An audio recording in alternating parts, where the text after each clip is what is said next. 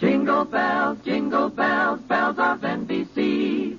Oh, what joy to cook and bake while listening merrily. Pots and pans, sink and stove, work goes easily. Kitchens ring with happy chimes when tuned to NBC. What will you hear in your kitchen after Christmas? Bacon sizzling, coffee perking, dishes clinking, and, if you're lucky, a new sound. NBC radio listening on that new set. The perfect gift to lighten Mother's long hours in the kitchen. Kitchens ring with happy chimes when tuned to NBC. James Stewart as the six-shooter.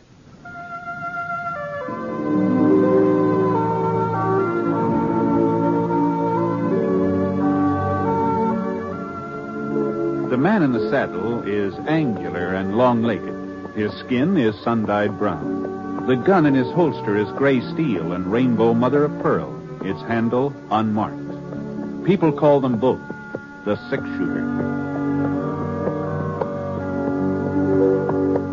The NBC Radio Network presents James Stewart as the six-shooter, a transcribed series of radio dramas based on the life of Britt Ponset, the Texas plainsman who wandered through the Western Territories, leaving behind a trail of still-remembered legends.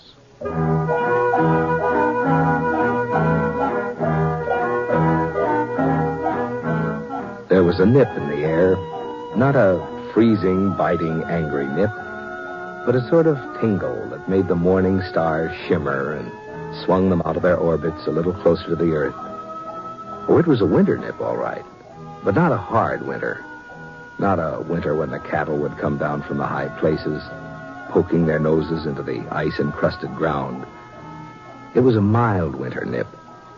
Mild enough so that the breath of the boy on the pinto turned only a faint gray as he rode toward the campfire where the man was sitting. Howdy. Hello, mister. I see your fire. I thought maybe you wouldn't mind if I gave my pony a chance to warm up. Sure. Make yourself home. Now, take it easy, Black. Easy. You heading for Thompson's Corners, mister? That's right. I just came from there. Oh, well, you must have been riding all night. Well, just about. You see, I'm running away from home. Oh, that's so. Seems kind of a funny thing you'd pick this time of year to run away. So close to Christmas, I mean. I hate Christmas. Oh? It's just for kids, anyhow. Well... I heard Aunt Millie say so. Christmas is for children, that's what she said. Johnny's old enough to do without all that fuss and nonsense. I heard her tell Mr. Franklin that. Oh, you don't live with your folks, huh, Johnny? No, sir. They died about 8 months ago. Oh, I see. Christmas was all right when I was with them. Of course, I was a lot younger then. Oh, yes. It just beats me the way folks take Christmas so serious. Well, I don't know. As if getting presents made any difference. As if I really cared about that knife. Well, is that what you wanted, a pocket knife? I don't want a knife. I don't want anything. I just wish there wasn't any Christmas, that's all. Mm-hmm. Well, I guess you aren't the first person to feel that way. You know, it seems to me I remember reading a story once about a fellow who felt the same way about Christmas you do. Just didn't have any use for it. What happened to him? Well, I doubt if I can call it to mind after all this time, but as I recollect, now mind you, this may not be word for word, but as I recollect, the man that it was about, the one that hated Christmas, that is, well, he was a real skinflint, he was. He just as stingy as they come. His name was, let me see, Eben, something like that. Eben? Eben, yeah, I'm pretty sure that was it. Well, being so tight-fisted, this fellow Eben, he got to be the richest man in the whole territory. He owned a ranch? Oh, sure. Had 4 of them. 4 ranches and store buildings and farms and maybe a bank or 2. He was rich. I bet he had a mighty fine ranch house. No, he didn't have a ranch house. Eben wasn't the sort to spend money on a ranch house unless there was profit in it. See, he just lived alone in town, had himself a steady room at the hotel. Well, anyway, one night while Eben was sitting in his room having supper, Christmas Eve it was. Well, on this particular Christmas Eve, his only kin, a nephew, lived in the same town. He stopped by the hotel. To wish you a Merry Christmas, Uncle, and invite you to our place for dinner tomorrow. Christmas, fiddlesticks. Tolerant. I suppose you'll be closing up your livery stable for the occasion. Why, sure, Uncle Eb. And just how will the horses know it's Christmas? Answer me that. Well, if they don't know it, we will. Can I tell Sally to expect you at 3? You can expect me all you like, but I ain't coming. Not at 3 or any other time. Oh, if you're making so much money you can afford to be giving parties, maybe I ought to think about raising the rent on the livery stable. Well, now, Uncle I'll go on Eb. and get out of here before I lose my temper. All this nonsense about Christmas. Fiddlesticks. Hold it. Well, after that, Johnny, the nephew didn't stick around there. He got out of Eben's hotel room in a regular gallop. It wasn't very long before Eben had another visitor. He was a young fella, tall, lanky, not very good at speaking. He just plain ordinary cowpoke. He was the foreman of the S&M ranch. Oh, well, it took you long enough to get here. Where have you been? Selling off some of my herd without telling me about it? No, sir. That day you rode by, I was out in the range hunting strays. And a good thing I decided to check up on you, too. What's that cabin doing over by Holly Creek? And who are those people staying there? They're my family. I built the shack for them myself. I'm not going to have a bunch of nesters in my property. Tear it down. Well, one of my boys has been sick. I can't afford to rent That ain't it. my concern. It's up to you to keep your family and what you earn. So see that you get rid of that shack. Tomorrow. But tomorrow's Christmas. Oh, well. Then you'll have plenty of free time to tear it down. I'll be out the day after to make sure you've done it. Good night. Wasn't much use in arguing. Foreman knew that. So he put on his hat and shuffled out. Now Eben was alone again. At least he thought he was alone. The clock on the mantel started striking 8, and that meant it's time for him to turn in. Oh, my... So he put on his flannel nightshirt and reached for the kerosene lamp to set it on the stool beside the bed. And right about then, the strangest thing happened. What in tarnation? Johnny, old Eben saw a man's face looking right at him from inside that lamp. Eyes and hair and nose and mouth, whiskers, all just as plain as day. Jake! It was old Jake, Eben's partner. There wasn't any mistake about it at all. It was Jake right to a T. Well, Eben sure didn't like the idea of having Jake right in the same room with him. You see, Jake had been dead for over 7 years. Not that Eben really believed in ghosts or haunts or anything like that. He told himself he was just imagining all this. Yeah, I got to get a hold of myself. He put out his hand to turn down the wick, but all of a sudden his fingers started trembling. There was Jake again, across the room this time, standing right by the bureau. No. And when the lamp slipped out of Eben's hand, the room didn't get dark at all. Jake seemed to be surrounded by a splotch of bright yellow light, and he was wearing the same boots and breeches and leather jacket that he'd had on 7 years ago, the day he died. But as Jake came closer, Eben could see that he was wearing something else. A small leather saddle strapped across his back. And hanging down from it were 2 saddlebags stuffed so full of gold nuggets and mortgage papers and land grants that Jake could hardly drag him across the floor. You recognize me, Eben? Oh, sure, Jake. Why, sure. I'd never forget you, but... Well, what are you doing here? And why are you wearing that getup? Always thinking about land and money. Always scheming and conniving. That's why I wear it. And that's why I've come to warn you, Eben. The saddle you're fixing up for yourself is even heavier than mine. But I don't know what you mean, Jake. I ain't done no wrong. I ain't never done folks no wrong. Have you ever done them any good? Any good at all? Oh, why, sure. I've worked hard. I've saved my money. I ain't been a burden on anybody. Why, you should see our ranches, Jake. Oh, the way I've built them up. I have seen them many times. And I've seen a lot more than that, too. That's my punishment. To spend eternity traveling around, seeing mankind with its trials and tribulations, with its joys and hopes. Is that so terrible? Oh, Eben, to watch him and not be able to help him. You'll find out how terrible it is. You'll find out. There must be some way of avoiding this. You always were my friend. Jake, tell me what to do. Eben, you've got to find out for yourself. But how? Tonight, at 1 o'clock, you'll be haunted by a ghost. Another ghost? Pay him heed, Eben. Pay him some heed. Wait, Jake. Don't leave me without it. Jake. The yellow light sort of faded away and the ghost was gone. It was just like he hadn't even been there. And then something caught the corner of Eben's eye, a little glimmer on the floor, and he bent over to pick it up. A gold nugget. Oh, now where on earth did he... Oh. And then he remembered. Those saddlebags of Jake's, they'd been filled clear to the brim with gold nuggets.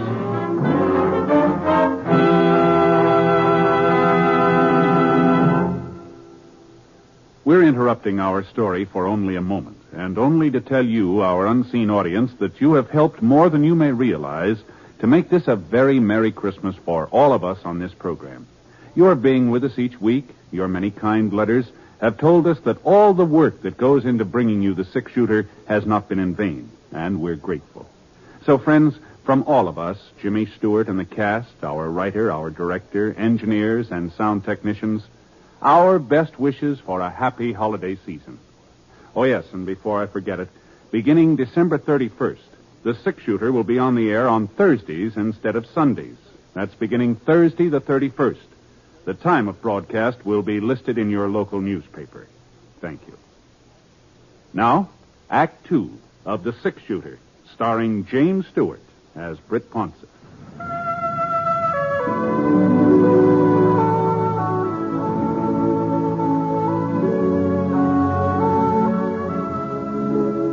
Gee whiz, a gold nugget.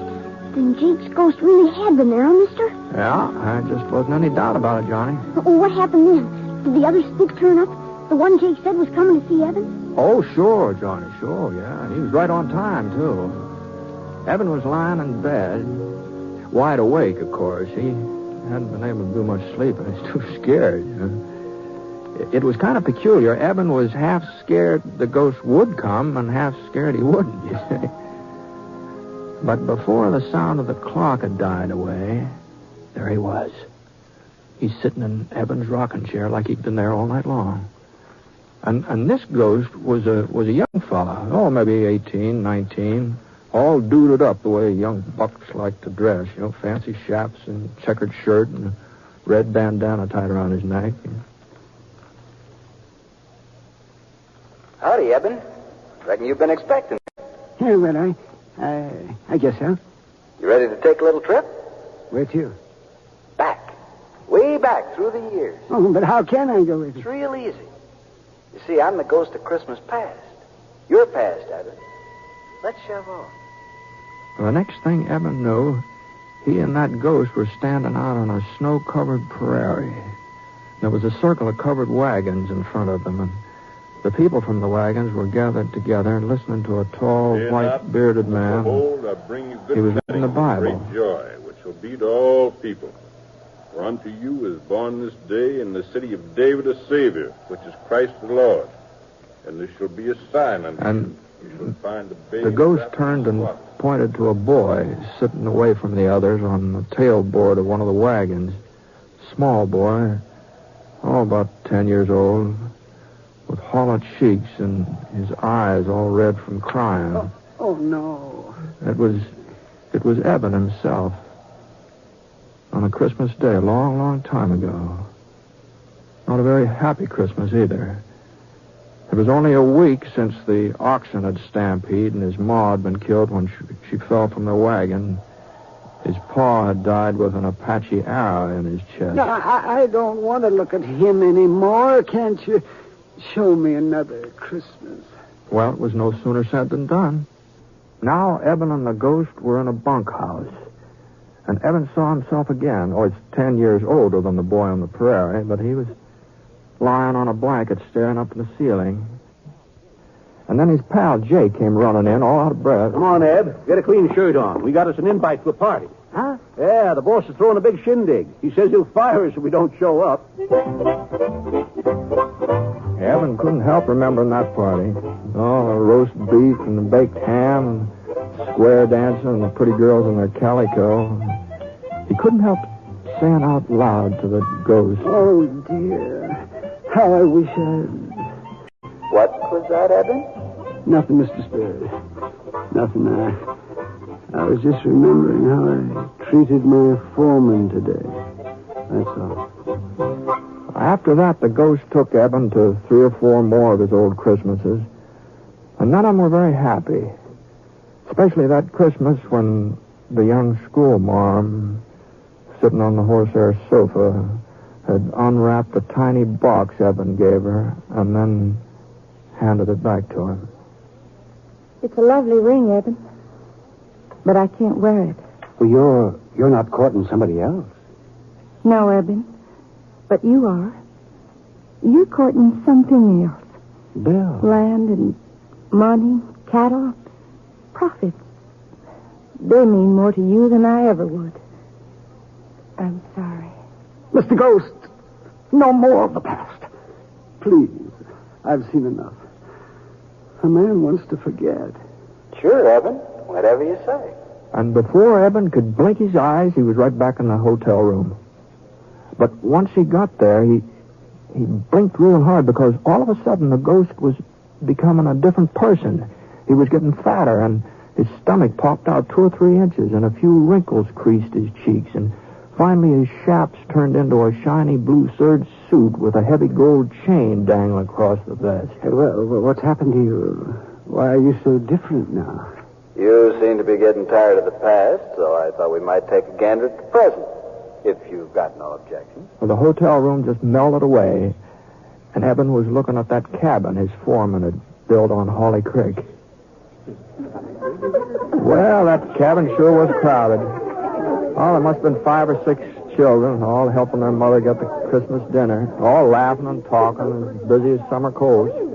But when their father came in, he had a long face and a tired mouth, and his wife looked up and wanted to know what was troubling him. Oh, I was thinking about old Eben. That's not a very pleasant thought for Christmas, Bob. By the way, what did he want with you yesterday? Was it about this cabin? Oh, no, of course not. Well, let's get on with dinner. Sit down, everybody. Now, where's my Tim, huh? Well, I guess we're just going to have to eat And without Bob looked all around the room. He was pretending he didn't see the little fellow in the corner. The boy with an iron brace on his leg and a wooden crutch propped up against the wall. But little Tim, he wasn't going to be ignored. Here I So Bob picked him up and carried him over to the table. God bless this food, this house, and us and our friends. Even old Eben. Amen. The family found that part about Eben a little hard to swallow, but they finally managed, and Tim was the last one to chime in. am. God bless us, everyone. Eben didn't want to watch what was going on in that cabin any longer, but the next place the ghost showed him wasn't much easier on him. There was a big party going on at his nephew's house back in the livery stable. And one of the ladies was blindfolded, you see, and she was trying to pin the tail onto a donkey. But there was something peculiar about this donkey, about the way it was drawn.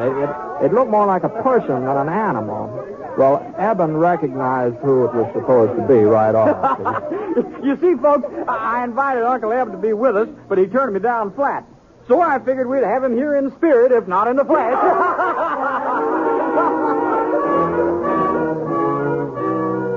Right back in the hotel room again. That's where Eben found himself. Spirit, you showed me the past and the present. What's left to see? The future, Eben. The future. And that's how Eben came to see a Christmas of the future. A cold, brittle Christmas. And there were 2 men standing on a street corner, their coat collars turned up so to keep out the snow. Oh, he's dead, all right. This is a doing here. Sure is a Christmas present I never expected. At least whoever handles his property won't be as hard to deal with as he was. Wonder if they'll bother giving him a funeral. And in a frame house over on the side street in the edge of town, a woman was speaking to her husband. Funny. To me, he's been dead for years. Well, I haven't even thought of him since I don't know when. And yet, once I was real fond of him. Funny, isn't it? Ghost. Who are they talking about? Those men on the street. That woman I used to know. Who is it that's dead? Tell me. And the ghost slowly turned and stretched out a long, thin, bony finger. And there, right at the end of that finger, was a tombstone, all covered with weeds. Eben could barely make out the name that was carved on it. Ebenezer Scrooge. No. What's this? Where am I? And you know what? He was right in his own bed, in his own nightshirt, and the sun was streaming through the frosted windows. But Eben didn't stay there very long, not for very long. He got into his boots and trousers as fast as he could, and he dashed down the stairs, out into the street. Well, you see, the stores being closed gave Eben quite a problem. Well, he'd just have to make Fuzzy Wagner open the butcher shop up, that's all. Of course, Fuzzy didn't have much choice, seeing as how the shop was located in one of Eben's buildings. And when Eben told him what he wanted, a turkey and a ham, well... No. Better make it 2 hams and send them out to the cabin on the S&M ranch. And they're not to know that I ordered them. You understand, Fuzzy? Here's the money and a little extra for your trouble. Well, before Fuzzy could get his jaw shut up again, Eben was on his way, and he headed right straight out to his nephew's house. And Eben was the life of the party, too. Well, the way he carried on, he's laughing and making jokes and telling stories on himself, and he insisted that they use that donkey with his face on it when they played games, Yes, because that's what I've been all these years. A real 4-footed, long-eared donkey. And the next morning, though, that's what Eben enjoyed the most. He was up bright and early and hitched the team to the buckboard and drove out to the S&M, hurrying the horses all the way. Come on, Bess. Come on, Martha. Step a little lively. If he could just get out there before his foreman started tearing down that cabin. Whoa, Martha. Whoa. Yeah. Well, Robert? Yes, sir? I see you ain't carried out my orders. Well, it was Christmas. I just couldn't tell him I'll do it today. Oh! This is the last straw. I'm not putting up with your shenanigans any longer, young fella. Oh, but please... That cabin's coming down and no buts about it. And then we're building a new ranch house in its place. Big enough for you and your whole family. What? Oh, yes. I'm also doubling your wages as of last week. Merry Christmas, Bob. Even if I am a day late. No, not a day. More like half a lifetime. But Merry Christmas anyway. And as your son says, God blesses everyone.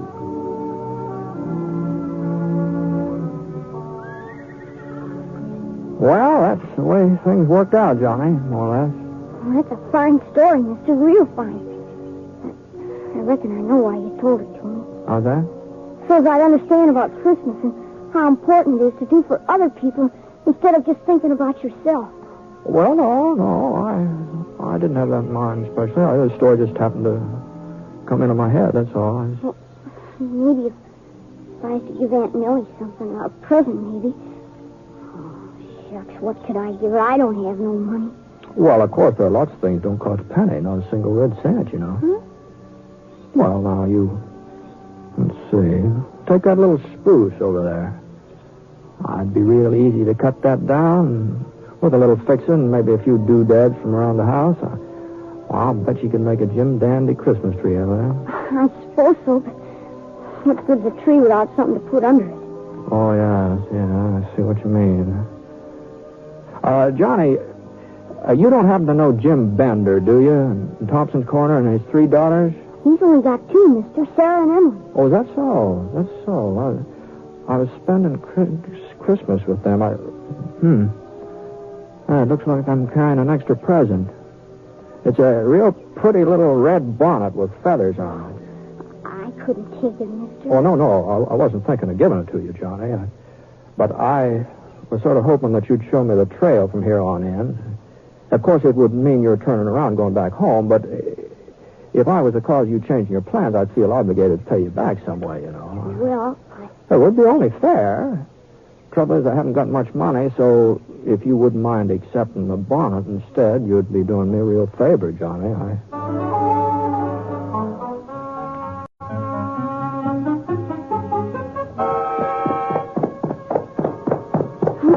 There's Aunt Millie out in the yard. Oh, she looks mad in a wet hen. Well, there is a resemblance, I'll have to admit that. Where in tarnation have you been, John Cartville? I've been looking high and low for you since dawn. Well, I just went for a little ride, Aunt Millie, to get us a Christmas tree, see? Christmas tree? Fiddlesticks. This gentleman helped me cut it down. I'll just take it inside. Be right back, mister. If we had any use for a Christmas tree. I suppose he's figuring there'll be a whole lot of presents under it. No, I don't think so. But just between you and me, I got a hunch there'll be at least one person waiting for somebody. What are you talking about? Oh, no. It wouldn't be fair for me to speak out before Christmas. You know that. You don't mean he's got something for me? No. You mustn't get too curious so early. But I thought he didn't like me. I thought he just hated having to live here with an old maid. I guess I just don't know nothing about kids. Nothing at all. I don't deserve to get... Well, I think I'd better get moving along. Say goodbye to Johnny for him, will you? And I wonder if you'd give this to him. Yeah, tell him the little blade on it's kind of dull, but... A pocket knife? Yeah. Now, how did you know? Hold on a minute. Oh, God bless you, mister. And Merry Christmas. Merry Christmas.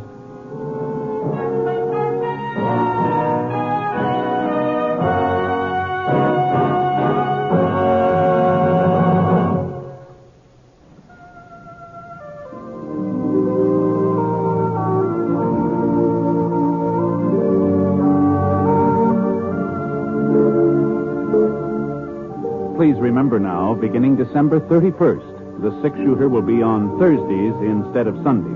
We hope you'll join us in our new time. The Six-Shooter is an NBC Radio Network production in association with Review Productions.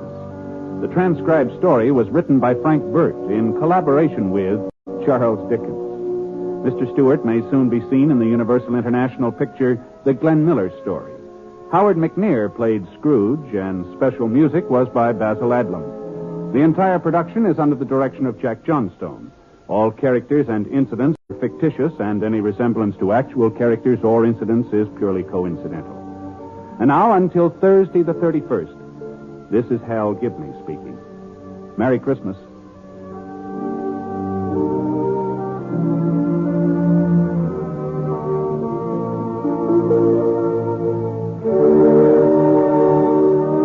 Tonight, hear Rex Harrison and Anna Lee in the NBC Star Playhouse on the NBC...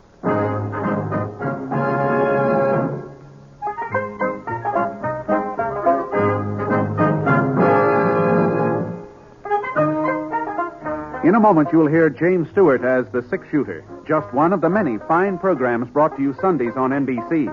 Later this evening, listen to the NBC Star Playhouse with one of your favorite stars. Hear Stroke of Fate. Happened if fate had reversed historical facts. And be sure to keep tuned for the dramatic story of Last Man Out. It's a wonderful lineup of great programs, all of them heard only on NBC. James Stewart as the Six-Shooter.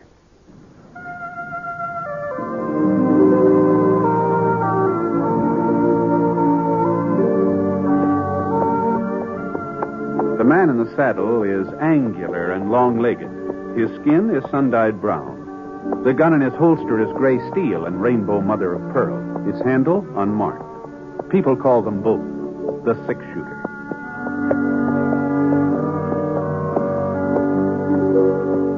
The NBC Radio Network presents James Stewart as the six-shooter, a transcribed series of radio dramas based on the life of Britt Ponset, the Texas plainsman who wandered through the Western Territories, leaving behind a trail of still remembered legends. The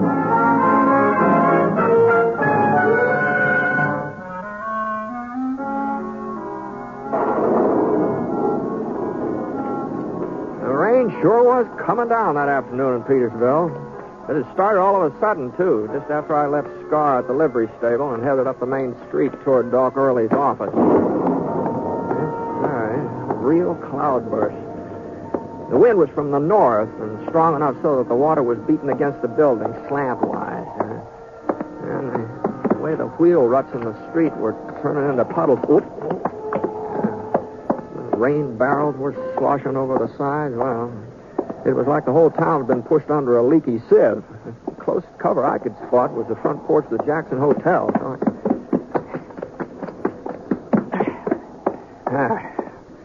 That's better. For a minute I sort of shook myself off like a half-drowned pup. Then I noticed the young fellow standing beside me. I didn't recognize him, though, not at first. Mr. Ponset? You're Britt Ponset, ain't you? Yeah, that's right. Well, I wasn't sure till I saw your gun. I guess you don't remember me, Mr. Ponset. Calvin Plummer? Calvin Plummer? Oh, I sure remember you, Cal. Say, you really sprung up, haven't you? Why, by George, you're taller than I am. How'd you manage to do so much growing so fast? Oh, I wasn't so fast, Mr. Ponset. It's been 6 years since you were in Petersville. 6 years? Is that long? Right after my 15th birthday, that's when you left. 6 years since I was here, huh? Let's see. That must make you right about 21 years old, huh? Yes, sir. 21. Yeah, that's a man's age. It's supposed to be. Too bad everybody doesn't realize it. Well, sometimes it takes a while for people to get used to the fact that you've grown up. I guess so. How are your folks? Your Ma and Pa, how are they? Didn't you know, Mr. Ponset? Pa died last summer. Oh, no, I hadn't heard that. I'm sorry, Cal. I'm awful sorry about that. He was a fine man. Yeah. At least I thought so. Well, everybody thought so. You know that. Did they? Well, what do you mean, Cal? Nothing. Looks like it's letting up. You staying in town, Mr. Ponset? No, just overnight. I kind of twisted my hand while I was branding a calf the other day. And swelling wouldn't go down, so I thought maybe Doc Early ought to have a look at it. If he's still practicing here, is he? Yeah, he's still here. I expect you've been moving around quite a bit, huh, Mr. Ponset? Oh, more than my share, I guess. You ain't never been to a place called Elk Point, have you? Somewhere out in the New Mexico Territory? Oh, yes. I was out there in Elk Point 2 winters ago, I think it was. What kind of setup is a Quincy Ranch? Would you mind telling me? Quincy? Yeah, it's supposed to be one of the biggest outfits in those parts. Right. You sure it's near Elk Point? Well, ain't it? I don't know. I never heard of a Quincy Ranch around there. You certain, Mr. Ponset? Yeah. Of course, that doesn't mean that there isn't a... Yeah, I know. Well, goodbye. Say hello to your ma for me, Cal. She's all right, I trust. Sure. She's fine. I reckon your father was... Well, it must have hit her pretty hard, huh? He had a real fast recovery. What? 10 months ain't very long to mourn, is it? Not even a year. Just 10 months. Bye, Mr. Ponset.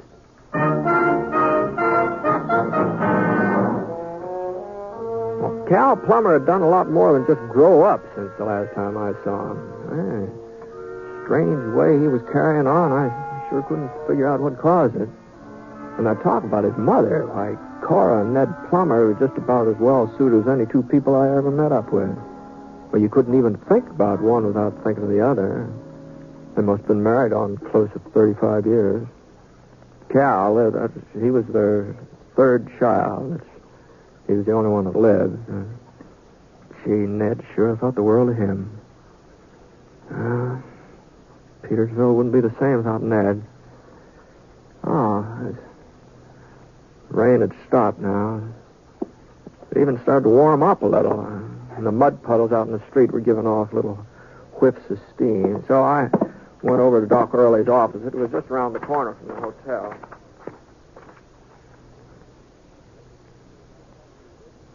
Britt, don't look like you broke a thing. But it's a real bad sprain. The one you was even able to ride into town today. Yeah, well, it wasn't any too comfortable, I'll tell you that much. What you been doing for it? Well, it wasn't much good to, Doc, out at the ranch, you know. Yeah, well, some hot water nets and salts might be a little help. I'll put the kettle on and get it warming. It was so darn chilly during all that rain, I built me a little fire in the stove. Good thing that ain't your shooting hand, Britt. Well, I haven't needed a shooting hand much lately. Yeah, you never know. You never know. No, things look quiet enough around Petersville. Yeah, they're quiet all right, considering that Sheriff Jay is out of town. Oh? Yeah, he had some business, took him over to New Mexico territory. He's checking up on some fellow there. Oh. Well, that's kind of a coincidence.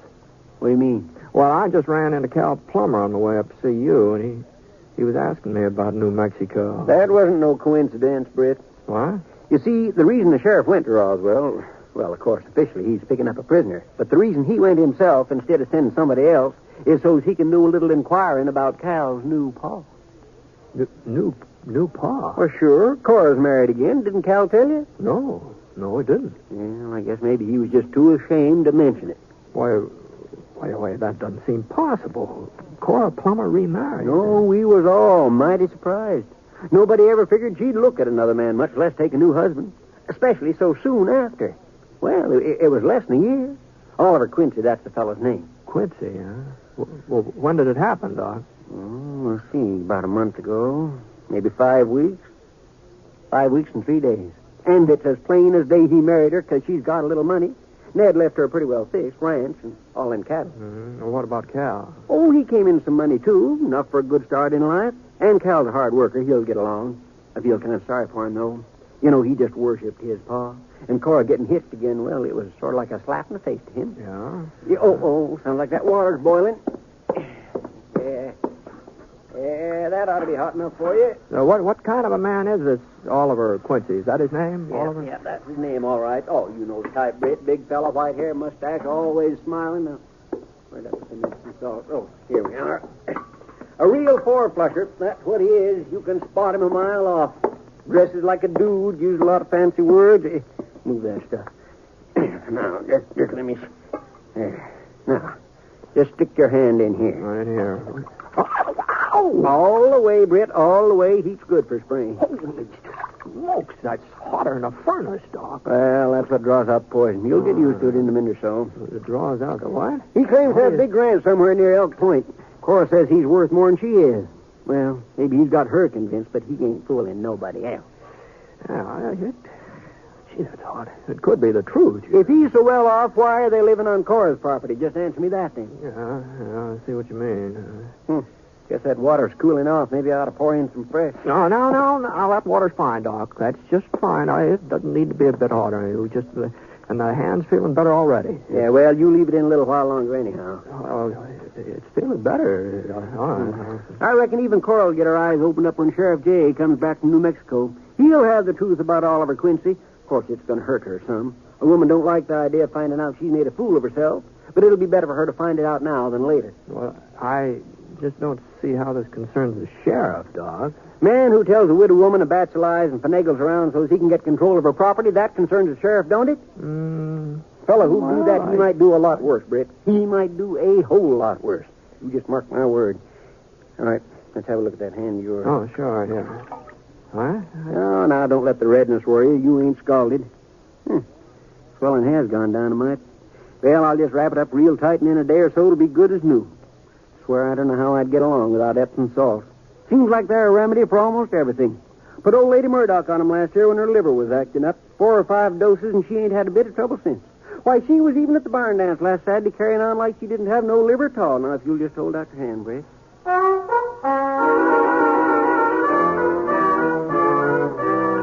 After Doc Early got through with his bandaging, my hand did feel a little better. At least some of the throbbing seemed to go away. So I left his office and I wandered over to the hotel.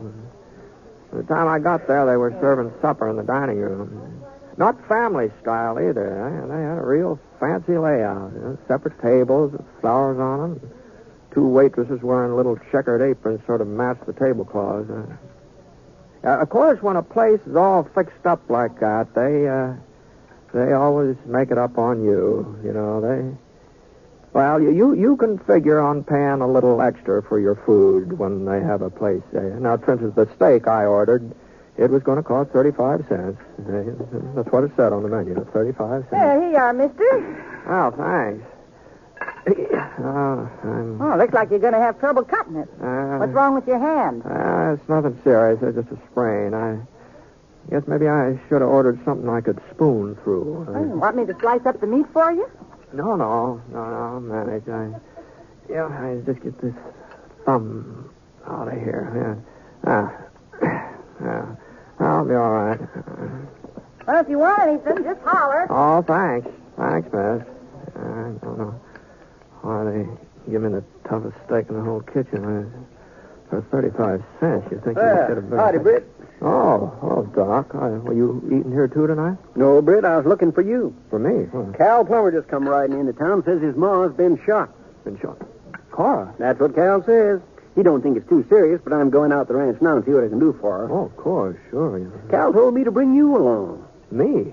What for? I don't know. He just told me to find you if I could and bring you. He did, huh? That's funny. Well, Britt, you coming or not? Well, I sure don't see where I figure in this thing, but if Cal wants me, Sorry to drag you away from your supper. Oh, that's all right, Doc. I'm afraid I was fighting a losing battle with that steak anyhow.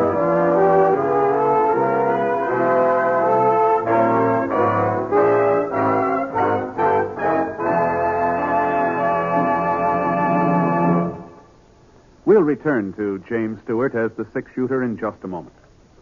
Every day, every one of us Americans has the satisfaction of knowing that right now we enjoy the highest standard of living in all history. And we've only begun, for it's a fact that our standard of living will rise still higher. And while we've made ourselves stronger economically, we've retained all of our basic freedoms. We work where we choose, we bargain collectively, contract our own affairs, and profit from our inventiveness and enterprise. That's the American economic system, and I'm for it. I'm sure you are, too. So let's keep things that way, friends, all of us.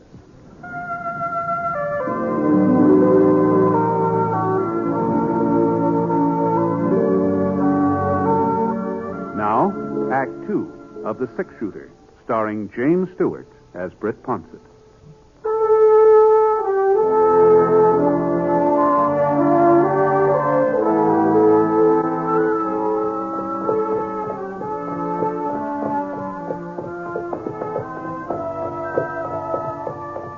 The Plummer Ranch was about half-hour ride east of Petersville. Real big outfit, too. Maybe, 50 square miles grazing land and all. The main ranch house just off the road was built to size. 2 stories tall with giant big windows facing out. I remember hearing folks tell how Ned Plummer had to send all the way up to Chicago to get glass big enough for those windows. There was a couple of lamps burning somewhere on the first floor. You could see little lights spilling through the draperies. The rest of the place was dark. Oh, boy. And we left our horses in the yard, Doc and I. He grabbed his satchel with the medical instruments, and we walked up to the carved mahogany door, the front door.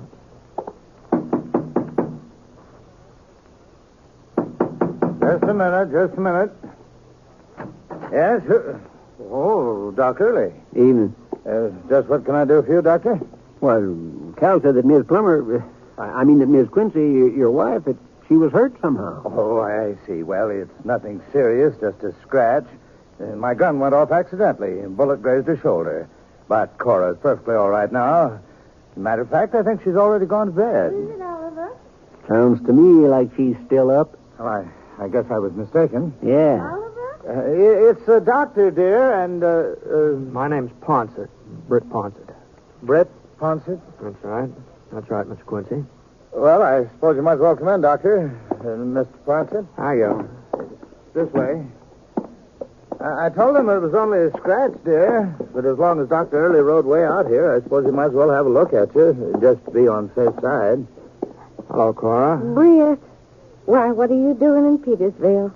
When did you get into town? This afternoon. Didn't Cal tell you? Well, no. It must have slipped his mind. Good evening, Cora. Let me see here. Now, Doc, you shouldn't be troubling over me. I'm all right, really. Well, of course you are, my dear. Of course you are. Bullet barely grazed his skin. I'm afraid the good doctor doesn't approve of my bandage. No. It's perfectly satisfactory. At least it appears to be.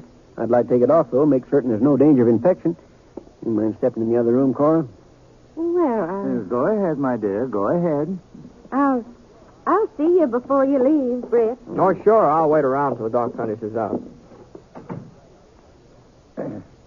Nice of you to ride out to Dr. Early, Mr. Ponset. I imagine he appreciates having the company. Well, it wasn't his idea, Miss Quincy.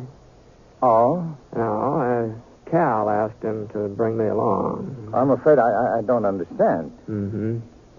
Well, I reckon that makes us even. Whereabouts is he, anyway? Calvin? I don't know. He hasn't been here all evening. He wasn't around when the shooting took place. It was not a shooting, Mr. Ponset. It was an accident. Well, whatever it was. And Calvin was not here. I met up with him while I was riding into town to get the doctor, and he offered to save me the trip. Oh, I guess I was under the impression you said Cora didn't need a doctor. No, she doesn't. But at first, I didn't know how serious the wound might be. Then, when I got back to the house, I saw it didn't amount to anything. And by the time you and Dr. Early showed up, I'd forgotten the whole thing. That's why I was surprised to see you. For a moment, I couldn't think what you wanted. Your gun just happened to go off, huh? I was going to clean it. I thought it was empty. I guess I don't know too much about firearms. What make do you carry? Why... He doesn't carry any make, but I do. I hadn't seen Cal come in on the front hall, so I didn't know how long he'd been standing there. He was holding a .45, using it to cover his stepfather. The gun wasn't moving either. Cal's hand was as steady as his eyes. Steady and cold and determined. It wasn't the first time I'd seen a man with a look like that on his face. Now, not a killer's look exactly, at least not the look of somebody who wants to kill. More like somebody who hasn't got any choice. I was wondering how you'd lie out of it, Quincy. The kind of story you'd tell. You weren't very convincing either, considering all the practice you've had. Hey, Calvin, listen to me. I know how you feel. You haven't got the slightest notion how I feel. If you did, you'd have left town like I told you a couple of hours ago. Now, take it easy, Cal. I gave him warning, Britt.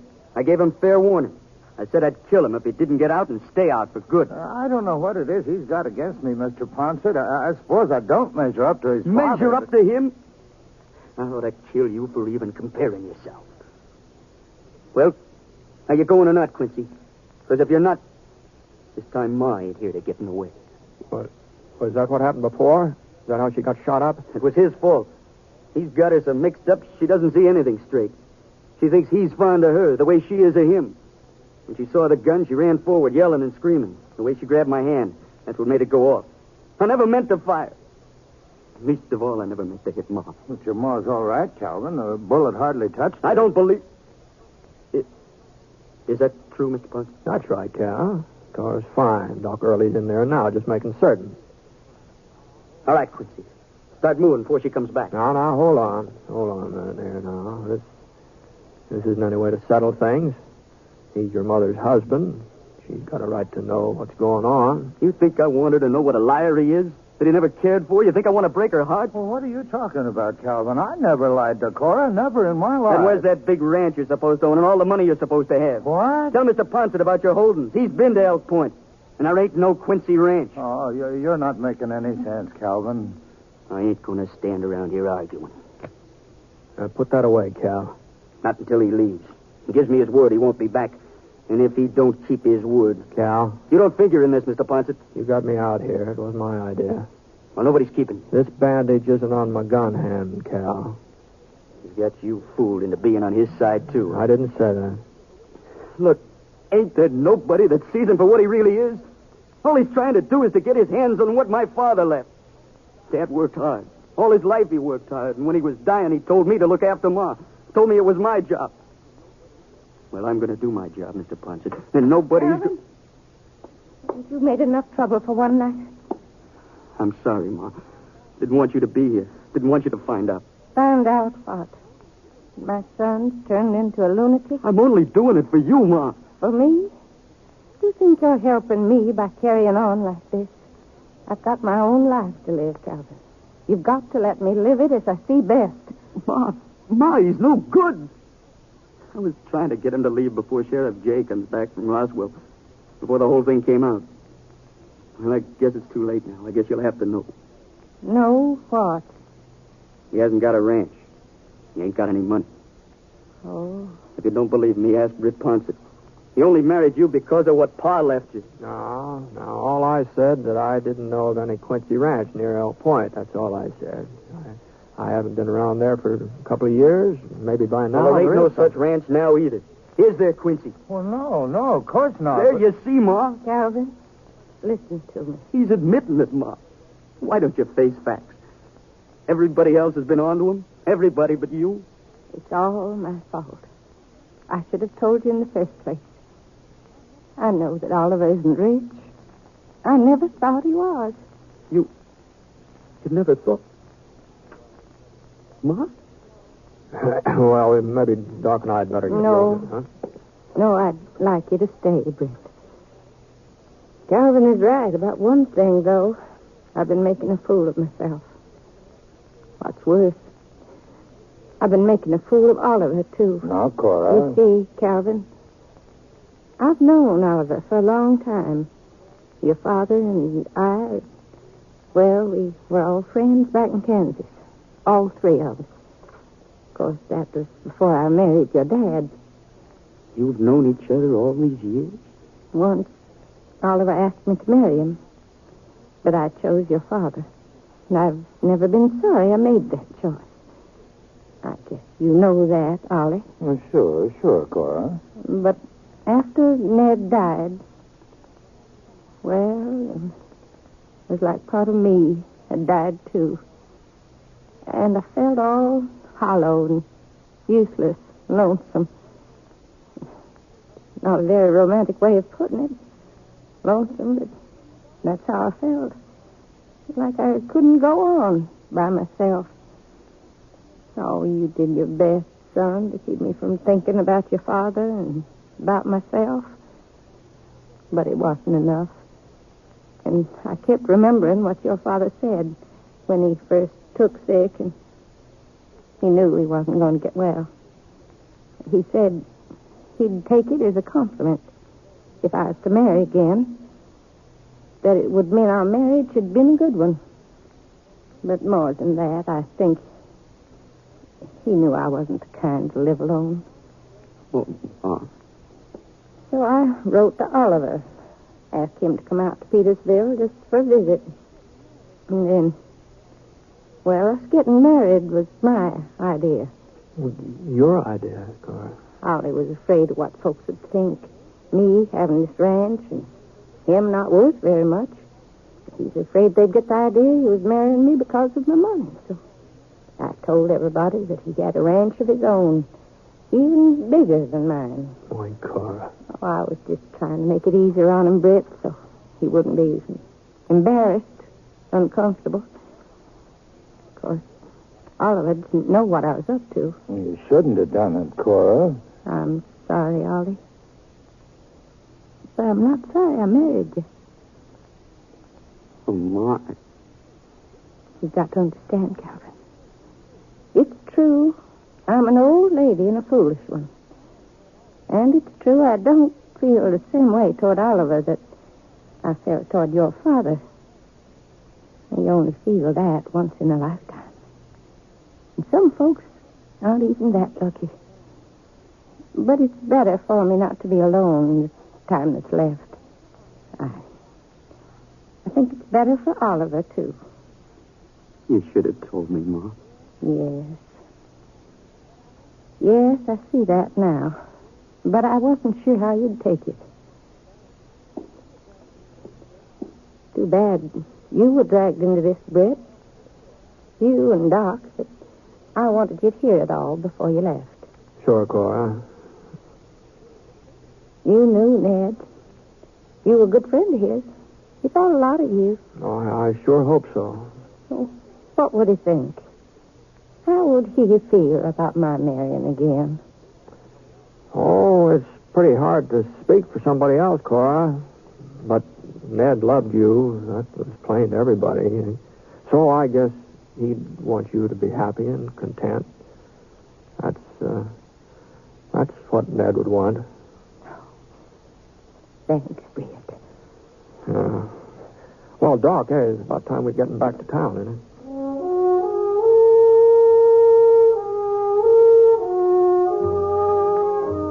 After that, I guess Cal and Oliver started hitting it off real well.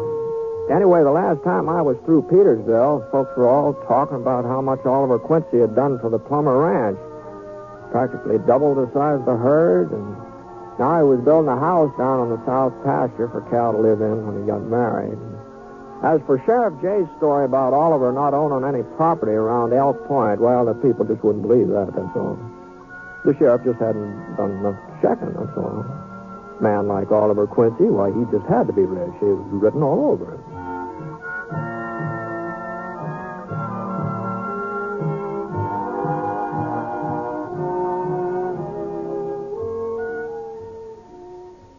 The Six Shooter is a transcribed NBC Radio Network production in association with Review Productions. It is based on a character created by Frank Burt and is written by him. Mr. Stewart may soon be seen in the Universal International picture The Glenn Miller Story. Others in the cast were Virginia Gregg and Jean Tatum, Robert Griffin, Parley Bear, and Bert Holland. Special music for this program was by Basil Adlam, and the entire production is under the direction of Jack Johnstone. All characters and incidents were fictitious, and any resemblance to actual characters or incidents is purely coincidental. This is Hal Gidley speaking.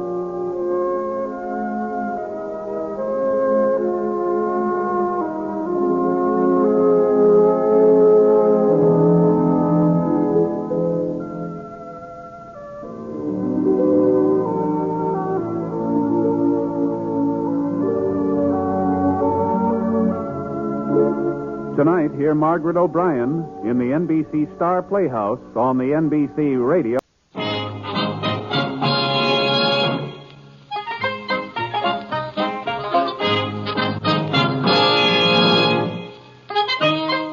In a moment, you'll hear James Stewart as the Six Shooter, just one of the many fine programs brought to you Sundays on NBC. Later this evening, listen to the NBC Star Playhouse with one of your favorite stars. Hear Stroke of Fate and the story of what might have happened if fate had reversed historical facts. And be sure to keep tuned for the dramatic story of Last Man Out. It's a wonderful lineup of great programs, all of them heard only on NBC. James Stewart as the Six Shooter.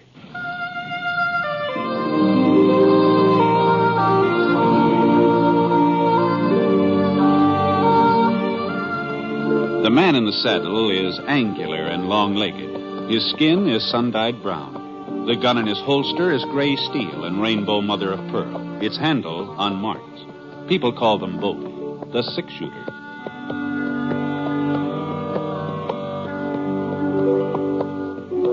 The NBC Radio Network presents James Stewart as the Six Shooter, a transcribed series of radio dramas based on the life of Britt Ponset, the Texas plainsman who wandered through the Western Territories, leaving behind a trail of still-remembered legends.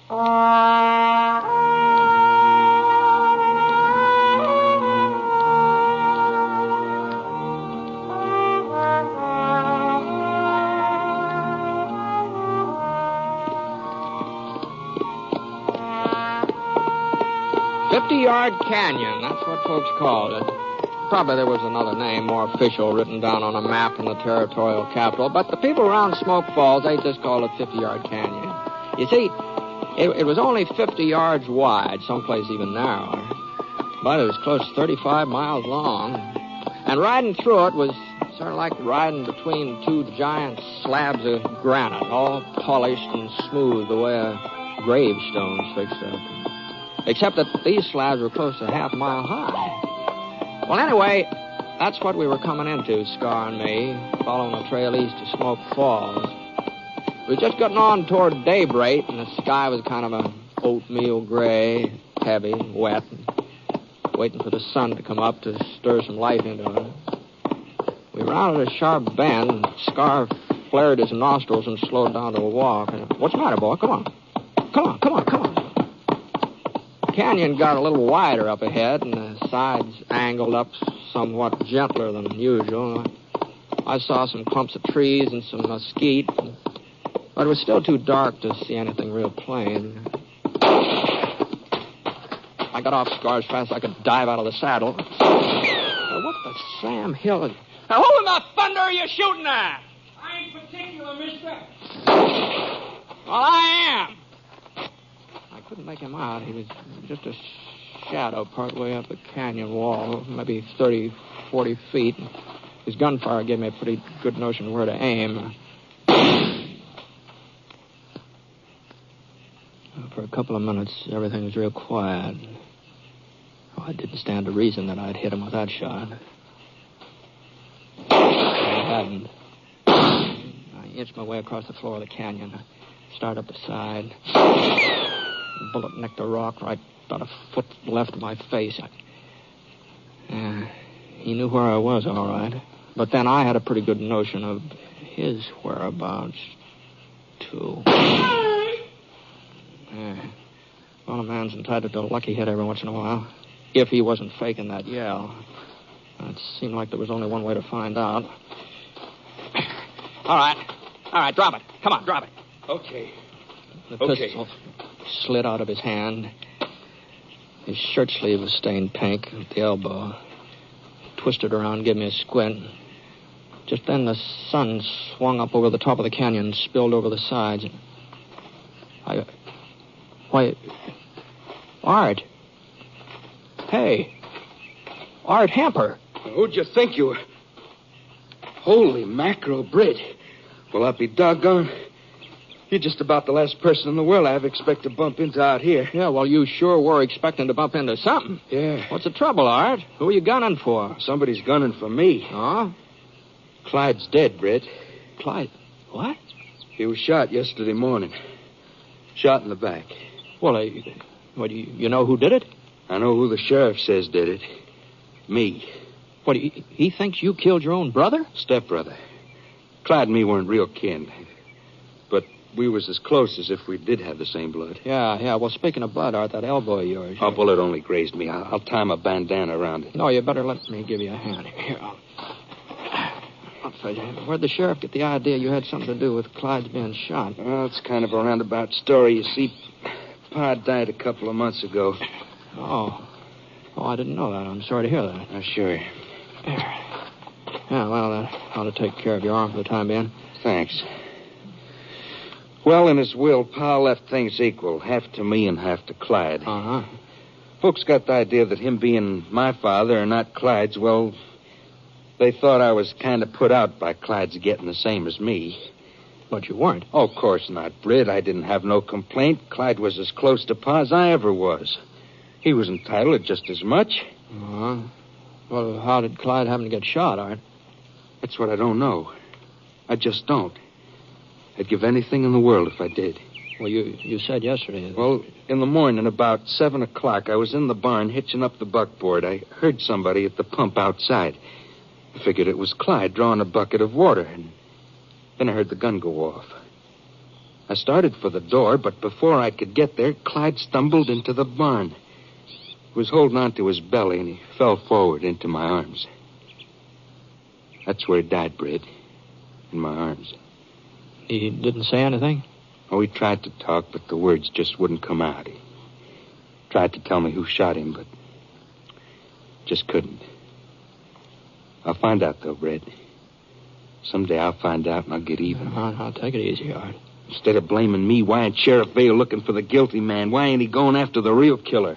Well, you're sure the sheriff does blame you? Well, he arrested me yesterday afternoon. Oh, I see. Tried to take me into town, but I gave him the slip. Rode up into the canyon here. Oh, well, now, you shouldn't have done that, Art. If you're innocent, you'll get a chance to prove it. Running away, that just makes you look guilty. How could I prove anything dangling from the branch of a tree? What are you talking about? They was going to lynch me. George Crump and Sam Bitley and the other fellas with the sheriff, and he wasn't going to do nothing to stop him. He said hanging was better than I deserved.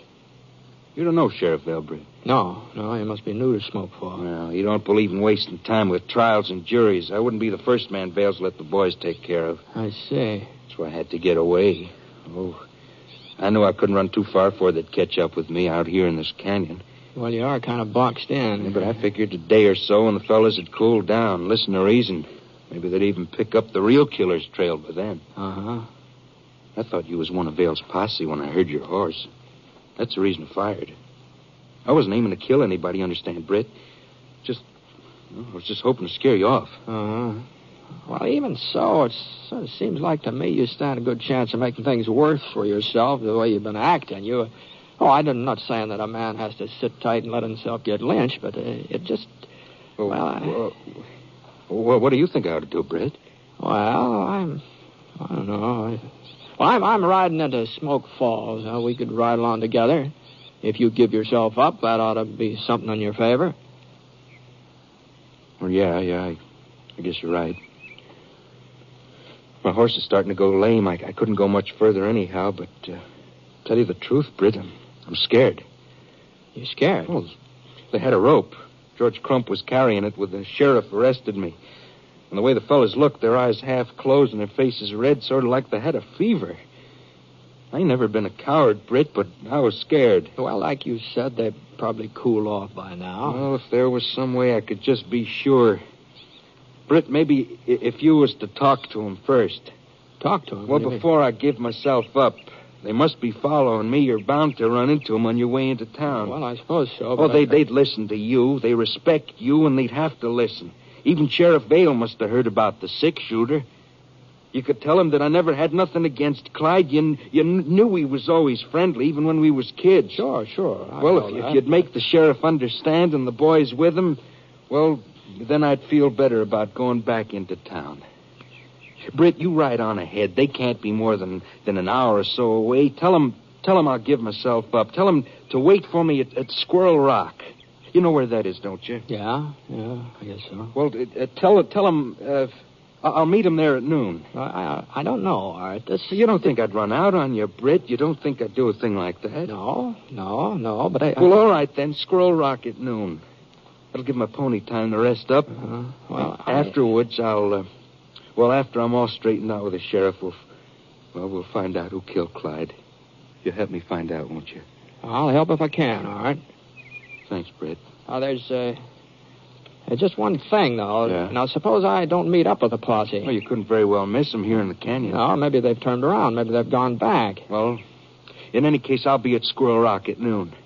If the posse ain't there, you wait for me just the same. I'll go into Smoke Falls with you. All right, Art. All right. I guess you know what you're doing. All right. I'll be seeing you.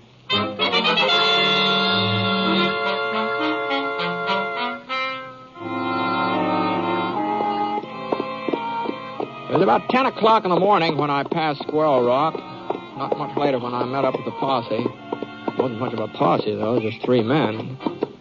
The fellow in the lead gave his pinto the spur and trot up ahead of the other 2. He's a good-sized man, big bone, solid, with a tangle of red hair and splotches of freckles across his face. And the way he wore his revolvers and rested his hand against the butt of one of them, you could tell who he was, too. Even if you didn't happen to notice the star on his breast. Howdy. Morning. I'm Sheriff Vale from Smoke Falls. Yeah, I've been expecting to run into you, Sheriff. Oh? My name's Ponset. Britt Ponset? It sure is. Well, how are you, Britt? What are you doing around here? Oh, I'm just passing through, George. Hey, Sheriff, ain't you never met up with the six-shooter? No, can't say as I have. Heard about him, though. And this here's Sam Bitley, Britt. Oh, yeah. Howdy. You said something about expecting us, Ponset. Yeah. Art Hemper thought you'd be heading up this canyon. Hemper? What were you... You mean you ran into Art, Britt? Early this morning. Oh, doggone it. That's who we're looking for. Yeah, he told me. Well, did he tell you why? Sure. Yeah, his brother was killed yesterday. You wanted for murder. And you knew all that? You just let him go scot-free? So what'd you expect me to do? You could have brought him in, saved us the trouble. Yeah. I'm not a part of your posse, Sheriff. Besides, Art willing to give himself up. Give himself up? Yeah. He says he didn't have anything to do with Clyde's death. The only reason he ran off was because you were talking about lynching him. Say, Britt, have you gone loco? You didn't actually believe him, Ponset. Well, I've known Art for a good many years, Sheriff. Well, looks like we know him a little better than you do. Yeah, I saw it, Britt. The whole thing with my own eyes. I saw the murder. Now, hold on, George. Now, you didn't see it. I tell you, I saw it. I was riding past the Hemper Ranch, and Clyde and Art were out behind the barn. They didn't notice me. They were too busy arguing and shouting. Then Clyde turned and started to walk towards the house. Well, Art pulled out his gun and shot him in the back. Clyde didn't even have a chance to draw. Well, is that the truth, George? As true as anything in this world. Well, I swung around, and I headed into town to get the sheriff. And that's when Art spotted me. He got off a couple of shots, but I was out of range. The story he told me is entirely different. Well, that shouldn't surprise you too much, Ponset. No, I guess not. What happened when you arrested him, Sheriff? Well, we didn't arrest him. No, we didn't. Why do you think we're out here looking for him? I see. But he took off before I could bring the sheriff back. We picked up his trail and followed him into the canyon here. And as for anybody trying to lynch him, well, there'll be no lynch law in Smoke Falls while I'm sheriff. Well, that's good, Sheriff. Yes, sir.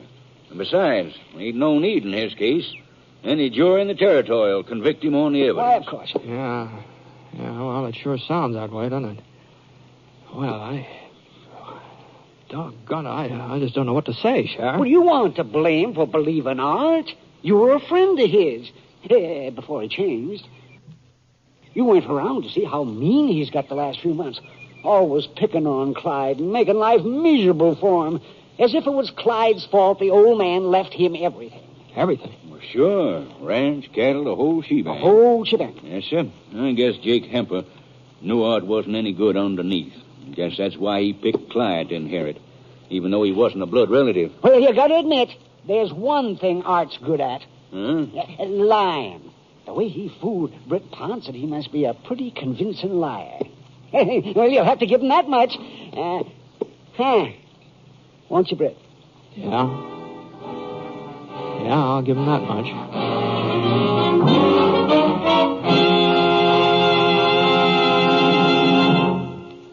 We'll continue with James Stewart as the six-shooter in a moment, because I'd like to answer a question that so many of you have written in to ask. It's about our theme music on the show, and believe me, we like it too. It's called Highland Lament, but I'm sorry to say there's no way for you to obtain it to play in your own home. You see, all of our music has been recorded for broadcast only, and it simply isn't available in any form at your music store.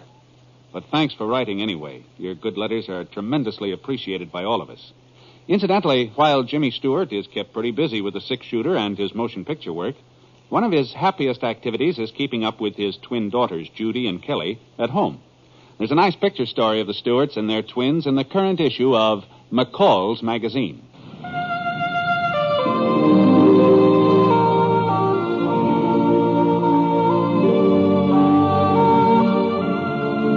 Now, Act 2 of The Six-Shooter, starring James Stewart as Britt Ponset.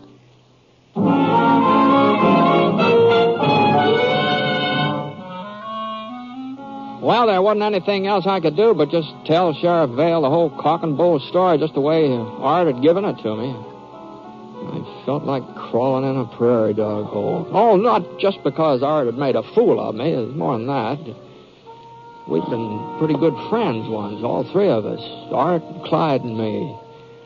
Now Clyde was dead, and sooner or later Art would be brought in for killing him. If I wasn't so doggone gullible, it might have been a lot sooner. Well, Rock, eh? It's only 3 or 4 miles. You must come by it. Yeah, that's where he said he'd give himself up. Oh, is that so? Well, if he told you to wait for him there, you can be darn sure it's the last place he'll be. He's probably still up at the end of the canyon, trying to find the pass you come through. Yeah, I guess so. Yeah, sure. Well, we better ride on ahead. You want to come with us, Ponset? No, I think I'll head back for town. Well, suit yourself. I left a couple of the boys along the way in case Hemper gives us a slip and starts backtracking. You might tell him to keep the eyes open, that we haven't caught him yet. Yeah. All right, Sheriff. Okay, George. Sam, come on, let's go. Come on, boy. Well, that's what I intended to do. Just head straight for Smoke Falls, but somehow I found myself turning around. I took it real easy, and then when I came to Squirrel Rock, I couldn't help pulling up. Whoa, Scott, whoa. It was just about noon. The sun was square in the middle of the sky. There sure wasn't any sign of Art Hemper either. Not that I really thought he'd be there, not after what I'd found out from the sheriff. I'd never looked at that rock real close before. It was a lot bigger than most of the other boulders along the way, but that was about the only difference. I couldn't figure why folks got the name. It sure didn't look much like a squirrel to me. It's big, though. Wasn't any doubt about that. If it had been a couple of feet wider, it had blocked the whole canyon. And I remember thinking to myself, a man could hide almost anywhere around there real easy. The only trouble was I didn't think of it soon enough. Right on time, Britt. Yeah, so are you, Art. You don't mind getting off your horse, do you? Well, as a matter of fact, I'd just as soon not. Well, you better do it anyway. Keep those arms stretched way up high. Uh-huh. All right. Now, you can unbuckle your gun belt, but use only one hand, your left one. Yeah, okay. Thanks. I guess you know I ran into Sheriff Vale. Sure. I told you you would. Him and his boys come riding through here just a few minutes ago. Didn't even stop, huh? I must have figured I was up at the end of the canyon hunting the pass you come through. Yeah. Art, George Crump says he saw you shoot Clyde. Did, huh? Well, I didn't pick a very good time for it, did I? You're not going to deny it again, huh? You wouldn't believe me if I did. I already pressed my luck with you once today, Britt. I won't try it twice. Why'd you kill him, Art? It wasn't Clyde's fault your father left him the property. The ranch wasn't the real reason. I guess folks never will believe me, but that wasn't the cause. Well, what was the cause, then? I can't even put it in words. I reckon I hated Clyde. I reckon I always hated him, but I didn't know how much until they read the will, until I found out how Pa really felt towards me. You see, I never had no mother. She died when I was born. Oh? It wasn't very long after that Pa married again, and I had me a ready-made family. Oh, she wasn't like one of them stepmothers you read about in stories. She always tried to be fair and honest. Maybe that was it. Maybe she tried to be too fair. Yeah, too fair? Well, whenever I did something bad, never said a word to me. She waited till Pa come home and told him about it. I was his son, she said, and she didn't have no right to punish me. It was up to Pa to take down the razor strop and give me a whaling. Not that she was easy on Clyde. She wasn't. She saw to it that he towed the line, but he belonged to her. He was her responsibility. He got plenty of whippings, too, but it was her that give it to him. I guess it don't sound very sensible, Britt, but there was times when I used to wish she'd care enough about me to, well, just slap me or give my ears a good boxing. But she never did. I was Pa's son. Now, you couldn't blame Clyde for the way his mother acted toward you. Oh, I didn't blame him. Not at first. I told myself we were even Stephen. He had a ma and I had a pa. That was fair enough. And whatever happened, I was Art Hemper. Britt, he wasn't even entitled to the same name, not by any rights. Once I asked Pa about that. I asked him why Clyde was calling himself Hemper. Real good tannin. That's the answer I got. Mm-hmm. And that's the way it was. All the time I was growing up, all the time until she died. I was kind of happy when it happened. I thought maybe now it'd be me and Pa again. I thought her being out of the way would sort of push Clyde to one side. Things didn't work out like I figured.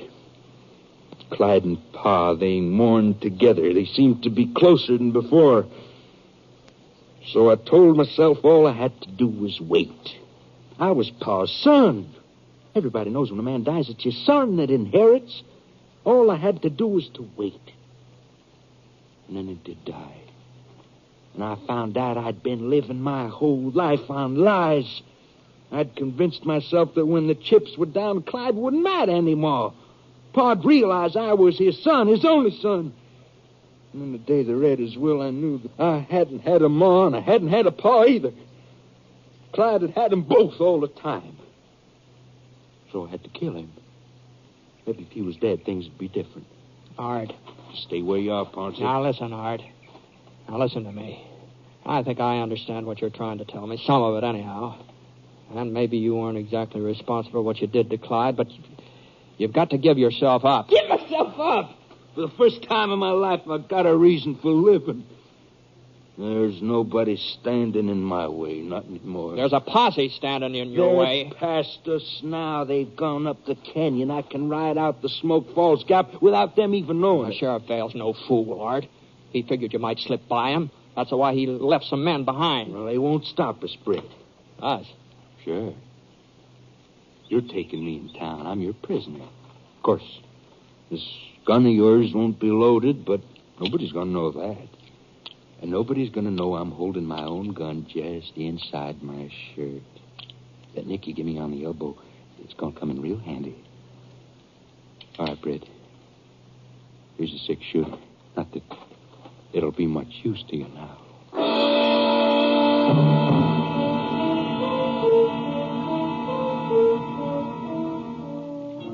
Art brought his pony up from behind the rock, and we started down the trail. In a way, I felt kind of sorry for him. But that didn't justify what he'd done. It didn't justify him getting loose and killing somebody else, maybe. We were getting close to the mouth of the canyon now, and the trail kind of straightened out. I figured we ought to meet up with one of the sheriff's boys somewhere along about here. Be their last chance of stopping Art before we hit the flat country. Guess Art was figuring the same thing. Hold your gun on me, Britt, like you were serious. All right. Don't try anything fancy. We rode out for about 5 minutes more, and then I spotted him. A fellow leaning against the side of the canyon with a carbine across his arm. He must have been dozing, but when he heard us, he came awake fast, and the carbine swung around ready for business. All right, hold up there. So you got him, huh? Yeah, I got him. Who are you, mister? I didn't see you with the posse. My name's Ponset, Britt Ponset. Oh, sure, the 6-shooter. Did he give you any trouble, Mr. Ponset? No, not so far. Well, where's the sheriff? He's back a ways. He'll be coming along. Well, maybe you ought to wait up here. We can all ride into town together. Now, the sheriff said Ponset was to go on ahead. Oh? That's so, Mr. Ponset? Yeah, that's what he said. Well, I guess you can take care of him. You ain't going to need no help. Not with that gun of yours. I hear it's about the fastest shooting 6-gun ever been turned out. Say, maybe you would like to take a look at it. Wait a minute. Here, catch. Are you crazy, Mr. Ponset, throwing your gun around like that? Why, if I wasn't covering Art there... But you are covering him. Huh? Britt, I told you. Look out, I was already diving for the ground. Art fired through his shirt. The bullet slid across the back of Scar's neck. Art didn't get a second chance. The carbine slugs tore into his chest and knocked him off his horse. He just lay there. He was bleeding bad.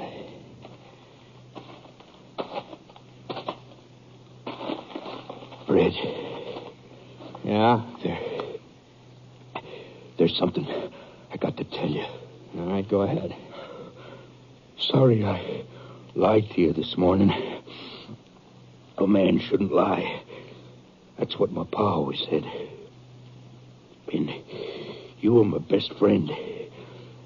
Shouldn't have lied to you especially. Well? Besides, it didn't do me no good. It just goes to show you that lying don't pay. Pa used to whip me whenever I lied. I should have known better, Britt. I should have known that.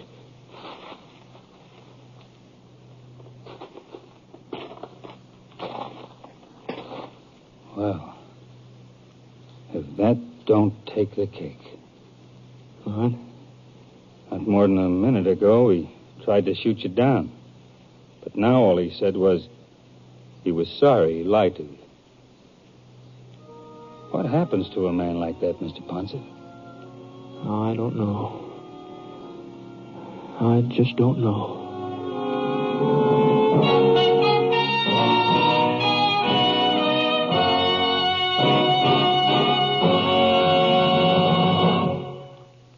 The Six-Shooter is a transcribed NBC Radio Network production in association with Review Productions. It is based on a character created by Frank Burt, and it's written by him. Mr. Stewart may soon be seen in the Universal International picture, The Glenn Miller Story. Others in the cast were Shepard Menken, Bill Johnstone, Frank Gerstle, and Howard McNear. Special music for this program was by Basil Adlam, and the entire production is under the direction of Jack Johnstone. All characters and incidents were fictitious, and any resemblance to actual characters or incidents is purely coincidental. This is Hal Gibney speaking. This is the NBC Radio Network.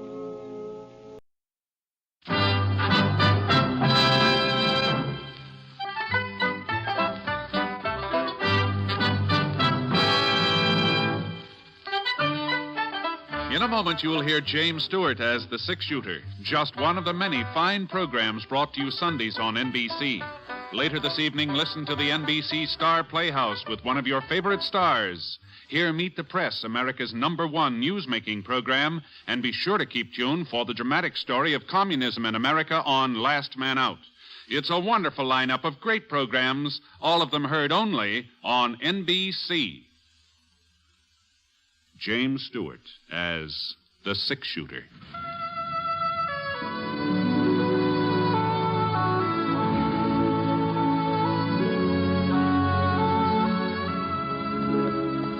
The man in the saddle is angular and long-legged.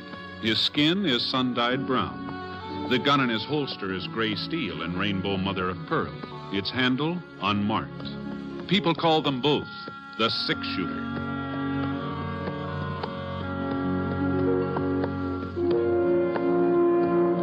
The NBC Radio Network presents James Stewart as the Six-Shooter, a transcribed series of radio dramas based on the life of Britt Ponset, the Texas plainsman who wandered through the Western Territories, leaving behind a trail of still-remembered legends.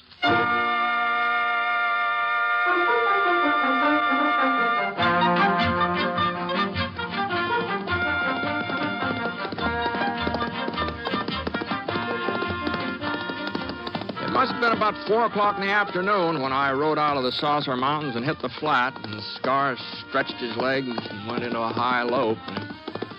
He seemed real anxious to get across the 8 miles of prairie between the hills and Clay City. Oh, easy, boy. Easy now. Hey, what's your rush? I don't know. Maybe he was hungry, and maybe he was thirsty, or maybe... Oh, no. No, it couldn't be that. Why, it was over 6 months since our last visit at Clay City. Scar couldn't still be remembering the filly from the livery stable, not after all that time, no. Besides, horses don't have memories, at least not as good as... Now, you just slow down, boy. Now, quit. Well, wasn't anything I could do except just keep a tight rein on him, I guess. Something sure was spurring Scar along. Whatever it was important. At least it was to him. Well, we'd covered about half the distance to town when I noticed a couple of dark specks, maybe a mile or so ahead of us. And the way they were shaped and the way they were barely moving, well, they just about had to be pack burros. But it wasn't until we'd almost caught up that I spotted Hiram. And he was beating one of those burros with a cottonwood switch and giving us such a cussing he didn't even hear us riding up toward him. Easy, Scar. Right, you easy now. rat-haired desert canary. You start traveling, I'll set fire to you. And I don't... I'm not fooling. I'm warning you. I'll give you such a burning that you won't be able to... Hello, Hiram. Where'd you come... Oh, Britt, for a second there, you kind of startled me. I didn't know you was on my tail. The burros been acting up, Hiram? Oh, they're just being themselves, Britt. No. That's the trouble, they're just being themselves. Yeah, I sure know what you mean. Where you heading, Clay City? That's right. I heard you was riding herd for the Circle G. Last time I was in getting some supplies, it told me.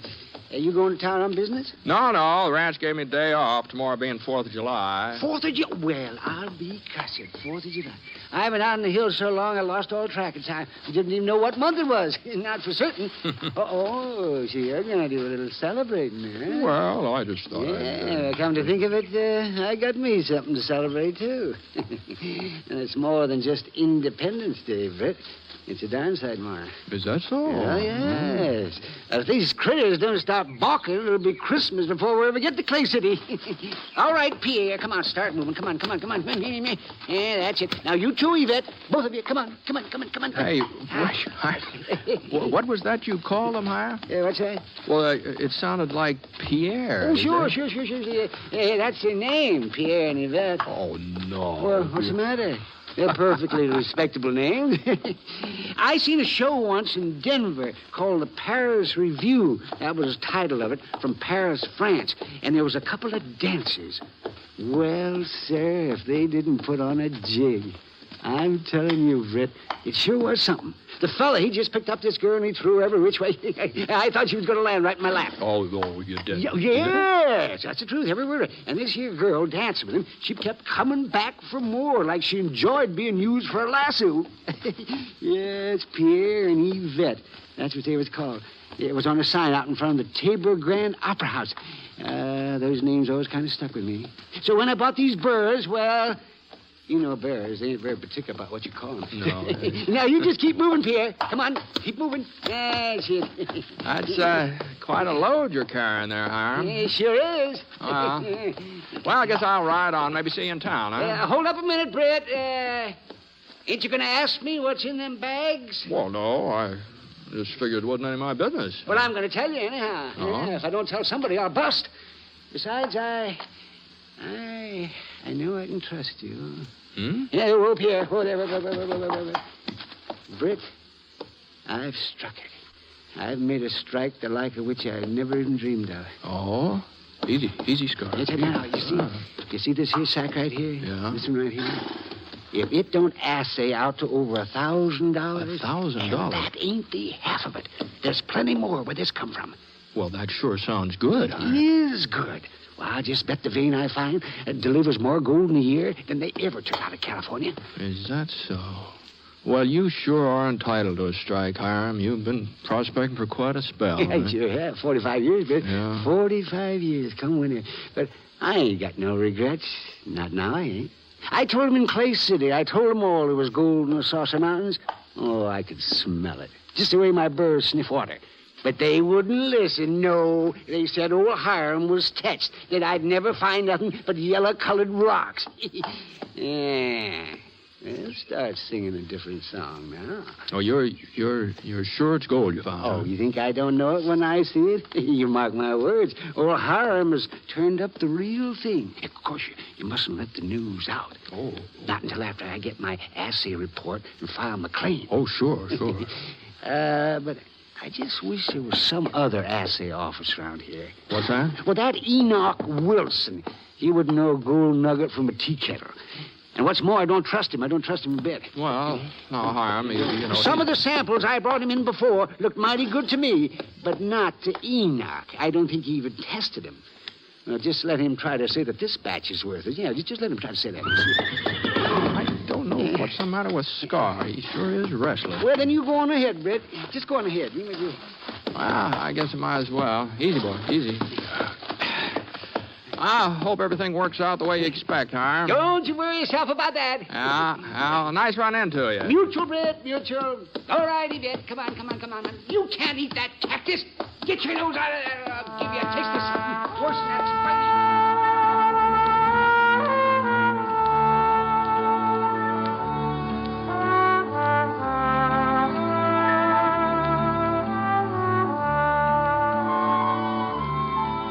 The sun was just going down when we got to Clay City. I figured on stopping at the hotel first, making sure of a bed, but Scar had other ideas. He headed right straight for the livery stable. There just wasn't any doubt about it. He'd remembered that filly.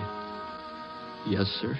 And mind you, I'm not saying that a horse can really get a disappointed expression on his face, but I'll tell you this much. Scar gave a pretty good imitation of it when he saw a big roan stallion occupying what had been that filly's stall. Well, I left him there anyway, and I got myself supper in a room. And about 9 o'clock, I started feeling sleepy, I pulled off my boots. Yeah, doggone it, man sure does get tired and he stays up late. Holy smokes, what's that? Oh, those shots right outside my window. I grabbed my gun and and then I saw I wouldn't be needing the gun. A couple of kids shooting off Chinese firecrackers. That's what I'd heard. Well, it didn't look like I was going to get much sleep that night. And the way things worked out, I sure didn't. Well, yeah? Who is it? Hiram, Britt. I got to talk to you. It's important. Well, come on in. Oh, thanks, Britt. Thank you. What's the matter? What's the matter? You look like you're getting ready for a real hard winter or something. Enoch Wilson. That's what's the matter. Remember, Britt, I told you I didn't trust him? Do you remember that one? Yes, well, I got me some proof. What's in combination? No, it's just some firecrackers, Hiram. And Enoch, he says you haven't found gold. No. He ain't said nothing one way or the other. But by the time I got the Burrs into town tonight, it was almost 7 o'clock. Enoch was just closing up the assay office. Uh-huh. Well, I give him them sacks of gold, you see, and I said I wanted a report as soon as possible. And you know what he told me? Oh, I can't say as I do, no. Friday. He says I couldn't have no word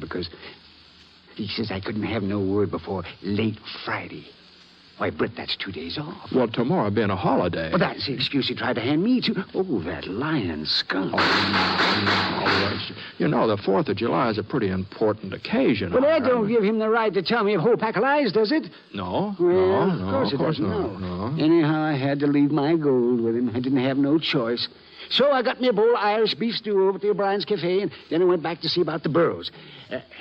And that's when I noticed the light in Enoch's office. Oh? Yeah, so naturally, I was kind of suspicious, so I snuck up and I peeked through the window. You know what I saw, Britt? I haven't the faintest idea. He was sitting at the desk, Enoch himself, getting ready to do some assaying. And if those weren't my 3 sacks of gold in front of him, I'll trade you a whole hog for a slice of bacon. That's what I'll do. Well, supposing Enoch was testing your ore, that doesn't prove anything. Don't you see, Britt? He's fixing to take my ore for himself.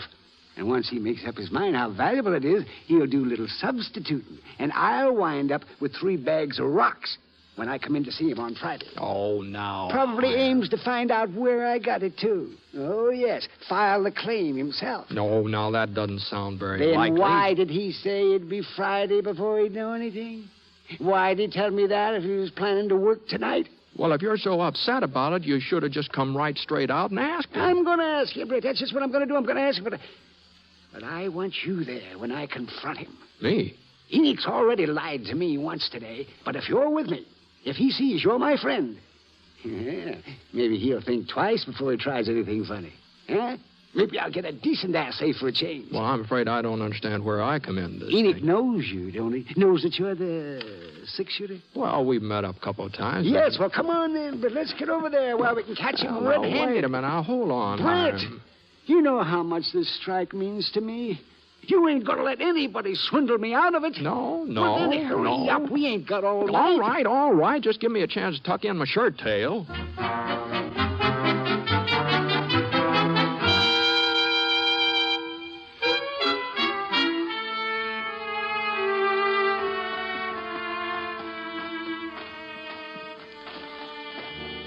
You see the light, Britt?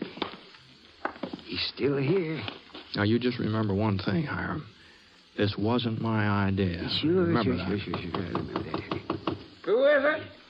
What do you want? Hiram Garver. That's who it is.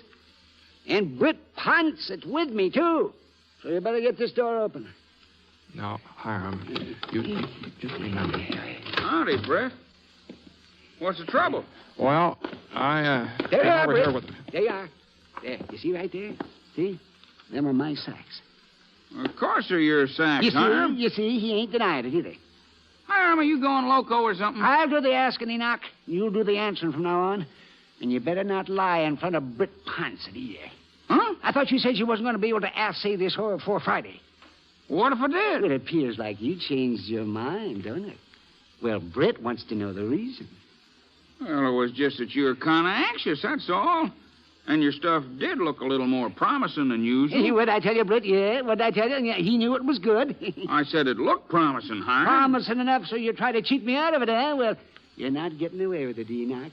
The six-shooter here will see to that. Now, just hold on. Hiram Grover, I ought to throw you right out of my office.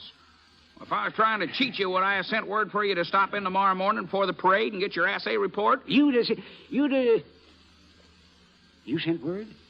You just asked Mike O'Brien. I was over at his cafe looking for you. You'd already left, though. I told him if he saw you to give you the message. You told Mike? Well, Hiram? Well, doggone it, Britt, how was I to know? You think he might have stumbled into something, Enoch? Real strike? Well, I ain't positive yet, Britt, but some of the samples are mighty encouraging. A couple more tests. Evening, gentlemen. Who are you? Don't turn around. Just grab for some air. All three of them. Well, now, you Come just on, wait a minute, Do Abbott. a little stretching before we... That's better. It was real considerate of you to stay open tonight, mister. Saved us the trouble of breaking in. All right, Thad. Let's start loading up.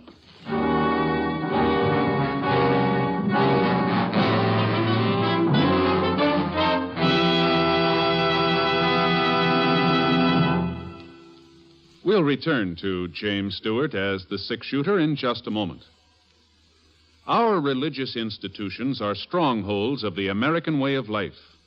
Our country was founded by men who had faith in God and who were willing to endure hardship and sacrifice for the sake of that faith. Today, the religious institutions in your community need your interest and support, so take an active part in religious affairs. Your pastor, rabbi, or priest will give you invaluable family counsel and aid if you are a newcomer to the community.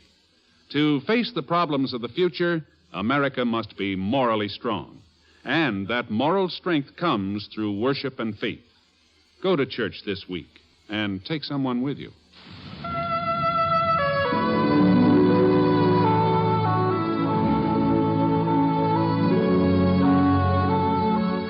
Now, Act 2 of The Six-Shooter, starring James Stewart as Britt Ponset.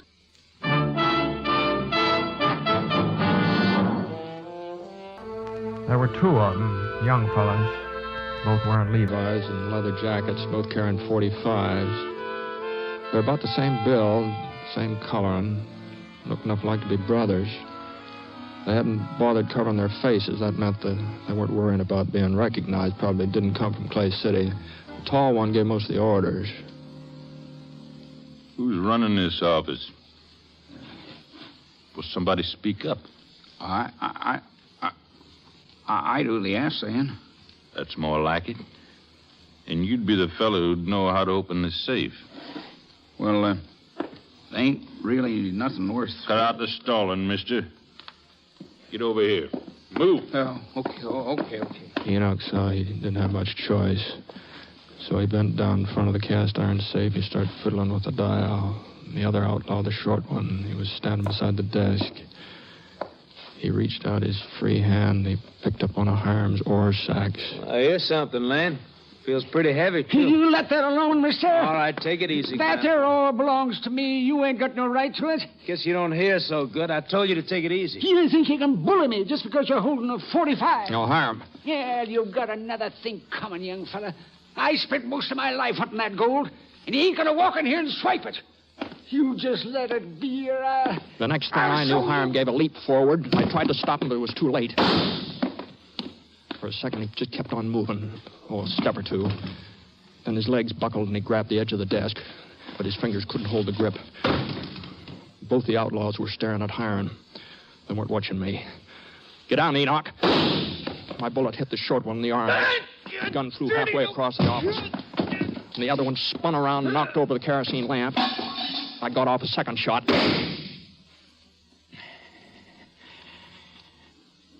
It was so dark, I wasn't sure I'd hit anything or not. For a couple of minutes, there wasn't a sound. Nothing but heavy breathing. I stretched out my hand, and I felt a chair. I waited a second, and then I gave it a good hard push.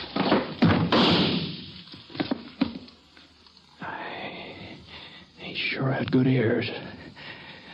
The bullet splintered into the chair before it even toppled over. But the flash of his gun showed me where he was. Crouched right behind the safe, out of range. I edged over to the right. If I could just get past the window without him seeing me. I made a dive and fired. Hey! Enoch lit up another lamp. The boy that was shot in the arm, he hadn't passed out. He was just lying there, staring at me. Looking even younger than he had when he first came into the office. The other fella, he'd taken a bullet in the shoulder and he was bleeding pretty bad. But Hiram, he was worse off than either of them. He was flat on his back, gasping for breath. There was a big red splotch on his chest, and his mouth was covered with sort of a pink foam like. It's a good thing Doc Nibble's house was in the next block.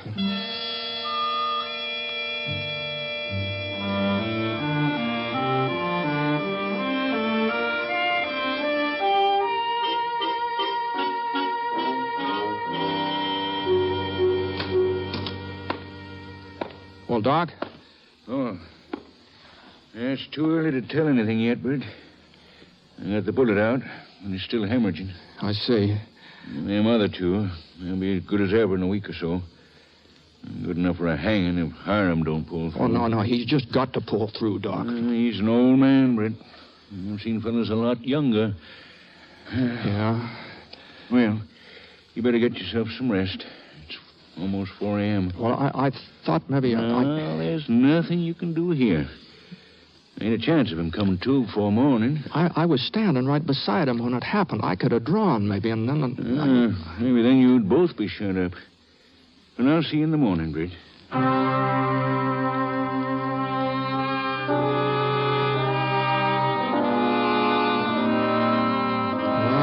went back to the hotel, but I just couldn't sleep. About 6:30, I gave up trying. I figured it was too soon to find out how Hiram was doing, so I went for a little walk around town. I wasn't very hungry, but as long as Mike's Cafe was open, I thought I just might as well stop in for a cup of coffee. And I was just going through the door when Enoch Wilson came up running. Britt. Yeah. Good morning, Enoch. I was hoping I'd run into you. Stopped by the hotel, but they said you was out. Yeah, I was sort of looking the town over. I just left Hiram. Oh, well, he's not... No. It sure don't look good. Oh? Doc Nibble says he's got a good, strong constitution for a man his age. He'd have a pretty fair chance. But Hiram just don't seem to have any fight left in him. He ain't even trying to live. Well, has he come to? Yeah, about an hour ago. I happened to be there. You see, I went back to the office after that gunfight last night and finished up Hiram's assay. Oh? Well, I thought maybe if it turned out to be something good, well, I wanted Hiram to know about it before he... Oh, yeah. Well, that was mighty thoughtful of you, Enoch. Yeah, and it is good, Britt. A real strike. Well, didn't you tell Hiram? Oh, sure. But it didn't seem to make no difference to him. He just nodded and sort of dozed off like he didn't even care. Is that so? And Doc don't understand it neither. You'd think, if anything, it'd make him want to live. Knowing he found gold sure turned the trick. Yeah, you sure would. Maybe he figures I'm lying to him because he's so bad off. Uh-huh. Well, I guess it could be that. Yeah. So we thought, Doc and me, we thought, maybe if he was to hear it from you, well... Oh, sure, Enoch. I'll go right over there, sure.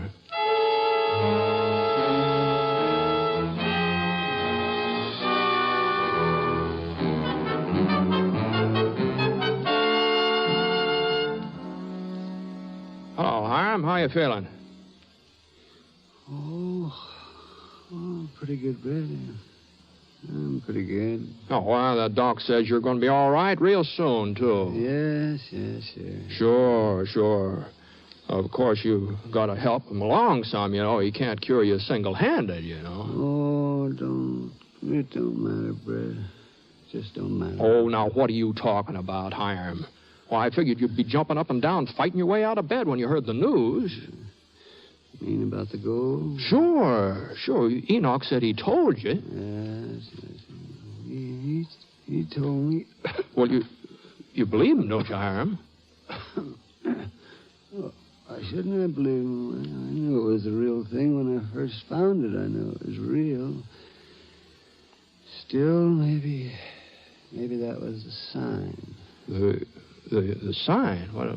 That my life's over. Well, 45 years I spent looking for that yellow stuff. Well, now I finally found it. I ain't got no reason to go on looking, no reason at all. I found it.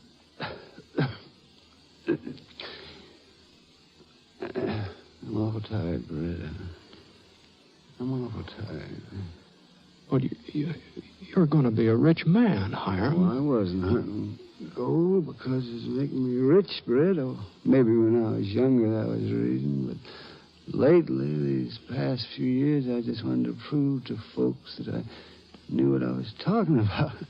So that I wasn't touched like they thought. No, of course you aren't. Those ore samples prove it, Britt, so it ain't going to be too hard to die. Ain't going to be hard at all. I've done what I set out to do, so I reckon I'm luckier than most men. Well, that's one way of looking at it, I guess. Yeah, it just goes to show you things work out for the best, Britt. For the best. Yeah. Well, maybe Enoch did the right thing after all, so... What's that? Oh, nothing, Hiram, nothing. No, you better get some rest, too. You started to say something about Enoch. Did I? Yes, finish it up, Britt. What was that you were going to say? What I was going to say. Well, no, you're a pretty sick man, Hiram. I wouldn't want to get you all upset. Upset? What are you driving at, Britt? Well, you're weak and feeble, and it wasn't my idea, of course. Well, you don't mean that Enoch was lying to me, that ore wasn't full of gold? Now, I didn't say that. I know Enoch Wilson couldn't be trusted, so it ain't true about my strike. Now, so they figured I was going to die, didn't they? Then they'd all have the laugh on me. Well, I ain't going to be that obliging. I'll get well if it kills me.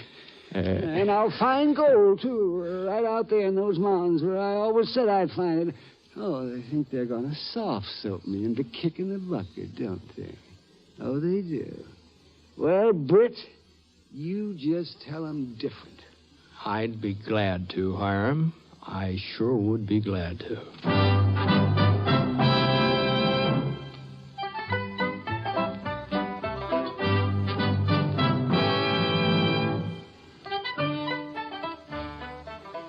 Well, by the time Hiram got well and found out he was responsible for a genuine gold rush, there just wasn't much he could do about it. And the way the money poured in, faster than Hiram could spend it, no matter how hard he tried. He sure went in for some fly-by-night schemes, too. Like that with that organizing a prospecting expedition to go up to Alaska, someplace called the Klondike, I think it was, something like that. Everybody knew he'd never find gold up in a place like that because they're all expecting him to come back any day now. Admit that it was just a wild goose chase. But he hasn't shown up the last time I was through Clay City. Folks are beginning to wonder what's keeping him.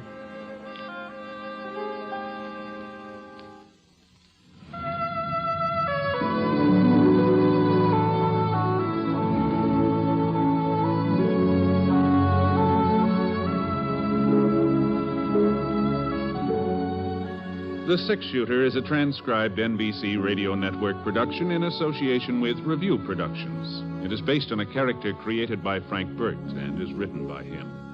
Mr. Stewart may soon be seen in the Universal International picture, The Glenn Miller Story. Others in the cast were Herb Vigran, Bill Johnstone, Barney Phillips, Tony Barrett, and Howard McNear, who played Hiram. Special music for this program was by Basil Adlam, and the entire production is under the direction of Jack Johnstone. All characters and incidents were fictitious, and any resemblance to actual characters or incidents is purely coincidental. This is Hal Gibney speaking.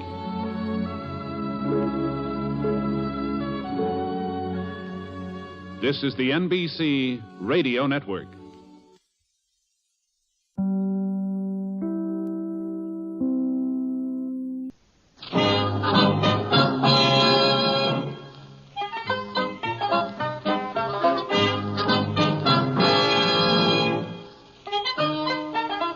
In a moment, you'll hear James Stewart as the Six Shooter here on NBC. Later this evening, listen to the NBC Star Playhouse with one of your favorite stars. Here, Meet the Press, America's #1 newsmaking program. Listen to the new Sunday at Home, and be sure to keep tuned for the dramatic story of communism in America on Last Man Out. It's a wonderful lineup of great programs, all of them heard only on NBC. James Stewart as the Six Shooter.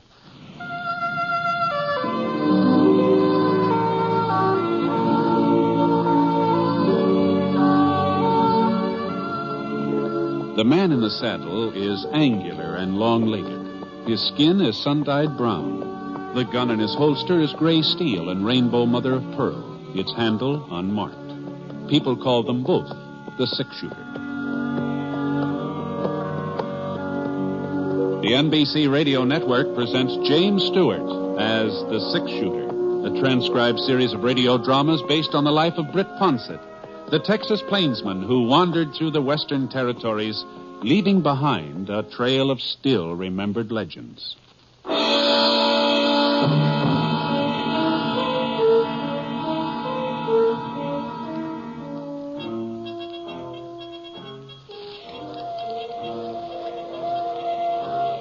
The twilight wind carried the sound of the train toward the two figures who waited, hidden in a clump of maple trees. The sandy-haired man knotted a blue bandana at the back of his neck and pulled it over his face.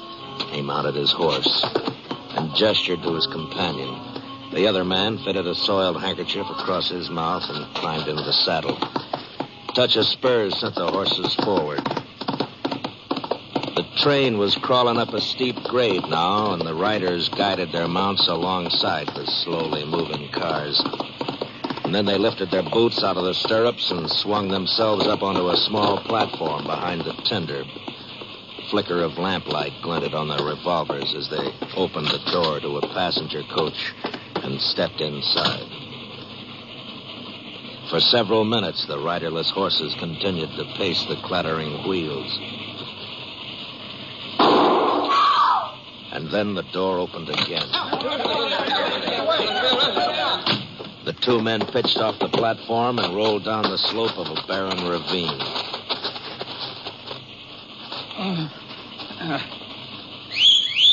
And in response to the whistle, the horses trotted up to him.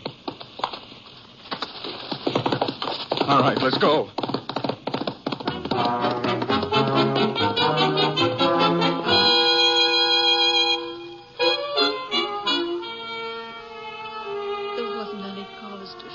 Sheriff. There just wasn't any cause. Carl was deaf. And all the noise the train was making, he couldn't understand what they wanted. Yeah, I know. He couldn't understand a word. He tried to make out what they were saying, but he couldn't. And when he didn't hand it over... Well, we'll get him, Mrs. Davis. Don't you worry about that. The posse's meeting here. We'll start out tonight, and we won't be back until we get him. That won't do Carl much good. Well, at least we'll make sure they don't kill nobody else in cold blood. If only I hadn't have given him that belt. If I just hadn't have given it to him. Belt? It was my anniversary present to Carl. We were married 25 years last week. That's why we was taking the train trip over to Cheyenne. And that's why I give him the belt. The buckle was sort of silver-like. What did that have to do with... It was the belt they wanted. But Carl didn't understand when they asked him. He'd already handed over his money and his watch, and then one of them noticed the belt, and he said, "That buckle's silver, ain't it? Give it to me." Carl couldn't make out what he was talking about. And the fella got real mad, and he jabbed a gun into Carl's side, and he pulled the trigger without even giving Carl a chance to... Easy now, Miss Davis. And even though Carl was dying, that outlaw took the belt off him anyway, and it wasn't a silver buckle, Sheriff. It just looked like silver, but it wasn't the real thing.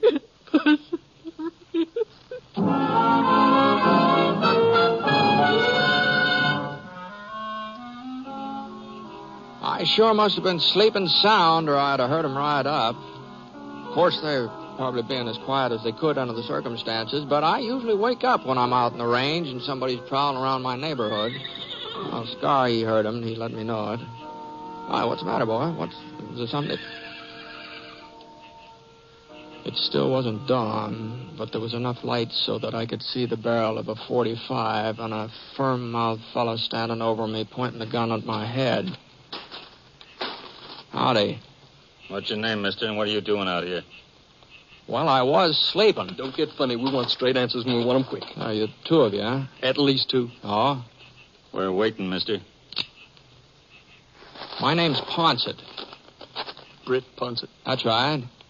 And as for what I'm doing out here, well, this is a free range. A man's got a right to cross over it and stop off once in a while and take a snooze if he takes a mind to it.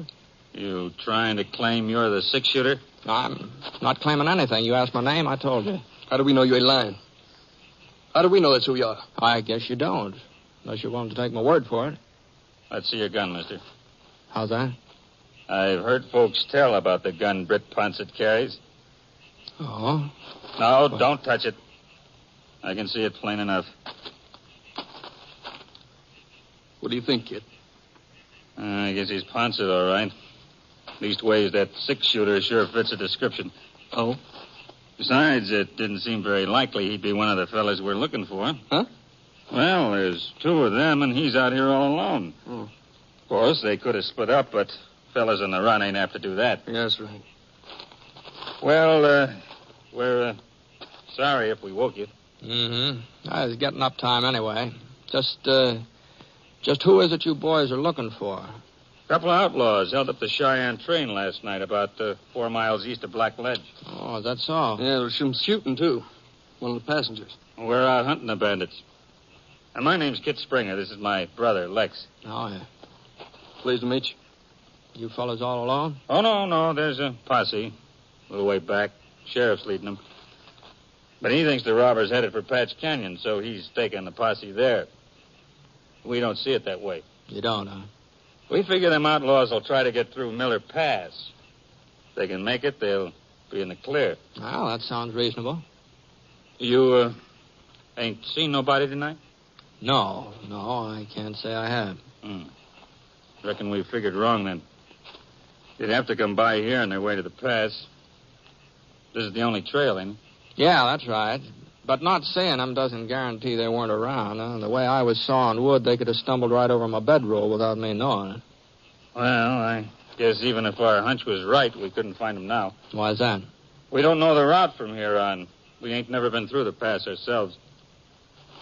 Say, you ain't traveling in that direction by any chance? Yeah. As a matter of fact, I am. I'm riding over to the Jefferson Ranch on the south slope. Well, that's great. Looks like we struck it lucky for once, Lex. What do you mean, kid? Well, maybe Ponset wouldn't mind us riding along with him, seeing as how he knows the way. And if we did run into them bandits, it'd be 3 of us to take care of them. Yeah, sure. Well, I'd be mighty glad to have some company, but it seems to me like you're letting yourselves in for a pretty long trip, just on a hunch. It's over a day from here through the pass, and there's no certainty the fellows you're after have even taken this trail, you know. Oh, I guess we can spare the time. Yeah. There's a $1,500 reward being offered. $1,500? Oh, wow. If the posse does catch him, the money will be split 40 ways to breakfast. We won't be losing out on much. But if we run into him ourselves, well, you see what I mean. Sure. That is, if you ain't got no objections. No. No. Like I said, I'd welcome a little company. I'll fix us some chow, and then... we already had breakfast. Yeah. Well, how about a cup of coffee, anyway? Well, that's mighty kind of you, but maybe we ought to get started. In case them outlaws did get past you during the night, we wouldn't want them to pile up too much of a lead on us. We could stop for food later. You boys sure are anxious. $1,500 is a lot of money. Well, that's true enough. Okay, I guess I can hold off a couple hours. Get the horses, Link. Yeah, sure. Can I give you a hand with that bedroll? No. I can manage. Yes, sir. It was real lucky us bumping into you. How's that? I mean, you knowing this trail and all. Otherwise, we'd have had to turn back. You fellas may be off on a wild goose chase, you know. No, I just don't think so. Somehow I've got the doggonedest feeling we're headed right. Well, as soon as I get Scars saddled up, we'll start finding out. Easy, boy. Easy now.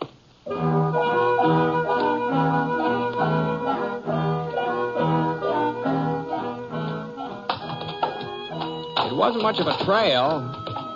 Just a little rocky path that hugged the side of the mountain and wound around tighter and tighter like a string on a top. It was hard riding, too. Every now and then we'd come to a horseshoe turn, and the horses had to cut so sharp they pulled their back legs in under their bellies and left us sort of hanging out over the ledge, looking down at an awful lot of air. Easy now. Boy, I got a hand of the Springer brothers. You know. They didn't complain. I'd taken this route before, so I knew what to expect. It was all new to them.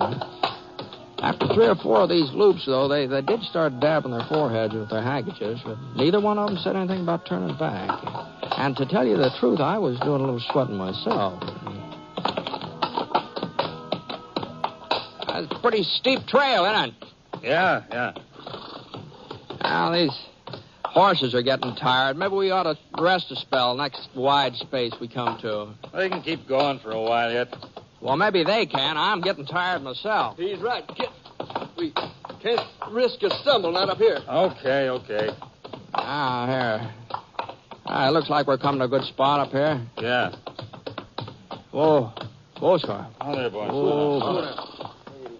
I'm afraid you boys are going to be disappointed. Huh? About that $1,500. There haven't been any fresh tracks along the trail. At least, boys, I haven't seen any. I was so busy riding, I didn't have time to do much looking. Well, if somebody was just ahead of us, you'd think we'd spot a sign of them here and there. Maybe somehow we got ahead of them. Well, in that case, there wouldn't be much point you fellas going on, would there? Well, we've come this far. We might as well go the rest of the way. All right, it's up to you. Sure is hot. Yeah, I reckon I won't be wanting that coffee after all. I'll tell you one thing, I'm getting rid of this jacket. Yeah, that's a good idea. Yeah. That's that belt there. That mighty fancy belt you're wearing there, kid. Huh? I don't think I've ever seen a buckle like that before. Silver, isn't it? Yeah, it's silver. Yeah, it's real pretty. Too bad you got it all spotted up like that. Spotted? Yeah, that looks like a sort of blood you got on there. Oh. Why, I cut my hand the other day. It must have been when it happened. I didn't realize I'd smeared up my belt, though. Doggone it. Probably have a heck of a time getting the leather clean again. Yeah, blood stains are apt to be sort of permanent. Yeah. It's a shame, nice new belt like that.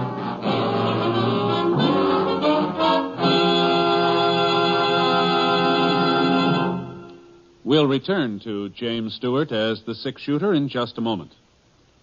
Someday, science will find a cure for infantile paralysis, but it takes research. And this year, your March of Dimes is forcing a showdown with this terrible disease. It's testing a highly promising vaccine in the hope of proving this year that it can stop polio from crippling your child. Now, you can give these crucial tests, which are costing extra millions of dollars, an extra chance to succeed. Your help in paying the extra millions for polio prevention is urgently needed. Join the 1954 March of Dimes. Send your dimes and dollars to your local March of Dimes headquarters this week.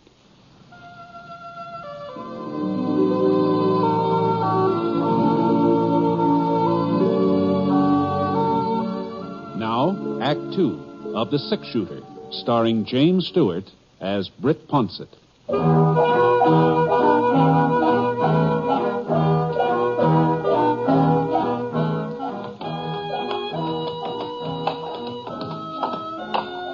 As soon as the horses were rested, we started off again. But the higher we got, the harder it was for the animals to keep moving. The air was thinner now. You noticed it every time you took in a gulp. And the trail seemed even fainter than before. Oh, a couple of times we missed it completely and just went off on a tangent. And then we had to swing around and try to pick up where we'd gone wrong. You'll never catch up with them at this rate. No, I wouldn't worry about it, Kit. What do you mean? I still haven't seen any fresh tracks. Looks to me like nobody's been through here since last rain. If you'd keep your eyes on the trail instead of looking for horseshoe marks, we might not get lost so often. Easy, kid. I told you boys you were letting yourselves in for something. Yeah, you told us. Well, come on. Let's see if we can make up some time. I sure couldn't help notice that the longer we rode, the less friendly Kit Springer got. I sort of put it down to the fact that he must have been sort of worn out. We weren't taking any pleasure jaunt, that was for sure. I couldn't blame him for being a little down at the mouth. But there was one thing that sort of troubled me about this fella. Something he said kept pecking at the back of my brain. Oh, I cut my hand the other day. That must have been when it happened. I didn't realize I'd smeared my belt. I shifted around and glanced back over my shoulder. Kit had one hand on the saddle horn and the other was gripping the reins. The cut must have been all healed up by now. Leastways, he didn't seem to have any trouble with it. And a cut deep enough to spot his belt that way, it must have taken several days to get well. Funny, he'd never noticed the blood on his belt before I mentioned it to him. Well, one thing was certain, Kit Springer sure couldn't be much of a dude. The sun finally went down and we made camp for the night. We managed to find a pretty good-sized level spot right above the trail. Lex had built a fire. I cooked up a mess of beans and some pan bread. Kit didn't seem to be very hungry, though. Moon ought to be coming up pretty soon. Oh, another hour or so. Think it'll give off much light? Oh, some, I guess. Not enough to see by, huh? To see what? Well, you said we were almost through the pass, didn't you? Oh, we've got a couple, 3 more miles. Well, why do we have to stop here, then? The horses could feel their way. Just simmer down, Kit. Just simmer down. It's plain enough we're not going to run into those fellows you're after. They're either out of the pass now, or what's more likely, they never took this trail in the first place. That posse's probably captured them hours ago. Some more coffee, Lex? Yeah, thanks. Kit? No, I've had enough. There's a town on the other side of the pass, ain't there? Yeah, English Creek. Just a little burg.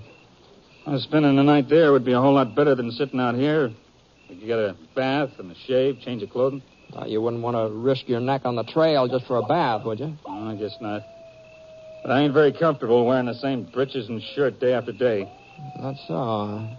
I didn't figure you for the particular type. Well, you figured wrong, Mr. Ponset. Kit's a real fancy Dan. Oh, that's so. Yeah, you ought to see him on Saturday night when he starts off for town. Looks like a real riverboat gambler.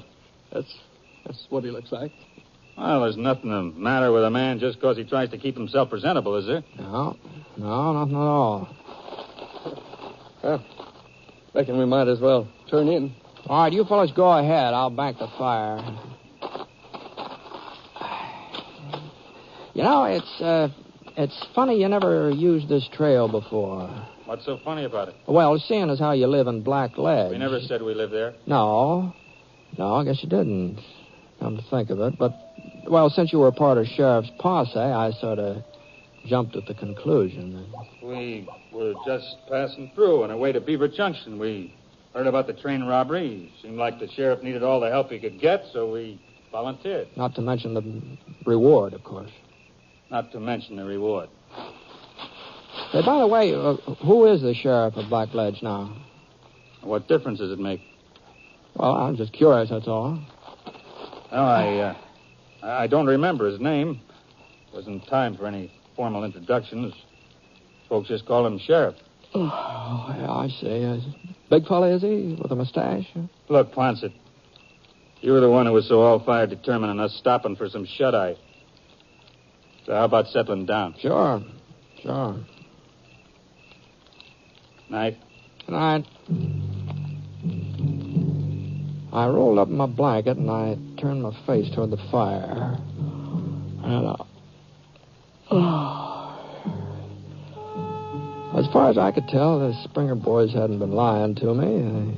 A man could join up with a posse and not find out the sheriff's name. And I guess a man could ride himself half to death on the off chance of earning him $1,500 reward if he had a mind to do it.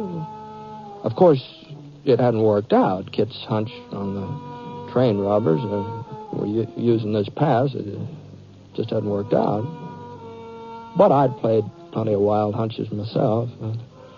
So, about then I dropped off to sleep. The last thing I remember is hearing my mind say, maybe you're wrong, Ponset. Maybe those outlaws are using the pass after all. It just kept echoing through my head. Maybe you're wrong, Ponset. Well, it must have been 6-7 hours later when At first, I wasn't sure what it was that woke me up. One of the horses, maybe. I started to drift off again. Lex. Shh. What's the matter? It's almost dawn. We gotta start moving. What about Ponset? Are you awake? I don't think so. Britt. I don't know what it was that kept me from answering back. But I just laid there, hardly breathing, not moving, not even opening my eyes. Guess he's still asleep. Yeah. We ain't gonna need him the rest of the way, Lex. That's what I figured. Trouble is, he knows our names, what we look like. Sooner or later, he'd put 2 and 2 together. You didn't have to tell him who we was. I knew it wouldn't make no difference one way or the other. You're gonna shoot him, kid? Nope. You are. Me? Yeah. I'm already wanted for a couple of killings, Lex. But they're only after you for robbery. Even though you're my brother, if the going got too rough someday, you might want to ease out of the partnership. You know better than that, kid. I'll know it for sure. After you kill Ponset. Well? Okay, kid. Whatever you say. I'll get the horses. Hurry it up. I heard Kit move off across the clearing. For a minute, that's all I heard. Then Lex started moving, too. I lifted my eyelids just a hair, and I saw him through the lashes. He pulled his revolver out of the holster. My gun belt was lying right beside me, and I inched my left hand toward it real slow so he wouldn't notice. I felt my fingers slide across a couple of stones, but the gun was still a little space beyond. I hadn't touched it yet. Lex was standing right over me now. I wasn't going to have much more time. If I didn't get a grip on that gun the next second or two, I spun over as he fired. But the bullet had seared my shoulder. It dug into my chest. My right hand jerked up and I let fire. At first I thought I'd missed him. I saw his fingers start to squeeze off another shot, but he never finished pulling the trigger. His whole body was shaking like an aspen tree, and he just tilted forward. I slid out of the way as he fell. I hadn't had time to feel the pain before now, but it started tearing through me so bad I almost let out a yell.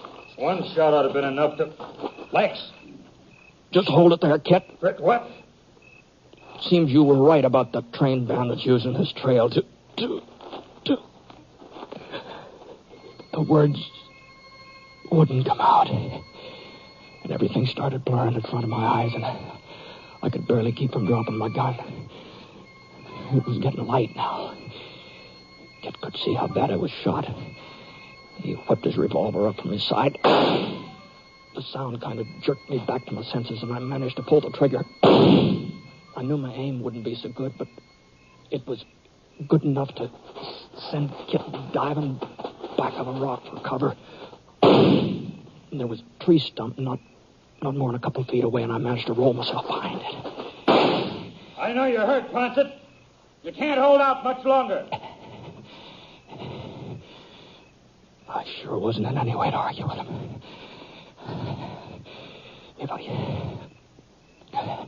If I could just get off a couple of more shots, maybe he'd think twice before, but I didn't have enough strength to. What's that?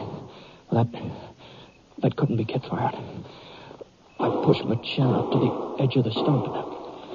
Well, they're horses coming up the trail from the same direction we'd come. And for a minute I couldn't think who, and then I remembered. The posse. They'd been following us all the time. That's why Kit was so anxious to stay on the move. Well, that's the sheriff, Springer. I wouldn't plan on going much further. I could see him. I knew he was calling his horse. There was only one way back trail. He had to ride past me in the open. I propped myself up against the side of his stump, and I shifted my gun to my left hand, and for a minute I thought the trigger was stuck, and then I...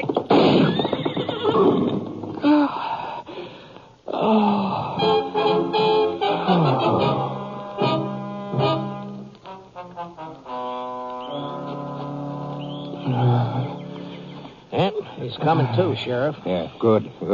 How you feeling, Britt? What? Doc? Well, Doc Easton, what the Sam hell are you doing out here? Well, there's no law saying a doctor can't go along with a posse, is there? No. Well, for my sake, it's a good thing you did. Well, what about Kit Springer? Did you catch up with him, Sheriff? You saved us the trouble, Britt. Well, I couldn't have done that. He must have got away. That last shot of mine, that was a mile wide. Well, maybe you didn't exactly hit him, but you sure scared the daylights out of his horse.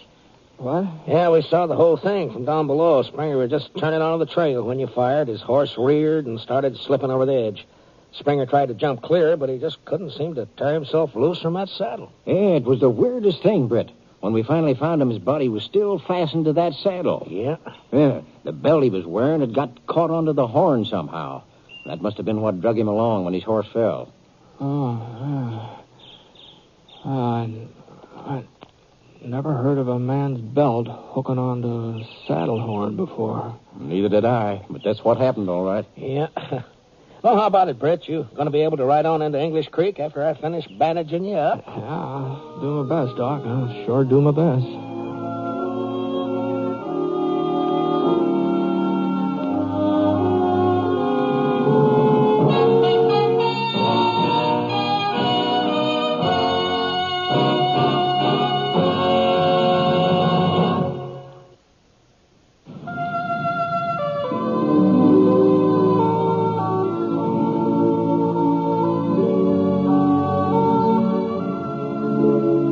The Six Shooter is a transcribed NBC Radio Network production in association with Review Productions. It is based on a character created by Frank Burt and is written by him. Mr. Stewart may soon be seen in the Universal International picture The Glenn Miller Story. Others in the cast were Eleanor Audley, Forrest Lewis, Bill Conrad, Joel Cranston, and Frank Gerstle. Special music for this program was by Basil Adlam. And the entire production is under the direction of Jack Johnstone. All characters and incidents were fictitious, and any resemblance to actual characters or incidents is purely coincidental. This is Hal Gibney speaking.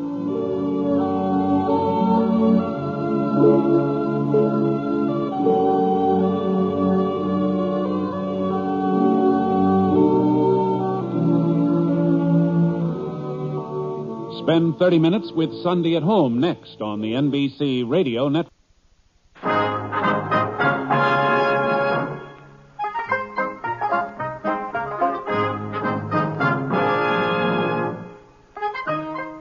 In a moment, you'll hear James Stewart as the six-shooter. Just one of the many fine programs brought to you Sundays on NBC. Later this evening, listen to the NBC Star Playhouse with one of your favorite stars. Hear Meet the Press, America's #1 newsmaking program. And be sure to keep tuned for the dramatic story of communism in America on Last Man Out. It's a wonderful lineup of great programs, all of them heard only on NBC. James Stewart as the six-shooter.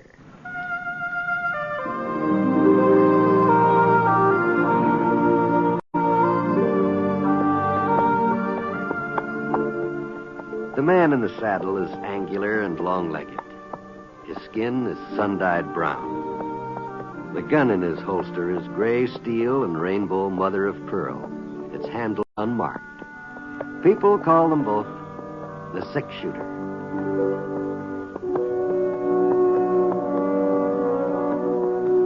The NBC Radio Network presents James Stewart as the six-shooter, a transcribed series of radio dramas based on the life of Britt Ponset, the Texas plainsman who wandered through the Western Territories, leaving behind a trail of still-remembered legends.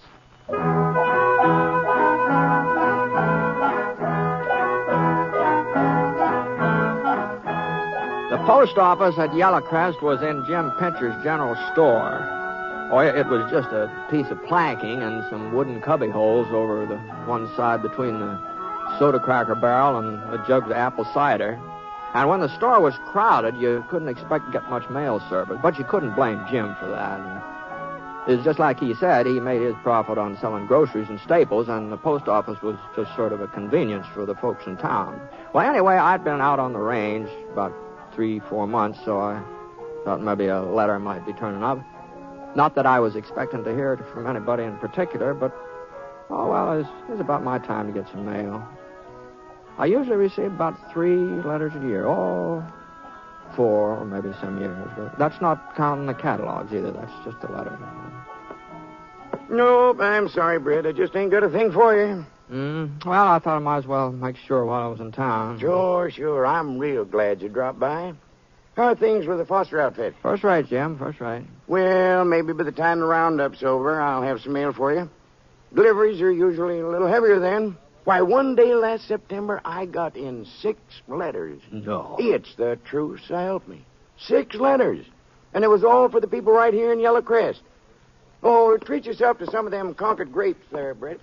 They're real sweet and juicy. Oh, thanks, Jim. Much obliged. Oh, right. Oh, sure. Hey, these are good. They're the best I've seen in a long time. Oh, well, ladies are fixing preserves. That's why my wife's always... Well, she's already on about it. Oh. The woman who'd just come in was tall, kind of gray-haired, with deep frown wrinkles in her forehead and big blue saucer eyes. They had black circles all around her. She didn't look my way. As a matter of fact, she didn't seem to be looking anywhere. She just stared straight ahead and resting the palms of her hands against the mail counter. I'd like my mail, please. No mail. You sure? No mail, I said. Well, there must be something by now. Maybe you didn't look and... Say, Britt, did I show you the new supply of holsters I got in? Come on over here where you can get a good look at them. Not that they're fancy enough for that revolver of yours, but they're sure pretty. Good quality, too. They... Hey, just what's going on here, Jim? Well, that lady was in here. You treated her like she had the plague or something. You mean you didn't recognize her, Britt? No. I guess there's a dead. Helen Bricker. Stradbricker's girl. Helen Bricker? Why, that's not... Guess we ought to be calling her Mrs. Billy Stark, right? Yeah. Well, excuse me, Jim. I want to see if I can catch up with her. Thanks for the grape. Now, wait a minute, Britt. The folks in Yellowcrest don't like the idea. Hey, Helen! Hey, Helen! Helen, hold up a second here. Hey, what's the matter with you, Helen? You getting stuck up or something? Stuck up? Well, you remember me, don't you? Sure. I remember you, Britt. Well, but back there in the store, you didn't so much as give me a nod. I didn't hear you falling all over yourself with good mornings either. Uh-huh. Well, to tell you the truth, Helen, I just didn't recognize you. Not right off the bat. Not that you've changed very much or anything, but, well, it's been quite a spell. Your mouth is the wrong shape for lion, Britt. You couldn't fool a horsefly. Well, I don't know what you mean, Helen. So I haven't changed, have I? Gray hairs, wrinkles so deep you can feel the bones behind them. Yeah, well, maybe your hair's sort of lightened up here and there, but that doesn't... Britt, mean that... I'm an old woman. I was 27 last April, but I'm an old woman. Oh, now, Helen. Well, here's my buckboard. Goodbye, Britt. Thanks for speaking to me. Thanks for speaking to... What the Sam Hill do you mean, Helen? Hadn't you heard? The good citizens of Yellow Crest don't waste their words on Billy Stark's wife. They're not going to like the idea of you walking down the street with me, neither. Oh, now you're doing a little exaggerating, Helen. Am I? Well, now, where are you living now? Cabin out the end of town by South Creek. The one my father built when I was a girl, remember? Oh, sure. By the way, how is Strad? I don't know. I haven't seen him since I come to Yellow Crest last month. Oh? He sent word I could have the cabin. Nobody's living there anyhow. But I wasn't to come near our house or try to get in touch with him. Not for as long as I live. Get up there, Gene.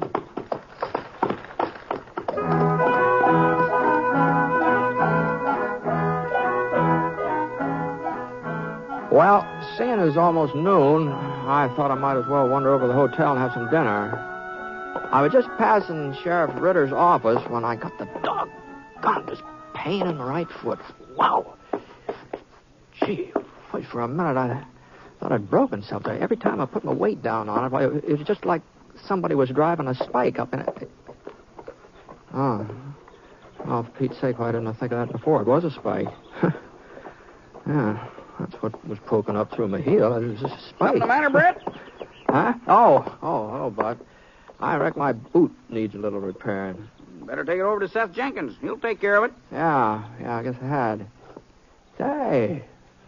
Hey, where'd that star on your chest come from? Hey, what, you taking over for Sheriff Ritter or something? Temporary, Britt? Yes, sir. He's gone over to Salt Center for a few days, visiting some relatives from back east. Left me as deputy while he's gone. I say. Oh, nice bumping into you. Yeah. Britt. Yeah? Wasn't you just talking to Helen Bricker over by the general store? Oh, yeah, that's right. Britt, we'd appreciate it if you didn't act too friendly towards her. Oh? She shouldn't have come back here in the first place. She must have known how the town feel about it. Mm-hmm. Because of her being married to... Why, sure, Britt. You don't blame us, do you? I know she was young when she run off with him, and he hadn't turned into an out-and-out killer yet, but she didn't have to stick with him, did she? Why, even after he robbed a bank right here in her own hometown and killed Dave Fletcher, she still didn't make a move towards leaving him. Leastways, they was together when the marshal captured him a couple of months later. Well, I did hear about Star being arrested, but I didn't get too many of the details. Yeah, it was over at Junction City. They'd been living there on and off, using another name, of course, and pretending to be real respectable. Is that so? Yeah, but somebody tipped off Marshal Shaw, one of Billy's own boys, probably. And the marshal took him without firing a shot. He's up at Fort Bryan now, and if you ask me, she ought to be there, too, waiting to be hung right along with him. Well, when's the hanging supposed to take place? This week sometime. The day ain't certain. Leastways, we ain't had word from Fort Bryan yet. I see. Doggone it, Britt. Dave Fletcher was a fine man. Why, if it hadn't been for him and his bank, like as not, there wouldn't even be a town here. Yeah, that's true enough. Every time I see Helen riding around with her head up in the air, it just galls me. Why, even her own father won't have nothing to do with her. A guy like that married to a fellow who's murdered 10, 12 men, maybe. Nobody knows how many for sure. And yet she'd come back here as big as life, as if she owned the place, not asking anybody's by or leave. Well, Yellow Crest's her hometown, you know. I guess she's got a right to stay here if she wants to. There's not much anybody can do about that. Maybe there ain't. Maybe there is. Uh-huh. Hey, what? Look at that. Who in the thunder's stirring up all that dust? He sure must be in a hurry. Look at him. Yeah, look. Oh, looks like Tim Slater. Well, if it is, he's just back from Fort Bryan. Yeah, it's Tim, all right. Tim, what's the news? They're stringing him up tonight, Buck. It's official. Well, what time? 11 o'clock. It was already testing the gallows when I left. Well, there you are. Yeah. Well, I guess I better see to having this boot fixed. So long, Buck.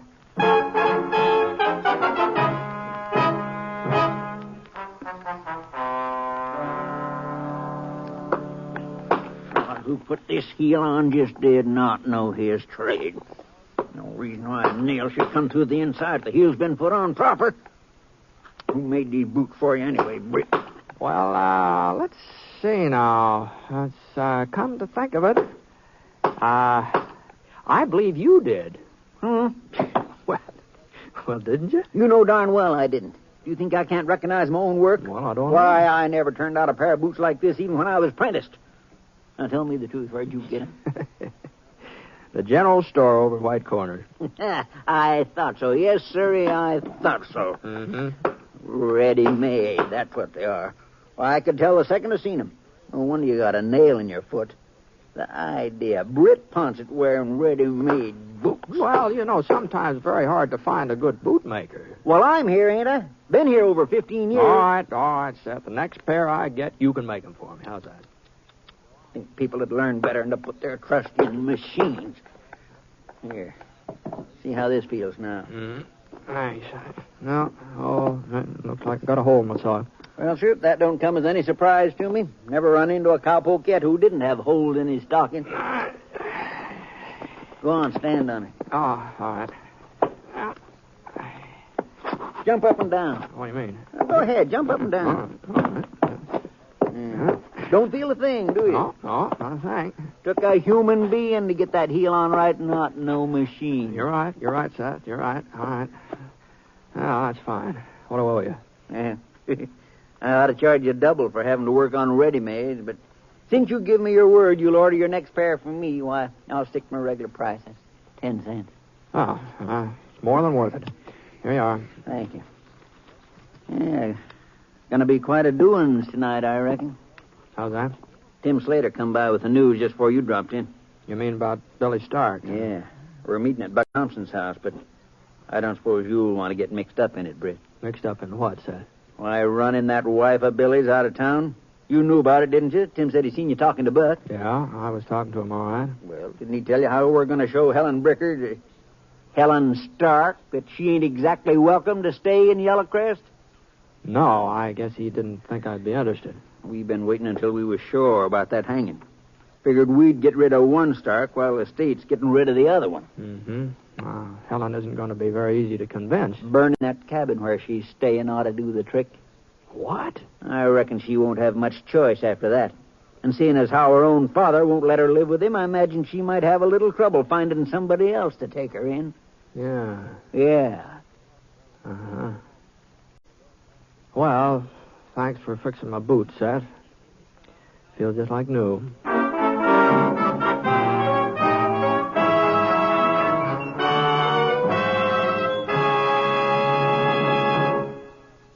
We'll return to James Stewart as the six-shooter in just a moment.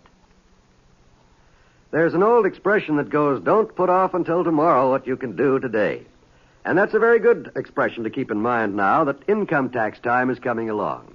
This year, there are going to be approximately 58 million Americans who will be required to file federal income tax returns with the Bureau of Internal Revenue.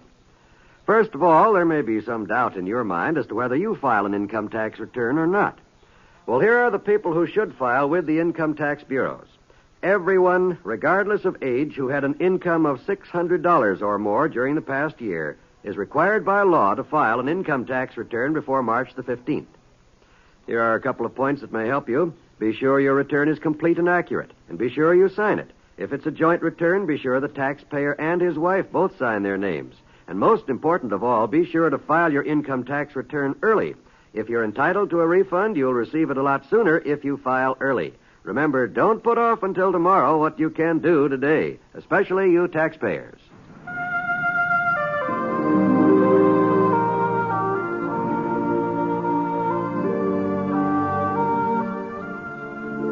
Now, Act 2 of The Six-Shooter, starring James Stewart as Britt Ponset.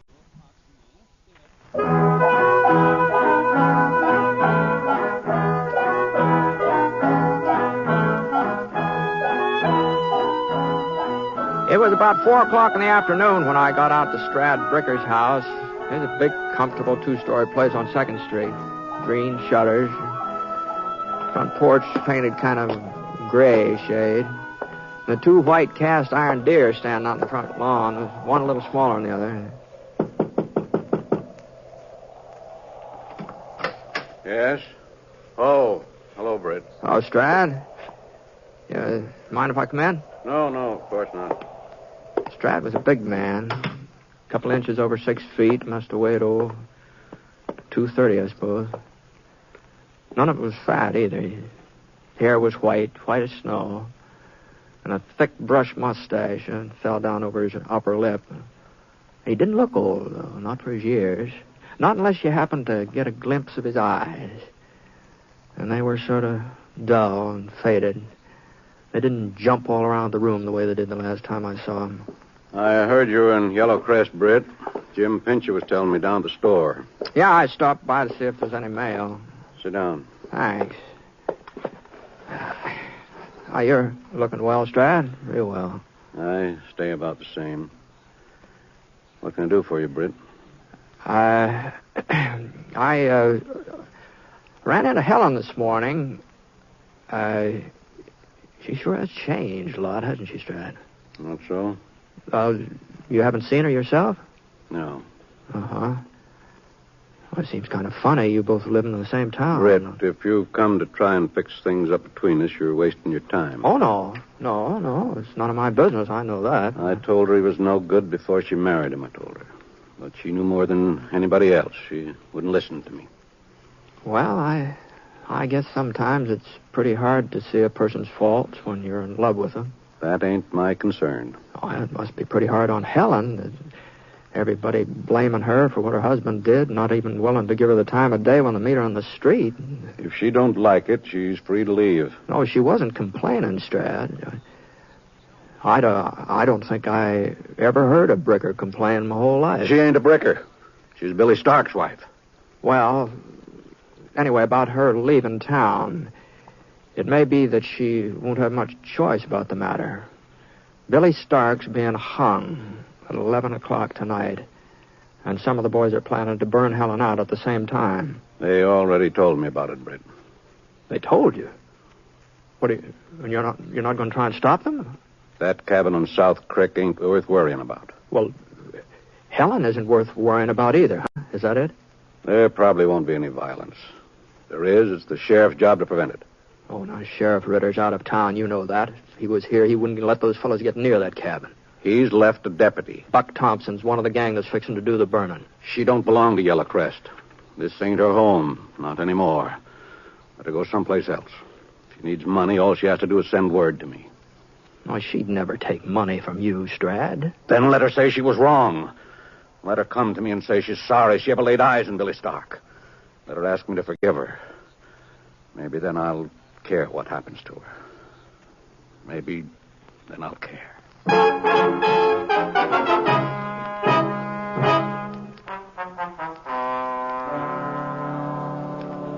You're wasting your time, Britt.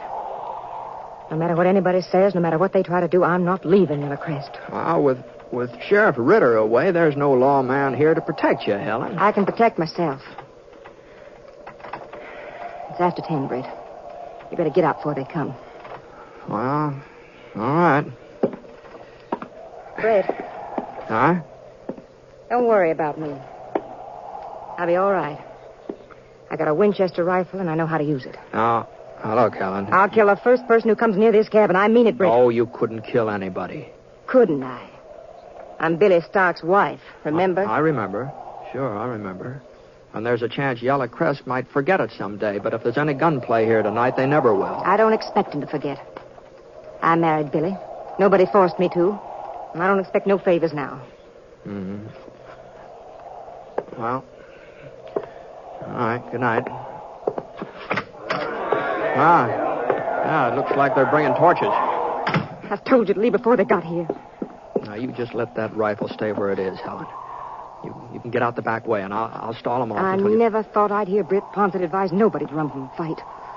You never saw me walk right into one, did you? Mr. Stark, we'll give you just 2 minutes to get out of that cabin.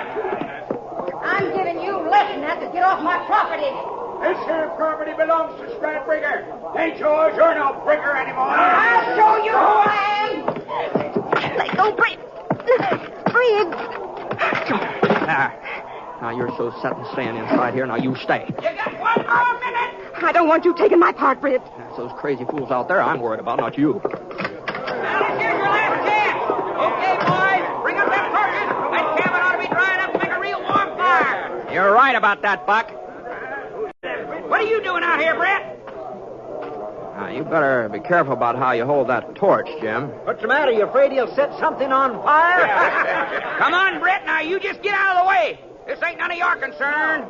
I got a horse stabled in this town, and he concerns me. A horse? What are you talking about? You got a loco, Britt? You start a fire here tonight, and like as not, you'll burn down the whole town.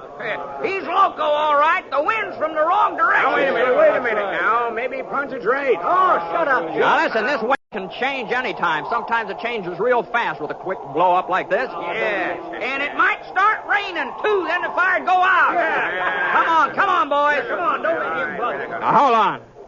I said I was concerned about my horse, Buck. I wouldn't want anything to happen to my horse because of you. You threatening me? Now, hold on a minute, Buck. We don't want no serious trouble out here. And now just take it easy, both of you. Look here, I'm the deputy sheriff, Britt. You pull a gun on me, and I'll throw you in jail. It's not against the law to carry a rifle, is it? I'd feel better if you put it down. Drop it. Look, we're not here, boys. Britt, I mean business. Hey, wait. Not here, pal. Wait now. You feel that wind now? Yeah, it's changing. It's swinging around. It'll be coming from the south. It will not. You're imagining things. Imagination, nothing. Get them torches buried, boys, while they're still... Now, wait a minute. You listen to me. No, my house is just down the hill from here. I'm not going to have it burned out. Well, Buck, you still want me to drop the rifle? You just remember one thing, Britt. There'll be other nights when there ain't no wind. I reckon there will, Buck. I reckon there will.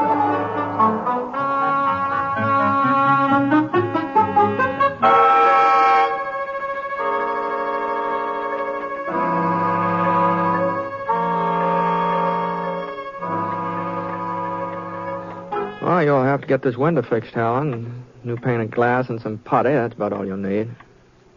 It don't matter, Britt. Fixing it's probably a waste of time anyhow. Oh? I heard what Buck said. Like there'd be in other nights. He was right. Oh, I don't know. You can get folks all worked up about something once, maybe, but they usually come around to their senses before they go off half-cocked again. Besides, when Sheriff Ritter gets back to town, he'll keep things under control. The hands of the clock had touched 11. 11 o'clock meant that Billy Stark... Well, that's the time they'd set. I didn't know what Helen would do, how she'd take it. But I sure didn't expect her to get a kind of a relaxed expression on her face. Why, she looked almost like she was relieved to know that it was over.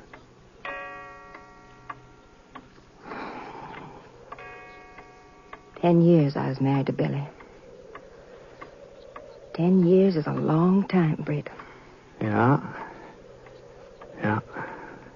Well, why'd you stick it out, Helen? You couldn't have gone on loving him after you found out what he was, after he turned outlaw. Love him? Every minute of the day, every day of the year, I hated Billy Stark. Well, if you felt that way... I made a bargain. Of my own free will.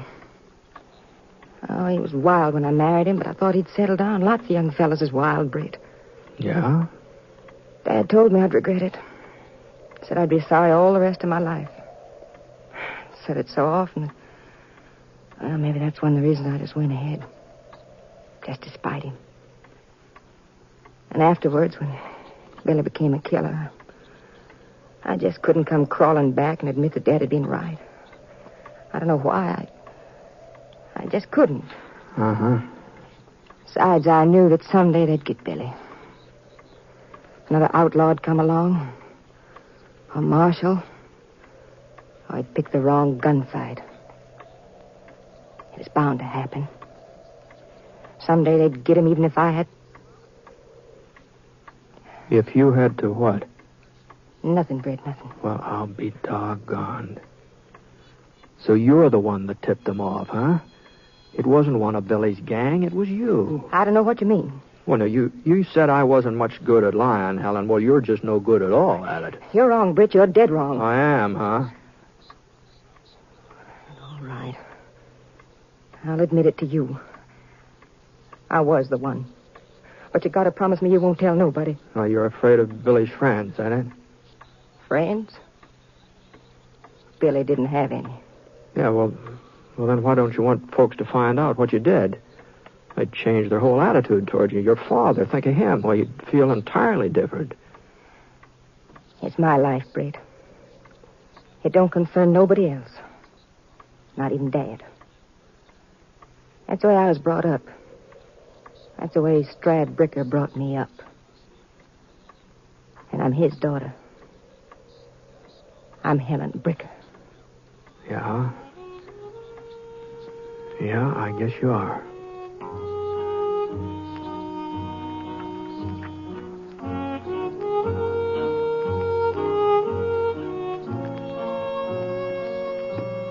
Well, I haven't been back to Yellowcrest, not for, 5-6 months. So I don't know whether Helen is still living out in that cabin, still holding to herself, or whether the folks have kind of softened to her by now.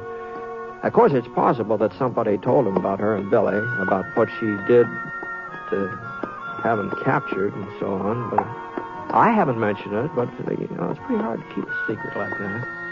Anyway, like I said, I don't know what's happened to Helen Bricker. Not for sure.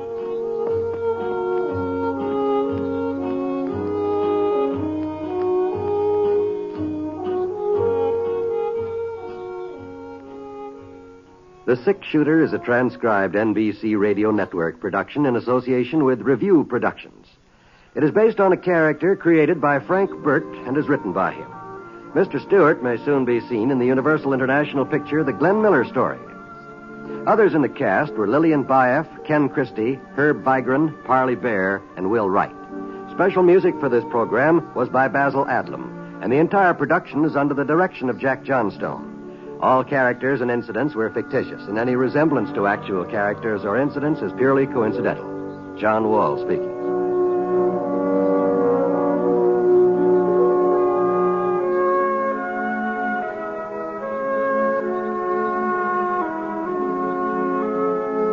Tonight, hear Sunday at Home on the NBC Radio Network.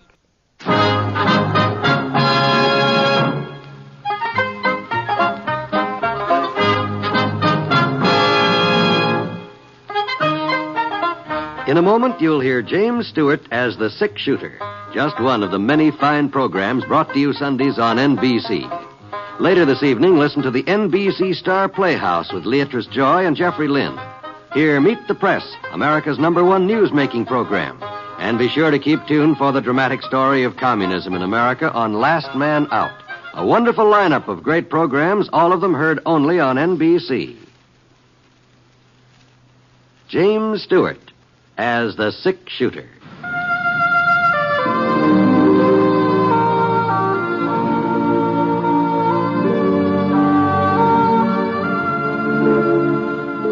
The man in the saddle is angular and long-legged. His skin is sun-dyed brown. The gun in his holster is gray steel and rainbow mother of pearl. Its handle unmarked. People call them both the Six Shooter.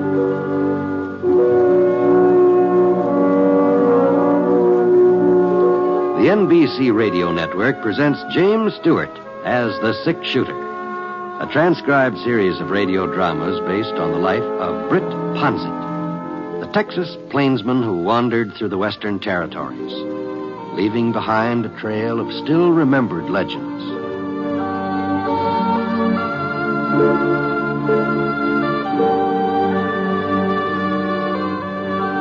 It had snowed during the night, a thick, wet snow that bowed the pine trees and banked over the pink boulders, turning them white. And I found myself lying under a good, heavy 6 inches of it when I woke up. Oh, gee whiz. Old Scar, he looked like a white-whiskered burro over there, standing beside what was left of the campfire, trying to shake himself dry. All right. Take it easy, boy. Just wait till I get the fire started again. The wood I'd gathered up the night before was pretty wet, so I got a hand axe out of my pack and I headed over toward a little hill about a quarter of a mile away. Since the wind had been from the north, I figured some of the brush on the far side might still be dry enough for burning. Yeah, it wasn't very easy climbing. A couple of times I went in and way over my knees. But the snow was already beginning to melt fast, even though the sun hadn't splashed into the sky yet. And that meant we'd be able to start off in an hour or so. By then, the stuff would be thinned down to mostly mud and water. I hit the crest of the hill and looked around. The south side sliced away at a good sharp angle, and the ground was fairly dry. I spotted a couple of dead oak saplings lying on the ground about 10 feet below me. It seemed likely they'd catch fire without too much trouble. I was kind of surprised to find oaks growing at this altitude. Even so, there's some bothering Scar. Probably a jackrabbit or squirrel or something. They sure was making a lot of racket. It wasn't like him to get upset unless it... Well, that wasn't a jackrabbit. That was a whole lot more than that. I dropped my axe and I climbed back to the top of the hill as fast as I could climb. The sun was inching over the rim of Spooner Range, and at first the reflection off the snow blinded me. When I got my eyes focused, I saw the fella standing beside Scar, trying to cinch the saddle onto his back. Hey, you! Hey, let that horse alone! He looked up, and for a minute he just stood there as though he didn't know exactly what to do next. Then he jerked the leather tight, and he put his foot in the stirrup. Scar wasn't being very helpful, but it didn't keep the fella from mounting up. I knew I couldn't make it through the snow before they rode off, and I sure didn't like the idea of chancing a shot, not with Scar rearing the way he was. But I didn't have much choice. My first shot was wide, maybe 5-6 feet, and Scar was taking the spur and sort of starting to move in spite of himself. And another minute or two, they'd be out of range. Yeah, that was a little close, but not close enough. Bullet must have caught the fella high on the leg. He twisted around and tried to get a hold of the pommel, but his fingers slipped off, and I saw him slide into the snow. I couldn't see whether he had a gun or not, but I found out soon enough. He died behind a clump of pines. There was a clearing between us, and he was using a boulder for cover. A little spray of snow told me I'd chipped the rock right in front of him. I waited for him to answer my fire, but there wasn't a sound from that side. Maybe he was just waiting, too, hoping I'd get anxious and come out in the open. Well, I wasn't going to be that obliging. He still didn't answer. I reloaded my gun, and I edged over to the right. If I could just circle without him seeing me, maybe I could come up behind him.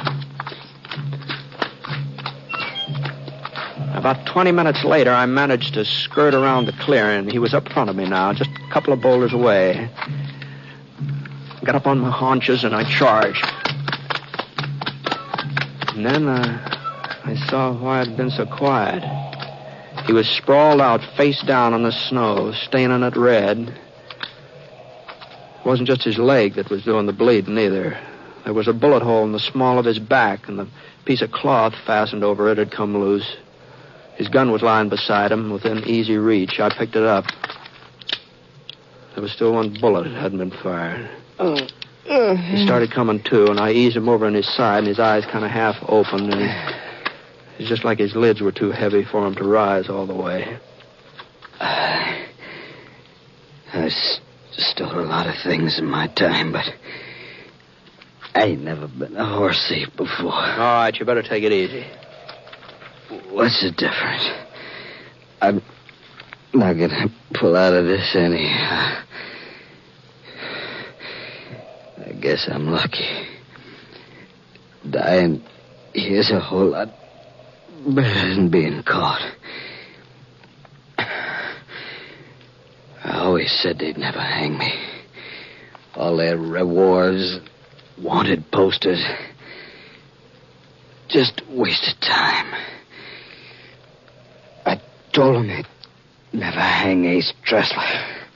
Tressler? You heard of me, ain't you? Yeah. Yeah, I've heard of you. Everybody's heard of Ace Tressler. One way or another.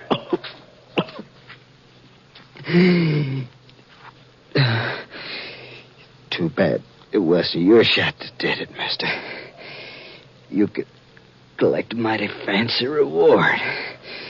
About $3,000 it must total up to. And that's not counting yesterday. Yesterday? Stage depot. Over to Sunset. Fell in charge. He didn't like the idea of being held up. That's how I got this bullet in my back. Oh? But I took care of him. He won't be shooting nobody else. You killed Sam Fletcher? I don't know his name, mister. You don't expect a fella to know the names of all the men he shoots, do you?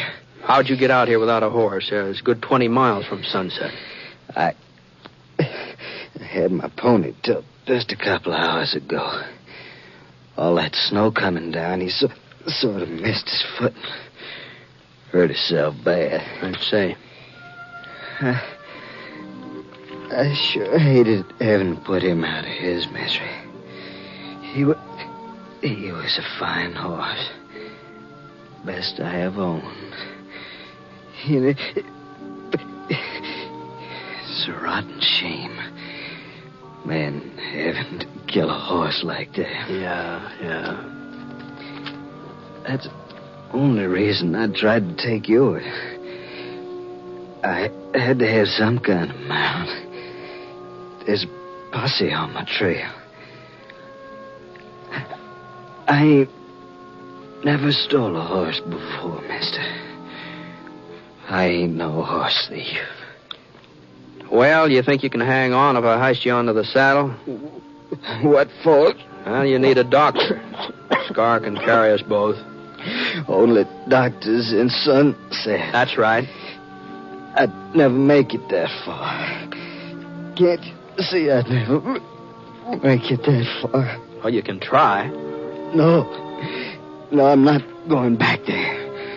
We might run into posse along that way. Yeah, we might. He'd string me up. Even though there was time, he'd string me up. And I swore that nobody'd hang me. I swore. All right, turn over on your face here. I'll put that bandage back on. Listen, mister, you can't let him hang me. I'll be dead anyway. Just a few hours. You can stay here until... And then you can take me back. You can say you done it. Collect a reward for yourself. $3,000, miss. All right, come on, turn over. As long as I'm... Anyhow... Let me die out here. Why do you want to give me... James lynch me? Nobody's going to lynch you, Tressler. Give me your word. Yeah. You won't let me down, mister. I swore that they'd never hang Ace Tressler.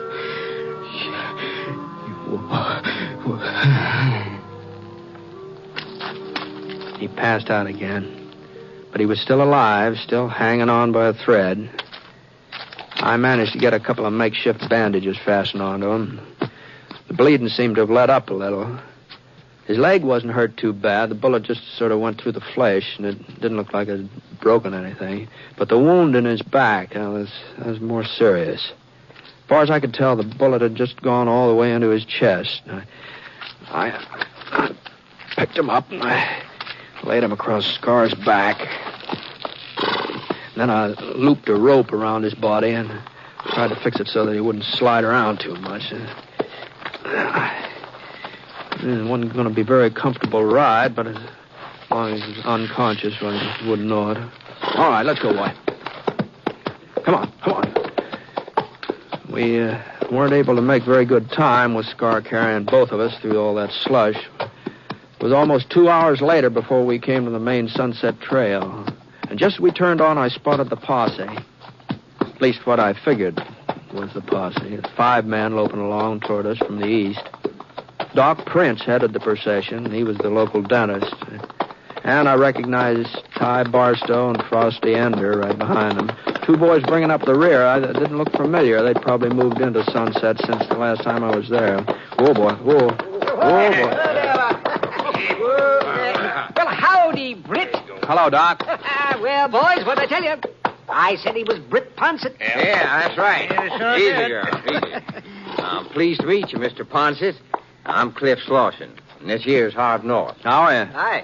Yes, I recognize you the minute you come into sight. I said, there's a 6-shooter, I said. And I guess there's nothing the matter with my eyes. Appears like you're carrying quite a load, Britt. What happened? It's Art Tressler. Huh? Tressler? No. Well, I'll be doggone. Let's see here. Yes, it's him, all right.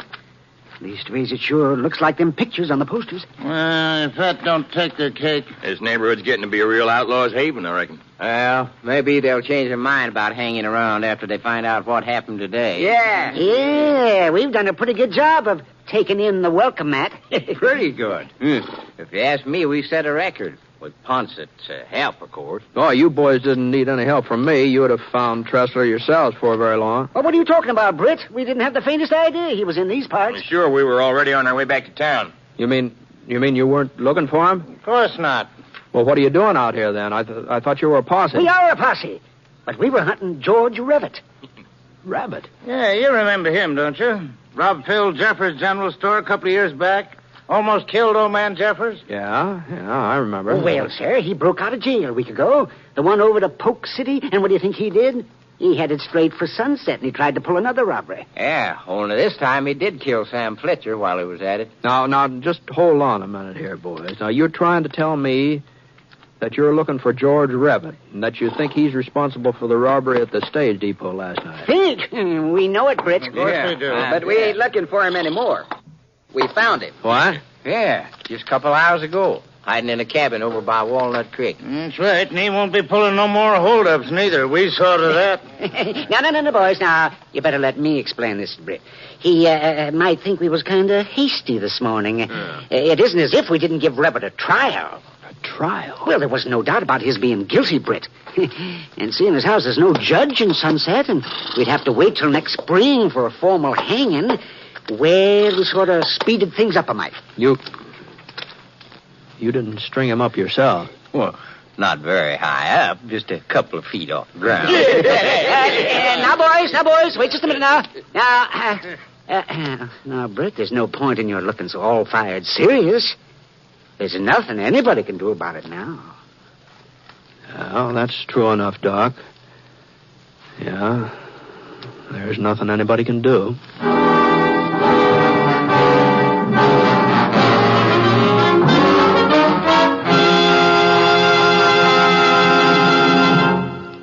We'll return to James Stewart as the 6-shooter in just a moment. Now, hear this. Within the next 20 seconds, a fire will break out somewhere in the United States. Lives may be lost, property damaged, homes or buildings destroyed. There are 4,600 fires in America every day of the year. They kill 11,000 persons and disfigure or severely burn thousands more. The unfortunate part of this picture is that most of these fires could be avoided. For example, 90% of all fires that start in the home can be traced to human carelessness. By obeying a few simple rules of fire prevention from now on, you and I can protect our homes and our families from this devastating menace. Rule 1 is, don't smoke in bed or discard lighted cigarettes carelessly. Rule 2, go through your house and clean out old newspapers, magazines, and other inflammable debris. Rule 3, promptly repair defective wiring as soon as you notice it. Fire won't wait until tomorrow. Rule 4, use only those cleaning fluids which will not burn. And last but not least, be careful with matches. Keep them out of the reach of small children. Remember, it doesn't pay to gamble with fire. The odds are against you every time.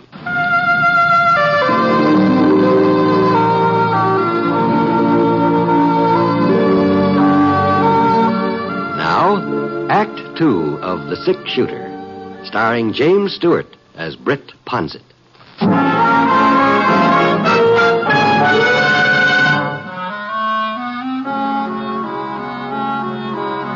Well, I just didn't know what to say. Ace Tressler hadn't been lying when he told me about robbing the depot and shooting Sam Fletcher. A man doesn't confess to something like that when he thinks he's ready to cash in, you know. And as for George Rabbit, he'd caused folks trouble ever since he was a kid. He'd been mixed up in all sorts of gunfights, too, fights that usually ended up somebody else dying. But he hadn't killed Sam Fletcher. That's one thing he hadn't done. Well, looks like Tressler's still with us. Yeah.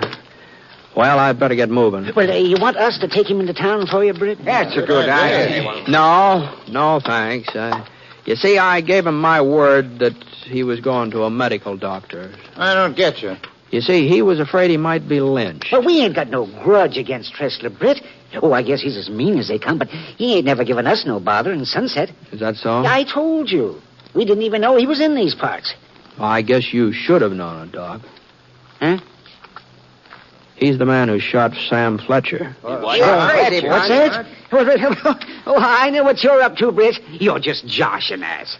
You're trying to make us feel like we've done something wrong and take care of George Ribbit. Well, all I'm saying is that Tressler told me he's held up the stage depot last night and he killed the fellow in charge. You ain't serious. I'm about as serious as I can be. Oh, but, Britt, that don't make sense. Why, it had to be Ribbit.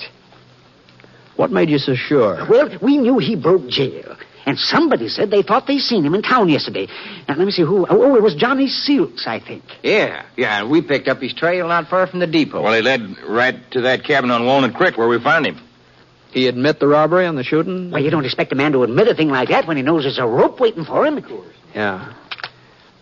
Well, I'll see you. Oh, no, wait. Now, hold on now, Britt. You're wrong about this. Why, you just gotta be wrong. You think I'm lying, Doc? No, of course not, Britt, but everything pointed to Revitt. Well, maybe Tressler was just making that up, what he told you. Well, how did he find out about the robbery, then? Well, Now, Britt, you know we wouldn't have done anything if we weren't certain in our own minds that we were right. Why, you know that.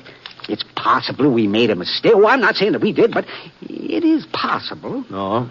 Well, even if we did, Revitt deserved hanging. He's deserved it for a long time. Yeah. Yes, that's what I'm getting at. We didn't do any harm, Britt. Not really. You didn't, huh? Oh, of course not. But if you were to tell folks about this, well, they might not see it our way. They might figure that we took too much on ourselves. So you won't say anything, will you? Well, all I'm doing is taking Tressler into town. Whatever he says after he gets there, that's up to him. Well, I know, You but I don't don't know. need to worry about Tressler. He ain't going to say nothing. Huh? Well, take a look. Yeah, he was dying. Wasn't any doubt about that. I cut the rope that was holding him on the scar's back and carried him over to a dry space just off the trail. And just before I could put him down, he gave a little shudder, and I felt the life ease out of his body. Well, he'd been right about one thing. Nobody would ever hang Ace Tressler. Guess that saves you a trip into Sunset, eh, Britt? Well, I was heading for there anyway, Frosty. Oh? As long as I've come this far, I might as well go the rest of the way. Well, I don't... Now, look here, Britt. Ace is dead. Yeah? Well, then don't you see that there's nobody to say whether he was the one who killed Sam Fletcher or not? Nobody but Britt. That's right. Now, suppose we did go off half-cocked. Suppose we were kind of hasty with Revitt. Well, we're sorry about it, but there's nothing we can do for him now. It seems you told me that before. Well, it's the truth, ain't it? Sure. Well, then what would you gain by getting us into hot water? Letting people know that we kind of overstepped the mark? Is that what you call it? Overstepping the mark? Well, it'd be different if Revitt was innocent. Well, somehow I got the idea that he was. Well, yes, of this robbery, maybe, but, he... I had a brother, Ponset. He'd be alive today if it wasn't for George Revitt. Mm-hmm. Is that why you hung him, to get even for your brother? No, of course not. We were just doing our duty as citizens. We thought he shot Sam Fletcher. Well, why are we standing here arguing? If Ponset wants to try and make trouble, well, he ain't got no proof. It's his word against ours. That's right. Cliff's right. We can even say that Rubbert confessed. Why, everybody at Sunset will believe us. Well, then I don't see what you're so worried about then. Well, we ain't worried, Britt. Not really, of course we're not. I know you pretty well. We've been friends a long time. Why, you're not going to go out of your way to stir up a hornet's nest? No, I'm sure of that. Well, I ain't so sure. Just a minute, Ponset. You're not leaving here yet. Now, Frosty. And, boys, it's about time we start using our heads. If he goes into town and spreads this story around, they'll all believe it. Whatever Britt Ponset says, that's gospel. But he ain't going to say anything. That's right, he ain't. Because he ain't riding into Sunset. He's turning around and heading east. Is that so? I know you're a fast man on the draw, but there's 5 of us. You're not that fast. No, I reckon I'm not. Now, we don't want to get in any mix-up with Britt, Frosty. But... What do you want? People to start saying we murdered George Rabbit? Murdered? Well, that ain't what we done at all. His family might not agree with you, Cliff, if they found out the truth about that holdup last night. And he's got a brother, too. Well, maybe there is something in what Frosty says, but we can't stop Britt. Now, if he takes it upon himself... We stopped Rabbit, didn't we? Frosty? Put that gun away. Sure, I'll put it away. After I'm sure that Ponset's riding east. And I'm warning you, Britt. You ever breathe a word about what Tressler told you? I don't like being ordered around, Frosty. Then just keep away from Sunset. Now move. I said... Well, I held my ground. I knew Frosty Ender pretty well. I knew he wouldn't shoot. His business with Rabbit had pushed him into deep water, but not that deep. I watched his jaw muscles tighten up, and I saw a little bead of sweat begin to gather between his eyes, and for a minute nobody said anything. And then Ty Barstow shoved forward. I told you to put it away, Frosty. Wasn't what we already done today bad enough? You want to kill somebody else? We done nothing wrong. Get that through your skull, Ty. Rabbit deserved to hang, and we hung him. What about Britt? Suppose he deserves being shot? No, not unless he asks for it. That gun you're holding just proves how wrong we were this morning. If we'd been right, you wouldn't need it. Shut up. If we'd been right, we wouldn't be standing here feeling ashamed. Even you feel ashamed. That's why you don't want nobody to hear about it. That's why you're threatening Britt. Yeah, and I'll make good on that threat, too. No, you won't. Because we're going into Sunset and tell him what happened. We're going to take our medicine. You gone loco? And it ain't just because Rabbit didn't kill Sam Fletcher, even if he had. Well, he still wouldn't have been right. Oh, I reckon we wouldn't have found out so quick, but we'd have found out sooner or later. You know what's the matter with you, Ty? You're yellow. You got a streak a yard wide down your back. You were just as anxious to string up Rabbit as the rest of us. Things didn't turn out the way you figured. Yeah, that's true enough. Yellow, that's what you are. Clear through. You've got the gun, Frosty. You can stop me if you want to. Doc, you coming along? Yeah. Cliff, Harv. Okay. Sure. Hey, you crazy fools. We didn't do nothing wrong. What's the matter with you? Hey, why can't you see that? Frosty kept on yelling until they were almost out of sight. And then he turned and shook his head like he couldn't figure out what had happened. I picked up Tressler's body and I laid it across Scar's back. And Frosty swung around and stared at me. If it hadn't been for you, folks would have said we'd done fine. Nobody would have known about Tressler. Why'd you have to meet up with him today? Why? Because it snowed last night and his pony stumbled and he needed another horse. That ain't no reason. No, maybe not, Frosty. Maybe not. You coming into town? Yeah. Let's go.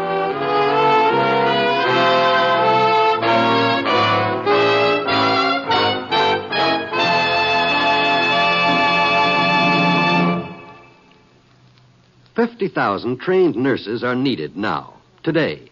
Nurses to serve humanity in hospitals and private duty, in teaching and research, in the Veterans Administration and the Armed Forces. And although a nurse's training means a thorough professional education at far less expense than 4 years of university, it offers a curriculum which includes such fascinating studies as psychology, sociology, and chemistry. And upon graduation, the student becomes a registered nurse and in some schools obtains a Bachelor of Science degree as well. These, then, are the facts of a nursing education. The need has never been greater. The opportunities for a vital, useful career have never been finer. For further information, we suggest that you contact your nearest hospital.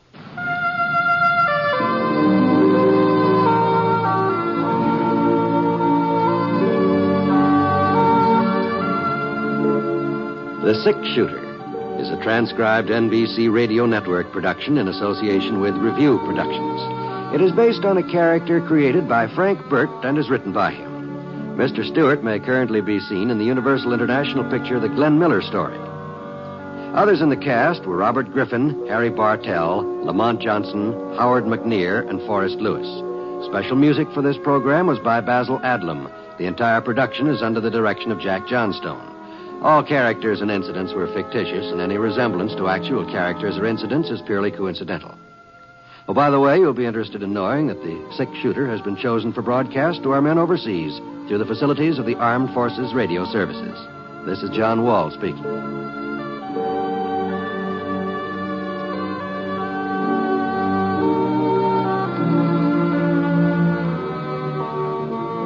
Tonight, listen to Sunday at Home on the NBC Radio Network.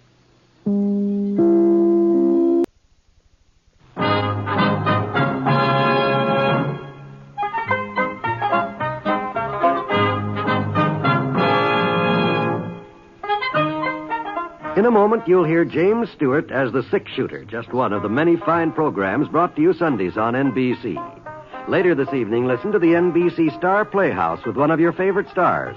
Here, Meet the Press, America's #1 newsmaking program. And be sure to keep tuned for the dramatic story of communism in America on Last Man Out. It's a wonderful lineup of great programs, all of them heard only on NBC.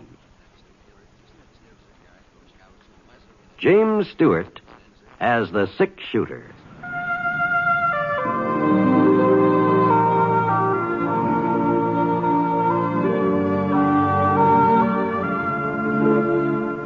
The man in the saddle is angular and long-legged. His skin is sun-dyed brown. The gun in his holster is gray steel and rainbow mother of pearl. Its handle unmarked. People call them both the Six Shooter.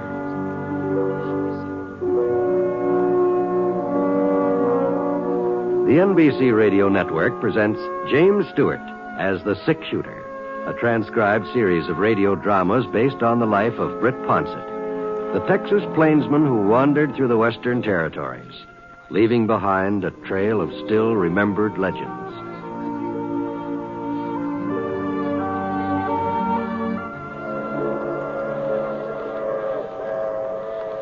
The 2 p.m. from Chicago wasn't more than, about 45 minutes late. That was practically a record for this time of year, what with the spring floods and all. Of course, later on in the summer, when things had dried up, it was more than likely the train had hit Russville right on schedule. Once in a while, anyway. I climbed down from the buckboard Paul Poindexter had lent me and walked over to the platform. I guess I'd be able to recognize Clay Fenton, even though I'd never seen him before.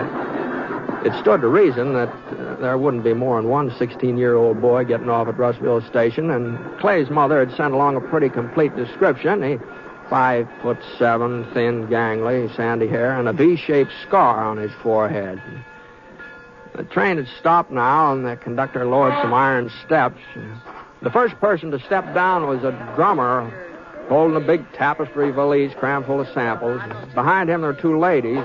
They didn't have any suitcases, just boxes, so I figured they'd only been as far as Fort Davidson on a shopping spree. After them, there didn't seem to be anybody else at all. Well, now, I'm sure that letter had said Clay'd be arriving on the 22nd. Say, mister. Yep? This is the Tuesday train, isn't it? What day do you think it was? Oh, I know it's Tuesday, but sometimes, well, I was wondering if this could be Monday's train. I mean, you're not a day late, are you? Well, of course we're not a day late. We're right on time, practically. Uh-huh. Well, I was supposed to meet a young fellow traveling with you, about 16. Mr. Ponset? Clay? Yes, sir. Yeah, I didn't see you get off. I was riding in the last car. It took me a couple of minutes to get my things together. This the fellow you were looking for, mister? That's right. Thanks very much. Whoop! Wow. buckboard's right over here, Clay. Here, let me give you a hand of that suitcase. Oh, it's not very heavy. I can manage.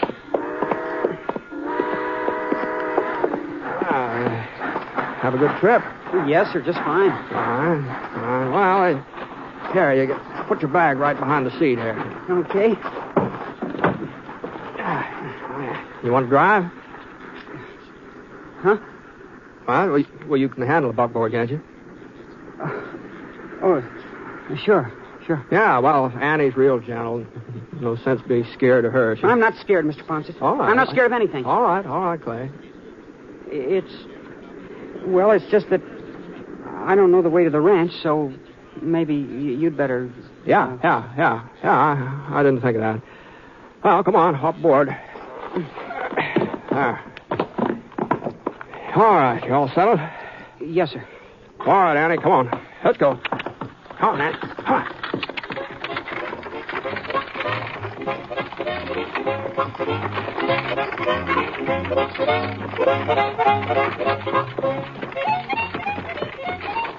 That's your first trip west, isn't it, Clay? That's right. Yeah. Come on, Annie. Come on now. You know, you must have done some pretty smooth talking to persuade your ma to let you come out here all by yourself. My coming was her idea, Mr. Ponset. Oh, I see. She thought, well, since I don't have any brothers and we've always lived in town, she thought maybe it would do me good to spend a summer on a ranch. I see. Of course, I was all for it, too. You were, huh? Oh, sure. Especially when I found out I was going to be staying with you.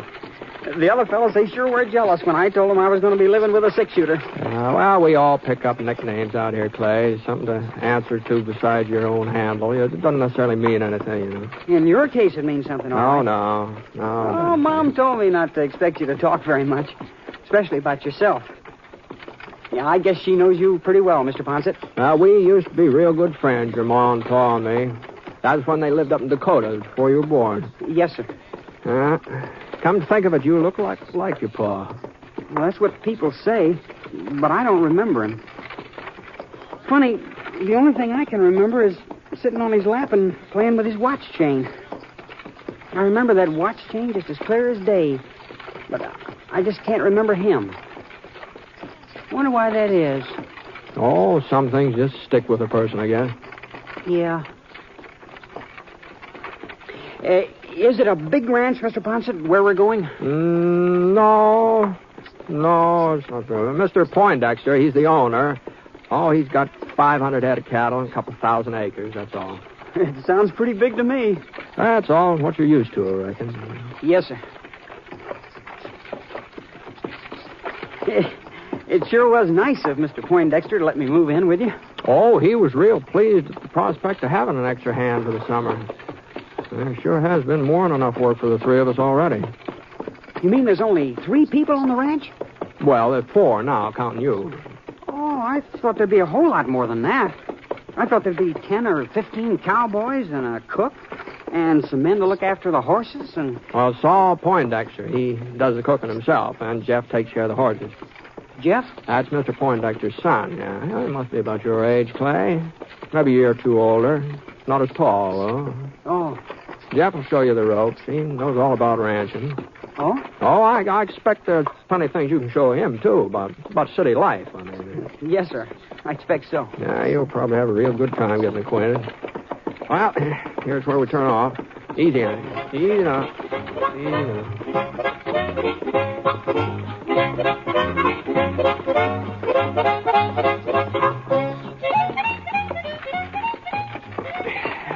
Oh, girl. Oh, boy. Oh, girl. Well, I didn't expect you back so soon, Britt. Yeah. Train was earlier than usual. Clay, that's Mr. Poindexter here. How do you do, sir? Yeah, pleased to meet you, son. Well, come on. Jump down here so I can get a look at you. Yes, sir. Yeah, let's see here now. Well, not much meat on your bones, but we'll soon take care of that. That's the bunkhouse over there, Clay. You can start getting settled while I unhitch Annie here. All right, Mr. Ponset. No. Hold on a minute, Britt. What? There's no reason why Clay can't unhitch the buckboard. This is as good a time as any for him to start learning his chores. Oh, whatever you say, Saul. Think you can manage, Clay? I guess so. Jeff will give you a hand. Jeff! Jeff! Where in thunder are you? In the barn, boy. Well, get out here. I'm fixing that trailer you busted yesterday. I don't care what you're doing. I say get out here. You think I'm hollering just to exercise my lungs? Okay. Keep your shirt on. Fine way for a son to talk to his father. Just see that you don't follow his example, Clay. No, sir, I won't. Yeah, well, what's all the ruckus about? Oh, hi, Britt. Yeah? Yeah, it's Clay Fenton, Jeff. Oh, howdy. Hello. I want you to help Clay unhitch the buckboard. In those duds? I've got some other clothes in my suitcase. Like mine? Well, not exactly. Appears like we'll have to take Clay into town and fix him up with some Levi's and boots. Yeah, that was better. Well, if you don't mind getting them fancy pants all messed up. Yeah, I don't mind. Come on in. Easy. Clay, I'll put your suitcase in the bunkhouse. Thanks, Mr. Ponset. Yeah. Seems like kind of the quiet type, Britt. Well, this is all pretty new to him, so... Well, he'll get used to it. Jeff will see to that. Yeah, I guess he will. Well, I better start fixing supper. I thought maybe we'd have Johnny cake tonight. How's that sound to you? Sounds fine. Sounds fine, Saul.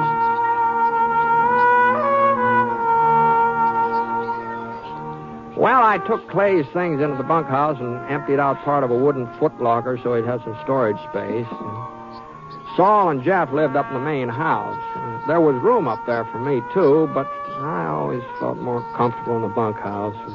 And besides, the way Saul snored, holy smokes. Well, you could hear it all the way down here when the wind was right. I thought about unpacking Clay's suitcase, but then I decided maybe he'd rather do it himself. Now, Saul was right. Clay sure was a quiet type. A lot more like his mother and his father. Ted Fenton had been about as lively as they come. He's always laughing and cracking jokes. I never could figure out why he sold that general store and moved back east, but I suppose he had his reasons. Funny how a boy can grow up and be so different from his pa. A couple minutes later, I heard Jeff shout about something. All right, then prove it. Prove that you ain't no dude. All right, I will. Yeah, you're scared to ride. Well, I couldn't quite make out what Clay called back, but I sure could tell they weren't exactly hitting it off. Well, I didn't actually blame Jeff for not taking to Clay. Of course, in the city, it had been Jeff who had been the misfit, but we weren't in the city now. Anyhow, I waited for Clay to come back into the bunkhouse, and when he didn't show up, I walked outside to see what had happened to him. He wasn't in sight, but there was something going on out in the corral behind the barn. Ride him, cowboy. I got there just in time to see the apron-faced sorrel give a buck that sent young Clay flying clear over the corral fence. For a second, he didn't get up either. Britt, you see that? Clay, hey, you all right? Yeah, I guess so. Sure he's all right. Well, what the Sam Hill are you trying to do? He said I was a dude, that I couldn't stay in the saddle. You put him up to riding that sorrel, Jeff? Nope, I gave him his pick of the ponies. Now, you know that sorrel's a high binder. You should have warned him. It ain't my fault if he can't tell a spooky horse when he sees one. It was his pick. Well, here, Clay, you think you can stand up? Yes, sir, I think so. Let's see. Well, doesn't seem to be anything broken. I guess I better change my trousers. They're all ripped up. You got nobody but yourself to blame, kid. I told you didn't know the first thing about riding a pony. You should have fessed up to it instead of making such a fool of yourself. I'll show you, Jeff. I'll show you I can ride. And I'll ride that sorrel, too. Just you wait and see. You'd almost think he meant it, wouldn't you, Britt? He means it. City dude. He don't even know which side to mount. Yeah. But that won't keep him from trying the sorrel again. Well, if he does, he'll just get himself tossed off. Uh-huh. Well, maybe so.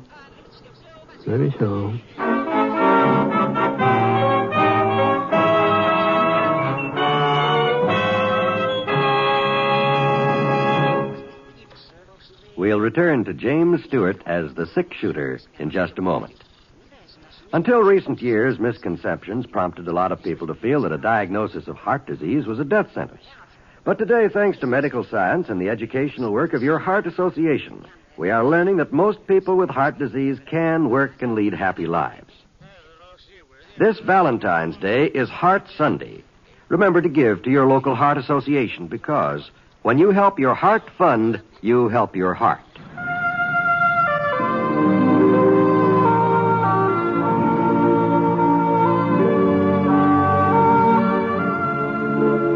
Now, Act 2 of The Six Shooter, starring James Stewart as Britt Ponset.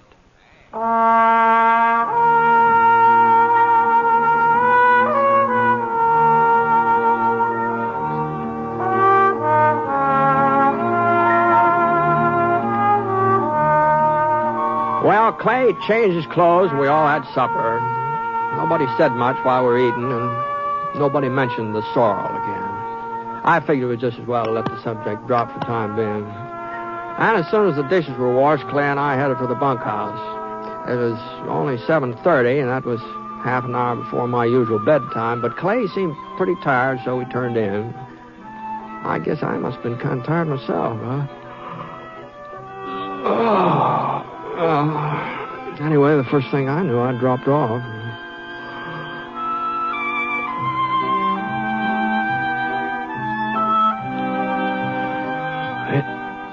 It was getting on toward dawn when one of the horses down the corral was sure upset about something. I turned over and I saw that Clay's bunk was empty. Clothes were gone, too. For a second, I wondered if he'd run off. Maybe he tried to go home.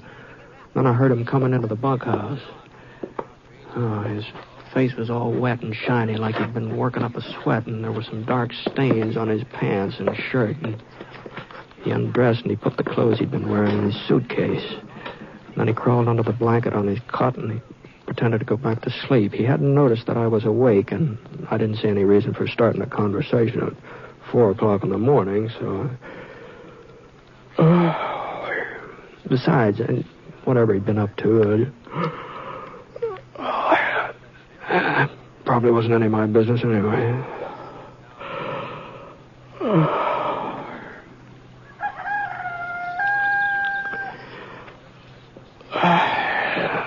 Must have been a good hour later. I woke up again. I was dousing my face in a bowl of cold water. Washed the sleep away. Clay drug himself out of bed and started to put on some trousers. I noticed they weren't the same ones he'd worn when he went out during the night. I didn't get a chance to say anything about it. Just then, Saul Poindexter came charging into the bunkhouse like a bull after a red shirt. Good morning, Saul.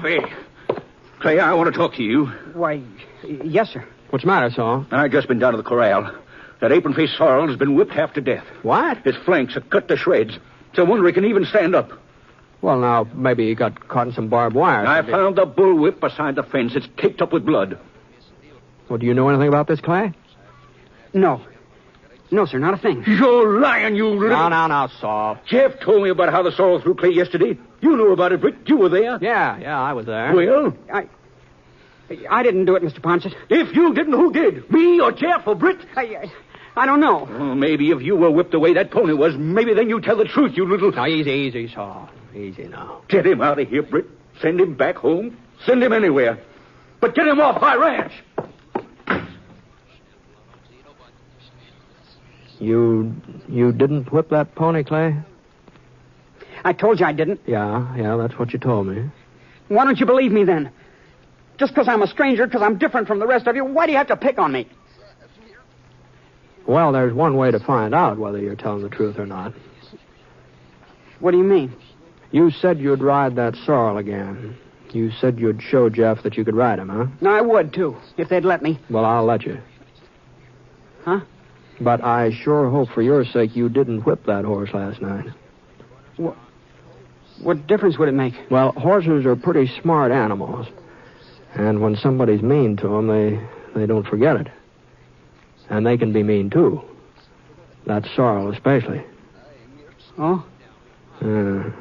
The person who beat him ever tried to climb on that pony's back. Well, but as long as you weren't the one, well, you haven't got anything to worry about, have you? Come on now. Let's go out to the corral, huh?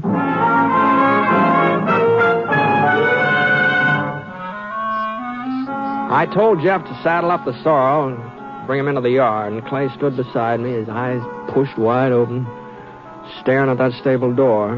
He didn't move a muscle until Jeff led the pony toward us. I could see the cuts on the animal's flanks, and he walked with a sore, unsteady gait. About 6 feet away, he stopped and flared his nostrils, and a little shiver jarred Clay's body. Then the sorrel let out a snort and reared. Clay caught his breath, and the pony sprang forward, almost tearing the reins out of Jeff's hands. No! Clay darted out of the way as fast as his legs could carry him. He ducked under the fence and kept running. Well, you satisfied, Britt?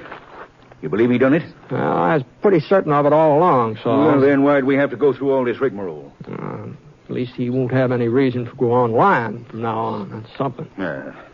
I sure wish I could figure out what got into him last night. He's mean. That's what got into him. Mean, clean through. Well, kids aren't usually mean to animals, so... Your friend Clay Fenton is. Take another look at my pony there, if there's any doubt in your mind.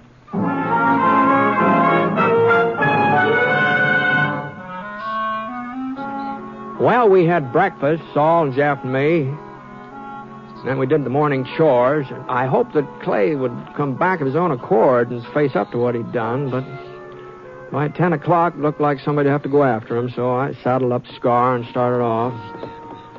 It wasn't very hard to follow Clay's tracks across the prairie, and about 30 minutes later, I caught up with him. He'd stopped to rest in the shade of a chalk boulder, and he'd been too tired to stay awake. Whoa, Scar. Whoa. Oh, boy. Easy.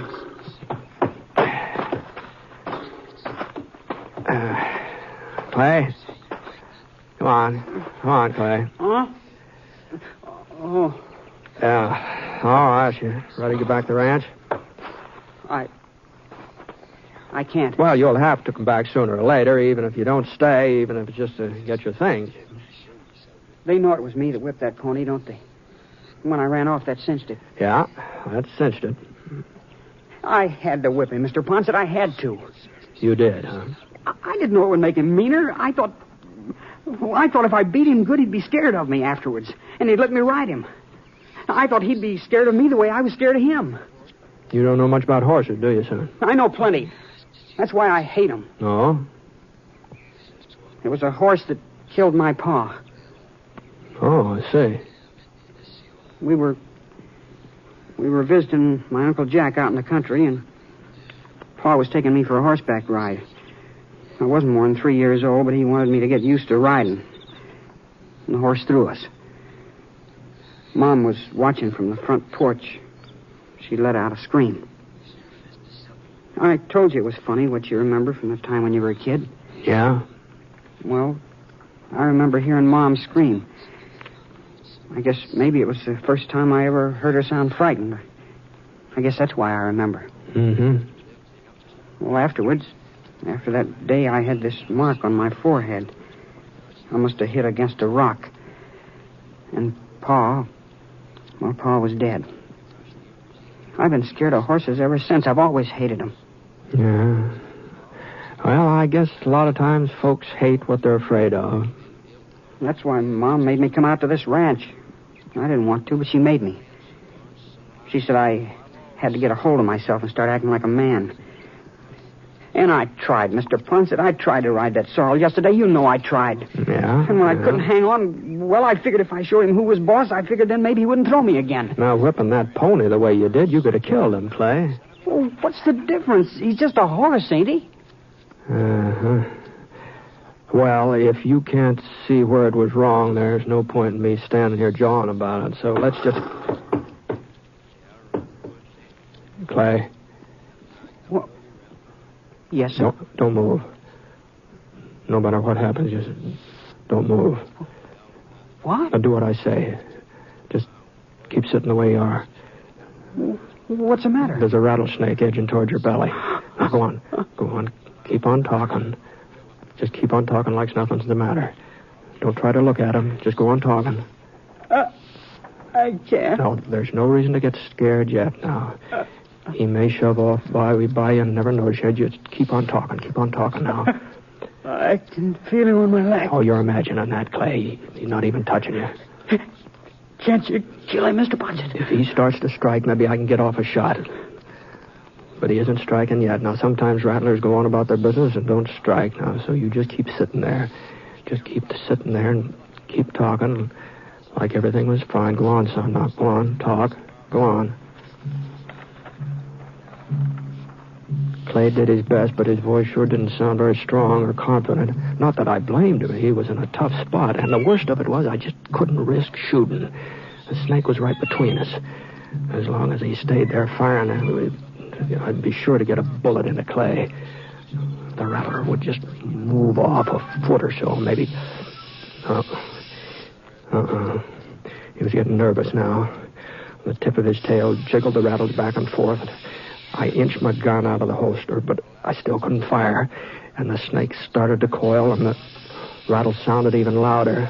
And his head swung up, and his beady eyes seemed to pop out, and he was less than a foot away from Clay's arm, and he was ready to strike if Clay had just so much as twitched. For a second, that rattler just hung in midair. And then he twisted and he whipped toward Scar. And Scar reared, got out of the way. I could get off a shot now, but I didn't have to. Scar's hooves were saving me the trouble. They came down again and again and again until the rattler's body was half buried in the ground. And then Scar backed off, and the snake gave a flip of his tail, but the rattlers were broken. And there wasn't any sound.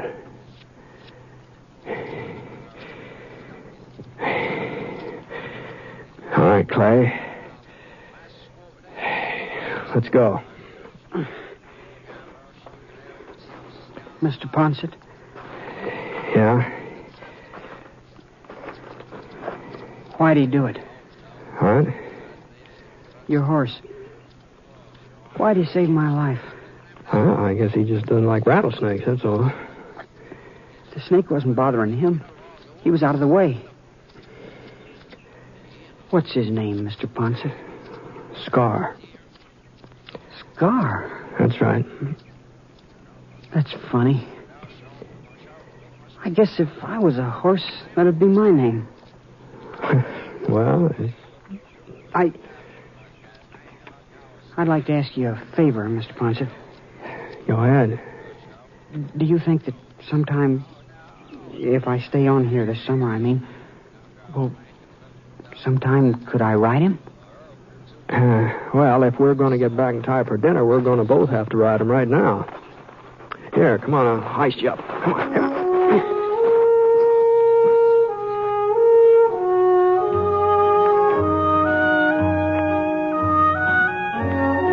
It wasn't easy for Clay the next few weeks, especially since Saul Poindexter said if Clay was going to stay on, he'd have to look after that sorrel.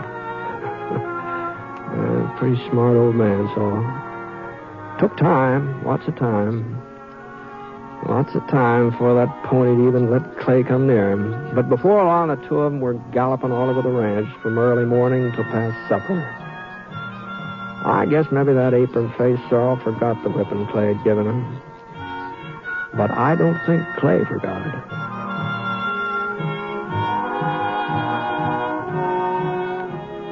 The Six Shooter is a transcribed NBC Radio Network production in association with Review Productions. It is based on a character created by Frank Burt and is written by him. Mr. Stewart may soon be seen in the Universal International picture The Glenn Miller Story. Others in the cast were Bill Johnstone, Bert Holland, and Sam Edwards, who played the part of Clay Fenton. Special music for this program was by Basil Adlam, and the entire production is under the direction of Jack Johnstone. All characters and incidents were fictitious, and any resemblance to actual characters or incidents is purely coincidental. By the way, you'll be interested in knowing that The Six Shooter has been chosen for broadcast to our men overseas through the facilities of the Armed Forces Radio Services. This is John Wall speaking. Tonight, enjoy Sunday at Home with Jan Murray on the NBC Radio Network.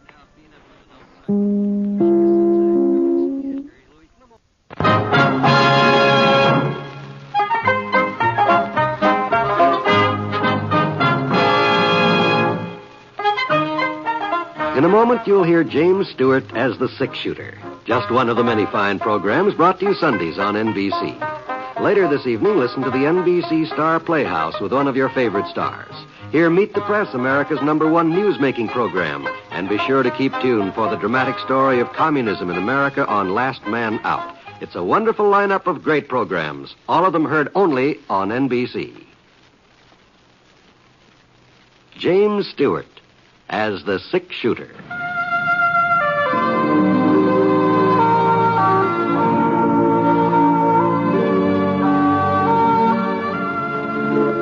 The man in the saddle is angular and long-legged. His skin is sun-dyed brown. The gun in his holster is gray steel and rainbow mother of pearl. Its handle unmarked. People call them both the six-shooter.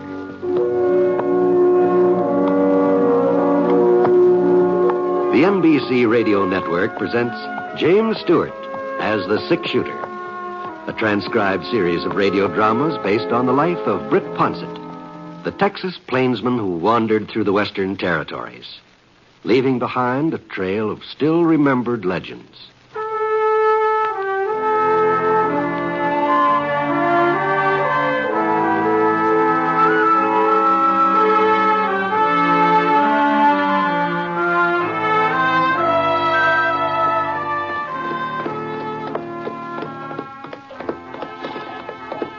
I sure don't know where the town ever got that name, Quiet City.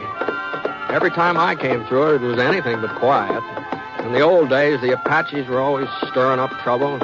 After the Indians were moved onto the reservation, there was still plenty of excitement. There was shooting practically every weekend.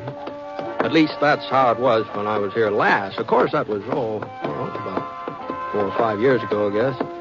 And now the town did seem sort of different at first glance. Anyhow, there were 20 or 30 new houses along the side of the creek there. The main street was a good 4 blocks longer than when I remembered it. Quiet City sure was growing up. There couldn't be any doubt about that. I figured the population must have reached the 1,000 mark, maybe even higher. And all that growing made the place seem, well, kind of settled and businesslike. To tell you the truth, Quiet City was almost quiet. Anyhow, I headed Scar over to the hitching rail in front of the sheriff's office and pulled up. Whoa, boy. Whoa, Scar. Whoa.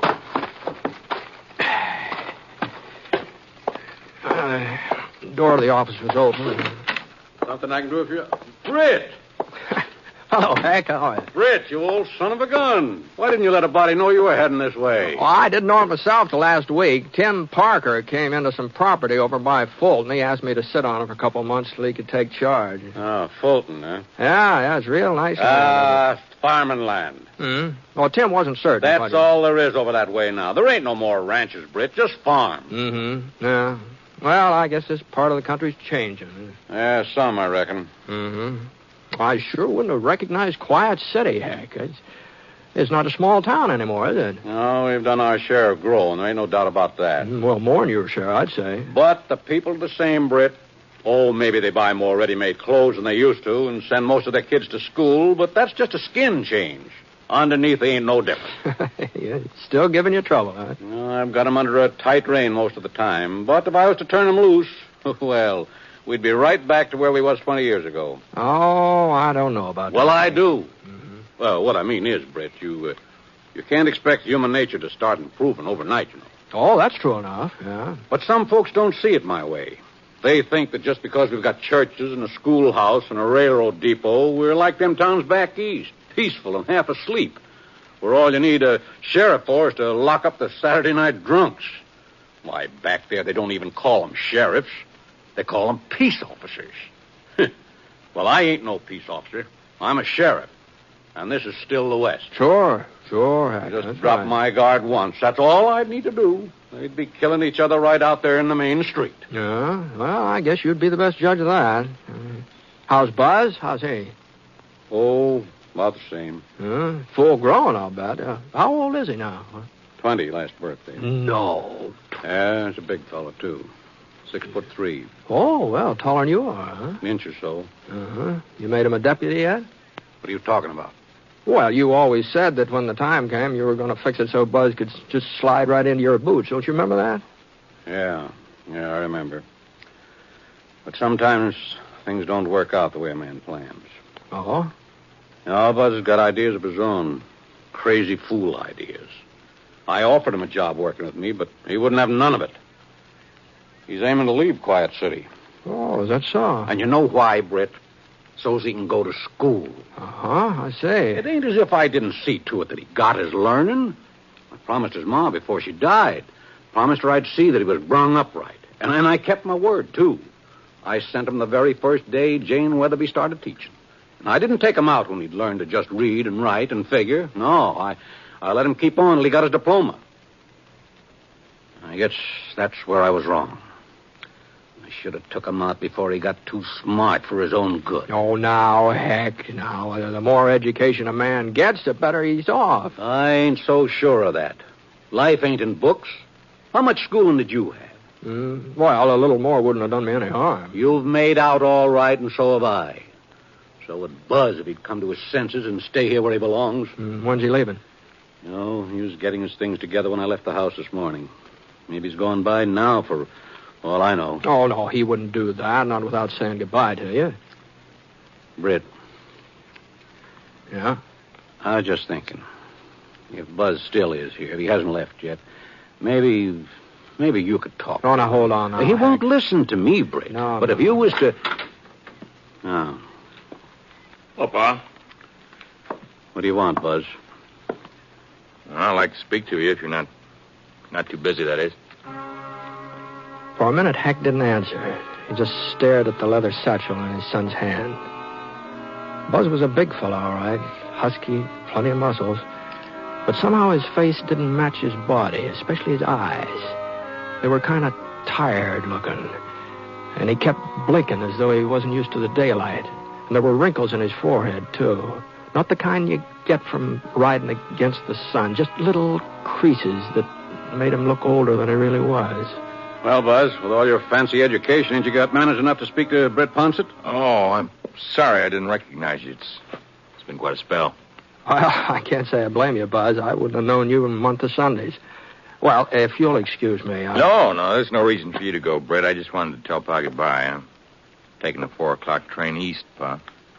I see. Well, I'll be back someday. That's mighty considerate of you. Well, so long. Just you hold up a minute, young fella. You won't pay no attention to me, I know that. Well, Britt here ain't got no axe to grind. If he says you're loco, if he says you're going off on a wild goose chase, maybe then you'll... Now, Heck, this isn't any of my concern. And even if it was... You ain't heard it all, Britt. You don't know what he aims to do with his extra schooling. A lawyer. That's what he wants to be. Oh? That's what I'm going to be, Pa. Tell him the rest of it, Buzz. Tell him how you're going to come back here and practice law. Ain't that rich, Britt? Quiet City is going to have a full-fledged lawyer. Look, Pa, do we have to go all over that again? Why, you'll be the laughing stock. This town ain't got no use for a lawyer. Never will have. A sheriff. That's what the town will need, a new sheriff. I ain't getting any younger, Britt. First thing you know, I'll be 60. A 60-year-old sheriff won't be able to hold folks in check. Not for long. Yeah, sure, they'll need a new sheriff, and I'm sorry that I'm just not the man for the job. You could be that man if you wanted to. Yes, but I don't want to, Pa. I want to be a lawyer, and I'll be more used to the town that way. Oh, look, you've got to understand, these are different times. What's so different about them? Everything. You think we're still living on the frontier. You think that star on your vest and that 6-gun in your holster is still the only law around here. Well, you're wrong, Pa. You're dead wrong. This isn't the frontier anymore. You're not the law. You're just supposed to carry it out. Ain't that what I've been doing all these years? Pa, look, I'm not saying that your way isn't what the town needed once, but your job is done. You can't expect me to take up where you left off. I'm not you, Pa. This isn't the same town it was. These people aren't the same ones who settled here 20 years ago. Britt, you see what I mean, Britt? Well, maybe he's right, eh? You think everything's changed, too? Well, some things, anyway. Well, what about folks themselves? Deep down inside, they're still the same. Some of them are decent and law-abiding, and others as mean as the devil and always will be. You just won't believe the town's civilized now, will you? You'll see how civilized it is when the chips are down. You'll see, Mr. Lawyer.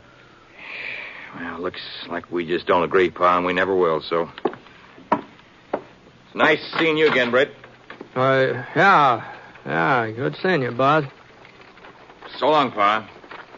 Good luck. Hey, Buzz, your old man there? Yeah, he's here, Doc. Well, tell him to get out to James Norton's place. There's been a shooting. Pipe Clamper done it.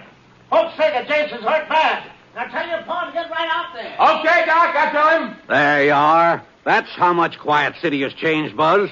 Folks still shooting each other, still taking the law in their own hands. Sure are civilized, ain't they? I'll go with you, Pa. What for? So as you can advise Pipe Clamper of his lawful rights when I arrest him? Get out of my way, Buzz. I've got work to do. Ain't been a shooting, Britt, for over 2 years now. Well, I reckon there's been one today. Yep. Looks like Pa was right. All my talk about this town growing up, it's just what it was, talk. Maybe so. Well, I better get over to Jace Norton's and see if Pa needs help. He's not as young as he used to be if he tries to take Pipe Clamper alone. Well, do you think he'd let you help him even if he needed it? No, I guess he wouldn't. But somebody... Britt? No, he wouldn't appreciate me interfering in his business either. Well, now, if you just happen to be riding out east of town, sort of stopped off. East, huh? Yeah. The Norton Ranch is right next to old Miss Bradley's place. Oh, is that so? Mm-hmm. That's so, huh. Well, that's quite a coincidence. Oh? Yes. As a matter of fact, I was figuring on dropping in on Mattie Bradley before I left town. Maybe have supper with her if she invited me.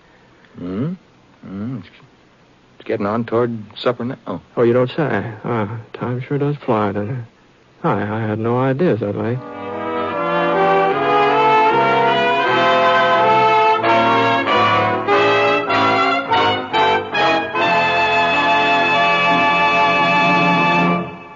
We'll return to James Stewart as the six-shooter in just a moment. But right now, I want you to hear something that may startle you. At least, I hope it will. It's simply this.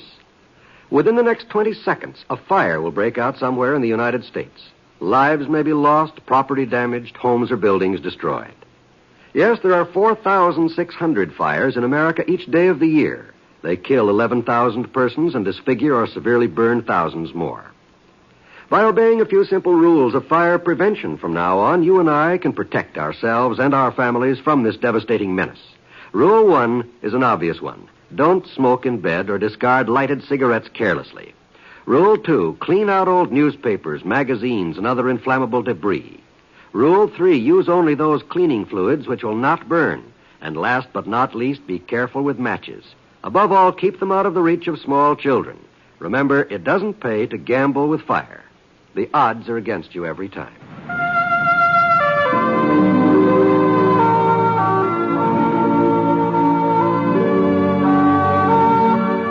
Now, Act 2 of The Six-Shooter, starring James Stewart as Britt Ponset.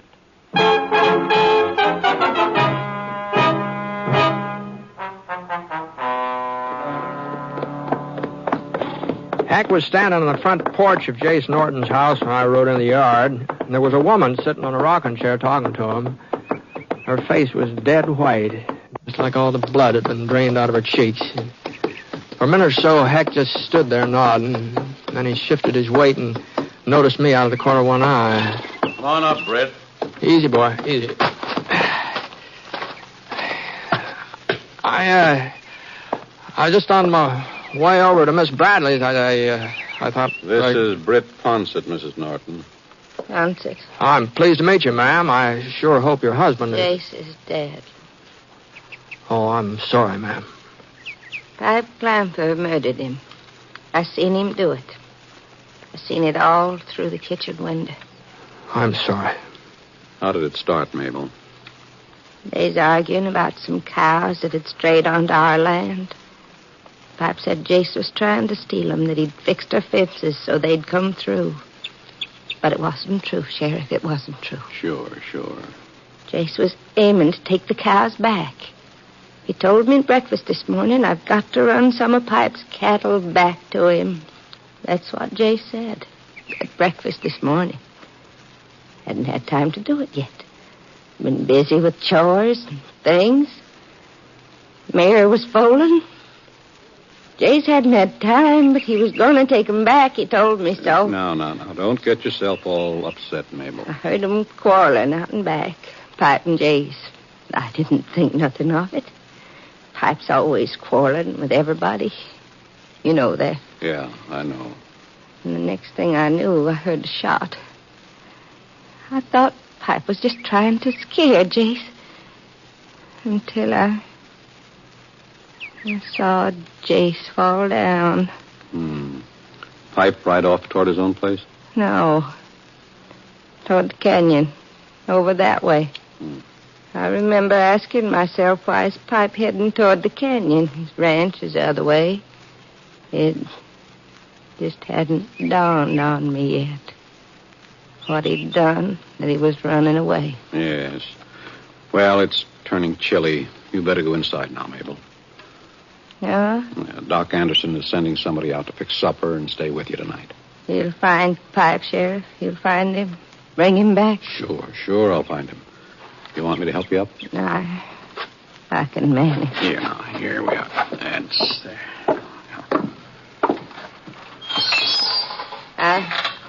I'm pleased to have met you, Mr. Ponset. Thank you, ma'am. I've heard of you, haven't I? He's the six-shooter, Mabel. Six-shooter? Mm-hmm. Oh, of course, that's why. I'm glad you're here, Mr. Ponset. I'm glad you're going with the sheriff. I wouldn't want Pipe to kill somebody else. Even if he wasn't punished for what he did to Jace. I wouldn't want there to be another killing. I'm glad you're going with the sheriff. Well, looks like I've got me a deputy after all. Well, Buzz was willing to come. Heck, he wanted to. I'd rather have you, Britt. Let's go.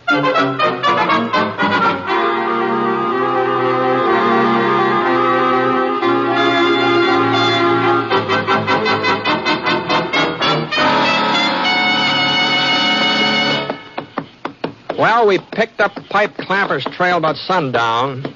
At least it was the only fresh trail heading toward the canyon, so we figured Pipe had made it. The next couple of hours was pretty dark, so we had to move slow, keeping our eyes glued to the ground. Then along about 8 o'clock, the moon came out, and we could make better time. We were in the canyon now. The way the hoof marks were spaced, we could tell that Pipe's horse was getting tired, and Pipe had to be forced to ride a little easier. Looks like we might be gaining on him, Britt. Yeah. Any place around here he could hole up? There's an old trading post about a mile ahead. Been deserted since the Indians moved south. He could be there. Britt. Yeah? Maybe you think it's funny I wanted you to go along with me tonight, but... Oh, it's not that I couldn't bring Pipe Clamper in alone, but there's more to it than that. It's when we get back to town. That's when I'll need you. Oh? Yeah, you see, Jason Norton was a well-liked man. He lived in Quiet City, practically from the very beginning. Everybody knew him. Everybody liked him. Yeah. But nobody has any use for Pipe Clamper. Like I told you, some fellows are just mean. And Pipe's one of them. Anyway, what I'm getting at is this. Jace has a brother, Abe Norton. And he'll be fighting mad when he finds out what happened today. He'll be killing mad. And the whole town will go along with him. Mm-hmm. You mean they might try and lynch Pipe? Huh? They'll try. Well, you can't be certain of that, Hank. I know the town, Britt. There hasn't been any trouble for 2 years. And that's a long time. A lot of pressure builds up in 2 years. Now, Jace's murder, that'll set folks off. I hope you'll be willing to give me a hand. Well, you know I'll do what I can, Hank. It's him, Britt. He's up there behind the tree. Well, the bullet smashed into Heck's leg and tore him right out of the saddle. I dived off Scar and took cover behind a rock. There was a clump of trees hanging to the side of the canyon about 100 yards ahead. I could make out something that looked like a building with a carved totem pole out in front of it. I figured that was the trading post Heck had been telling us about. But the shots weren't coming from inside. Whoever was firing was using the Indian post for a shield. You all right, Heck? It's just my leg, Britt. Afraid I can't move it, though. I'll get over to you. No. You stay where you are. I'm out of his range. There's a tree between me and him. But But it looks like you'll have to take him, Britt. I said I wouldn't need you till we got back to town, but it looks like... It sounded like Heck had passed out. I raised my head up to the edge of the boulder. When I couldn't see Heck, there was a great big fir tree right in front of him. Well, that meant Pipe Clamper couldn't see him either. He sure could see me, though. That moonlight was just pouring down on that rock where I was hiding, and if I so much as moved, I was right in plain sight. I waited a couple minutes. I hadn't done any firing yet. Maybe he'd think I was hit. Maybe he'd come over after me. Yeah, that was my best chance. I listened hard. I couldn't hear anything. He was still behind that totem pole, still playing it safe. As long as the moon kept me pinpointed, I looked up in the sky just in time to see a great big cloud float toward the orange circle over my head. A great big white cloud, big enough to give me a minute of dark. It was still moving, sweeping across the stars now. And then it hit the edge of the moon. I swung out from behind the rock and I headed toward the trees between me and the trading post. Pipe heard me all right. Not in time, though. Not until I was up beside one of the trees, about 30 yards from where he was waiting. And the sky was beginning to whiten up now, and I saw Pipe's arm inching around the edge of the totem pole.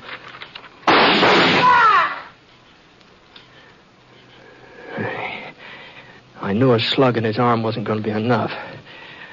I pushed up on my haunches and I ran forward. He raised his gun, ready to get off another shot. I twisted to one side and let fire. His shot was close, but he missed me. Well, I hadn't done much better. I crawled along, keeping myself as flat as I could, moving real slow. Not more than a foot every 2 or 3 minutes, and straining my ears, trying to hear him breathe. He was only about 10 feet away now. And there weren't any more trees between us, just open space. I pressed my belly down into the dirt. My gun just poking up just an inch or so. Just enough so that... And then I saw his gun. A little beam of moonlight bounced off the barrel. And I saw the shadow of his head easing across the ground beside that totem pole. Drop it, Pipe. What? Now get in your feet. He stood up. His face came into the moonlight, and he took a step forward.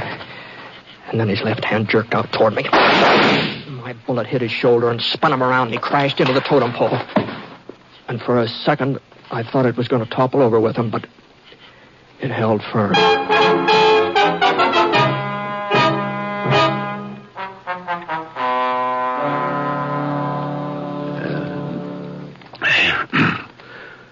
What? Britt. Good morning, Hank. Morning. It's almost noon, as a matter of fact. Doc Anderson said you ought to be coming to about now. My leg? No, it's going to be all right. It'll be all right. Doc says for you just not to fuss about it. It'll be all right. Yeah. Thanks for bringing me home, Britt. I don't know how you managed, but... Oh, Pa. How you feeling? Fine, Buzz. Just first rate. I see you didn't leave town. Nope, didn't leave. Well, I guess maybe what Pipe done wasn't all of the bad. Not if it brung you to your senses. It's something, anyhow. You killed him, huh, Britt? No. He's kind of worse for wear, but he'll be patched up in time for a trial. Well, where is he? The doc's looking after him. You mean he ain't in jail? You mean nobody's guarding him but Doc Anderson? Well, we weren't very worried about him running off. That ain't what I'm talking about. Britt, I told you what had happened. I told you what Jace Norton's brother would do. Oh, that. Well, you see, Heck, Abe Norton's already been around. He's gone back to his ranch now. Gone back? Mm-hmm. Well, you see, folks just wouldn't pay any attention to him. Sure, they all feel real bad about Jace, like you said they would, and they all think that Pipe deserves a hanging, but they're pretty convinced that's what the judge will give him. The judge? But that don't make sense. Well, that's the truth, Pa. Everybody's satisfied that there'll be a fair trial and that Pipe will get what's coming to him. Why, Why, in the old days, they wouldn't have stood still not for 5 minutes. Mm-hmm. Well, I guess these aren't the old days. Then Buzz was right. That talk about Quiet City being civilized. Don't fret yourself about it now, Pa. Oh, it just don't seem possible. This ain't the same town. These folks ain't the same. What happened to them, Britt? Oh, I don't know. I guess maybe a town grows up just like a person, Hank. And I guess maybe you had something to do with it, too. Me? Mm-hmm. You see, somebody taught him to respect the law and to try to live up to it. And if it wasn't you, I sure don't know who it was.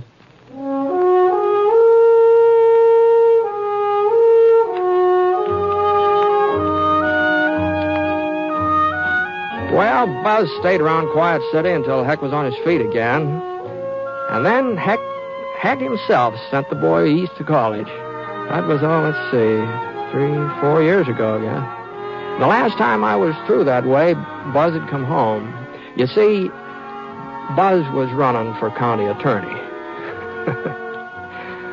Yes, and the way Heck was managing his campaign, well, if that election didn't turn out to be a landslide, I sure missed my guess.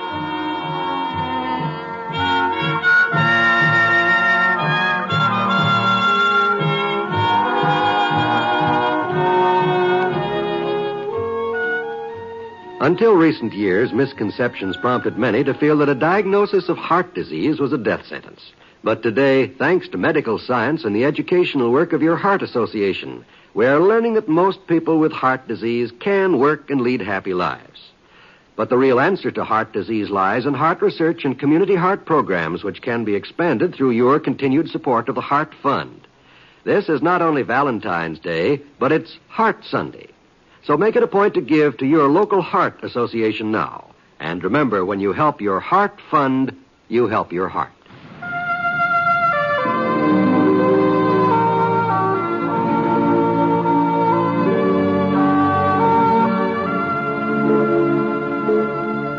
The Six Shooter is a transcribed NBC Radio Network production in association with Review Productions. It is based on a character created by Frank Burt and is written by him.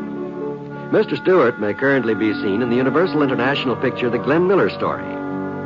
Others in the cast were Virginia Gregg, Robert Griffin, Lamont Johnson, and Will Wright. Special music for this program was by Basil Adlam, and the entire production is under the direction of Jack Johnstone. All characters and incidents were fictitious, and any resemblance to actual characters or incidents is purely coincidental. Oh, by the way, you'll be interested in knowing that the Six Shooter has been chosen for broadcast to our men overseas through the facilities of the Armed Forces Radio Services. This is John Wall speaking.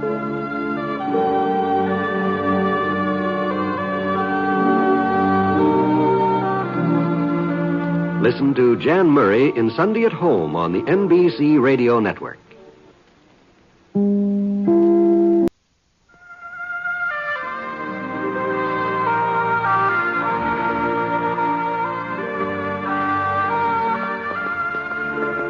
The man in the saddle is angular and long-legged. His skin is sun-dyed brown. The gun in his holster is gray steel and rainbow mother of pearl. Its handle, unmarked. People call them both the six-shooter.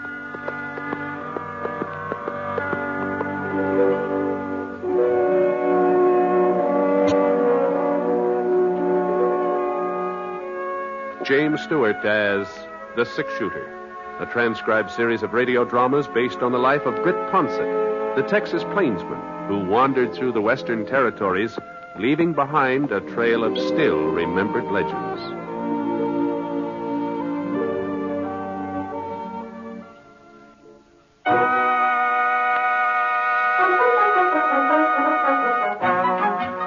Tower Rock sure was spruced up. Flags on almost every building, the big banners stretched all the way across Main Street, all the way from the roof of the hotel to the top of the Wickford Bank. Franklin County Fair, that's what it said. Prizes, rodeo, free barbecue, Saturday, August 20th, come one, come all. Well, tomorrow would be the 20th. I'd come to town a day earlier and be sure of getting a room. Good thing I did, too. Only one left was on the second floor. The livery stable side of the hotel at that. I put my clean shirt in the dresser drawer and headed downstairs. The clock in the lobby said 3:15. Well, that meant I had time to sort of give Tower Rock a once-over before supper. Thought maybe I'd wander over and see how Kermit and Rome were getting along. But just as I was crossing the street, I saw Rome come out of the front door. Rome! Hey! Hey, Rome! Oh, Britt. Well. Finally decided to put in an appearance, huh? How are you? I'm fine, Rome. Fine. I was just on my way over to see you. You're not running short of cash, are you, Britt? No. No, this is going to be a social call. Not that I'm flush or anything like that. Coming to town for the fair, huh? Yeah. I haven't been to one since I don't know when. I figured Dad Morgan's cattle would do without me for a few days, so... Well, how are things with you, Rome? Oh, so. Bessie, is she all right? Oh, pretty well. Kermit and Thelma? I guess they're all right. You guess? Oh. I ain't inquired lately. Well, I better get moving. I told Bessie I'd pick her up at the schoolhouse. She's on the decorating committee. I'll see you later, Britt. Yeah, I'll see you.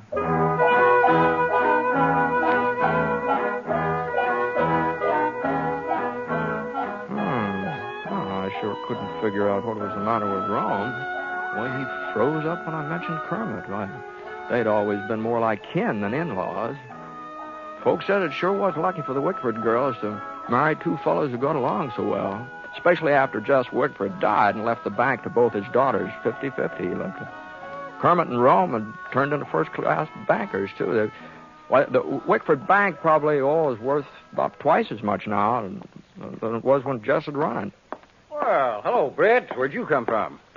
Oh, Kermit. Oh, I was just thinking about you. About me? Yeah, well, I ran into Rome a minute ago. I suppose he was shooting off his mouth again. What? Well, no. Well, just don't believe everything you hear, Britt. There's two sides to every story. Remember that. Sure, Kermit. Well, I got to be running along. Thelma was at the schoolhouse waiting for me to fetch her home. Well, you could have saved yourself a trip. Huh? Well, that's where Rome was heading to get Bessie. He could have picked her up, Thelma, at the same time. Well, you don't think they'd ride in the same buggy, do you? Huh? Well, I'll probably see you at the fair tomorrow. So long. Yeah, sure. So long.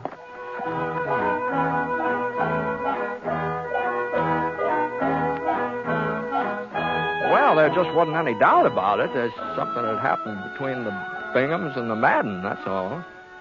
There must have been something pretty serious, too, the way Kermit and Rome had been acting. And knowing Thelma and Bessie like I did, oh, boy, I sure was glad I wasn't involved in that. But they were real firm women, Thelma and Bessie. Yeah, always had been, ever since they were girls. I couldn't help wondering just what had set them off. Not that it was any of my business, of course, but Otis Spear did know. Yeah, being the justice of the peace and the local undertaker, he knew almost everything that went on in Foster County. You ain't never seen nothing like it, Britt, the way they've been behaving. Why, they even spoke to each other for the past 2 months. You don't say. Take turns going to church. One Sunday the Binghams attend services, next Sunday the Maddens, just so Thelma and Bessie won't meet up. Well, that's the darned... I can't believe it. Well, that ain't the half, Britt, not the half. You remember the Social 16? You know them couples who always got together and played whist on Friday nights? Yeah? Well, it ain't the Social 16 no more. The Binghams pulled out, and the McDaniels and Johnsons and the Potters, they left at the same time. We got 2 social eights now. You mean this foolishness has gone beyond Thelma and Bessie? Other folks are taking sides, too? Well, see, they are. The whole town split right down the middle. Well, I never heard of such a thing. Well, how did it start, anyway? Well, last May, that was the beginning. Thelma's birthday is the first week in May. Her sister Bessie just a year younger, almost to the day. Her birthday's the 10th or 11th, right in there somewhere. Uh-huh. Well, seems Kermit bought his wife a new Surrey for a birthday present, had it shipped all the way out from Kansas City. Thelma sure was proud, too. Well, you can't blame her. It was just about the nicest carriage this town had ever seen. The nicest until it came time for Rome to give Bessie her present the following week. You don't mean he bought Bessie a Surrey, too? Yeah, that's what he did. Well, even fancier than the one Kermit gave to Thelma. Yep, a whole lot fancier. Red leather seats with real springs in them, a white top, and painted white wheels. Of course, Rome said it was just a coincidence that he'd ordered Bessie Surrey long before he found out that's what Kermit was giving to Thelma. Well, and it sounds reasonable, too. He could have done Yeah, that. some folks think so, and some don't. Kermit and Thelma claimed it was just plain spite work. The Rome and Bessie had always been jealous of them. Anyhow, that Surrey business just seemed to set everybody off, especially the women. Oh, being sisters, I guess they'd had their grievances before, but they'd always held them back. Now they just let fly in all directions. Why, Thelma's even going to... Huh? What were you going to say, Otis? Oh, nothing, Britt, nothing. Say, you're going to stay for the fair, aren't you? Oh, yeah, sure. That's why I'm here. Uh-huh. Well, I was thinking, maybe you wouldn't mind helping me out. Oh? What? You see, I'm general chairman of the whole doings, and I got almost everything set, excepting some of the judging. Oh, well, I'm not much of an authority, but I guess I can tell a cow from a horse. Oh, no. We're all fixed up in that department, but the baked goods and preserves and pickles, well, I just haven't been able to find the right person to hand out the blue ribbons there. Oh, well, I don't know anything about cooking, Otis. Well, you know about tasting, don't you? Oh, yeah. Well, that's what you got to do, Britt.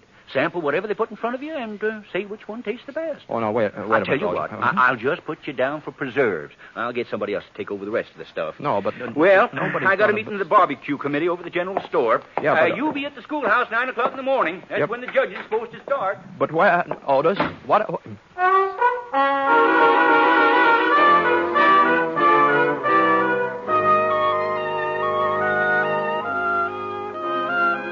Where's the idea of me giving out blue ribbons for preserves? I couldn't tell peach from grape if it wasn't for the color. Well, there wasn't any sense me standing here in the funeral parlor worrying about it. So I went back to the hotel to fix up for supper. Yeah? Who is it? Bessie Madden, Britt. Well, just a second. Well, won't you come in, Bessie? Well, thanks. Hey. Well, you're looking well. Oh, so are you, Britt. So are you. My goodness, I don't think I've ever seen you look better. No, now, Bessie. Well, now, what I come by for was to pick you up and take you over to our house for supper. You don't have no other plans, do you?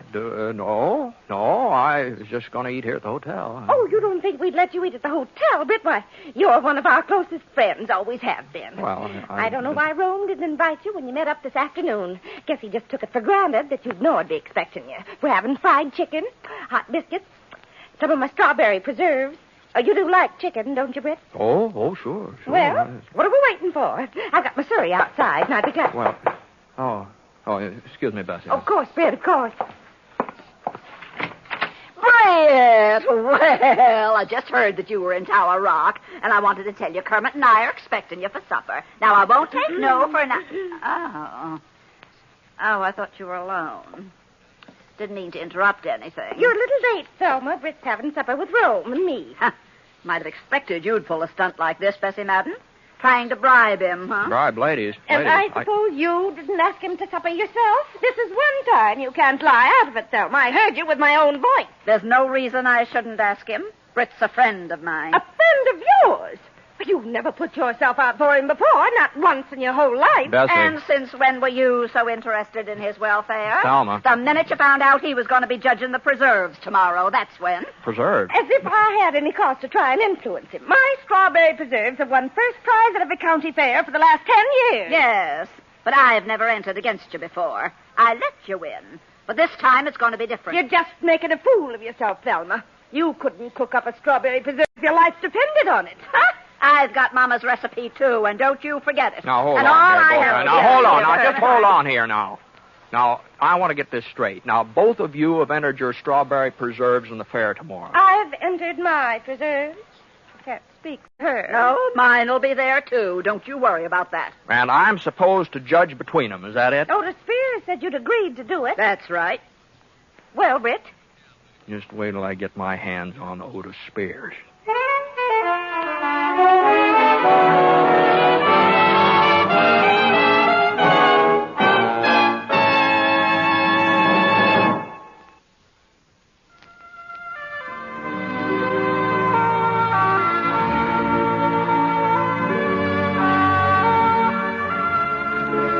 Now, Act 2 of The Six Shooter, starring James Stewart as Britt Ponset.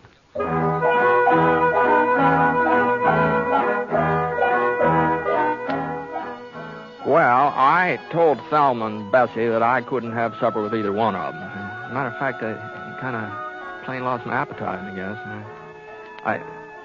It did take me a while to get rid of them, though. They both of them kept lagging behind, wanting to get the last word in. But finally they went home. Well, Otis Spears wasn't at the funeral parlor, so I went over to Widow Berkeley's boarding house where he lived and waited for him. It was after 9 o'clock before he showed up. Miss Berkeley had already gone to bed, and I heard the front door open, and I saw him head for the hall steps. Just hold on, Otis. Huh?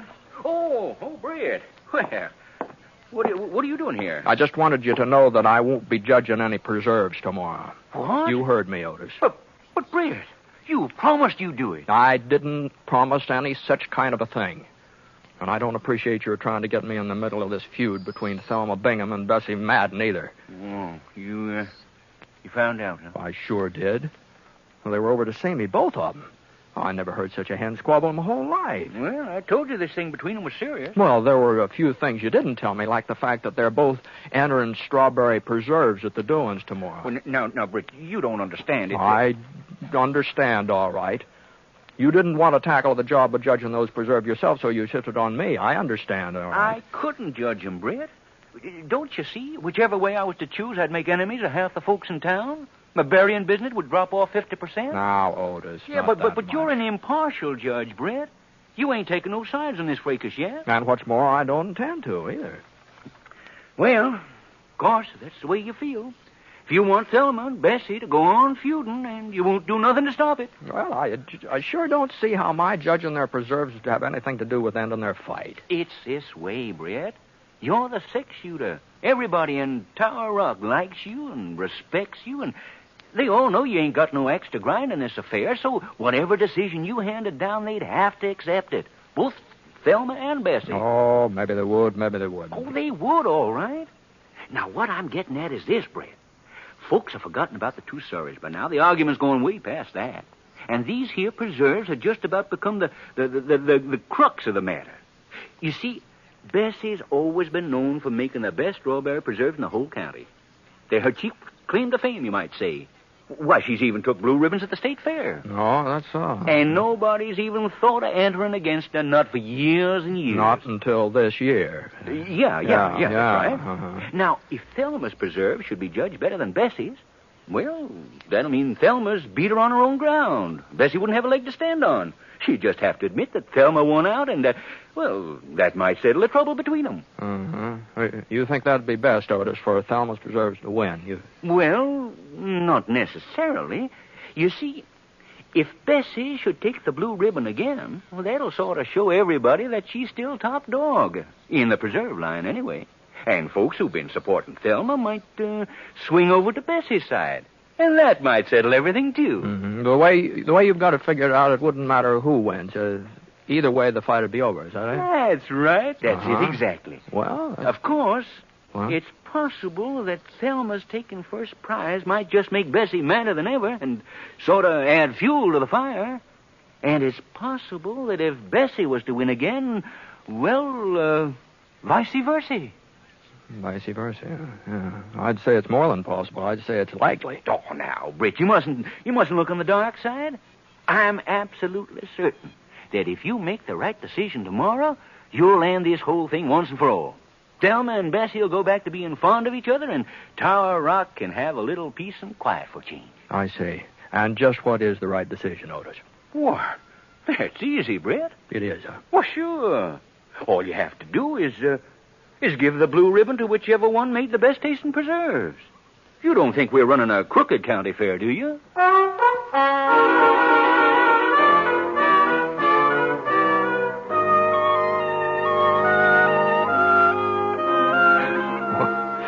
Well, sir, I never saw a fellow like Otis Spears. He could talk circles around a Philadelphia lawyer. Well, finally, I saw that if I was going to get any sleep at all that night, I'd just have to give in. But I made up my mind to one thing. I wasn't going to have Thelma or Bessie turning on me, either one of them.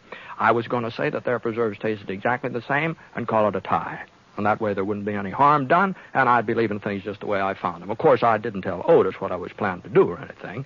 I just promised that I'd meet him at the schoolhouse in the morning. Good. I knew you'd come around, Britt. When you saw how much I needed you, I knew you couldn't let me down. Well, Otis... I'll walk you to the door. Never mind. I'm on my way out. Night. Night, Britt. See you tomorrow. Yeah. Oh, say... Uh-huh.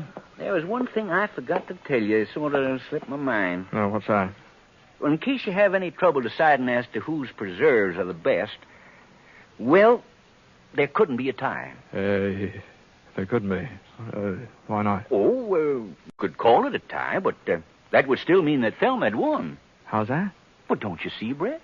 If Thelma's strawberry preserves are just as good as Bessie's, well, folks would think that Thelma had been letting her sister win all these years by not contesting with her before. No, a tie would be the same as giving the prize to Thelma. You do see that, don't you? Huh? Yes. Sure. Oh, well, so long. So long, Brett. And may the best woman win.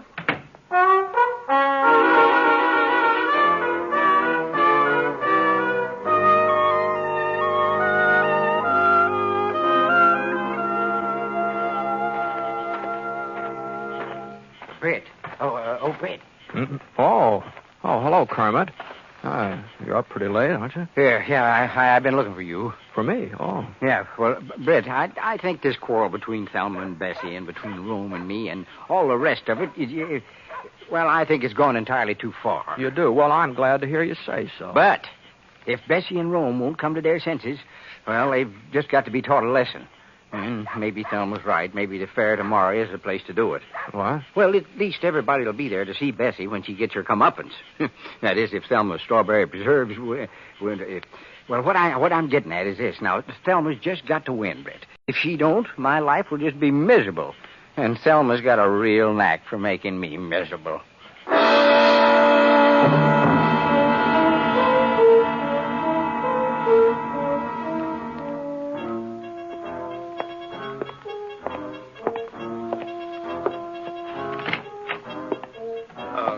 Hello, Britt.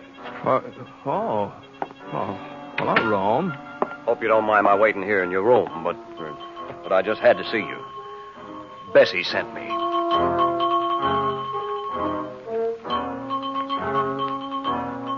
Well, it was the same thing over again from Rome, except that he was a little more forceful than Kermit.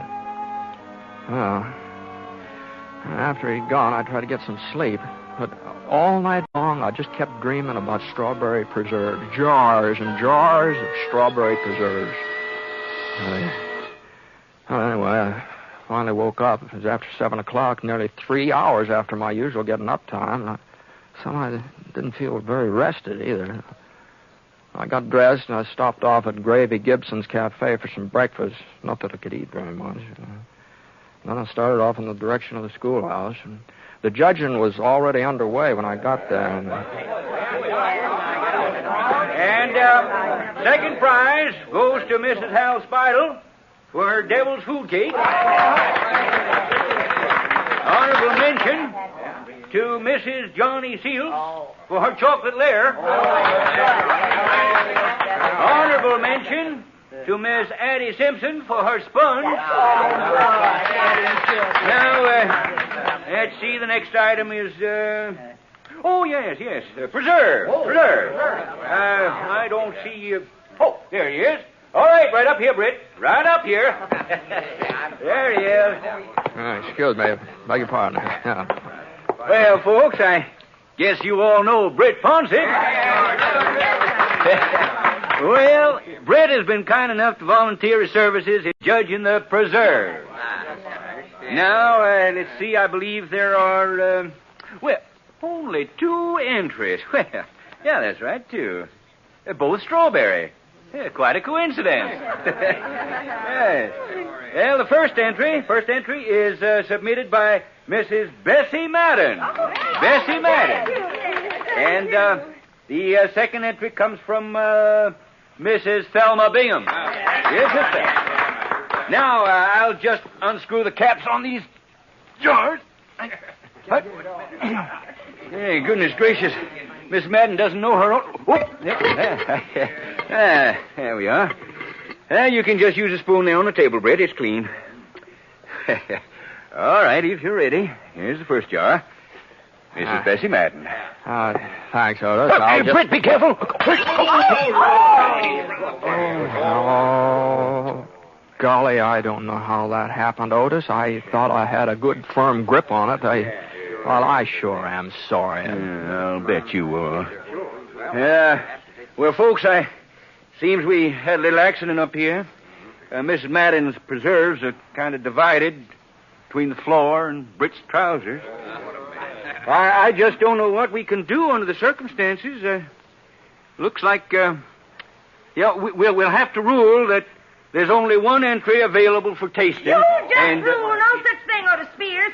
I've got another jar of my preserves right out in the hall. Oh, another jar? Brought them along, figuring there might be a slip-up somewhere. I'll be right back. Well, that was sure far-sighted of Bessie, wasn't it, folks?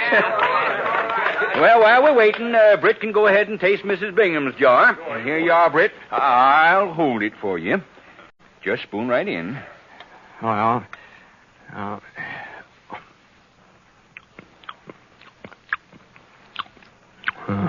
Here now. And I'd appreciate it if you'd see that nothing happens to this one, Otis. Don't worry, Bessie. Don't you worry. There. That one come off a little easier. All right, Britt. These are Mrs. Madden's. Go right ahead. Well,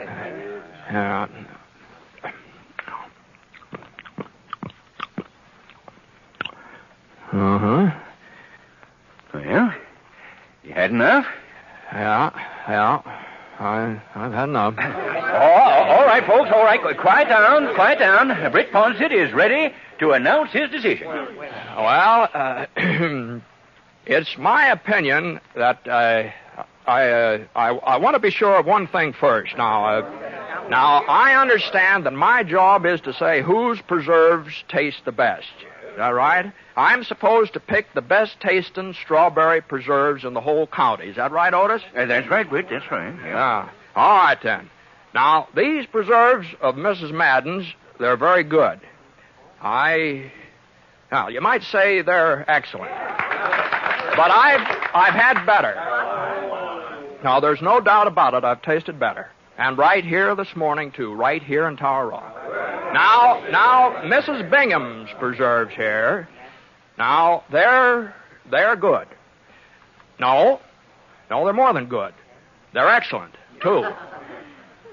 But they're not the best. Now, ladies and gentlemen, to me, the best tasting strawberry preserves in Foster County are the ones I ate this morning at Gravy Gibson's lunchroom.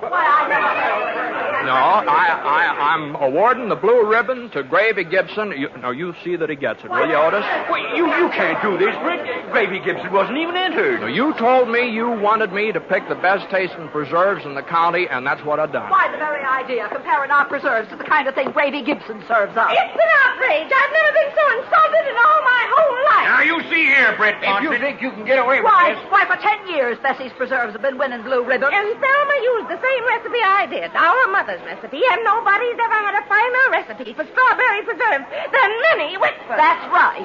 Now, just a minute. Don't you just a minute us. No, sir. Why, half the time you can't even eat Gravy Gibson's food. Why, everybody knows that. Of course. Well, this is the last county fair I'm ever going to enter Otis Spears. And that goes for me, too. Bessie, come on, let's get out of here. The sooner, the better. Well, don't just stand there, Kermit. Can't you see we're leaving? Yes, dear, yes. Rome, come on. Yes, Bessie. Why, did you see that, Britt? They went off together. All four of them. Together. Yeah. That's how it looked, all right. Oh, if that don't beat the Dutch. You got them so mad at you, they all went off together. I might have known you was up to something. Well, I don't know what you're talking about, Otis. I was just giving my considered opinion about strawberry preserves.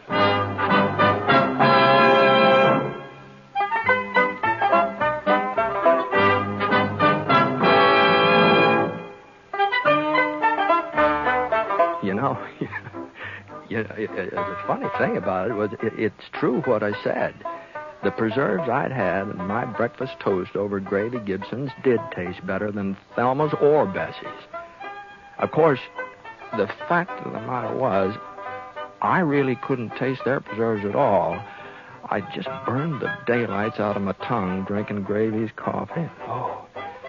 Couldn't taste a thing afterwards. Boy, that was miserable coffee if I ever... The Gravy sure is a terrible cook.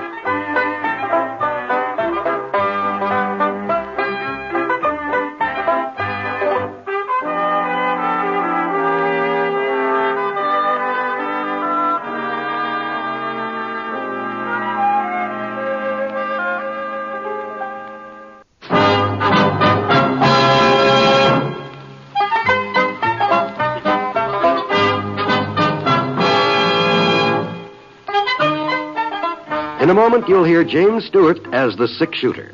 Just one of the many fine programs brought to you Sundays on NBC. Later this evening, listen to the NBC Star Playhouse with one of your favorite stars. Hear Meet the Press, America's #1 newsmaking program. And be sure to keep tuned for the dramatic story of communism in America on Last Man Out. It's a wonderful lineup of great programs, all of them heard only on NBC. James Stewart as the six-shooter.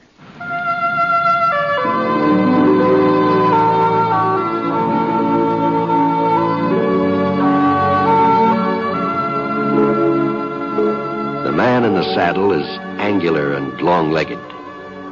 His skin is sun-dyed brown. The gun in his holster is gray steel and rainbow mother of pearl, its handle unmarked. People call them both the six-shooter. The NBC Radio Network presents James Stewart as the six-shooter, a transcribed series of radio dramas based on the life of Britt Ponset, the Texas plainsman who wandered through the Western Territories, leaving behind a trail of still-remembered legends.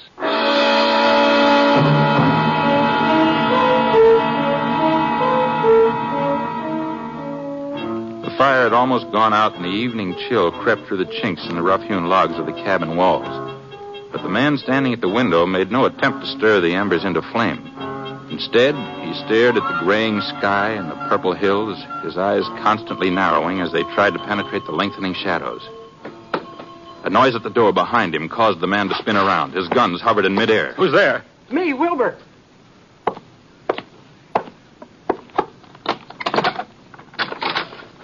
They're coming, Floyd. I've seen them from the top of the ridge. How many? 15, maybe more. It's pretty dark, but 15 anyway. That ought to be enough. Yeah? Why'd you come back, Wilbur? How come you didn't run off like the others? Well, I couldn't leave you here alone, Floyd. We've been together too long. I ain't giving up. No matter how many there are, I ain't giving up. Sure. That's what I figured. You figured I'd fight it out and you come back anyhow? Oh, back, ain't it? Yeah. Here. Load 'em for me. Huh? My guns, load 'em.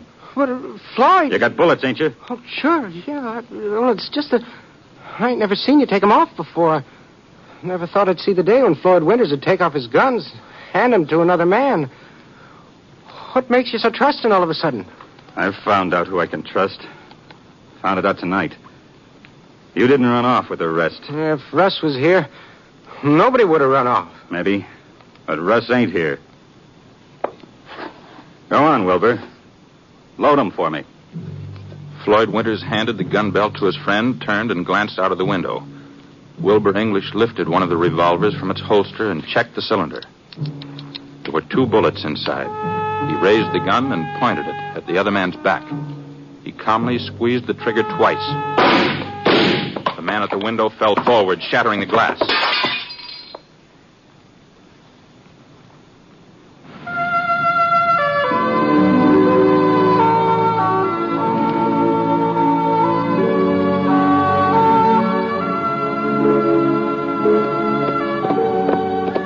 I'd spotted the campfire, maybe about 15 minutes back, just before the trail swung down from Yellow Mesa into the canyon. I should have come on it by now. I was pretty sure it was somewhere around along here. But all I could see was just pitch black in every direction. Easy, boy, easy. Whoa. Well, maybe it's just been my imagination. Maybe... No, doggone it. That's smoke, all right. Whoa, Scar. Whoa.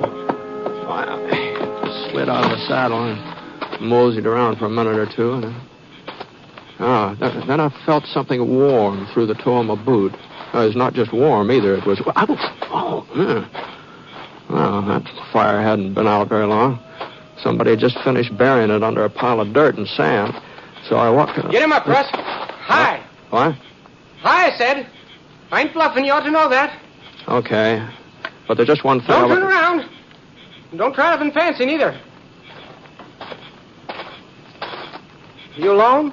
Yeah, I'm alone. But wasn't very smart, Russ. Now, look, mister, I don't happen to be Russ, whoever he is. You think I don't recognize you? You think I don't know you've been after me ever since it happened? Now, all I'm saying... I felt you. Out there in the dark, I felt you coming closer and closer. And so I built this here fire and waited, and then I put it out just before you got here. Figured you'd get curious and stop. I figured I'd have the draw on you. No, just listen to me, I ain't afraid will to kill you, Russ. I ain't afraid to kill anybody now. You should have realized that. You should have realized that anybody else would be easy. After Floyd, even you, Russ, you're going to be easy. Yeah, I never have believed in trying to get off a shot when another man has the draw, but the way things were going, it looked like I had to risk it. There just didn't seem to be any way of reasoning with him and making him understand who I was. I heard him take another step. I went down on one knee and twisted around, grabbed my gun. Its shot just skimmed across the part in my hair. Thought it looked like I'd managed to do a little better than that. I heard his gun skid out of his hand, and he went over backwards. It didn't fall, though. He just sat down with a thud. And he stayed that way, sitting there in a heap, just staring at the ground. I picked up his gun and moved in close. It was pretty dark, but I could make out a little fella, short, clumpish, with a kind of a white face. He kept his eyes down, as if he couldn't raise his head, and as if he just didn't want to bring himself to look at me. Go on, Rusky. You get it over with. Don't make me wait. Don't make me beg. No, wouldn't do no good. Whatever I said, whatever I told you, wouldn't do no good. Please, please get it over. I was quick with Floyd. He never knew a thing, never knew what hit him. I swear. Don't just keep me sitting here waiting. Don't do that. You better tie something around that hand. Huh? What? Now, use your handkerchief or a piece of shirt tail or something. Why, you really ain't Russ. I tried to tell you that before. Oh, but I thought from where you was standing, where you looked just... Oh, I don't know. I was certain...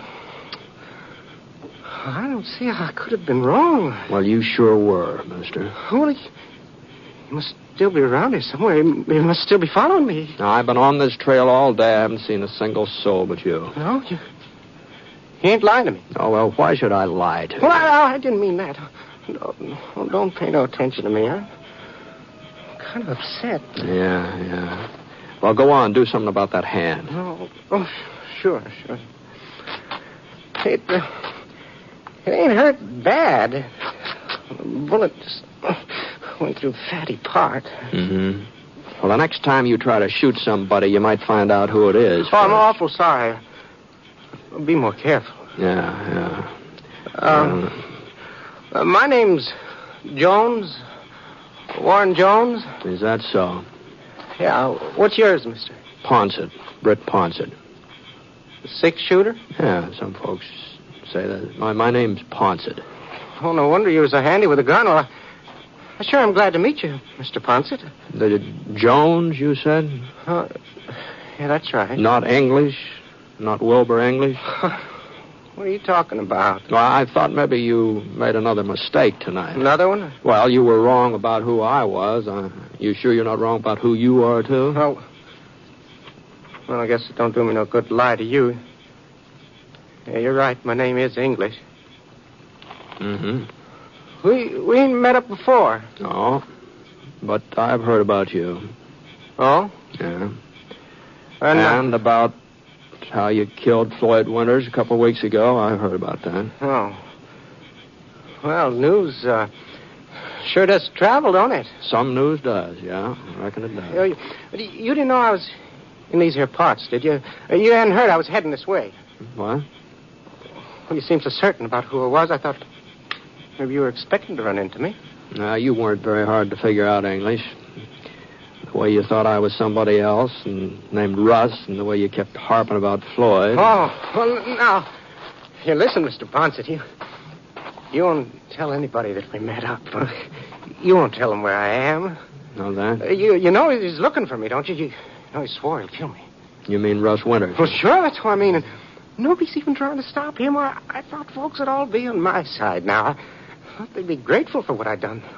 Been trying to catch Floyd for years. I saved them the trouble. That's true. That's true enough. Well, they act like killing him was wrong. They act like he was some kind of a hero. Well, Floyd Winters wasn't any kind of a hero. I'll sure go along with that. Well, then why is everybody against me? Why don't they capture us? Oh, I expect they will before long. When? After he's murdered me? Don't they realize that he's just as bad as Floyd ever was? They were two of a kind. Well, you ought to know, English. You were part of their gang, weren't you? I never denied that. Yeah, but I wasn't mean like Floyd and Russ. I guess I did my share of harm. I rode with them on plenty of holdups, but I never killed nobody. All the time I was with the Winters brothers, I never killed nobody. Except Floyd. You killed him. Well, that was different. He was an outlaw, wasn't he? Had it coming to him. Besides, if I hadn't shot him, there'd have been more killing. Well, to see that posse that was coming, some of them, I was saving their lives. And earning yourself a reward on a pardon at the same time, I wasn't thinking of that. I wasn't thinking of myself. You weren't, huh? No, sir. Oh, what good did it do me anyhow? Russ is hunting me down, and folks say that he's right. They say that I'm a coward, that I shouldn't have shot Floyd in the back. Oh, it's easy enough to talk brave. They didn't know him, but I did. I had to shoot him in the back. There wasn't any other way. Mm-hmm. It's kind of a convenient killing, too, wasn't it? With the posse outside ready to take you both. You're just like all the others, aren't you, Ponset? You make a big thing out of law and order, but it's got to be done just so. It don't matter how many men Floyd Winters murdered in cold blood. Oh, just because he was shot in the back, you feel sorry for him. You hold it against me. Now, look here. I don't feel sorry for Winters or anything that happened to him. Well, then you're the only one who... And I'm not going to spend half the night arguing about it either. Now, here's your gun. Now, why don't you just be a little more careful with it from now on, huh? So long. You're just going to leave me here, huh? What are you talking about? You said your hand wasn't hurt bad. You got a horse, haven't you? Oh, sure. I got a horse. He's over there in those trees, but... But what? Well, I told you that Russ is after me. If he catches me alone, he'll kill me for sure. Well, you don't even know he's in the neighborhood. Well, you don't know that he is, and why can't I ride along with you, Ponset? You're heading towards Single Pine, ain't you? Yeah. Well, Russ wouldn't try nothing if you were with me. No. But maybe you want him to kill me. Maybe you think that it's what I deserve. Now, hold on. Hold on now. Even if folks don't exactly approve of what you did to Floyd, the way you did it, I mean, well, nobody feels that Russ has got any right to revenge. And it's okay for me to ride along with you, just as far as Single Pine. What do you figure to do there? Well, I got to meet up with Sheriff Preston. He's leaving for Cheyenne tomorrow, delivering a prisoner. Promised to take me along with him. Oh.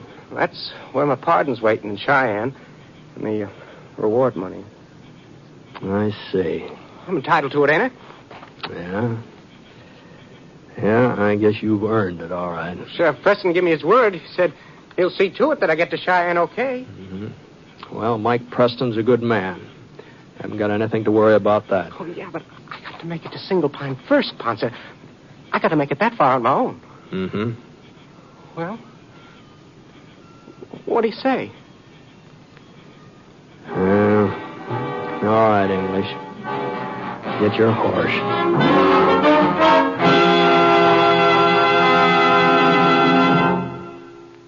We'll return to James Stewart as the six-shooter in just a moment.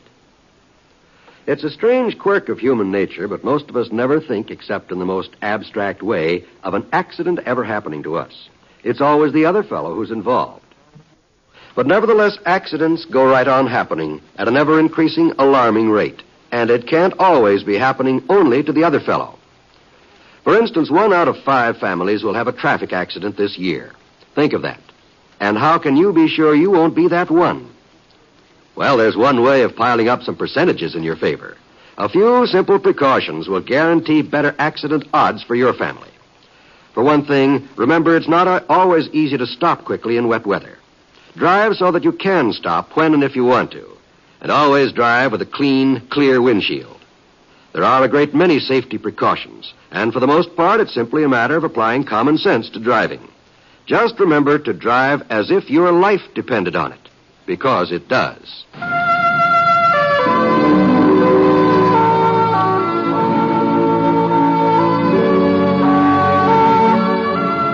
Now, Act 2 of The Six-Shooter, starring James Stewart as Britt Ponset.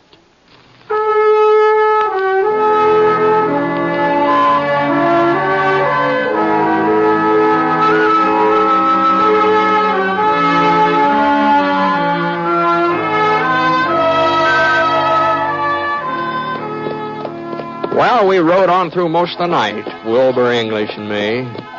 Along about 11 o'clock, we stopped to rest, but Wilbur was so doggone nervous and skittery, I just couldn't get any sleep, so we started off again.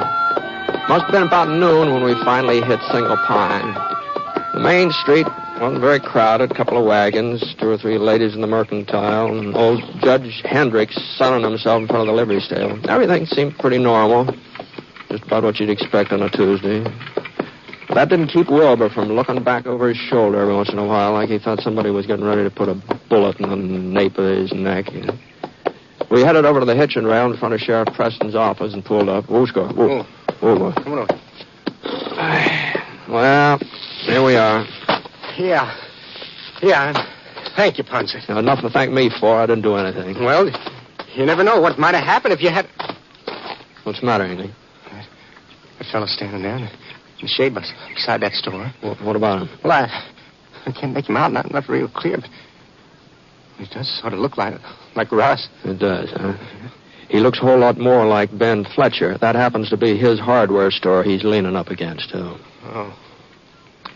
Now, come on. Let's get inside.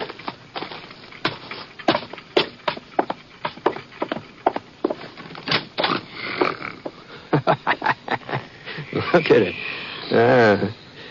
Sounds like he's asleep, doesn't it? That's a fine way for a sheriff to be acting. Suppose that had been Russ Winters out there just now. Well, it wasn't. And this isn't Sheriff Preston either. What?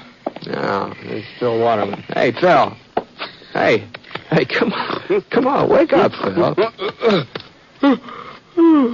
Britt, what are you doing around here? Well, a man has to come in town every once in a while. Looks like you're taking it pretty easy, Phil. The baby's got the colic.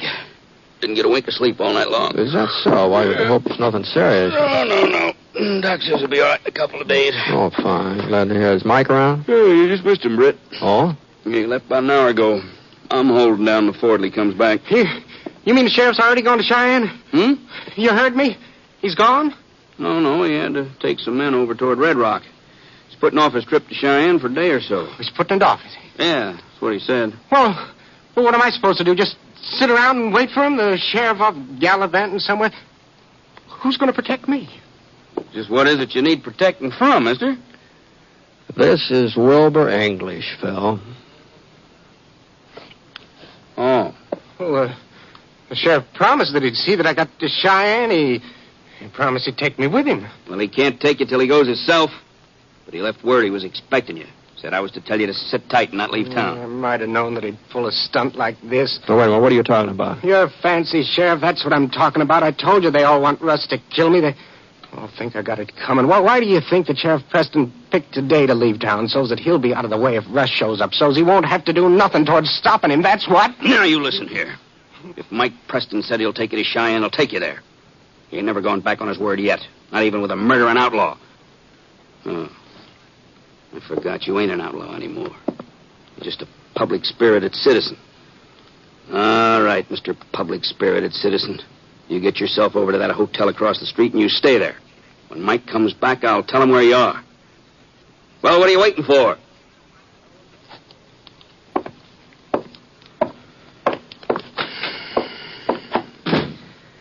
How in thunder did you happen to come into town with him? Oh, we met up accidentally last night. He seemed kind of anxious for company. Ah. Funny, ain't it? The way you feel about a man like that? Well, getting rid of Floyd Winters was a blessing.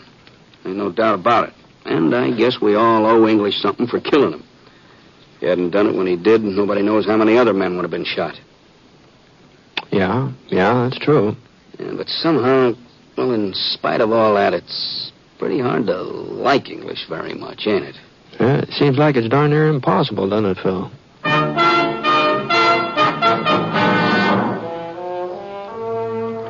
Well, I had something to eat over at Molly Davis's cafe, and then I did my errands. Got myself a new pair of boots and a haircut.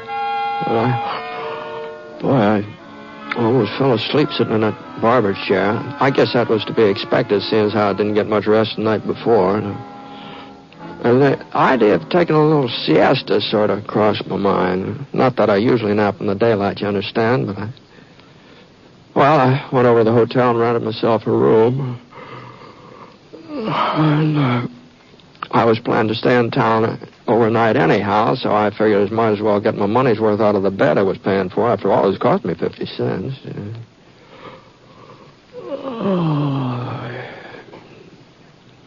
Must have been about 4:15 when I heard somebody pounding at the door. Yeah? Yeah, who is it? It's me, Wilbur. Oh, all right. Come on in. He's here.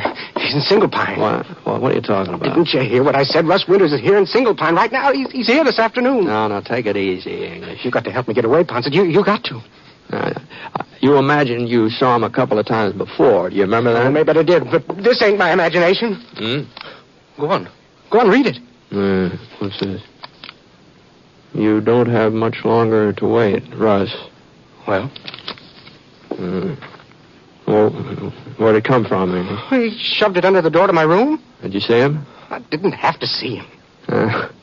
Well, I'd say if Russ Winters was in town and knew where you were staying, he wouldn't waste any time sending you notes. It's just what he'd do, Ponset. He liked to torture me. He'd like nothing better. Maybe so. Sheriff back in? I don't know, and I'm not waiting around to find out. Oh? There's a train for Cheyenne at 4:30. I'm taking it. I thought that Sheriff Preston said you were to sit tight. Oh, sure. Sit tight and be murdered. You seen that message? Seen it with your own eyes. You don't expect me to stick around here after that, do you? Yeah, if I was in your place... But you're not in my place, Ponset. That's so. I'm not. But you got to do something for me. Oh? Just see me to the station and make sure I get aboard that train, all right? It ain't much to ask, is it? Well, it depends on whether Russ Winter's really in town or not. But I tell you, he won't shoot if somebody's watching. He won't take a chance until he's sure killed me. I still think you're making a mistake. I think you ought to stick around until the sheriff comes back. Oh, I don't care what you think. Okay, English, go ahead. I'll keep an eye on you. Well, come on. What for? The depot's right across the street. I've got a front window here. I won't have any trouble watching you from here. Go on.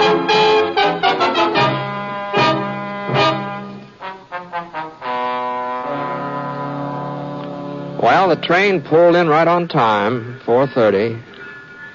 I saw Wilbur English climb aboard. As far as I could tell, he was the only passenger getting on Single Pine. I looked up and down the street. Nobody seemed to be paying any attention to him one way or the other.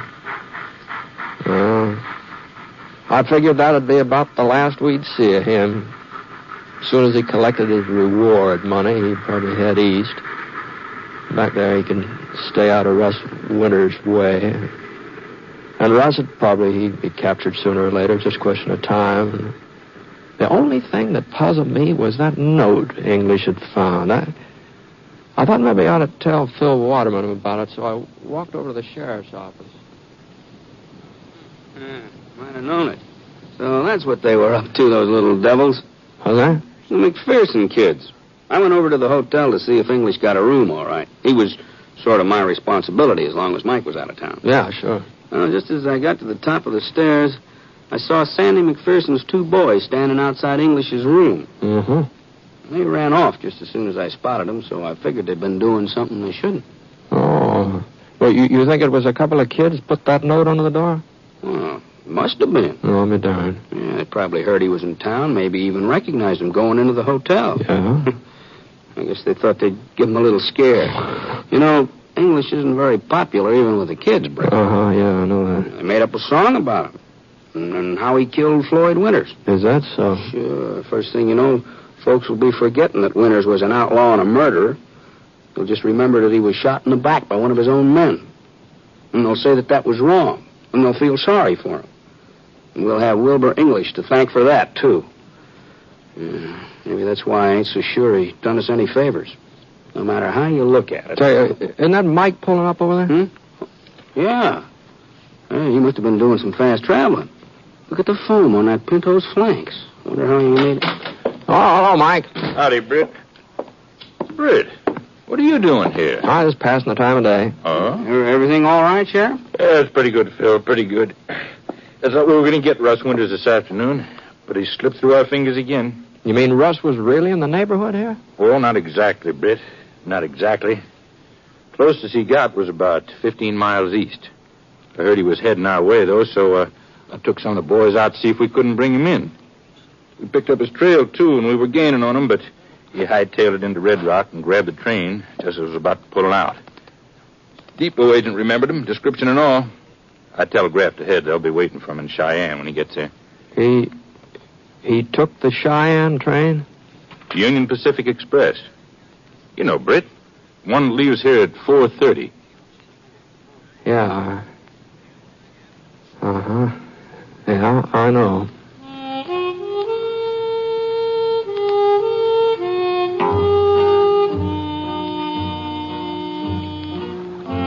Well, they arrested Russ Winters in Cheyenne, all right. Didn't even try to get away. But Wilbur English, Wilbur never got there. The passenger said it happened just after Russ got aboard at Red Rock. Wilbur took one look at him and started running through the cars, and when he got to the back platform, well, he just didn't stop. And he fell 75, 80 feet right straight down the side of a ravine. He didn't have a chance. The funny thing was that the folks who saw it, they said that Russ Winters hadn't made a move toward him. Not a move.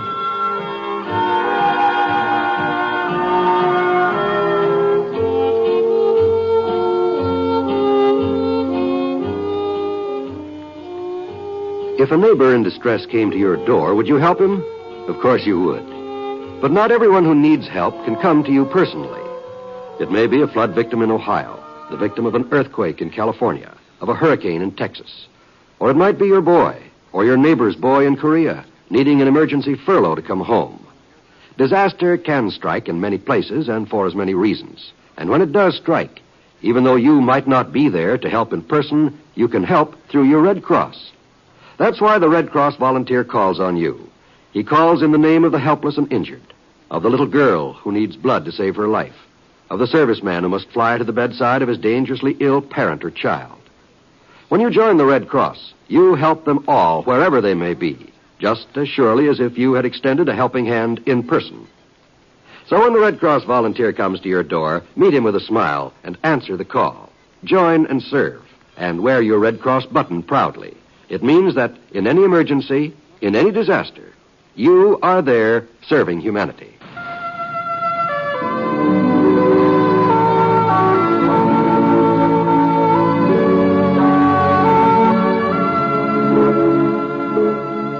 The Six Shooter is a transcribed NBC Radio Network production in association with Review Productions. It is based on a character created by Frank Burt and is written by him. Mr. Stewart may currently be seen in the Universal International picture, The Glenn Miller Story. Others in the cast were Frank Gerstle as Floyd Winters, Herb Vigran as Phil Waterman, Barney Phillips as Mike Preston, and Paul Richards as Wilbur English. Special music for this program was by Basil Adlam, and the entire production is under the direction of Jack Johnstone. All characters and incidents were fictitious, and any resemblance to actual characters or incidents is purely coincidental. By the way, you'll be interested in knowing the Six Shooter has been chosen for broadcast to our men overseas through the facilities of the Armed Forces Radio Services. This is John Wall speaking.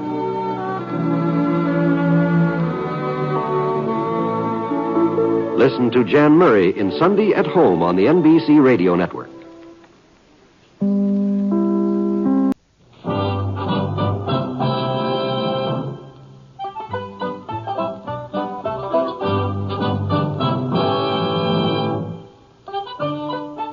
In a moment, you'll hear James Stewart as the Six Shooter. Just one of the many fine programs brought to you Sundays on NBC. Later this evening, listen to the NBC Star Playhouse with your favorite stars. Hear Meet the Press with guest Roy Cohn in a newsworthy broadcast. And be sure to keep tuned for the dramatic story of communism in America on Last Man Out. It's a wonderful lineup of great programs, all of them heard only on NBC. James Stewart as the Six Shooter.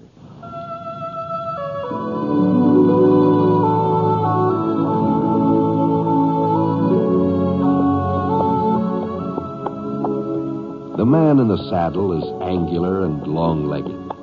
His skin is sun-dyed brown. The gun in his holster is gray steel and rainbow mother of pearl. Its handle unmarked. People call them both the Six Shooter.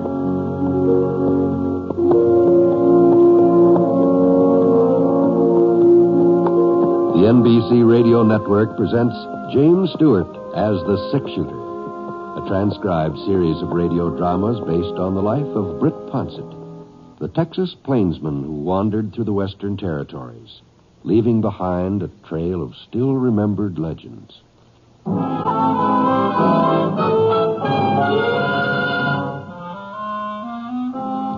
I could tell he was a big man from the sound of his steps as he plowed through the trees toward where I was squatted by the fire eating my lunch. Finally came into sight. He's almost as broad as he was tall, with bright red hair and a great big thick mustache that kind of curled up at the corners. Well, he sure wasn't any cowhand. Not with those duds he was wearing. Long black coat and light yellow breeches. Looked like he'd been wearing them for quite a spell, too, though. Mud all over the pants and a tear in one of the coat sleeves. He seemed cheerful enough, though. At least the grin he gave me was so broad it showed off practically every tooth in his head. Lots of gold there, too. Howdy, mister. Hello. Mind if I warm myself for a spell? No. Go right ahead. That sun just don't give off much heat. What time you make it, mister? About noon. Maybe a little later. Hey, that grub sure smells good, don't it? Are you hungry? Well, not hungry exactly. Starved would be more like it. Well, you help yourself to what's left of those beans over there. Well, thanks, mister. Thanks a lot.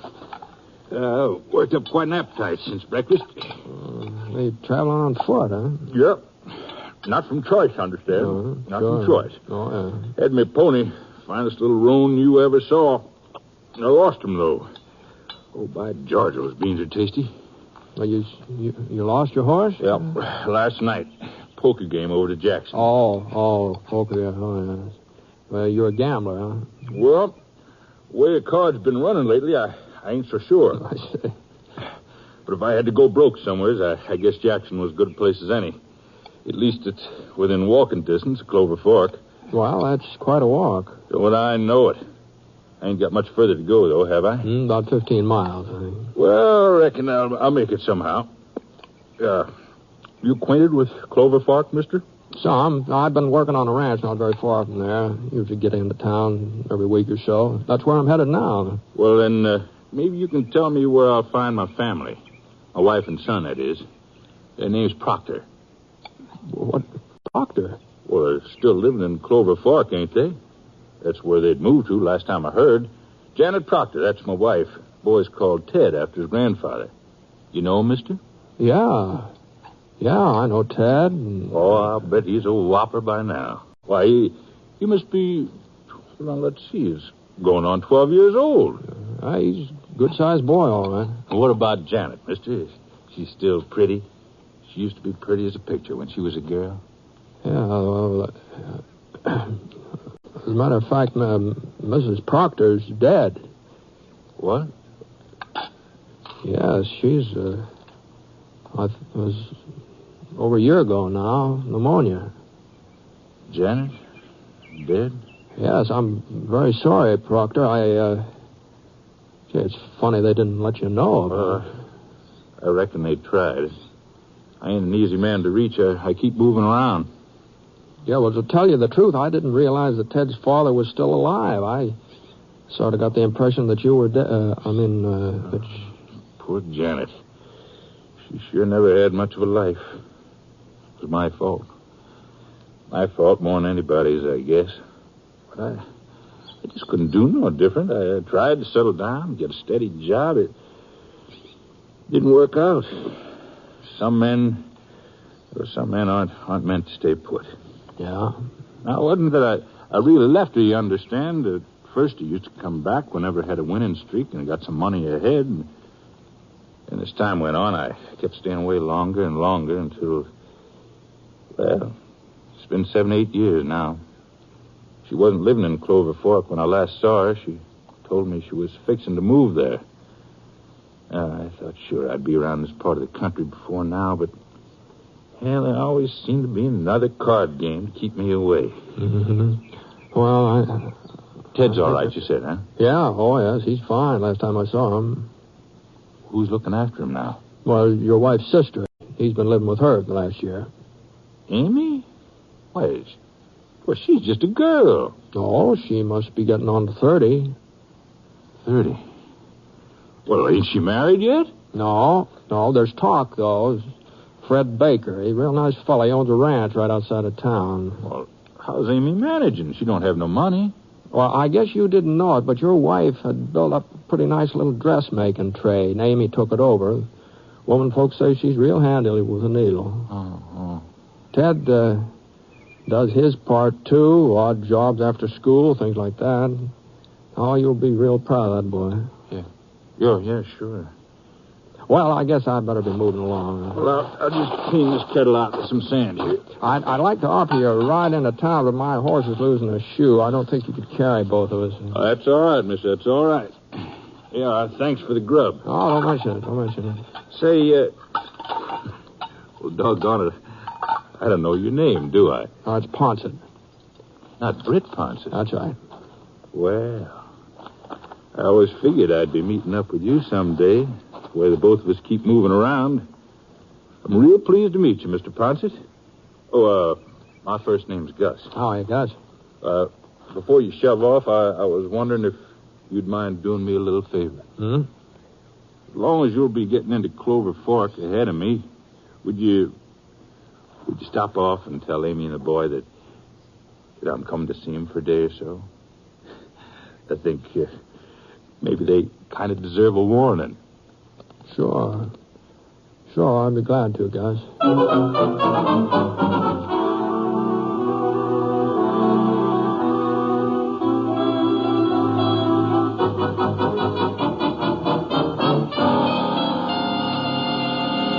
Fred, it isn't fair. He's got no right to come here. Not after all this time. Well, Amy, he's Ted's father. He was Janet's husband, too. But that didn't make any difference to him. Nobody else ever made any difference. Now, all of a sudden, he remembers that he's got a son. Why didn't he ever think about Ted before? No, don't get yourself all upset over it. He's only passing through. He'll just be here a day or so. That's what he said. What will it do to Ted? He thinks his father's dead. He would. Oh. I had to tell him something, Britt. When Janet was so sick, he got the idea that if his pa was here, she'd get better. I could hear little Teddy praying. Every night he prayed that his father would come home. And when he didn't, and Janet died, well, I told him Gus was dead. I said that was why he hadn't come. And for all I knew, it was true. For all I knew, he was dead. Well, I'm not saying I blame you, Amy, but Proctor's on his way into town, so if you want to explain to Ted, why... He isn't even here. He had some errands he was going to do for me on his way home from school. I imagine he'll... Oh, that'll be Mrs. Peters. I promised her I'd have a dress ready for tonight, and it's barely started. Oh. Hello, Amy. What, Gus? You were expecting me, weren't you? Yes, but not yet. Not so soon. Britt said you wouldn't be here until later. Well, made better time than I expected. Sodebuster give me a ride in his wagon. Oh.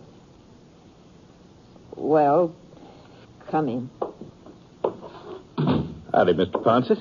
Nice seeing you again. Hi, Gus. My. You turned out real pretty, Amy. Have I? Well, I think maybe I'd better be getting along. There's no reason for you to go, Britt. No, I have to get me a room for the night, and you and Gus have things to talk over. We don't have anything to talk about. Now, Amy, I know how you must feel. You don't know how I feel. You couldn't know. It wasn't pneumonia that killed Janet. When you left that last time and didn't come back. When she didn't even hear from you. That's what killed her. Well, I couldn't help myself, Amy. It wasn't that I didn't love Janet, but... Oh, go away, please. Leave us alone. Ted believes that you're dead. It's better that way. He believes I'm dead? Oh, don't make him go through the same thing Janet did. Always wondering where you are, always worrying about you. Let him go on believing you're dead. Amy, you shouldn't have... Hello, man, Amy. I got the black thread you wanted and a piece of soft material, but... Hello, Teddy. You remember Mr. Ponset? Oh, sure. Hi, Ted. Just fine, Mr. Ponset. Ted, Ted, this is... I reckon your aunt's forgotten my name, son. Can't say as I blame her, seeing as how we just met up. It's, Parker. George Parker. I stopped by because I used to be a friend of your pa's.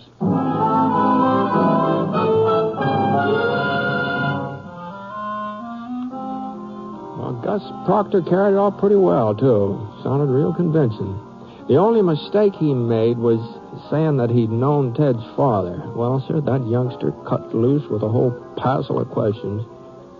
And from then on, Gus had a pretty hard time keeping up the pretending. He kept trying to leave, but it seemed that he just had to stay for supper. Ted wouldn't take no for an answer, and Amy, well, she had to go along with it. Finally, Gus agreed, but he made it plain that he wouldn't be staying in Clover Fork overnight. Well, I went over to the hotel and got myself a meal, my room. Oh, Amy had invited me to supper, too, but I told her to make it some other time. After I'd eaten, I settled down in the lobby. The usual poker game was going on over in the corner. So I sat around for a while. And then just as I was getting ready to go upstairs, I saw Gus come strolling in. Good evening, Britt. I was hoping you'd not gone to bed yet. Yeah, well, I sure was thinking about it, Gus. How was the supper? Oh, it's first rate, first rate. Amy's a real fine cook. She's a fine woman, too, Britt. She's done a good job with the boy. Well, I never heard anybody say otherwise. You went on playing dead, huh? I must say, I wrote myself a mighty pretty obituary. You did? Yeah. As far as Ted's concerned, he had just about the greatest father that ever lived. Mm-hmm. Why did you change your mind, Gus? Why didn't you tell him who you really were? Well, Amy was so set against it, and, I don't know, I figured maybe she was right.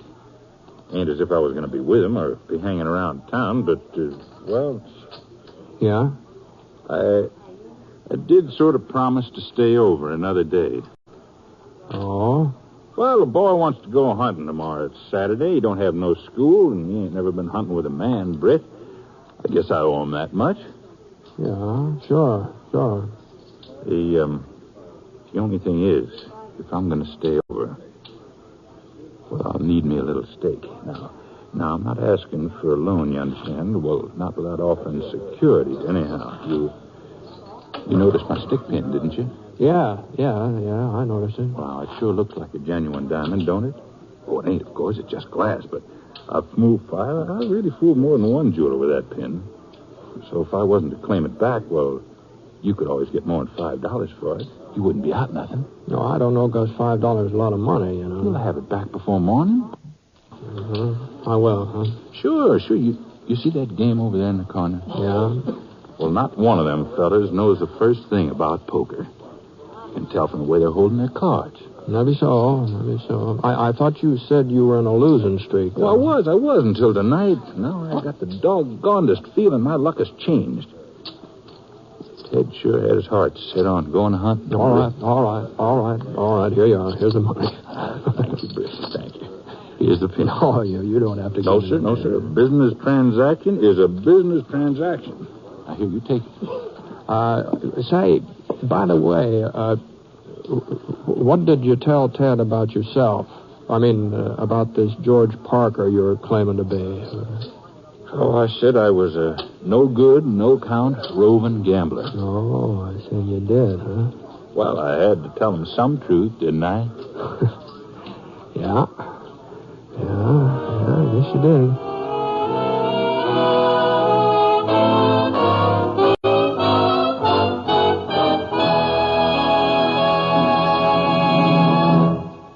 We'll return to James Stewart as the six-shooter in just a moment. But I'd like to pass on a word of thanks to you, our audience. Thanks from Jimmy Stewart, from our writer, Frank Burt, the entire technical crew, and our director, Jack Johnstone, for the warm, friendly letters we receive from you every week. It makes us feel that you are somehow sharing the pleasure that is ours in bringing you the six-shooter. We only wish it were possible to answer them all individually, for we appreciate hearing from you more than you may realize.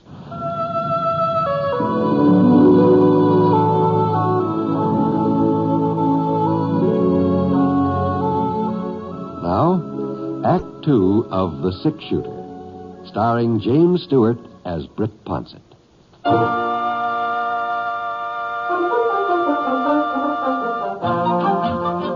Well, Gus paid me back first thing next day.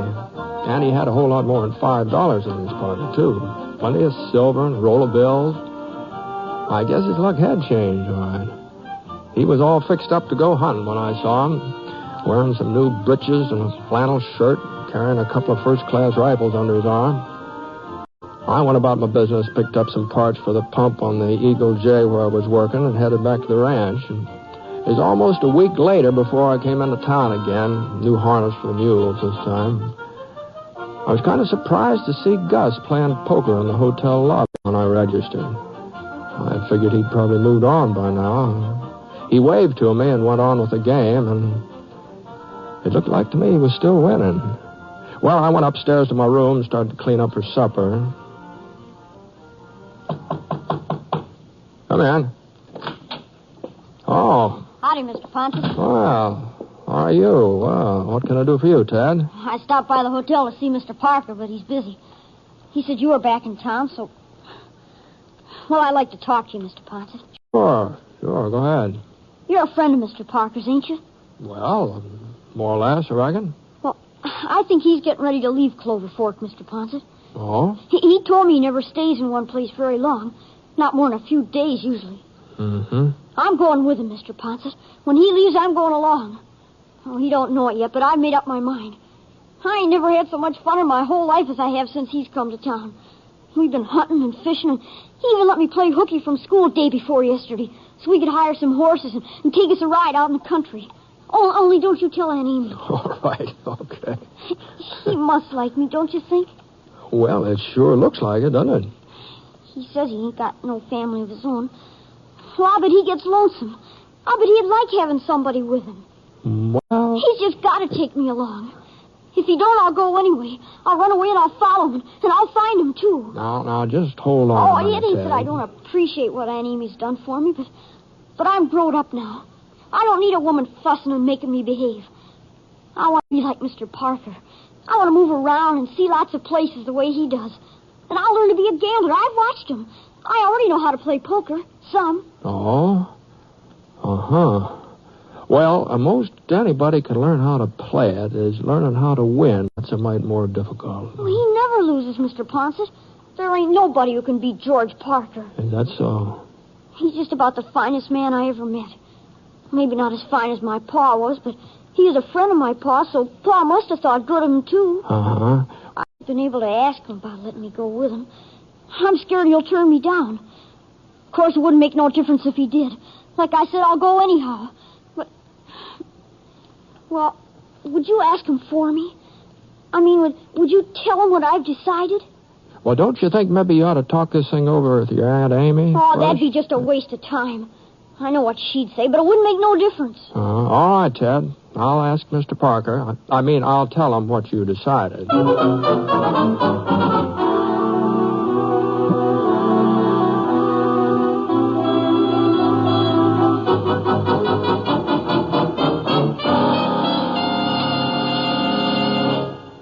I'll be doggone. So he wants to go off with me, huh? Well, I guess that proves something. Ted's my son, all right, and I guess maybe somewhere down deep inside, he knows it. Maybe so, Gus, maybe so. I don't know why I never thought of it myself. Well, ain't no reason why I shouldn't take him. Oh, I sure don't know of any. Why not? When I was his age, I'd already left home. He'd just be following in my footsteps. Except in this way, I'd be around to look after him. Yeah, and he's a pretty big boy. He must have had some schooling by now, probably enough. More than likely enough. Well, now, I don't know about that. Well, of course, it won't make much difference, Gus, as long as he's going to be a gambler. What? Oh, yes.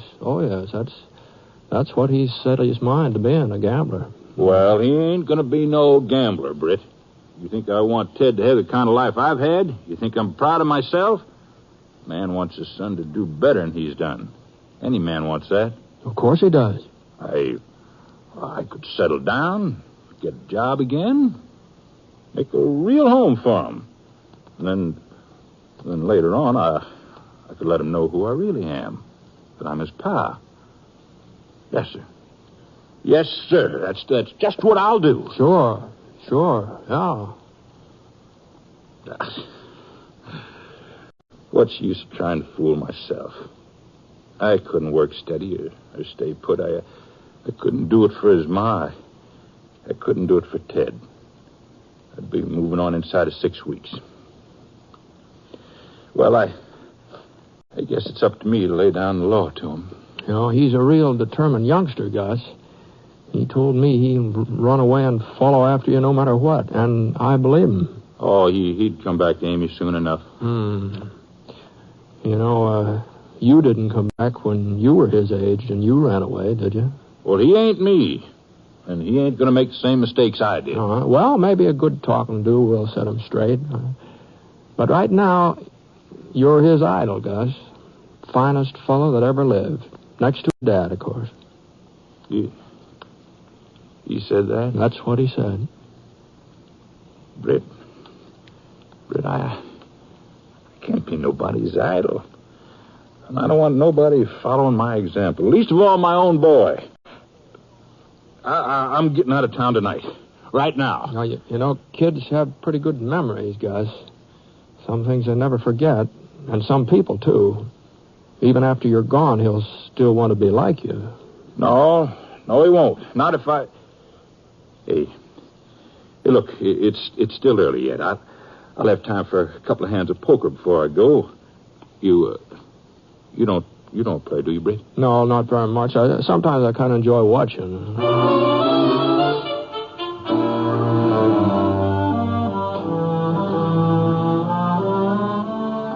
There was a seat open when we got downstairs, and Gus moved right in. Boys sure were anxious to have him play, especially Bart Finch. Seems he'd lost quite a bit during the last week, and he wanted a chance of getting some of it back. I stood by Gus's chair watching the play. He was just about holding his own the first few minutes. Then along about the 5th or 6th hand, I noticed he sort of tensed up. That wasn't like him, not from what I'd seen of his poker playing. Gus was the dealer, and Bart opened the pot. They raised each other a couple of times, and the other players dropped out. Then it came to a draw. Bart tossed in 2 cards, and one of them kind of hit on edge and almost flopped over. I couldn't see what it was, though, not from where I was standing. Gus dealt Bart 2 fresh cards and drew 2 himself. And then everybody seemed to get kind of quiet. Bart made a $10 bet, and Gus raised him to 25. Bart came right back with another raise, and Gus upped it again. And, that pot got to be about, $300, I think. Whew. Well, finally Bart called. All right, Parker. What do you got? Well, let's see. Looks to me like about 2 pair. Huh. Well, that just don't happen to be the full house. Well, it might. Hmm? You see, Finch, I got 2 pair of jacks. What? There you are. 4 jacks. Keep away from them chips, Parker. Well, what's the matter? You're not cheating me out of this hand. You're talking crazy, Finch. Listen to me, boys. I threw in 2 discards. One of them was a jack. There's only 4 jacks in the deck. Oh, he's all mixed up. That must have been the last hand. Well, they're the discards. There's supposed to be 4 of them. 2 from me, 2 from him. There, now, what did I tell you, boys? Only 3. He dealt himself my jack. That's how he's been winning all week, too. That's how he got our money.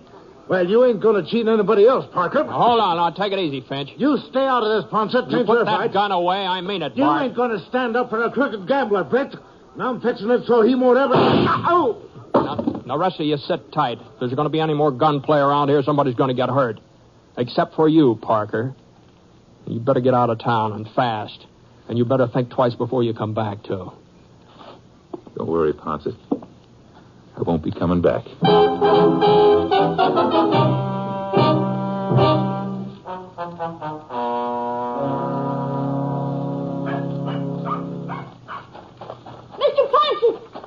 Ponset! Oh, hello, Tad. I've been looking all over for you. It ain't true, is it? What they say about Mr. Parker? He didn't cheat at poker. He couldn't have. Well, I'm afraid that's how it looked. I don't believe it. I won't. He isn't that kind of man. He just isn't. They Well, even say that you told him to leave Clover Fork and not to come back. that's right. Honest, Mr. Ponset? That's what I told him, Ted. You mean it really happened, what I heard? It happened all right. It's true. To think I wanted to go with him. I wanted to be like him. I must have been loco. Why, a man who cheats at cards, he's lower than a snake even. Well, maybe Mr. Parker had a reason for what he did. There couldn't be no reason. Not for something like that. I wish I'd never heard of him. And I don't think he was a friend of my Pa's either. I don't think he ever knew Pa at all. Pa wouldn't have had nothing to do with a skunk like him. No, I don't know about that, Ted. Well, I do. Uh-huh. Look, maybe you ought to head for home. Your Aunt Amy will be worrying about you, don't you think? Yeah, you bet. You know, Mr. Ponset, I ain't ever gonna leave her. Oh, someday you will. But not for a while yet. Not for a while yet, Ted.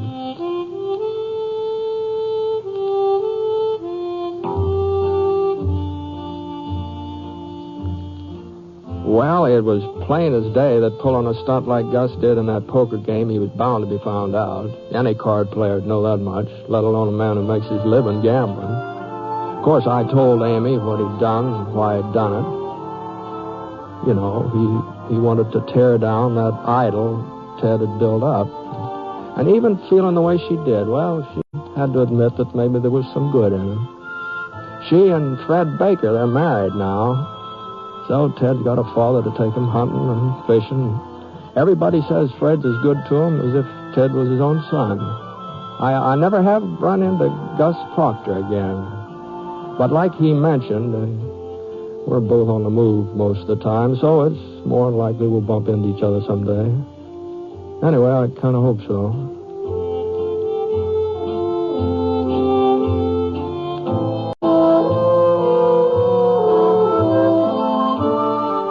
The Six Shooter is a transcribed NBC Radio Network production in association with Review Productions. It is based on a character created by Frank Burt and is written by him. Mr. Stewart may currently be seen in the Universal International picture, The Glenn Miller Story. Others in the cast were Shirley Mitchell, Dick Beals, Barney Phillips, and Robert Griffin. Special music for this program was by Basil Adlam, and the entire production is under the direction of Jack Johnstone. All characters and incidents were fictitious, and any resemblance to actual characters or incidents is purely coincidental. By the way, you'll be interested in knowing that the Six Shooter has been chosen for broadcast to our men overseas through the facilities of the Armed Forces Radio Services. This is John Wall speaking.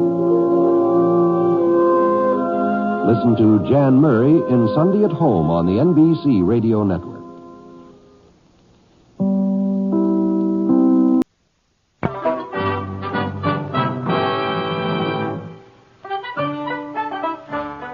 In a moment, you'll hear James Stewart as the Six Shooter, just one of the many fine programs brought to you Sundays on NBC. Later this evening, listen to the NBC Star Playhouse with one of your favorite stars. Hear Meet the Press, America's #1 newsmaking program. And be sure to keep tuned for the dramatic story of communism in America on Last Man Out. A wonderful lineup of great programs, all of them heard only on NBC. James Stewart as the Six Shooter.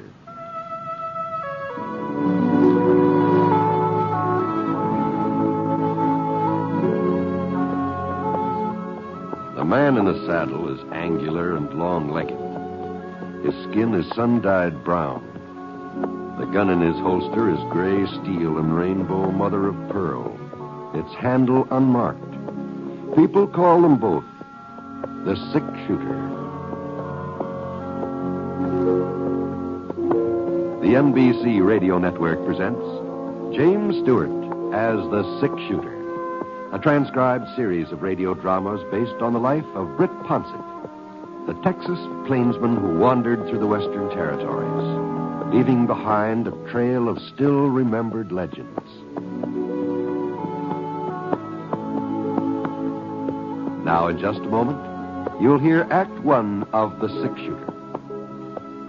But first, I want to be sure that all of you know that beginning next week, we change our day and time of broadcast. Instead of Sundays, we'll be on the air Thursday evenings. In other words, our next six-shooter program will be broadcast Thursday, April 1st, and every Thursday thereafter. For time of broadcast, please consult the listing in your local newspaper. We hope you like our new Thursday evening time. Now, Act One of The Six-Shooter, starring James Stewart.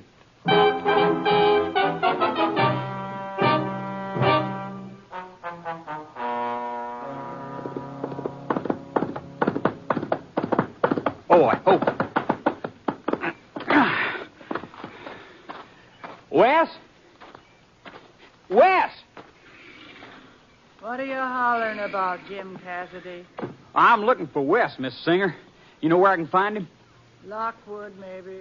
No, ma'am. He ain't in town this morning. I just come from there. The jail in Lockwood. That's where he might be. Now, Miss Singer, Wes ain't in jail no more. That's all over now. All over? Sure. And nobody's apt to try arresting him again, either. They'll arrest him again, Jim, someday. Don't make no mistake about that. They'll arrest him or they'll kill him. We all gotta go sooner or later, Granny. Oh, Wes, But if I was as close to my time as you are to yours, I wouldn't be talking about killing and dying so much. Your time's closer than you think, Wes. Maybe even closer than mine. Doggone it, Wes. She told me you wasn't even to home. Granny's getting cantankerous in her old age, that's all. Well, what do you want? Nothing special. Nothing special. I just thought maybe you'd like to know Britt Ponset's in Lockwood. Ponset? Yeah. He's staying at the hotel. Well, why didn't you say so before? Well, what's the difference? You wasn't serious the other day. Why, Wes, you couldn't have been. He's the six-shooter. You'll find out whether I was serious or not. I'll be in Lockwood at 4 o'clock this afternoon. Maybe Ponset will be gone. He won't leave. Not if he hears I'm coming in to pay him a visit. You mean you want folks to know what you're aiming to do? Sure, why not? Well, Sheriff Hiddleman ain't going to like the idea. Well, he made that plain enough last week. You think I'd let Ben Hiddleman get in my way? Well, I'll grant you it wouldn't mean much, killing an old geezer who should have been put out to pasture 10 years ago. Wes, But if he asks for it, I reckon I'll have to oblige him. Now, go on, spread the word. We ought to draw a good-sized crowd, the six-shooter and me.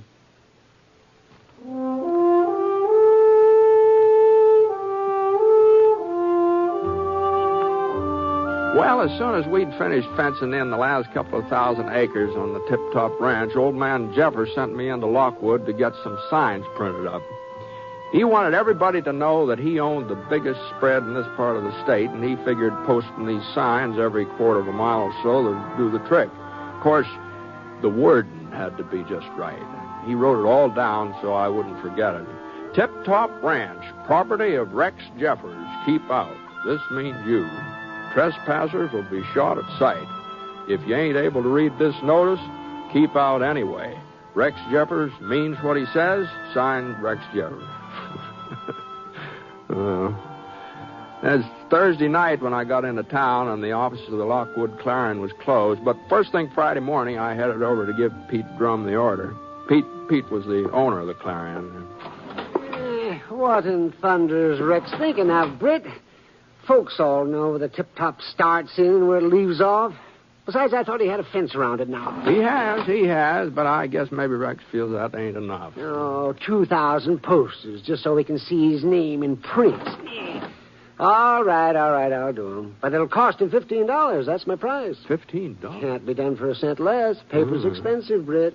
Well, how soon do you figure you can get at it, Pete? Oh, I don't know. I got me a few more of these auction handbills and all. Then I suppose I can shift over to your order.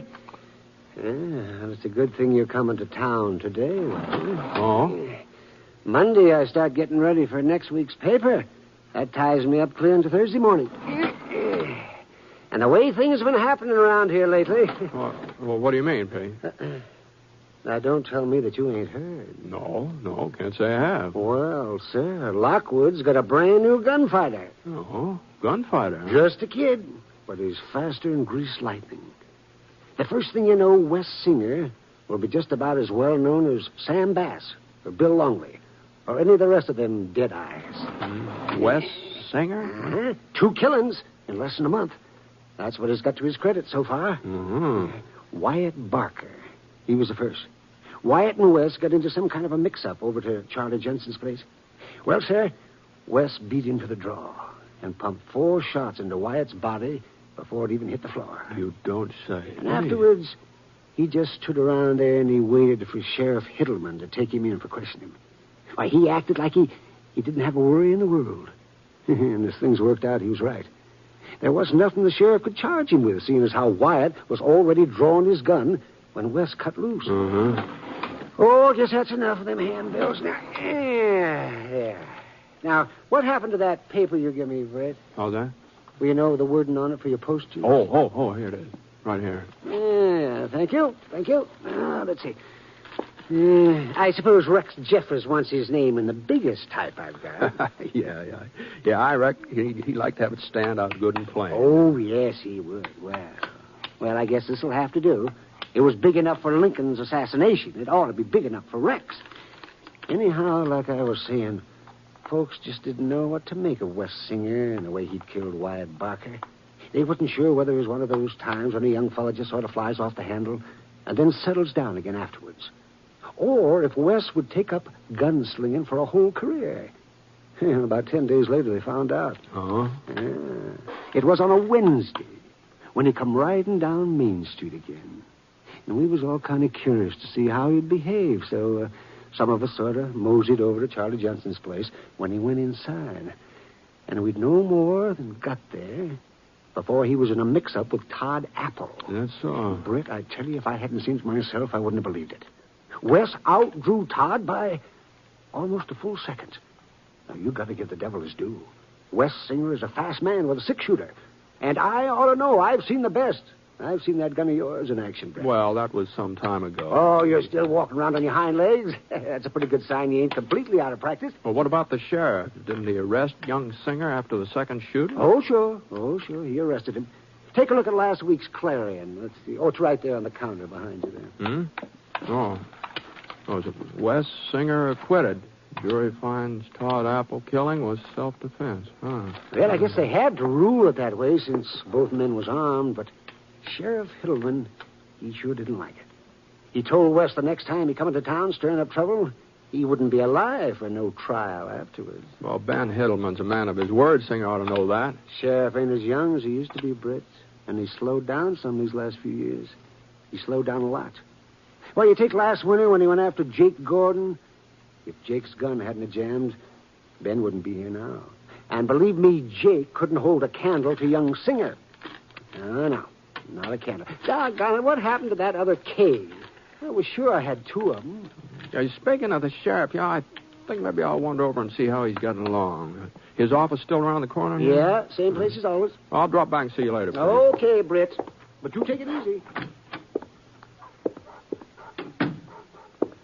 Well, Lockwood never had been what you might call a real peaceful town. They'd had their share of gunfighters and shootings, no doubt about that. But Ben Hillman, he'd managed to keep things pretty well under control, so I figured he'd find some way of handling this Wes Singer. As I turned the corner, I got a little glimpse of Ben through the side window of his office. He was putting on his hat, getting ready to go out somewhere. George Pete was right. Ben had aged. Even more than I expected. He was carrying some extra weight around his middle, too. Maybe that's what made him look shorter than I remembered him. His mustache had turned to kind of a brownish gray. Well, I opened the door and stepped inside, and for a minute or so, Ben didn't say anything. He just sort of stared at me, frowning. And then he sighed and took off his Stetson. Hello, Britt. Hi, Ben. I heard you was in town. I'm just going to start looking for you. Oh, well, I guess I saved you the trouble, huh? Yeah. How long you figure on staying in Lockwood, Britt? Oh, the rest of the day, maybe part of tomorrow. Depends on how fast Pete Drum finishes up some printing he's doing for me. What's the matter? You anxious to get rid of me? No. If you was to run off now, that'd turn him into a holy terror for certain. He'd say you left because you was scared of him. Holding him back after that. Well, now, just what the Sam Hill are you talking about, Ben? You ever hear of a fellow called Wes Singer? Lives out east of town? Yeah. Pete was just telling me about him. Well, it seems he's spoiling for a gunfight with you. With me? Yes. Why, I never laid eyes on the man in my life. Well, he knows you, at least by reputation. Oh. He got to shooting off his mouth the other day, telling some of his pals how he could out-trigger any man in the state. One of the boys who was listening brung up your name, said he'd bet you could teach Wes a few things about slapping leather. I see. Of course, Wes had to back up his bragging. He told him if you was ever to come around Lockwood, he'd show him who was the best shot. He'd show everybody. Oh, well, I imagine that's just so much talk. At the time, maybe. But you're in town now. And if Wes don't do something about it, well, he ain't going to look like much. Besides, you're kind of a tempting target, Britt. Well, what are you talking about, Ben? You're the six-shooter, aren't you? Any young gunfighter who put a bullet into you, well, that'd give him a real claim to fame. Oh, well, it's crazy, Ben. He doesn't have any cause to pick a fight with me. They're all crazy, Britt. Gunslingers like Wes. The idea of getting killed themselves, it don't even enter their heads. If it did, they wouldn't be gunslingers. Well, you better get over to the hotel. The word is Singer will get to town around 4 o'clock. I want you out of the way until I've finished with him. Until you finish with him? I warned him the next time he come into Lockwood on the prod, he'd have to answer to me. Oh. You going to shoot it out with him? If I have to. You sure you can handle him, Ben? Of course I can. No, Britt. No, I ain't sure. He's young. He's awful fast. Yeah, that's what Pete said. But I gotta try. If it turns out that I ain't still man enough, well, I always knew that sooner or later one of them would come along who was younger and faster. Now, listen, Ben, he's gunning for me, not you. That ain't the point, Britt. I'm the one who laid down the law. Told him what I'd do if he ever tried to pull off another shooting spree. Sure, I know. So it's my job to stop him. Oh, you might be a better match for Wes. I don't deny that. And if he should get past me, not that he will, you understand, but if he should, well, then... Yeah? But I just couldn't step back and let you take him on first. Why, folks would never pay no heed to me afterward. They'd say I'd talked big to Wes, but it was your gun he'd listen to. You see my point, don't you? Yeah, I see your point, Ben.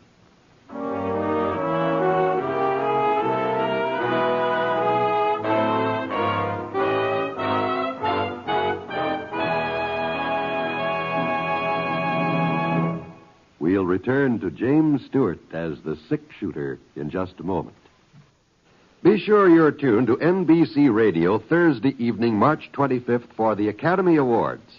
At that time, you'll hear the entire Academy Award ceremonies direct from the Hollywood Pantages Theater, where the finest artists in the motion picture industry will be assembled. Donald O'Connor will be your host, and during the evening, some 25 Academy Award Oscars will be handed to their new owners. It's Hollywood's most thrilling night of the year, jam-packed with glamour from beginning to end. And you can hear every moment of it when you tune to NBC. Right now, of course, the names of the Oscar winners are a highly guarded secret. A secret that any number of Hollywood actors, actresses, writers, musicians, and directors would love to know. Remember, it's a date with NBC Radio this coming Thursday evening. And that means be tuned to the station to which you're now listening for the Motion Picture Academy Award ceremonies directly from the stage of the Hollywood Pantages Theater.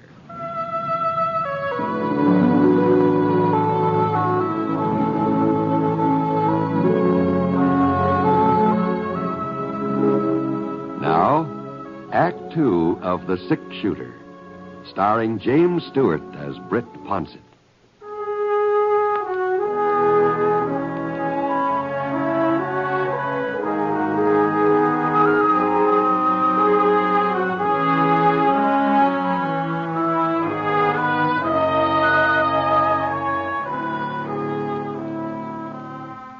You sure couldn't blame Ben for feeling the way he did. He was the sheriff, and if Wes Singer came into Lockwood bound and determined to have another gunfight, well, Ben would just have to take a stand, that's all. And I sure didn't like the idea. A young fella I'd never even met up with was gunning for me, and somebody else was going to try to hold him off. No, that just didn't... Not that I was anxious to get mixed up with him or anything, but well... Anyway, as long as Ben had made up his mind, there wasn't much I could do about it one way or the other, at least for the time being. So I moseyed over to the hotel. The clerk stopped me as I was passing the desk. He pointed to a woman sitting on the other end of the lobby. He said she'd been waiting for me to come in. Elderly lady, white hair, wrinkled yellow face with a blue straw bonnet tied under her chin. Ma'am. Yes? My name's Ponset, ma'am. Britt Ponset. Oh. Would you mind sitting down here, Mr. Ponset? Sure. It's about Wes. Oh, yes. Wes Singer, that is. I'm his grandma. I see. Uh-huh. You know what he aims to do this afternoon, Mr. Ponset? Well, I'd heard some talk about it, yes, ma'am. It ain't just talk. He means it. He means to kill you. No, don't get too upset about him, Miss Singer. There's probably won't be any trouble between me and Wes. What do you mean? Well, Sheriff Heddleman will be waiting for him, and if Wes starts anything, he'll more likely land in jail. There ain't no jail could hold him anymore. And Ben Hittleman won't be able to arrest him again, neither. He'll shoot Ben without batting an eye. I'm afraid I don't understand you, Miss Singer. I figured you were worried about Wes. I thought that's why you wanted to talk to me. Worried about him? Well, I'm worried about all the men he's going to murder if somebody don't stop him. Men like Wyatt Barker and Todd Apple. Ben Hittleman, he'll be next. Uh-huh. Well, just what is it you want from me, Mrs. Singer? I want you to kill Wes. I want you to shoot him down like you'd shoot down a mad dog. You're the six-shooter. You're the only one who'd have a chance against him. Well, now, Sheriff Hittleman's the law in this town, Mrs. Singer. It ain't up to Law? me. What kind of law is it that turned Wes loose after his other killings? He ain't fit to live, Mr. Ponset. Maybe it's my fault he turned out the way he did. Maybe if his ma and pa had been here to raise him. But they wasn't. I done my best. Of course you did, Miss Singer. Of course. He couldn't have been born mean. The meanness wasn't in his blood. I don't know how it got into him. Uh-huh. Well, sometimes it's pretty hard to explain a thing like that. There's only one way he can end up. He'll be killed sooner or later. I'd even thought about doing it myself. Maybe it's my duty. No, you shouldn't be talking like this, ma'am. You've got to kill him, Mr. Ponset. Today, this afternoon, before anybody else's blood is on his hands. Well, now, I understand how you feel, Miss Singer, but my trying to kill Wes wouldn't... I just don't see how that'd be the answer. Then what is the answer? I've racked my brain, asked God's help, done everything I could think of. What is the answer? Well, I'm sorry, ma'am. I'm afraid I just don't know.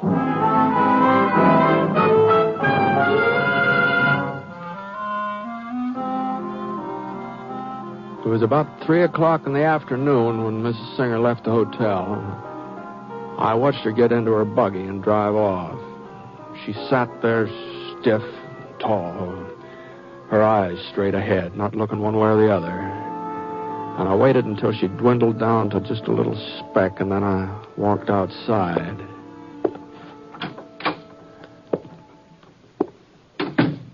There was a kind of a stillness in the air, like on a hot summer day just before a thunderstorm. The town was practically deserted. Nobody was in the stores, nobody on the street. Nobody but Ben Hittleman. Britt, I told you to keep out of sight. Yeah, I know, Ben. Now, you get back to the hotel before it's too late. I'm not waiting in the hotel, Ben. What? No, I made up my mind. I've decided to take a little ride this afternoon. A ride? What are you talking about? Well, I thought maybe I'd head over that way, toward those hills over there.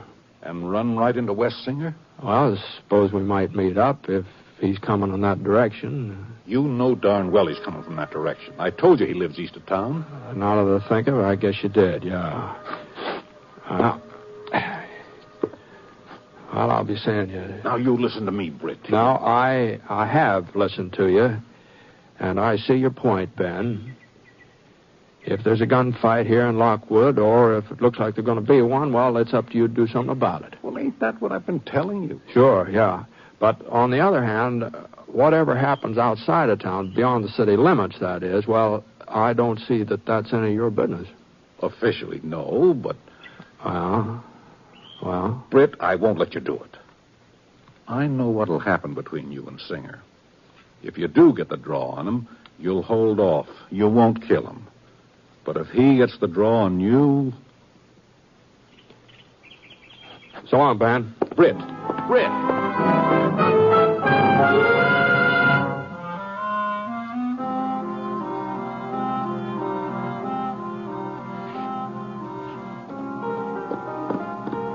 I didn't ride very far, just a couple of miles.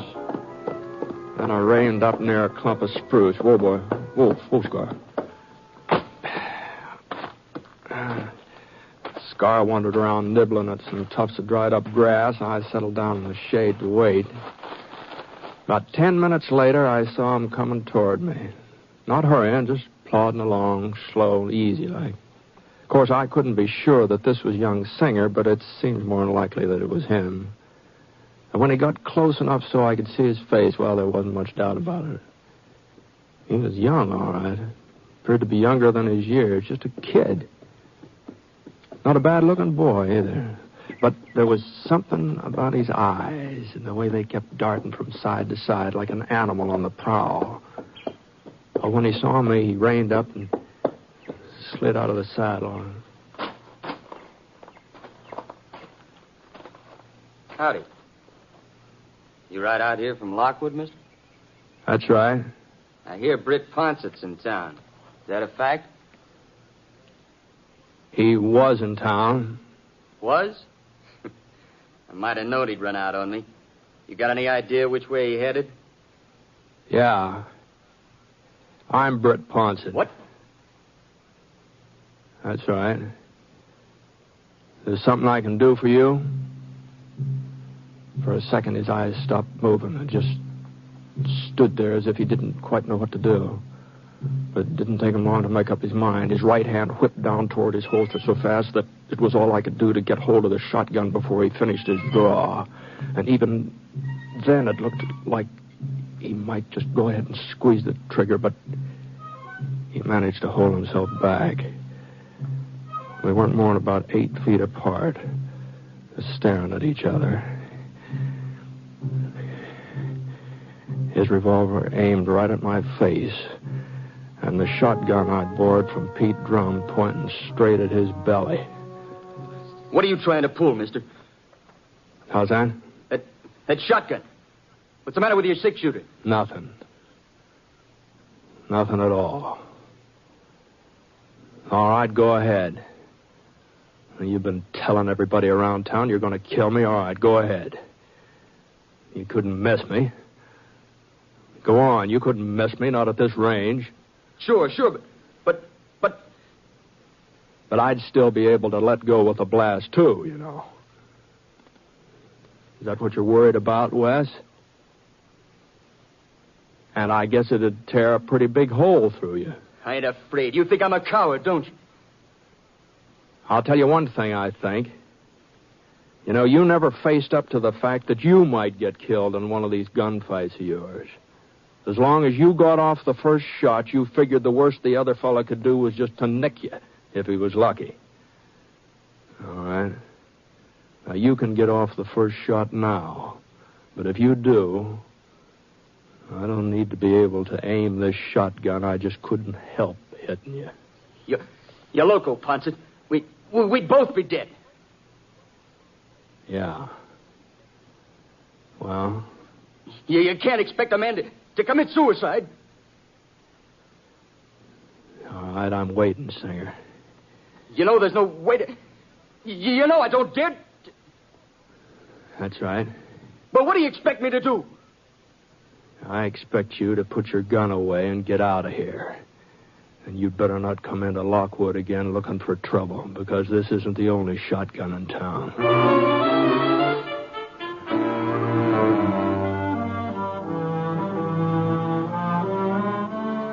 Well, after a minute or so, he turned and he climbed on his horse.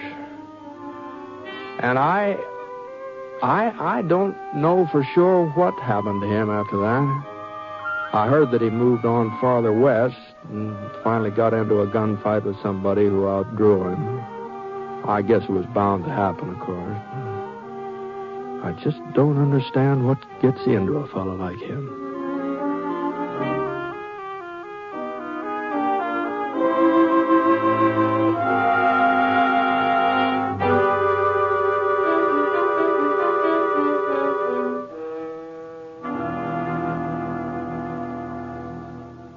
During this month before Easter, crippled children are making their annual appeal to you. They are appealing to you to continue to support the medical, therapeutic, educational, recreational, and vocational services which are indispensable to them. The services which are given by the Easter Seal Society in your community. Won't you answer the appeal of crippled children by giving generously to your Easter Seal Society? You may be assured that your gift will be used to provide services that would not otherwise be available to crippled children. Mail your gift today. You may send it to your local Easter Seal Society or to crippled children in care of your local postmaster.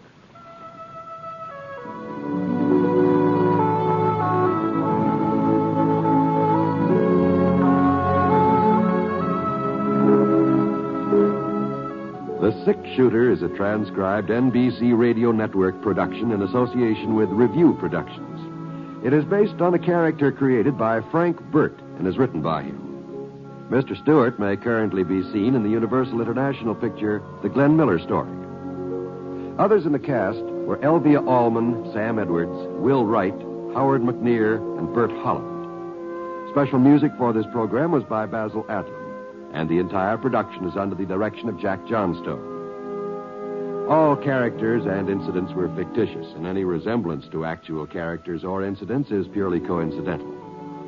By the way, you'll be interested in knowing that the six-shooter has been chosen for broadcast to our men overseas through the facilities of the Armed Forces Radio Services. This is John Wall speaking, and reminding you once more that next week, beginning April 1st, the six-shooter will be heard on Thursday evening. Listen to Jan Murray and Sunday at Home on the NBC Radio Network.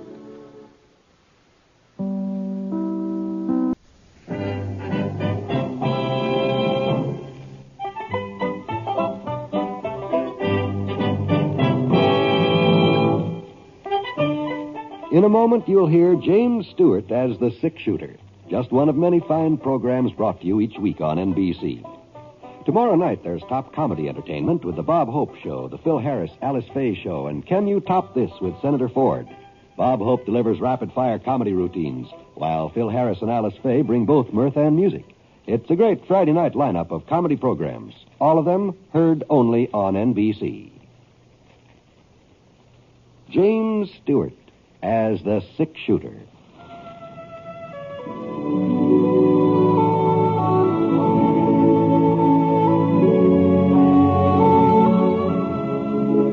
The man in the saddle is angular and long-legged. His skin is sun-dyed brown. The gun in his holster is gray steel and rainbow mother of pearl, its handle unmarked. People call them both the six-shooter.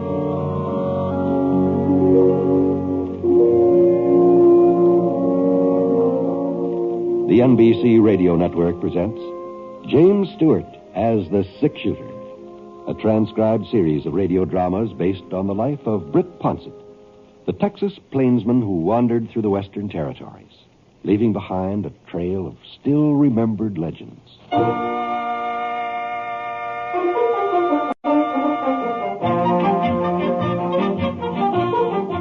This was my first trip into Powder Creek for 3 months, I suppose. Working the spring roundup for Bar Y had been keeping me pretty busy, and There hadn't been any special reason for coming to town, but I figured it was about time to make an appearance. Scar's saddle was showing a lot of wear and tear, and, well, my own outfit didn't exactly look like it had just arrived fresh from the mail order house. Pants were getting a little thin around the seat, and there was a pretty big hole in the sleeve of my jacket. I'd tried to patch it up, but I hadn't done a very good job.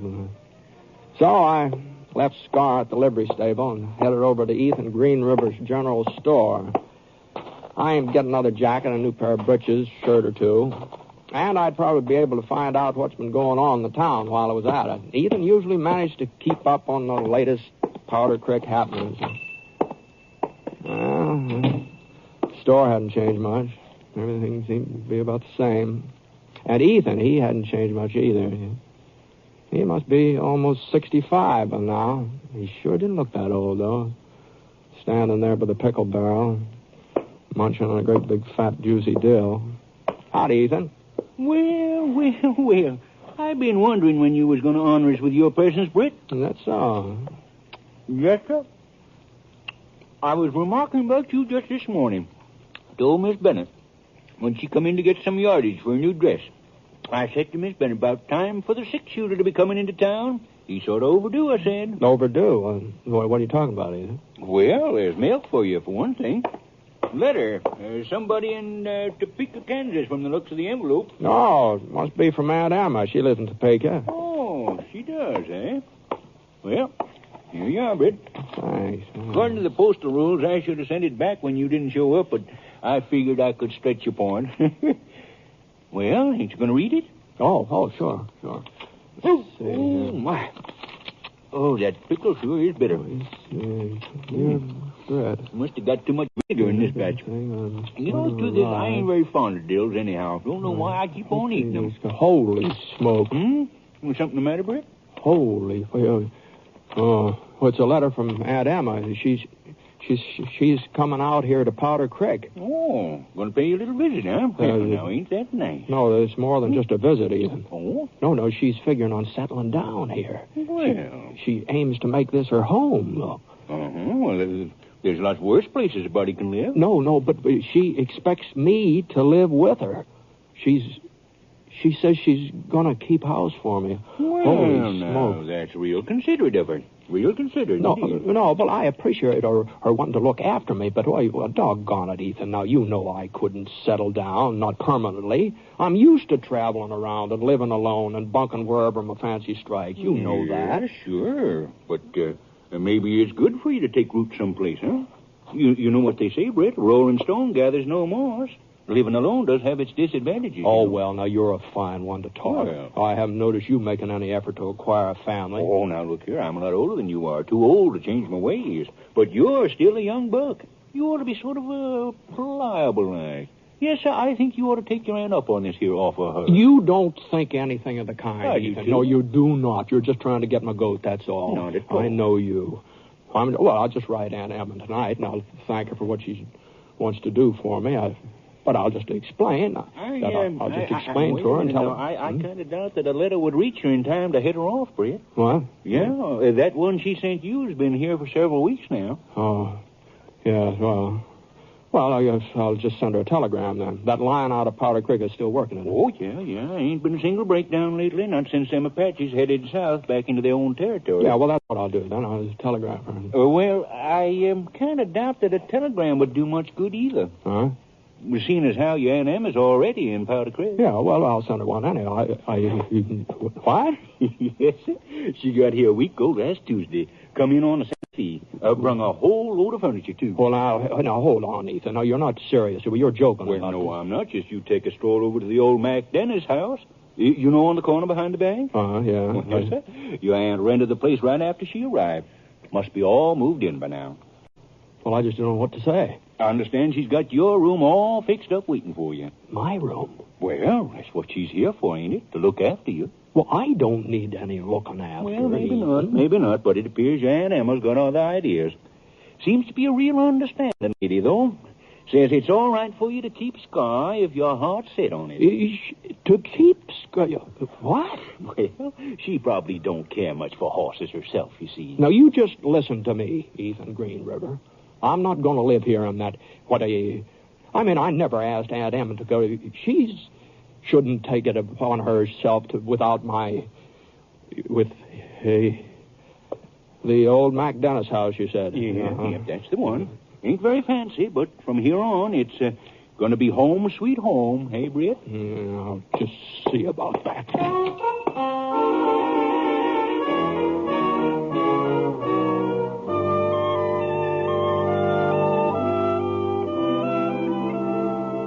My goodness sakes, how you've grown, Britt. Oh, no, Aunt Em, no. I had my full growth the last time you saw me. I was 25 years old. Well, now it seems to me you've shot up some since then. Oh, not much flesh on you, though. Fact is, you're just plain skinny. Yeah, well, I reckon being so tall would make me a little thinner than I really am, sort of appear to be. Your father was just as tall as you are, but he must have been a good 20 pounds heavier. Yes, ma'am. Yes. Well, we'll put some flesh on those bones of yours. A couple of good home-cooked meals, and you'll start filling in. Yes.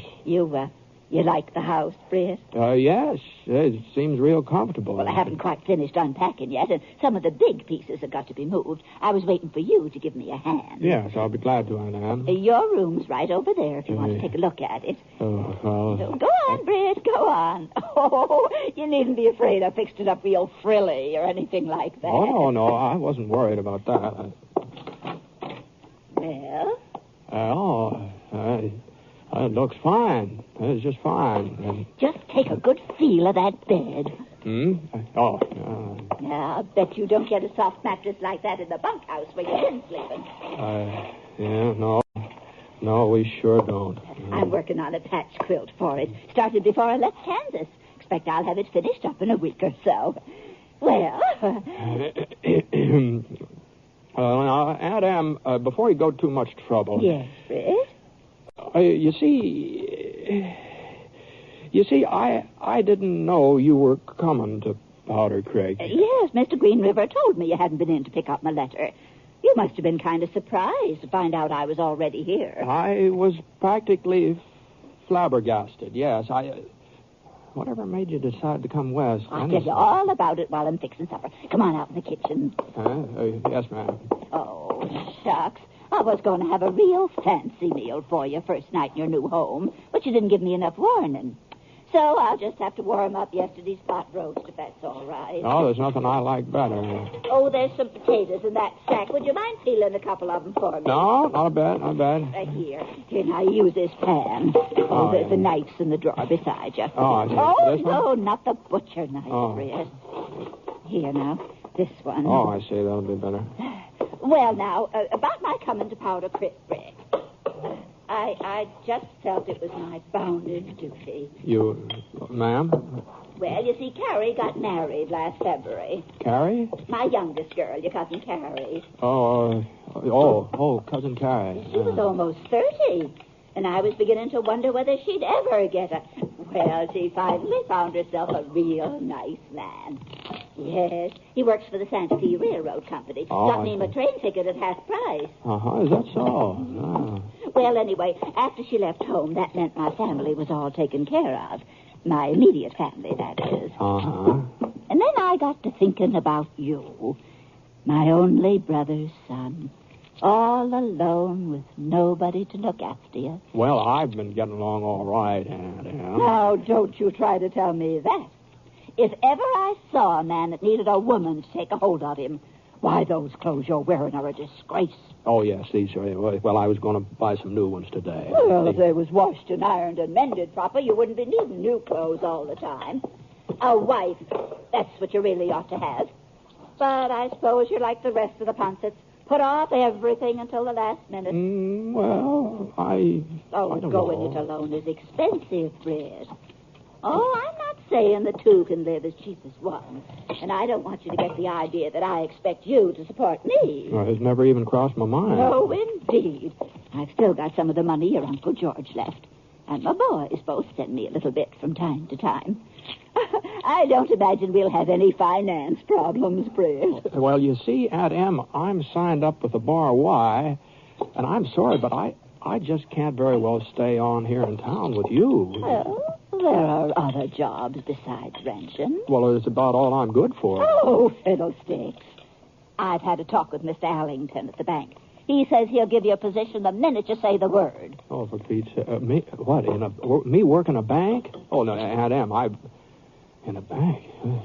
I wouldn't know the first thing about it. Oh, well, now that don't seem to bother Mr. Allington. He was real pleased at the idea. Said it would probably cut down some of his losses, having you as an employee. Ooh, what's the matter, Britt? Oh, God.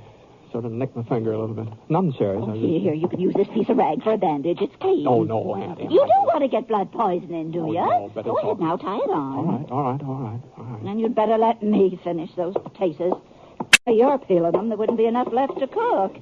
Well, you see, what I'm getting at, Aunt Em, is, well, I'm not the stay-and-put type of man. I'm sort of used to being on the move. Understand? Britt Ponset, it's high time you lit someplace. Oh, I've heard about you and that gun of yours all the way back to Kansas. It's a wonder to me you haven't been shot up half a dozen times by now. At least if those stories folks tell are true. Well, the stories probably did some growing on their way east. I'll bet I know one thing you don't. They've even got a title for you back there. Oh? Mm-hmm. The six-shooter. That's what they call you. No. As if the name of Ponset wasn't good enough. Oh. Well, don't you feel too bad about it, dear. After we live here in peace and quiet for a spell, everybody will forget all about those escapades of yours. Uh-huh. Now, Aunt Emma, there's just something I've got to explain to you, and I want you to understand that Chris, I know what you're trying to say. You think I'm making a big sacrifice in coming here and setting up a home for you. No, not exactly. No sacrifice, Britt. No, indeed. And it's not just a feeling of duty, either. The plain truth is I wanted to come. Oh? It's kind of hard to put into words, but, well, after George died, I still had the children to keep me busy. But now there's no one. No one but you. I guess I'm the kind of person that just has to have somebody to worry over. Must be my nature. And I'm only 60, Britt. I ought to be able to run a house for a good 10 years yet. The Ponsets are long-lived as a rule. Oh, sure. So I just don't know what I'd have done if there hadn't been somebody I could be of use to. I guess you're kind of a godsend, Britt. It looks like I need you more than you need me. Mm-hmm. Well, I reckon we both need each other, Aunt Em.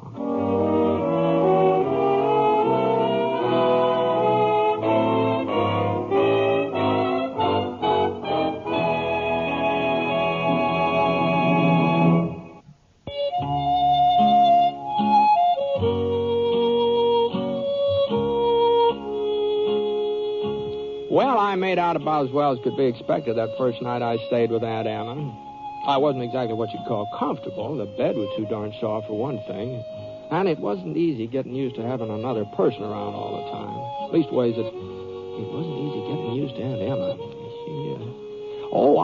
I knew she had my best interest. Britt Ponset, you eat the rest of those turnips. They're good for you. And, before I forget it, don't you think you ought to see about getting a haircut? It's hanging way down the back of your neck. And whenever she asked me to do something, well, I sure didn't have any right to object. They were things that had to be done. And a sack of flour, a spool of number 60 white thread, and some empty fruit jars. I think I'll put up some of that rhubarb out in the garden. Looks real nice to me. And as for the advice she gave me, well, it was probably good advice. It was well worth listening to. I just don't see why you can't try working at the bank, Britt. If you don't take to it, you can always quit. I'm not saying that you have to keep on with it for the rest of your life. Well, after a week, I knew that I couldn't go on much farther.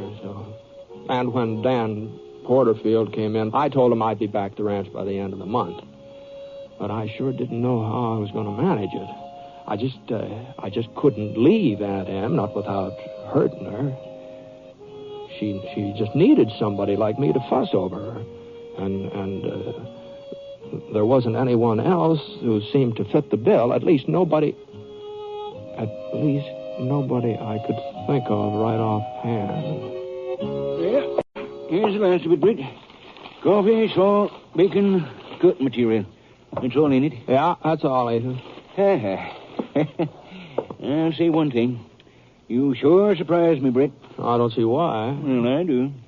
I figured you wouldn't stay on with your aunt not more than 2-3 days at the very outside. But by Jiminy, it's over a week now, ain't it? Oh, no, it hasn't been a week, but it couldn't be that long. By George, it is a week, isn't it? Well, the time sure does fly when a man's contented and satisfied, you know? Huh? Ethan, I'm going to let you in on a little secret. You remember the other day when you first told me Aunt Emma was in town? Sure. Well, now, the truth of the matter is I was kind of upset. I didn't exactly welcome the idea. It ain't no secret, Britt. I guess I know how I'd feel was I in your place. Well, that's just it, Ethan. I never realized what I've been missing all these years. What are you talking about? I want to tell you that I wouldn't give up living with Aunt Em for all the gold in California. In the first place, she's the finest cook that ever lived. Why, her hot biscuits alone is enough to make your mouth water, and that isn't the half of it. She takes care of all my clothes. I can put on a clean pair of socks every day if I have a mind to do it. No. A clean pair every single day if I want to. But the best part of it is that I'm not lonely anymore. Gosh, it sure is nice to have somebody to talk to and to play casino with in the evenings. Huh? Of course, I know none of this sounds appealing to you, Ethan, but gosh, I sure hope I never have to go back to living alone. Well, see you later. Huh? Oh, yeah. I'll be seeing you, Britt.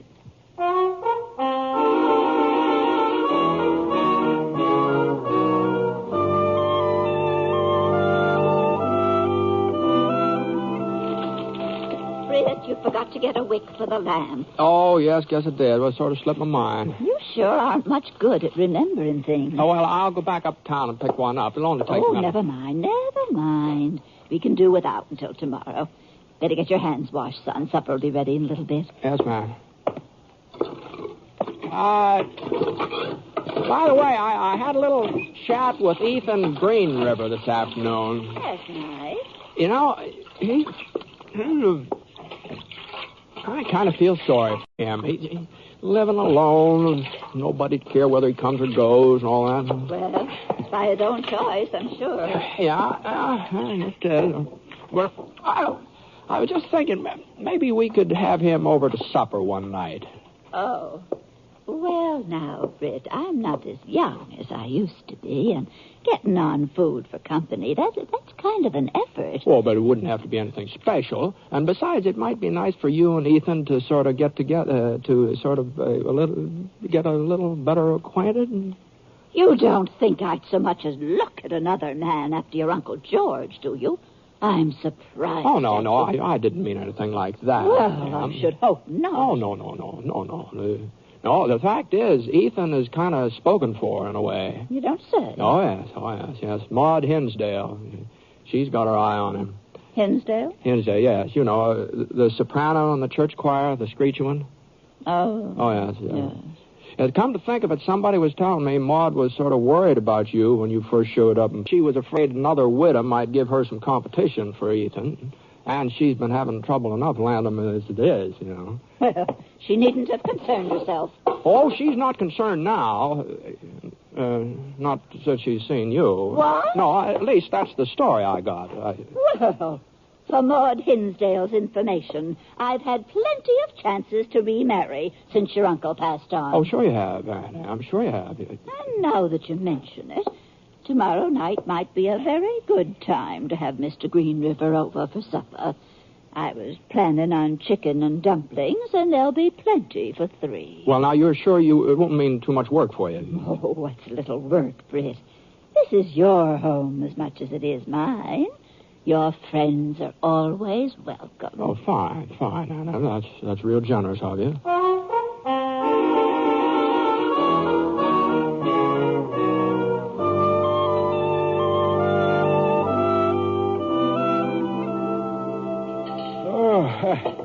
I won't be able to eat again for a month of Sundays, Miss Bancroft. That's all there is to it. Oh, now, Mr. Greenriver, It's the truth. there's another whole apple pie we haven't even touched. I thought with two strong, healthy men like you, one pie wouldn't be near enough. No, please, not another mouthful. Well, if you're absolutely certain I can't tempt you to more of anything, I guess I might as well clear off the table. Can I help you, Aunt Em? Why, Britt, you know I don't like anybody in my kitchen. You two just go in the parlor and enjoy yourselves. I'll be along in a minute. Yes, Sir Britt. You wasn't exaggerating one little bit. That aunt of yours just about the finest cook I ever come across. It's mighty nice of you to say that, Ethan, considering that this is just a sort of a plain, ordinary, run-of-the-mill supper. It's about like what we get every night. No. Oh, yes. Sunday dinner. Now, there. That's when she really puts herself out. Oh, dear. Oh, yes, that's Sunday. Well, say, you don't suppose you can manage to get me an invite to one of her Sunday meals, do you, Britt? I don't know. Oh, no, look, Britt, I'd sure appreciate it. I can't promise anything, but I'll do my best.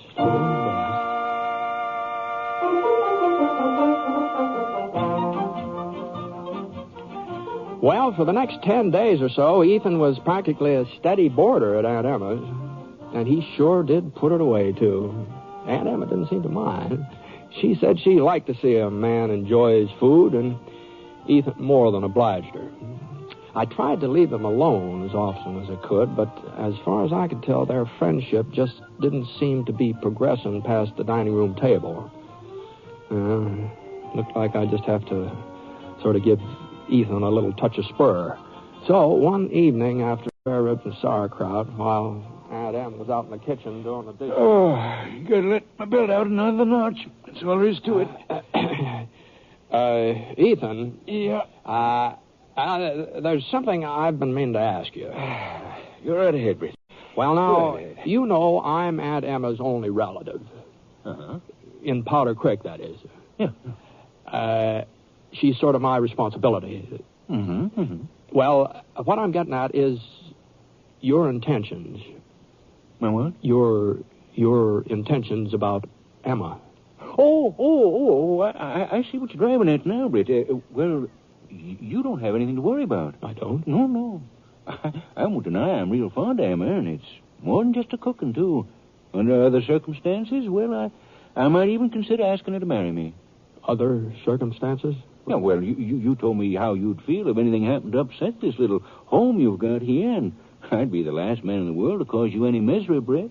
Why, you're one of my closest friends. Now, just hold on here a minute. Now, Ethan. look, but you can take my word for it. You and Emma can live on here together just as long as you've a mind to, and I won't do a thing to interfere. But I'd like you to interfere. Huh?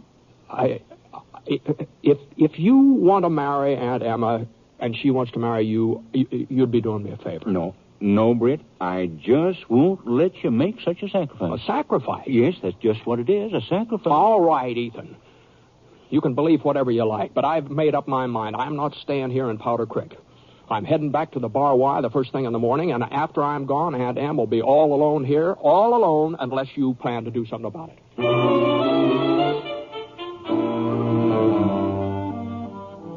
Well, I guess I really wouldn't have gone through with it, leaving Aunt Em, I mean. But I was pretty sure that Ethan really liked her. And all he needed was a little prod. Well, a big prod. Anyhow, I got Scar out of the barn and rode around for an hour or so. But when I came back to the house, Ethan's buggy was gone. Maybe he hadn't proposed at all, or maybe she turned him down. Well, only one way to find out, and that's go inside. What happened to you, Britt? Oh, well, I just wanted to give Scar a chance to stretch his legs. Oh. I thought maybe you were giving Ethan a chance to propose to me. He asked you to marry him? That was the general idea. I see. You turned him down, huh? Is that what you thought I'd do? Well, I was afraid you... I figured you'd be worried about what would happen to me. That was all. I'm not the least bit worried about what'll happen to you, Britt Ponset. What? Why, I've known since the first week you moved in here that it just wouldn't work out. It's clear as day that you and that horse of yours aren't going to be happy unless you're roving around somewhere, bedding down without a roof over your head. Oh, I saw those blankets of yours on the floor. I know how you've been sleeping. Well, Yes. It appears to me that there are some men who take to being looked after and cared for, and there are some who just don't. Huh. That's why I agreed to marry Ethan. You accepted him? Of course I did. He's the kind of man who'll take to being looked after.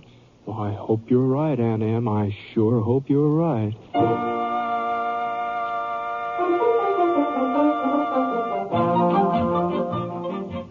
And you know she was?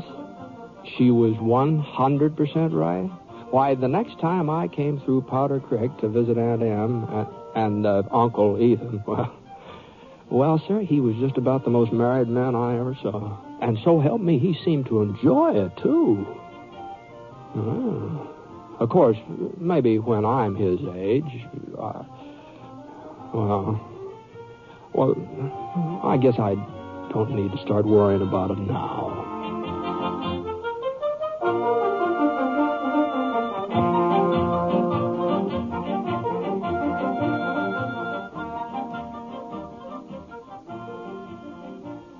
The Six Shooter is a transcribed NBC Radio Network production in association with Review Productions. It is based on a character created by Frank Burt and is written by him. Mr. Stewart may currently be seen in the Universal International picture The Glenn Miller Story. Others in the cast were Eleanor Audley and William Johnstone. Special music for this program was by Basil Adlam, and the entire production is under the direction of Jack Johnstone. All characters and incidents were fictitious, and any resemblance to actual characters or incidents is purely coincidental. By the way, you'll be interested in knowing that the Six Shooter has been chosen for broadcast to our men overseas through the facilities of the Armed Forces Radio Services. This is John Wall speaking.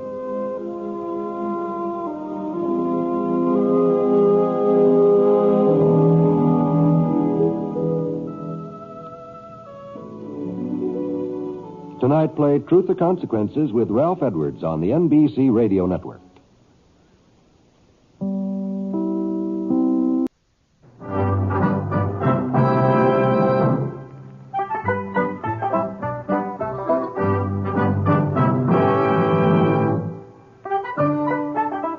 In a moment, you'll hear James Stewart as the Six Shooter. Just one of many fine programs brought to you each week on NBC. Tomorrow night, there's top comedy entertainment with the Bob Hope Show, the Phil Harris Alice Faye Show, and Can You Top This with Senator Ford. Bob Hope delivers rapid-fire comedy routines, while Phil Harris and Alice Faye bring both mirth and music. It's a great Friday night lineup of comedy programs, all of them heard only on NBC. James Stewart as the Six Shooter.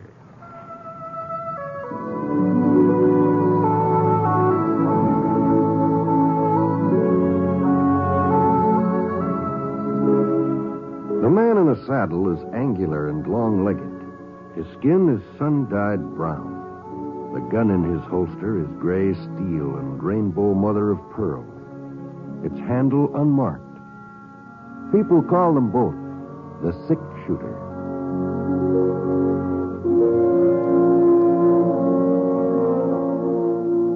The NBC Radio Network presents James Stewart as the Six Shooter, a transcribed series of radio dramas based on the life of Britt Ponset, the Texas plainsman who wandered through the Western Territories, leaving behind a trail of still remembered legends.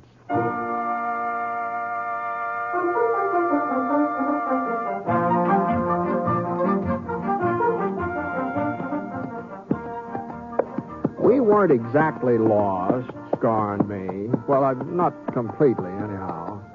I had a sort of a general idea of our whereabouts, but I must have taken the wrong turn back at Glen Forks, or we'd have reached Minton by now.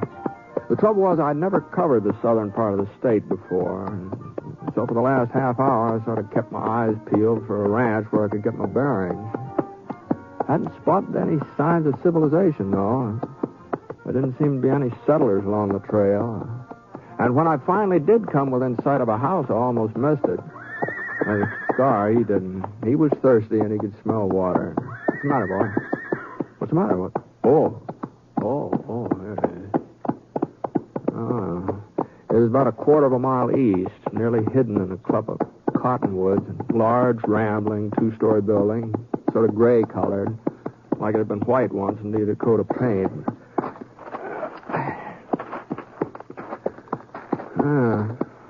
I begin to wonder whether anybody still lived here. Easy, boy. Easy now. The steps leading up to the porch were cracked and broken, and a hole in the side window was stuffed with newspaper to keep the wind out. Hello? Anybody home? Who is it? What do you want? Well, just some directions, ma'am. I'm looking for a trail to Minton. Oh. Just a minute. Trail to Minton, you said? Yes, ma'am. You should have turned east at Glen Forks. Oh, Trail I see. past here's the old one. It's 4 miles longer and nobody uses it anymore. I see. Well, as long as it goes to Minton anyway. 4 miles longer and nobody uses it nowadays. Yes, ma'am. Still, it'd be shorter than going all the way back to Glen Forks, wouldn't it? I guess so. Yes. Well, thanks, ma'am. Oh, ma'am. Yes? You don't have to have some extra water, do you, from a horse? There's a pump out and back. I'll show you. Oh, no need for you to trouble yourself. I'll find it. Come on, Clark. It's no trouble, Mr. Ponset, ma'am. Britt Ponset. Ponset? I think I've heard my husband speak of you. Oh. You can use that bucket. Oh, here it is. Thanks. We've had a dry summer. Very dry. It may take a while for it to start drawing. Sure. Britt Ponset. Yes, I'm certain the general mentioned your name. The general? I'm Hannah Guilford. General Guilford's wife. Oh, well, I'm very pleased to meet you, Mrs. Guilford. Then you do know William. I knew him, yes, ma'am. I knew him when he was in command of Fort Clark. That was a couple of years before he... Fort Clark. I wasn't with him there. William thought it would be too dangerous. Indians. Uh-huh.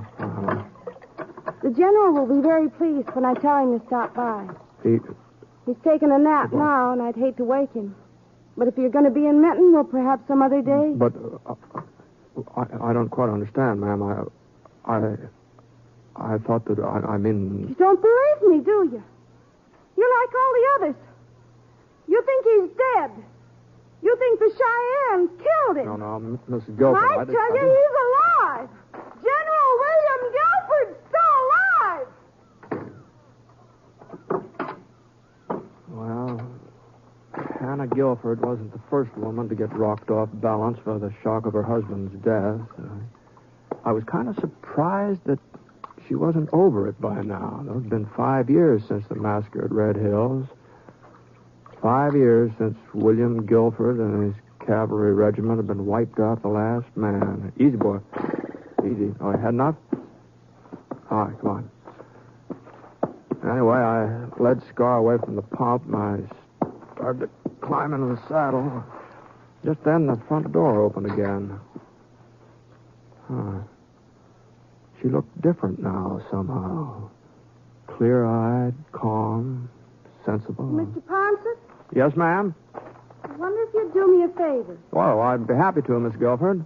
I've made a list of some supplies I need from Traylor's General Store in Minton. Would you ask Mr. Traylor to bring them out first thing in the morning? Oh, certainly, ma'am. Here. My husband and I were planning to take the buckboard into town this afternoon, but I don't think he's up to the drive. This way you'll save us the trip. You sure you don't mind? No, not a bit. Bye, Miss Guilford. Bye. Don't forget to tell Mr. Traylor first thing in the morning. That's when I want them.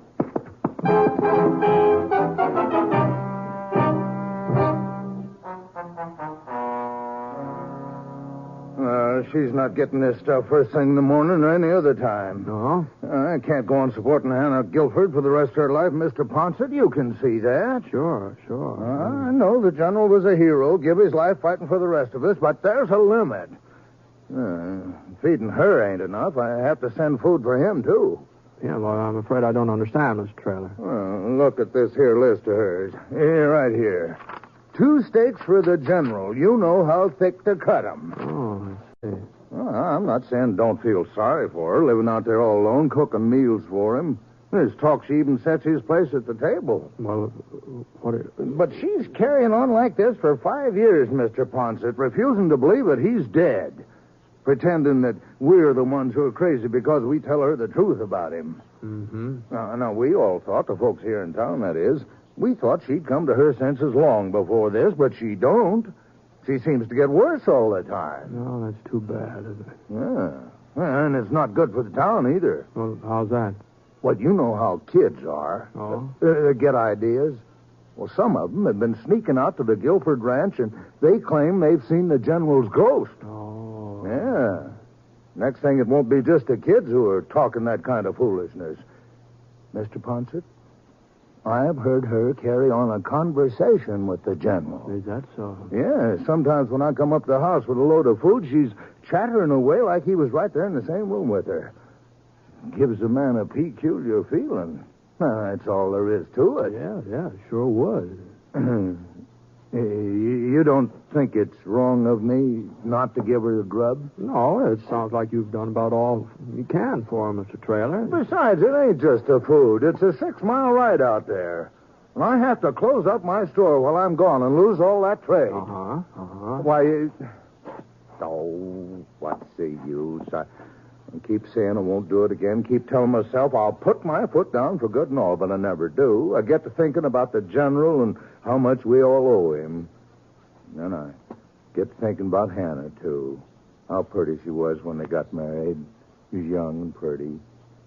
She was a lot younger than him, you know. Only about 20 at the time of the wedding. Let's see, that was 17... No, it was 18 years ago. 18? Well, you mean she... What did that make it? You mean she's only 38 now? Yeah, somewhere's in there. Not much older, anyway. You wouldn't think it to look at her, would you, Mr. Ponset? You wouldn't think she was once the prettiest girl in Minton, now would you? Oh, I guess she's been through a lot. Yeah, I guess she has. Well, I suppose I might as well start getting her order together. If I have it all ready to take out there in the morning, I won't miss much business. The fact of the matter is, I won't miss any business. Seems how I got the only general store here in Minton. Say, if it'd be of any help to you, Mr. Traylor, I could drive out to the Guilford Ranch tonight and deliver the supplies. No, I wouldn't want to put you out. No, I haven't got anything else to do. The cattle I'm waiting for haven't showed up yet. Probably won't be here before morning. Well, if you're sure it won't be an imposition. No, not at all. I'd take it myself, but after 7 before I close up, and then by the time I had supper, it makes it so darn late. Sure, I understand. It'll only take me a few minutes to fill her order. Why don't you just dip into that cookie barrel there while you're waiting?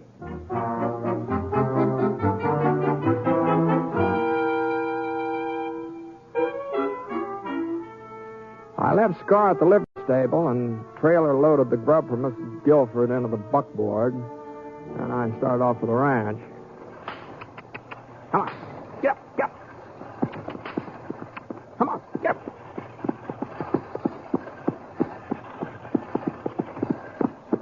The sun had gone down by the time I got there. It wasn't dark yet, though. You could still see yellow and red over behind the mountains, but the evening star was getting brighter and brighter. Whoa, now. I thought, sure, she must have heard me when I drove into the yard, but the front door hadn't opened yet, so I climbed off the seat, walked up those broken steps onto the porch, and the next thing You can't live on charity forever, will you? Got to do something about the ranch, sell it, or find some way of getting it in shape again.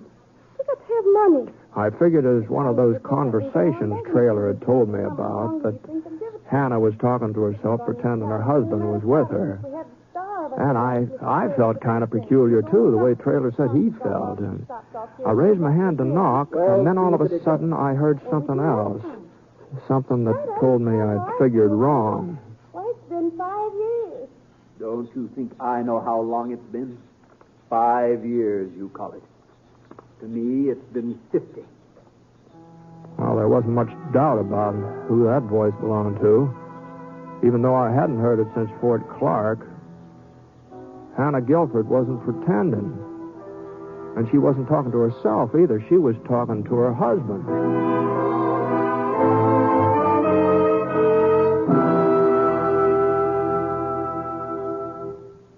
We'll return to James Stewart as the sick shooter in just a moment. It is the busy folks, particularly, who should listen to this bit of advice from the American Cancer Society. Regular physical examinations are important in the fight against cancer. Medical science today can cure many cancers if treatment is started soon enough. In other words, to cure cancer, it has to be discovered in its early stages.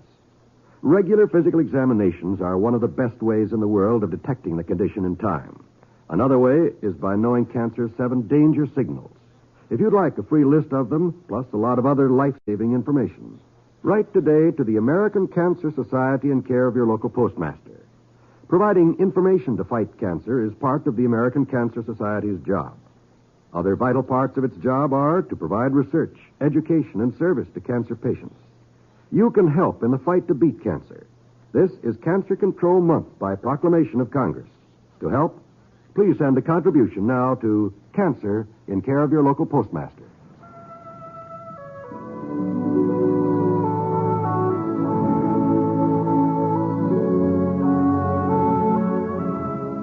Now, Act 2 of The Sick Shooter, starring James Stewart as Britt Ponset.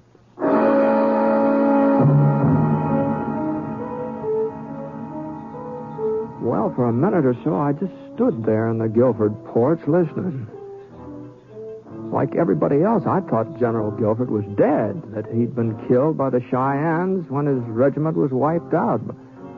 Why, there was even a monument to him in the cemetery in Minton. I'd seen it that afternoon as I rode past there.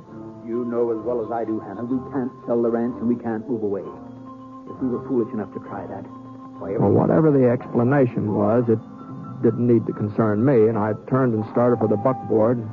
Right then, one of those cracked porch steps decided to give way. Oh, God. Well, I managed to keep my balance, but I'd made enough racket to drown out half a dozen conversations. Mr. Ponset. Evening, ma'am. What do you want? Why did you come back? Well, I brought the things you ordered from town. I thought I'd save Mr. Traylor a trip. Oh, I told the General you were here this afternoon. I was just talking about you, as a matter of fact. Yes, ma'am, I know. You know. I heard you, and the General. Oh.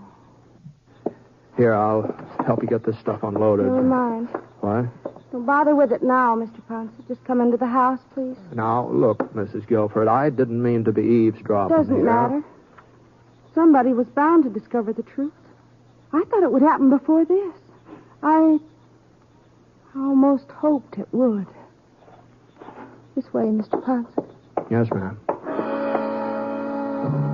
I followed Hannah Guilford through the front door. The General was sitting on the horsehair sofa. He hadn't aged at all since I last saw him. Funny, the years had speeded up on his wife, but they'd stopped dead still for him. And when he saw me, he got to his feet and he slipped on an army blouse. And even though the cloth had been patched and mended a dozen times, the jacket was still neatly pressed. It still looked military. Hello, Britt. General? He heard us talking, William. He heard your voice, too. I see. Why did it have to be you, Britt? Well, I don't quite understand. Anybody else? People would say it was their imagination, that they'd heard a ghost. But they'd never say that Britt Ponset was imagining things. They'd believe you if you told them I was still alive. Oh, you never know what people are going to believe, General. What difference does it make now, William? Somebody was sure to find out sooner or later. Be quiet, Hannah. I want to think. There's nothing to think about. We have to face the truth, that's all. We? I'll stand by you. Always have, haven't I? Yes, my dear, yes. You've been very loyal. But I'm the one they'll court-martial. Not you. Not both of us. Court-martial? The Army doesn't look very favorably on desertion, Britt. Oh? It was an accident, of course. It wasn't intentional. It shouldn't have happened, I know, but my being there wouldn't have made any difference. They'd have all been killed anyway, and me along with them. I see. You weren't at the massacre then? No. I hadn't been feeling well for several days. I didn't know what it was, and the Army doctor with us hadn't been able to help me, so I was riding for Browning when it happened. Yeah? If I had expected the Indians to attack, if I had had any idea there were so many of them, I would never have left my men. The scouts told us only 700 or 800. They said the Cheyennes were breaking camp, preparing to withdraw. If I had known there were so many, I would never have left. Yes, but How do you think I felt when that corporal caught up with me? The only man who escaped the slaughter. How do you think I felt when he told me what had happened and then died in my arms? Yes, well, maybe if he hadn't died, he'd been able to get help. I went back to them, back to my men. I saw what had happened with my own eyes. It was horrible. Mutilation. Awful. They were my responsibility, but it wasn't my fault. It wouldn't have made any difference if I had been there. But you should have explained it to the Army. I was going to. I wanted to be sure that Hannah understood first. That she was prepared for the shock when the news came out. Then by the time I got there, it was too late. Too late? They were saying I was a hero, that I had died with my men. And if I had gone to the Army, if I had told them my story, I wasn't sure they'd believe me. They might think I had deserted in the face of enemy fire. There was no one to back me up. No one. I couldn't go to the Army. It was too late. I couldn't go to them. So you just stayed on here hiding? You don't know what I've gone through. Oh, I've had my punishment worse than any court-martial could give me. Living in darkness for 5 years, never seeing another person but Hannah, never talking to anybody else. 5 years, without smelling fleas or feeling rain or having a cavalry horse under me. But your wife kept claiming you were alive. You knew that, didn't you? Of course I knew it. It was part of my plan.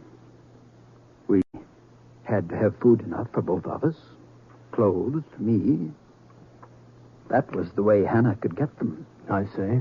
Tell everybody I'm alive, I said. Tell them I'm here with you. They'll only think you're crazy. Even if they should see me, if they should stumble onto the truth, they'll never believe it. My wife is a good actress, isn't she, Britt? But no longer, not anymore, William. What do you mean, my dear? Well, you said yourself folks will believe Mr. Ponset. I said they would believe him. Would? Turn up the lamp, Hannah. My eyes aren't as good as they once were, Britt. I guess eyes need lots of daylight. Well, please, don't go yet. What's that gun for, General? A man changes a lot in 5 years. Some men do. 5 years ago, if I had been forced to go back to the Army, take my medicine, I'd have been able to do it. But now I can't, Britt. As miserable as I am here, as terrible as this life is, I won't give it up. Put it away, William. Put the gun away. If you fire, if you shoot Mr. Ponset, I'll know that you've lied to me all these years. It was your fault, the massacre. I'll know that you really are a coward. Go into the other room, Hannah. This does not concern you. Not concern me? I loved you, William. Even after you came back, after what happened, I still loved you. Now I know, tonight I know, I don't love you any longer. Any more than you love me. Hannah. Look at me, William. Look at my face, my hair. These 5 years have done that to me. You've done it to me. You mustn't upset yourself, Hannah. Another year or two, we'll be able to leave Minton, live somewhere else. People won't recognize me then. People will always recognize you. Why do you think you haven't aged? Why do you think you look just the same? It's so people will always be able to tell who you are and you'll never feel safe. That's your punishment, William Guilford. I'm leaving now, General. No, Britt, you're not. Go ahead! shame! What's one more life to you? What's one more life to a man who left a whole regiment of soldiers to die? Your husband's not going to kill anybody, Mrs. Guilford. He said he changed in the last 5 years. Well, I think he has changed. I think he's become such a coward that even the sound of a gunshot would scare him half to death. Britt!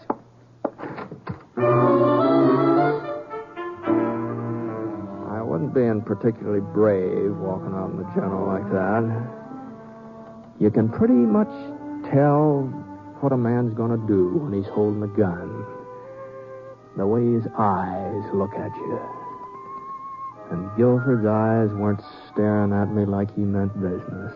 I started to close the front door, and I just glanced back over my shoulder as I did it. Guilford was walking up the stairs. He was almost at the top, and then all of a sudden he kind of stumbled. Guilford!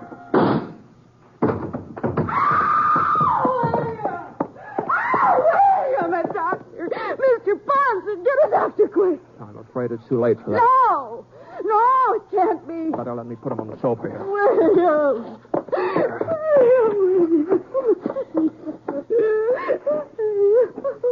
You have any brandy, Mrs. Guilford? Here now. Miss Guilford. Brandy? Yes, ma'am. I think so. On the sideboard. All right, I'll get it. Yes, give William some brandy and then he'll be all right. Well, he'll be all right, won't he, Mr. Ponset? Here, drink this. Me? But I'm not sick. It's William who's sick. It's William who needs the brandy. The general's dead, Mrs. Guilford. No, you're wrong. That's just what people think. That's what we want them to think. But he isn't dead. He's here with me. He lives here in this house. Well, you've got to get a hold of yourself, Mrs. Guilford. Why do people keep saying the general is No, dead? come on, get a hold of yourself here. Stop shaking me. Stop it. But I didn't stop. I went right on shaking her harder and harder and harder until I thought she was going to faint. And then,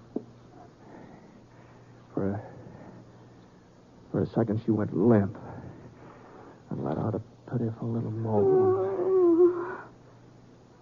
And then she straightened up and her expression changed.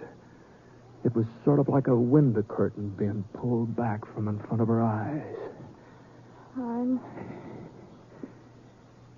all right now, Mr. Ponset. Well, I'm sorry if I hurt you any. You had to do it. If you hadn't, I don't know what would happen. Well, you'd better ride back into town with me and spend the night in there, and we can send somebody back here to take care of the general. I can't, Mr. Ponset. I just can't let folks find out about it. Yeah, well, I'm afraid it's got to come out now. Everything? That he left his men to die at the massacre? That he was ashamed to admit it? That he's been hiding here ever since? Isn't there some way we can leave him as he was? Any way at all?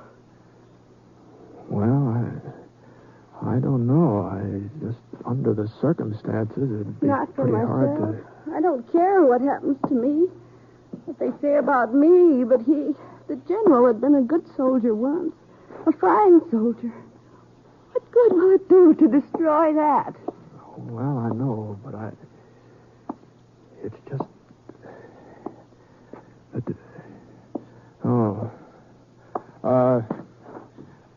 Here, you'd better be careful there, Miss Guilford. What? Well, that table with the lamp on it, you almost knocked it over there. And if the lamp should get broken, this whole place would probably go up in smoke before we could do anything about it. It wouldn't matter. The ranch doesn't mean anything to me. Not now. I could never live here again anyway. Yes, well, all the same, we have to be careful. Fire's very dangerous. Yes, it is. Fire. Now, what are you doing? Now, put that lamp down. Fire. Come on. Better hurry up and get out of here. Come on.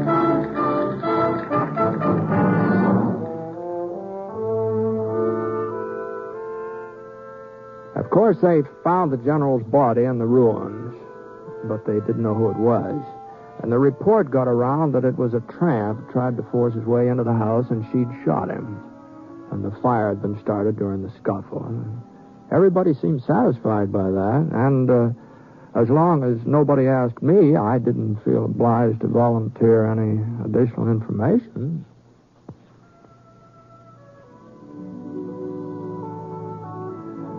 The next time I came back to Menton, by George, I could hardly recognize Hannah Guilford.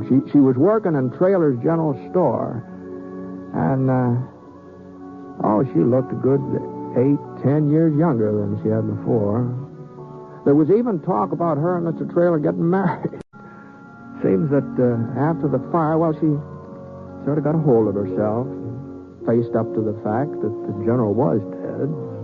At least that's how Traylor explained it to me. He said that the tramp breaking in on her has done some good. He showed me the fellow's grave. It was right in the shadow of the monument to General William Guilford.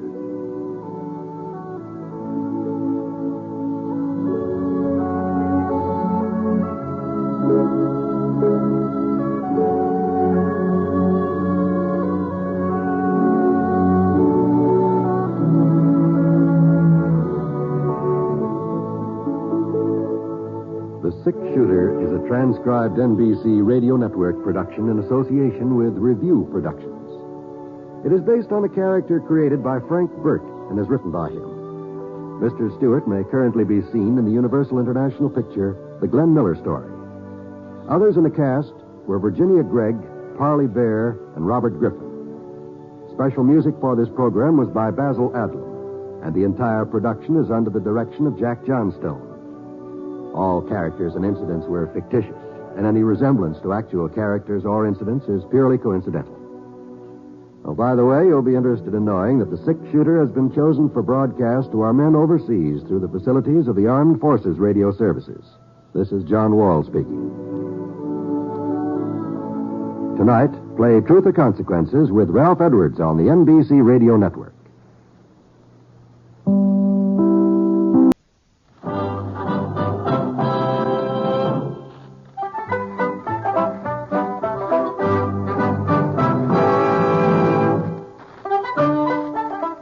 In a moment, you'll hear James Stewart as the six-shooter, just one of many fine programs brought to you each week on NBC. Tomorrow night, there's top comedy entertainment with The Bob Hope Show, The Phil Harris-Alice Faye Show, and Can You Top This with Senator Ford. Bob Hope delivers rapid-fire comedy routines, while Phil Harris and Alice Faye bring both mirth and music. It's a great Friday night lineup of comedy programs, all of them heard only on NBC. James Stewart as the six-shooter.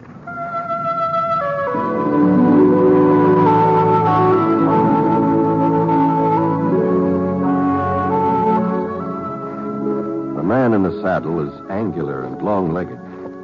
His skin is sun-dyed brown. The gun in his holster is gray steel and rainbow mother of pearl. Its handle unmarked. People call them both the six-shooter.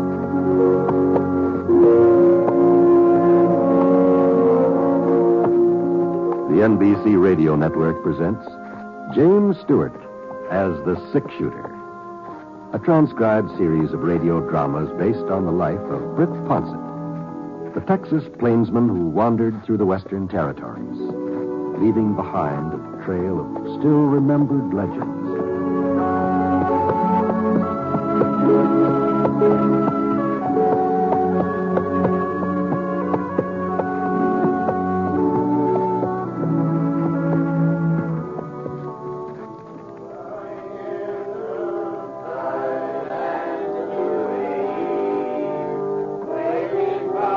Attended a Tuesday evening choir practice in quite a spell, but when Reverend Broom stopped by the Tropster Ranch where I was working and asked me if I could manage to take part in this week's rehearsal, well, I sure couldn't see how to do any harm, so bringing in the sheaves, we shall come rejoicing, bringing in the sheaves. Anyhow, there we are.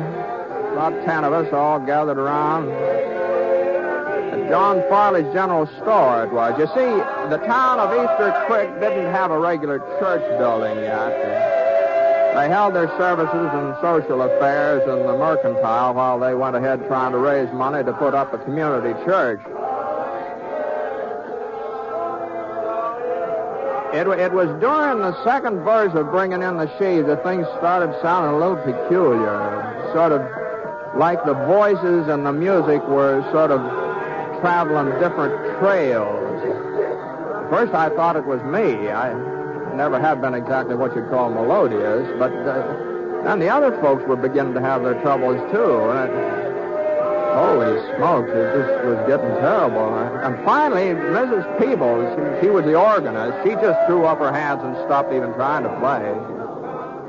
I can't go on, Reverend Broom. I simply can't. No, Elvira. Heaven knows I've tried. I've done my best.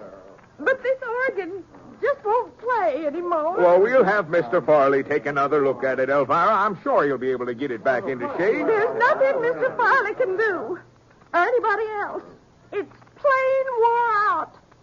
You can't expect a thing to last forever. Oh, no, of course not. Seems to me that after all this time, something could have been done about buying a new organ.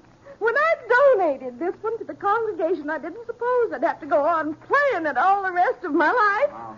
But apparently that's what's expected. No, there's no need to upset yourself, Elvira. Well, I can't help being upset. I say I can't help it. How do you think I feel every Sunday? All those sour notes, and that wheezing and whining. Folks are beginning to think that it's me, that it's my playing. Well, I've been humiliated for the last time, and I won't go through it again. But Elvira, we got to have music for Easter services. Music? Well, you certainly don't call that music, do you? Good night, Reverend Broom. All right, everybody. Give me your attention, please. Attention, folks. Quiet down now, please. Quiet down. It appears that matters have come to a serious crisis. It's bad enough for a town by the name of Easter Creek not to have a proper building for Easter services. But to be without an organ and an organist, well, it's a disgrace, a positive disgrace. Now, we mustn't blame Miss Peebles. That instrument has seen its best days, there's no doubt about it. So I propose that we take immediate steps to purchase a replacement. Just one thing, Reverend Broom. Yes, Sheriff. Where's the money coming from? Well, now, I've given that matter serious thought, Sheriff Appleton, and there seems to be only one possible solution to the problem. We'll just have to borrow from the building fund. That's sort of like robbing Peter to pay Paul, isn't it? No, not exactly. Seeing as how we haven't reached our $1,000 goal anyway, well, the money's just sort of lying there. No, I don't know about that. Just how much do you figure a new organ will cost, Reverend Broom? Well, I've done some investigating in the field, Mrs. Appleton. Last month, when Elvira's foot went through the pump pedal, it seemed like the situation was coming to head. The church over to Whitefield purchased a new organ just last Christmas, and they're willing to sell us their old one. It's used, of course, but it's still in excellent repair. And they're only asking $95. No. I'm afraid that's a bit more than we can afford, Reverend. We must have at least $95 in the building fund. We've been putting money aside for the last year. No, we ain't. We got $42.50. That's the total. Up to and including $3.65 from the Cake Bazaar a month ago. $42.50? Yep.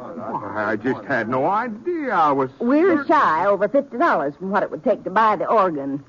And there just isn't any way we could raise it. Not between now and Easter. Now. We mustn't give up. After all, we only need the $50. $52.50. Yes, exactly. Let's see.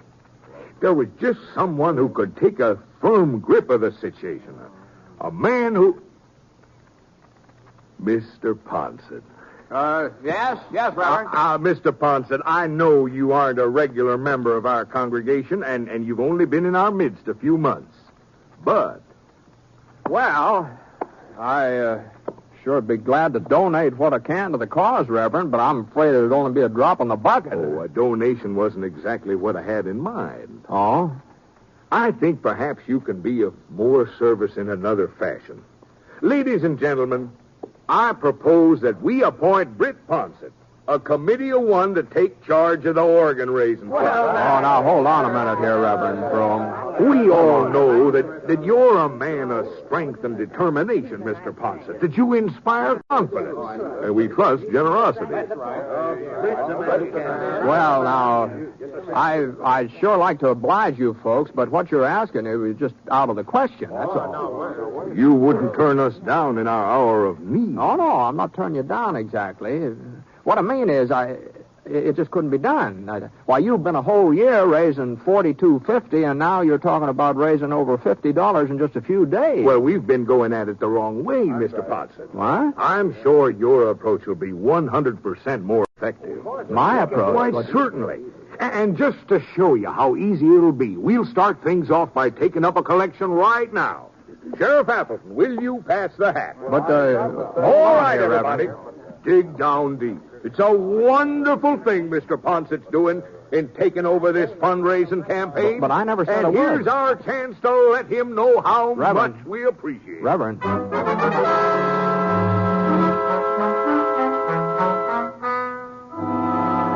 Well, the sheriff finished passing the hat and poured it out on the table, and Reverend Broom counted it, $2.50.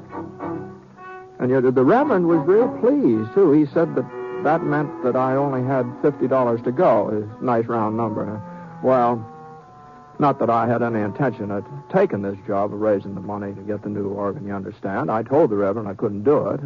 I told him just as plain as day that I couldn't do it, but somehow he got the idea that I had already agreed to do it, and no matter how hard I talked, he just kept... and the other folks, they were as bad as Reverend Broom. I was just outnumbered. That's all there was to it. So, early the next morning, I took my hat in my hand and started out. Must have been getting around noon when I finally came back to the sheriff's office. Oh, come in, Britt. Come in. Morning, Abner. Oh, how's everything going? You been out collecting? Yeah, I've been collecting. Well, $11. That's what I got so far. $11, huh? That's remarkable, Britt. Simply remarkable. But the trouble is I've already asked everybody in town. Uh-huh. Except you, that is. Oh, well, I suppose I could give you $1, but don't forget I was in on the collection at choir practice. You ain't serious, Britt. You don't mean you really ask everybody else? As a matter of fact, there is one area I sort of skipped over. Oh? Well, those cabins over east of the creek and the ranches out that way. I haven't visited them yet. Well, you'd just be wasting your time if you did.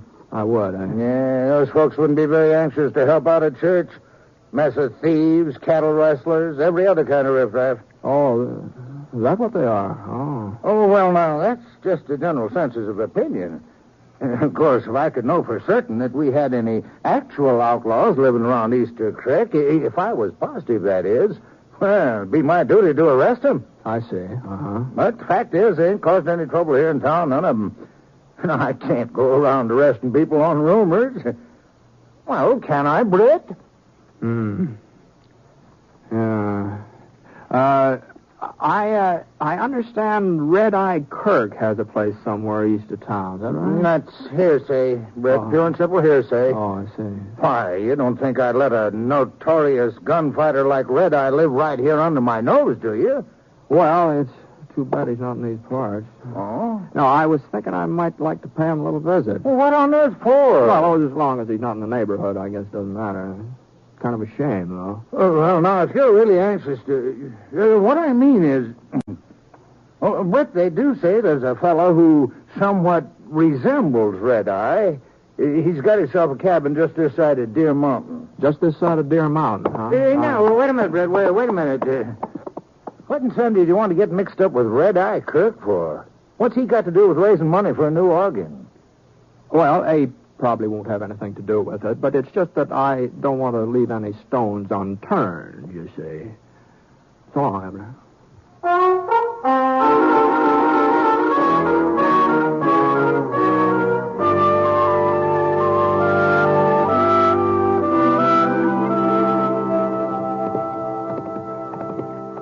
It was about a half-hour's ride out to the cabin Sheriff Appleton told me about. Not much of a cabin, though. Just a shack at the foot of Deer Mountain with a corral off one side. There sure were a lot of different brands on the horses in that corral. Well, I pulled up in the yard about 15 feet from the cabin door. Whoa, Scar. Whoa. For a minute, it didn't seem like there was anybody at home. And then I heard the door start to creak open. The barrel of a .45 poked into sight. The man behind it was tall, square-shouldered, and thick black beard, and kind of reddish eyes. Howdy. What do you want, mister? I'm looking for Red-Eye Kirk. Ain't nobody here by that name. Uh-huh. Well, maybe you'll do, then. What? My name's Ponset, Britt Ponset. Ponset? Now, hold on. I'll just take it easy with that gun. Get him up. Get him up high. Oh, sure. How's this? You alone? Yep, I'm alone. You must be plumb crazy thinking you can take me single-handed. No, I'm not interested in taking you, Red-Eye. I told you that ain't who I am. Oh, that's right. Yeah, that's right. Yes, you did. Yes, that's right. You mind if I get off my horse? Well, just don't try nothing, that's all. And don't move toward your holster. Don't worry. That's close enough. Sure. Now, what are you doing out here, anyway? Well, the fact is, you see, what'd you say your name was? Jones. Bill Jones. Yeah. Well, Mr. Jones, I've been given the job of raising some money. What? Now, don't get me wrong. It wasn't my idea, but since it was for such a good cause, I just couldn't turn the folks down. Good cause? A new church organ. That's what I'm collecting for. What? You see, the one that Reverend Broom's congregation has been using, it sort of gave up the ghost last night, and what with Easter coming on, Are you joshing me, mister? No, of course I'm not. You mean you're out here trying to raise money so you can buy a church organ? That's right. Go on. Get moving before I take a shot at you. You won't give me a hand, huh? I wouldn't give you 5 cents for every church organ west of Mississippi River. Now, it wasn't your money I wanted. What? No, it wasn't that at all. And what the devil did you come around bothering me for? Well, I was thinking that you're a pretty influential man with some of the folks hereabouts. And they'll toe the mark if I tell them to. You can bet on that. Yeah, well, that's just the impression I got. So what? Well, it seemed to me that if I was to go moseying around these parts alone, some of your friends might not look too kindly on the idea of giving me donations. They sure wouldn't. But on the other hand, if we were to approach them together as a kind of a team, you might say. A team? That's the general idea, yeah.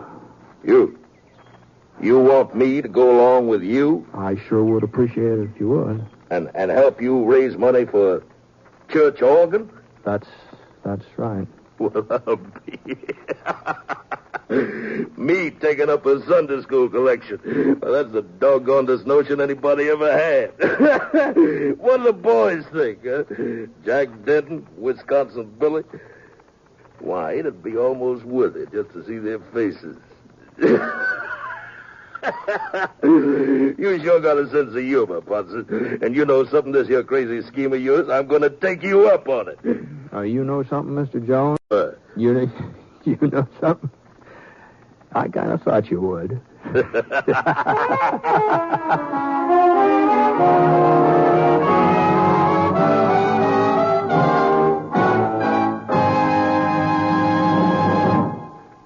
You are listening to The Six Shooter, starring James Stewart as Britt Ponset.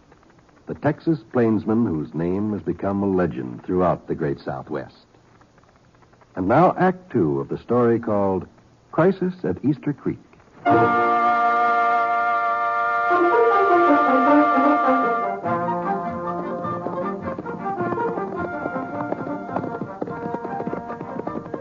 Well, the first place we came to was a farmhouse about a quarter of a mile south of Red Eye's cabin. At least it had been a farmhouse once. There sure wasn't any crops growing in the vicinity now. The porch sagged off at a slant, and the windows were stuffed full of papers and rags.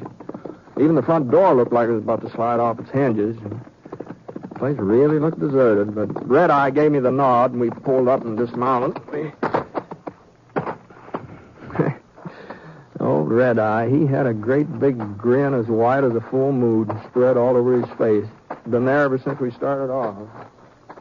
Hey, Denton! Get out here, Denton! It's me, Red Eye. Well, I guess you knowed who I was anyway, didn't you? Well, I had a pretty good idea. Howdy, Red Eye. What can I do for you? Denton, this here's Britt Ponset. Ponset. Howdy, Denton. Now, don't you worry, Red Eye. Even if he did get the draw on you, he ain't turning you over to no sheriff. Oh, put your gun away, Denton. Huh? Use your eyes. Ponset ain't covered me, is he? Then what are you doing riding along with him?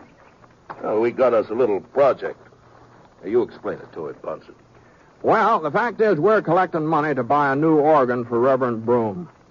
What? That's right, Jack. Oh. Sounds to me like you said money for a new organ. I must be getting loco. I sure ain't going to argue that with you, Denton. Well, come on. Come on, fork over. You mean you're serious, Red Eye? Of course I'm serious. Then he must be holding a gun on you. I ain't got all day, Denton. How much we need, Britt? Well, let's see. 12 from 50, $38. Well, you heard him. Denton? Sure, Red Eye, sure. Now, just let me look in my purse here. Oh, yeah, two $20 gold pieces. How's that? Well, I didn't mean that you had to contribute the whole thing.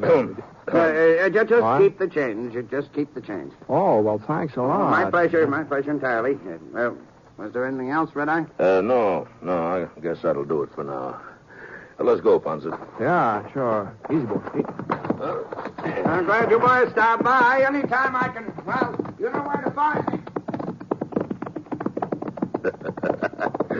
We'll stop at Mike Morgan's place next. That's just down the road. Well, that's mighty considerate of you, Red Eye, but we don't need to make another stop. What? Well, what are you talking about? Well, $38, that's all we needed, you see. Oh. See, the organ's all paid for now. Well, there must be something else the Reverend needs money for, ain't it? Oh, I suppose. Doggone it, Ponset. I'm enjoying myself. And besides, it wouldn't be fair to the rest of the boys if Denton was the only one who got a chance to do a little contributing to charity. Least we can do is stop at Mike Morgan's, seeing as how we're so close. I said, well, whatever you say. Whatever you say, Red Eye. Well, we made about 8 more stops before evening, and I must say that all of Red Eye's friends are mighty generous. Why, I even had to turn down the offer of a couple of cows for the cause, seeing as how there was some doubt as to the legal owner of the stock in question. But the gold and the silver and the paper money, well, there just wasn't any way of telling how that was come by. At least, wasn't any way I could think of. So by sundown, I was carrying quite a load of cash. And we were riding away from Slick Wilson's place when Red Eye gave a little sigh and looked at me sort of disappointed. Well, guess I better head back home now. Sure, Red Eye, sure. What's the matter? I was just thinking about how Mike Morgan tripped over his shotgun when I told him what it was we wanted. Nearly blowed himself right over the barn. Yeah, it's kind of a close call, wasn't it? Doggone it, I don't see why Wisconsin Billy wasn't at home. Well, he'd have been fit to be tied. Well, we did all right without him. Easy. Say, Britt. Oh, why don't you come back tomorrow, huh? Oh, no. He'll probably be around there. Oh, no, thanks, Red Eye. I got a whole lot more than I ever expected. And I sure do appreciate your assistance. Oh, pleasure's all mine. Well, good luck. Same to you. Same to you, Red Eye.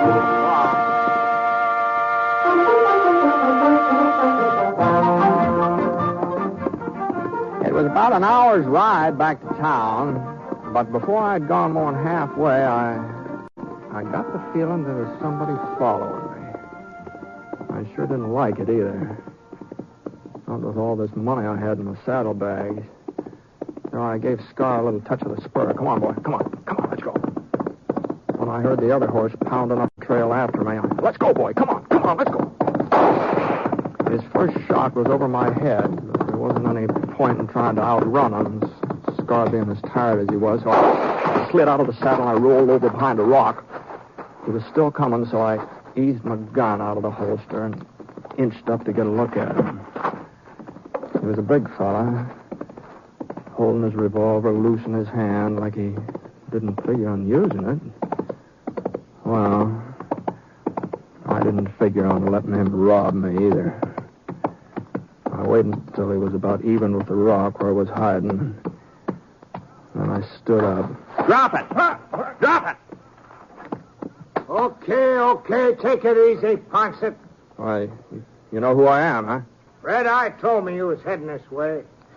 I've been trying to catch up with you for the last 15 minutes. You mean Red Eye sent you after me? I'll say he did. Well, I'll be darned. Huh. I thought I had him figured different. Now, I suppose he told you about the money, too. Sure. Here's mine. My share. Catch. What? Your share? For the church organ. Name's Wisconsin Billy.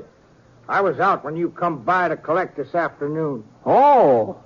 Then I wanted to make certain you got my donation. Oh, I see. Now, do you mind handing me my gun? You guy? No, not a bit. Here you are. Thanks.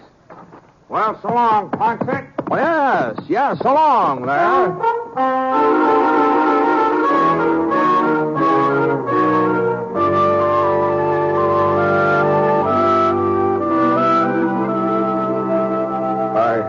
I simply can't believe it, Mr. Ponset. There must be over $1,000 here. Just about, Reverend, just about. Enough for the organ, enough to build a church, too. Yeah. Well... Mr. Ponset. Yeah? Now, you mustn't think me ungrateful, but I'm afraid we can't accept this money. What? Well, you see, Sheriff Appleton told me where you got it. He did, huh? Now, mind you, I don't have any objections myself. I think when help is offered, it should be accepted, irregardless of the source.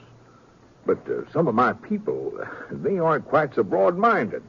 And the idea of permitting Red Eye Kirk and those other outlaws to donate to our fund, well... Now, just hold on a minute, Reverend Brome. Now, just hold on. Now, when I was talking to Sheriff Appleton earlier today, he claimed that there weren't any outlaws in the vicinity of Easter Creek. Well, we don't like to admit that our town is a haven. Why, the sheriff said that if there were any bandits around here, it was his duty to arrest them. Of course, that would mean getting a posse together. It'd probably mean a lot of shooting and killing. Well, Mr. Ponset, everybody knows it. I mean, it's common knowledge. And as for Red Eye Kirk ever having anything to do with that money I raised, well, you could be mistaken, Reverend. But you were seen riding along. Well, it looked like Red Eye. Didn't Sheriff Appleton ever tell you about the fellow that lives out near Deer Mountain who's supposed to be the spitting image of Red Eye Kirk? Didn't he ever tell you about that? Now, Mr. Ponset. No, even if some of those fellows on the other side of the creek are sort of outside the law. Now, I'm not saying they are, mind you, but even so, accusing them of being criminals, it might stir up a whole lot of trouble. That's true, of course. And besides, Sheriff Appleton says they're law-abiding citizens, and he's your duly elected sheriff. He sure ought to know. Well, night, Reverend. I'll see you in church.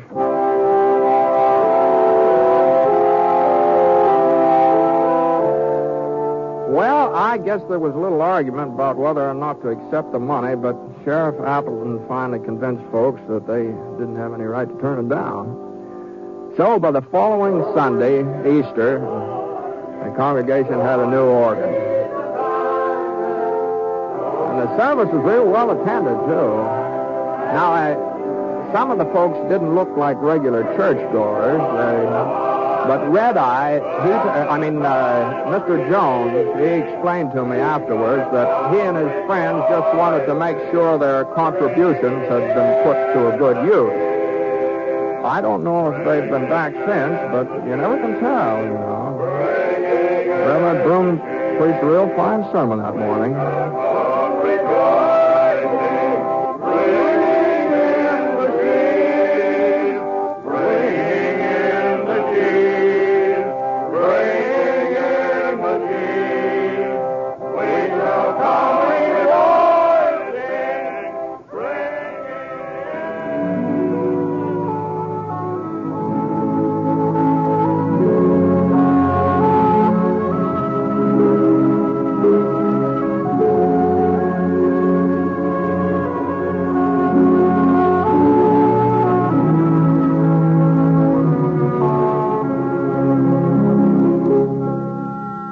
Six-Shooter is a transcribed NBC Radio Network production in association with Review Productions. It is based on a character created by Frank Burt and is written by him.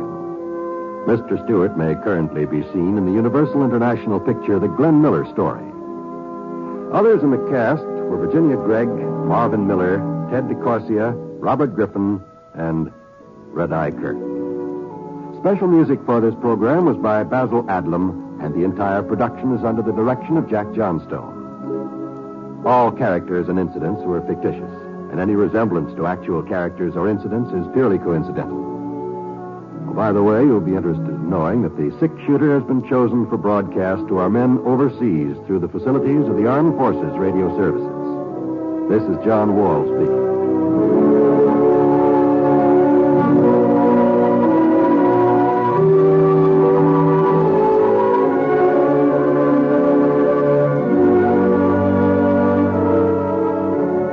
Tonight, play Truth or Consequences with Ralph Edwards on the NBC Radio Network.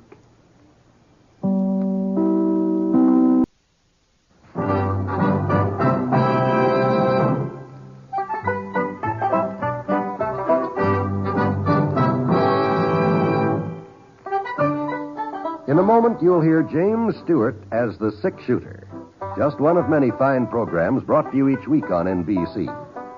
Tomorrow night, there's top comedy entertainment with the Bob Hope Show, the Phil Harris, Alice Faye Show, and Can You Top This with Senator Ford. Bob Hope delivers rapid-fire comedy routines, while Phil Harris and Alice Faye bring both mirth and music. It's a great Friday night lineup of comedy programs, all of them heard only on NBC. James Stewart as the Six-Shooter.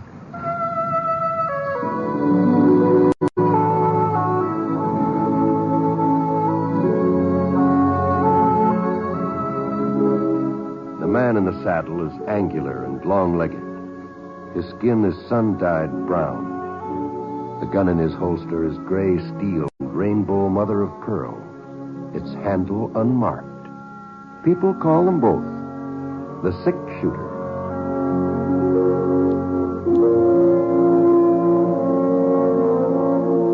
The NBC Radio Network presents James Stewart as the Six-Shooter, a transcribed series of radio dramas based on the life of Britt Ponset, the Texas plainsman who wandered through the Western Territories, leaving behind a trail of still remembered legends.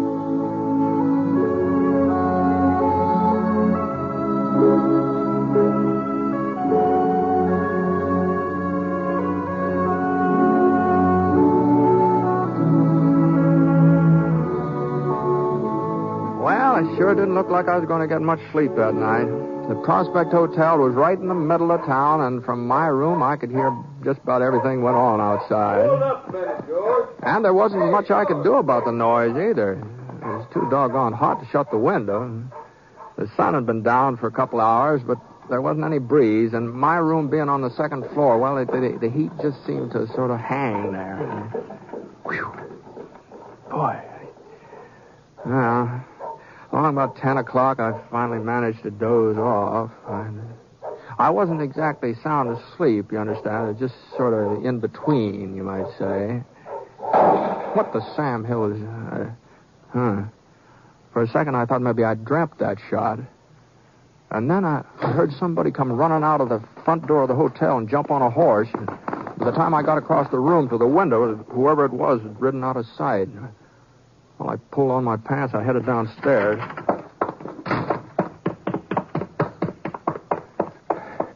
I was the first person to reach the lobby. Sid Tucker, he was the fellow who owned the hotel. Sid was standing behind the registration desk, hanging on with both hands. Hey, what happened, Sid? He opened his mouth to give me an answer, but the words just didn't come out. And he started to teeter a little bit from side to side, and then he toppled over. And when I got around behind the desk where he was lying, I saw the pink stain across the front of his shirt. It was getting redder every second. Anything wrong here? I thought I heard a shot. Britt? Well, it's Sid Tucker. You better get Doc Prince, quick. Well, sure. Oh, yeah, and get the sheriff, too, if you can find him, will you?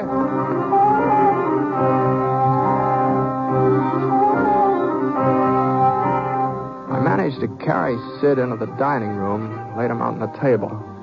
I figured the doc might have to do some probing for that bullet in Sid's belly. And if Sid was in a good hard surface, he'd have a little easier time handling him. By this time, everybody in the hotel was crowding around seeing what was wrong. Sid was still breathing, but there was a kind of a raspy noise with every breath he took, and the bleeding was worse than ever. Gee whiz, he was bad off, all right, no doubt about that. Well, it was about 10 minutes before Doc Prince got there. It seemed a lot longer, of course, but Let me through. it was just about that time. Now, just go on back to bed, everybody. Go on now. There's nothing you can do here. You'd just be in my way. Please, go on now. You stick around, Britt, if you don't mind. Why? Well, I might need somebody to help hold him down. Oh, sure. Sid's going to be all right, ain't he, Doc? Well, I haven't even had a chance to examine him yet.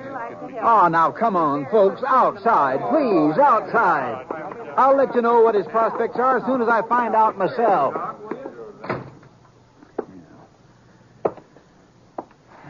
I'm afraid that's not much of a bandage, Doc, but it's the best I could do under the circumstances. Sure, Britt.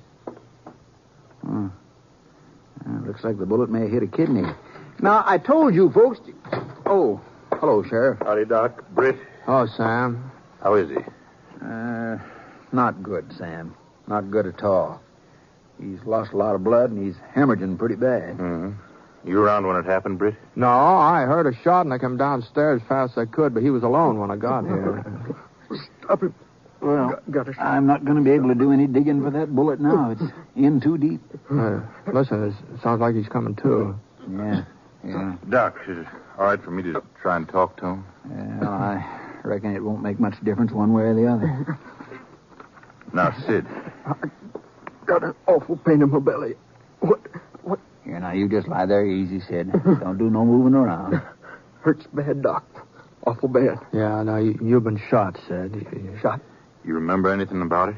No, Sheriff. I'm afraid I don't. Oh, yeah, I recollect. Yeah? He told me to give him the box. The tin box with the money the folks asked me to keep for him. You know who it was?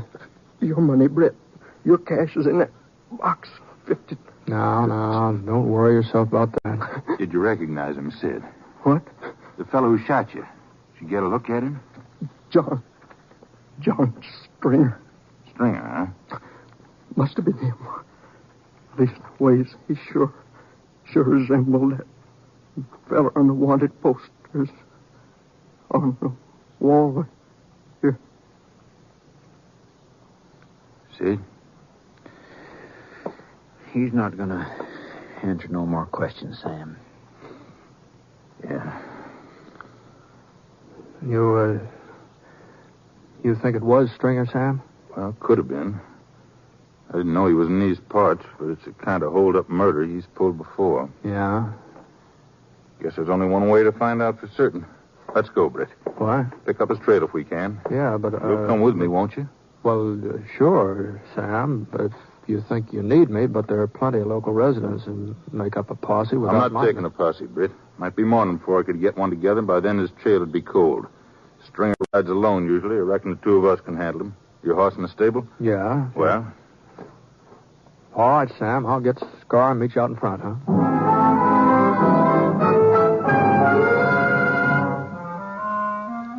I'd heard about Johnny Stringer. He'd killed his first man when he was only 14 years old, and they said he'd managed at least one more every year since. He's still young, though, 21, 22. Supposed to be a handsome boy with black curly hair and brown eyes and a little scar on the side of his neck from a gunfight somewhere near Salt Lake City. I'd never met up with him in person. As a matter of fact, this was further south than he usually strayed. That is, if it was Stringer who'd killed Sid Tucker. Well, we got our horses, Sam and I, and started looking for the trail. The fellow I'd heard ride off just after the shooting had been heading east toward the Furnace Hills, so we rode out that way. There was a lot of moon, and after milling around 15, 20 minutes, we spotted some fresh tracks along the creek at the edge of town. Of course, we still had no reason to be certain that this was the right trail.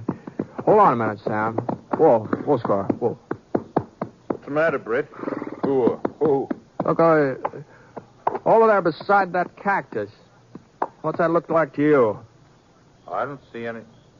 Oh, yeah. Easy, boy. Easy. That's the tin box Sid was talking about? Yeah, the kid must have shot the lock open. Empty, huh? Yeah. Probably got tired carrying it. Mm-hmm. Hotel should have had a safe. Been telling Sid Tucker that for years. Yeah, well, this box always served the same purpose. Up till now. Yeah, up till now. Sid said he was keeping some of your money for you. Yeah, a couple of months' pay. That's too bad. Oh, well, I'll get over it. Sid won't. Well, no point hanging on to this anymore, I guess. At least we know we're on the right track, Britt. Yeah, that's something. All right, Scar, let's go.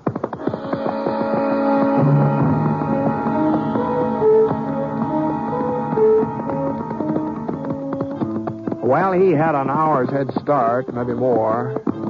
And we had to take it pretty slow to be sure we wouldn't lose the trail. So it didn't seem like we had much chance of catching up to him. Not very soon, anyhow. But then just about dawn, when the eastern sky started to show a few slivers of orange and yellow, those tracks we were following took on a different look. Britt? Uh-huh. You see now? Something must have happened to his horse. Yeah. Feels like maybe he went lame. Yeah, it sure does, doesn't it? You see here, Britt? You see? Oh, boy. Oh. Must have stopped to rest for a spell. Mm-hmm. Come on, boy. Don't seem like it did much good, though. Horse was lamer than ever when they started up again. He couldn't have been making very much time from here on, that's for sure. Yeah. Better keep our eyes open. Might be running into him any minute.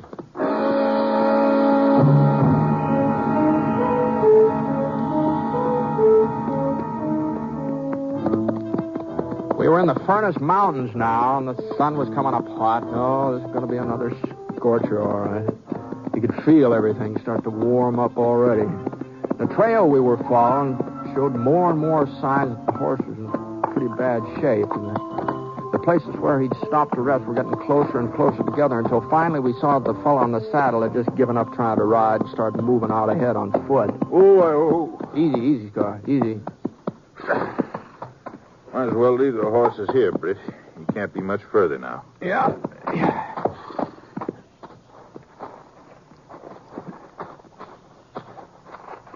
Sam. Hey, over there in the cabin on the side of the ravine there. Uh-huh. Know whose it is? No, I ain't never been on this slope before. Well, somebody's living there. From the looks of that smoke, I'd say they're cooking breakfast. Let's close in.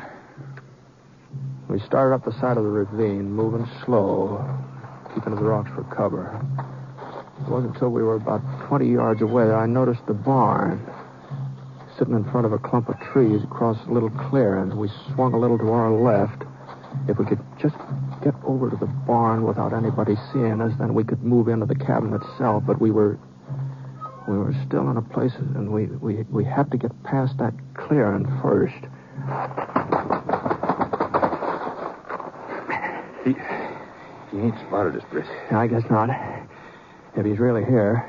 Look at those tracks leading into the barn. Same horse we've been following. I'd stake my life on it. Yeah, Yeah, they do look kind of familiar. Best thing we can do now is rush the back door to the cabin. If it's unlocked, we can be inside before he even knows what's happened. If it ain't, we'll have to shoot our way in. All right, Sam. You're calling the turn. It was about 30, 40 feet from the barn to the cabin itself. Sam rocked back on his heels, and he gave a lunge forward. He was a big man, but he sure couldn't move plenty fast. All I could do was keep up with him. The back door was unlocked, all right, and we charged inside like a couple of Texas steers. Get your hands up. Get them up quick. Dennis, Well, who are you? who are you? What are you doing here? Why'd you break in like this? Well, now, we don't mean any trouble, miss. Then why did you come? Well... You think to rob me, no? Well, I have nothing to steal. You have picked the wrong cabin, senor. Yeah. Sort of looks like maybe we have.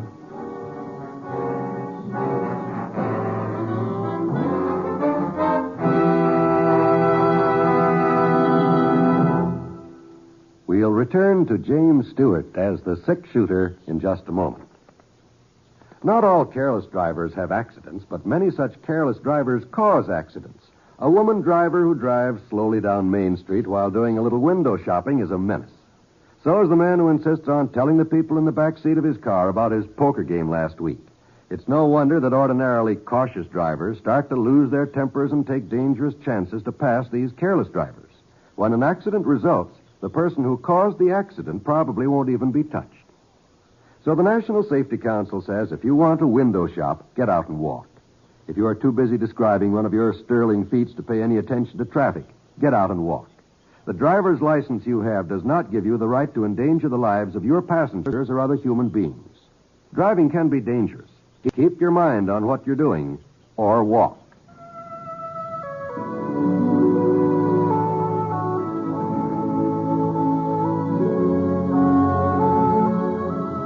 Now, Act 2 of The Six Shooter, starring James Stewart as Britt Ponset.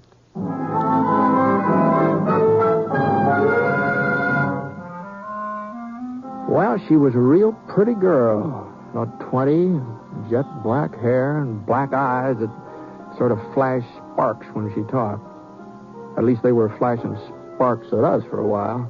But finally we managed to get her quieted down. We explained that we weren't trying to rob her. We were just looking for an outlaw who was somewhere in these parts. No. I have seen no one. You're sure about that? See, there has been nobody. Last night, last week, nobody. You live here all alone? This cabinet belonged to my father, Alfredo Mendez. He's dead now. 6 months. I live alone. It must be kind of lonely, a young girl like you. I'm busy. I take care of cows. I plant seeds. There will be food for winter. Well, I think I'll take a look around outside. The barn, maybe. Well, you look there. I tell you, there's no one. Yeah, that's what you told us. Want me to go with you, Sam? No. You might check the rest of the cabin, though, Britt. Sure. You think I lie? You think I would protect this bandito you tell me about? I am Maria Gonzalez Mendez. I do not lie. All right. Now, don't get excited, Maria. If he should be in this neighborhood and you didn't know about it, well, it'd be for your own good if we turned him up, wouldn't it? Wouldn't it? See, I guess so. But your friend, he does not trust me. Well, Sam's a sheriff. He can't afford to take chances. You mind showing me the rest of the place here? If you like. This is the man room. You call it the parlor. Uh-huh. Here is where I sleep. What's that door over there? The bedroom of my father. Oh. Okay. It is still as it was when he... Yeah. You're satisfied? I'm satisfied Stringer isn't in the cabin, Maria. You're like your friend. You do not trust me either. Why would I hide this man if he's what you say he is? I sure don't know. He killed someone last night? That's right. You did not see him do it? No, but the man he shot, well, he recognized Stringer. Stringer? It is a funny name. Yeah? I never heard of him. Well, he's pretty well known. This isn't his only killing by a whole lot. Has nothing to do with me. He's not in here, Sam. Yeah. Well, he's not in the barn either. But his horse is. What? No, senor, no. It is my horse, the one you saw. I suppose you've been riding him all night, huh? I do not know what you mean. Well, somebody's sure been giving him a workout. They even rode him after he went lame, too. Now, why don't you start telling us the truth for a change? How about it? It does no matter. He has gone. I get to him another pony and he rides away. Long before you get here, he is gone. Well, now I'll be... You will never catch him now. That is why I pretend I think you want to rob me when you come. Might have known. But he has killed no one. And his name, it is no Stringer. It is Johnny Davis. He tells me that you will look for him and that you will blame him for things he does not do. Sure, that's what he told you, and you had to believe him, didn't you? He would not lie to me. Well, I guess you ain't the first senorita that got taken in by Johnny Stringer. Even his wife. He's talked her into putting up with him on and off for the last 5 years, and she's supposed to be a pretty decent girl. His wife? That's right, Maria. Johnny's married. Has been since he was, 18 or so. It is not my concern, this Johnny Stringer. It isn't, huh?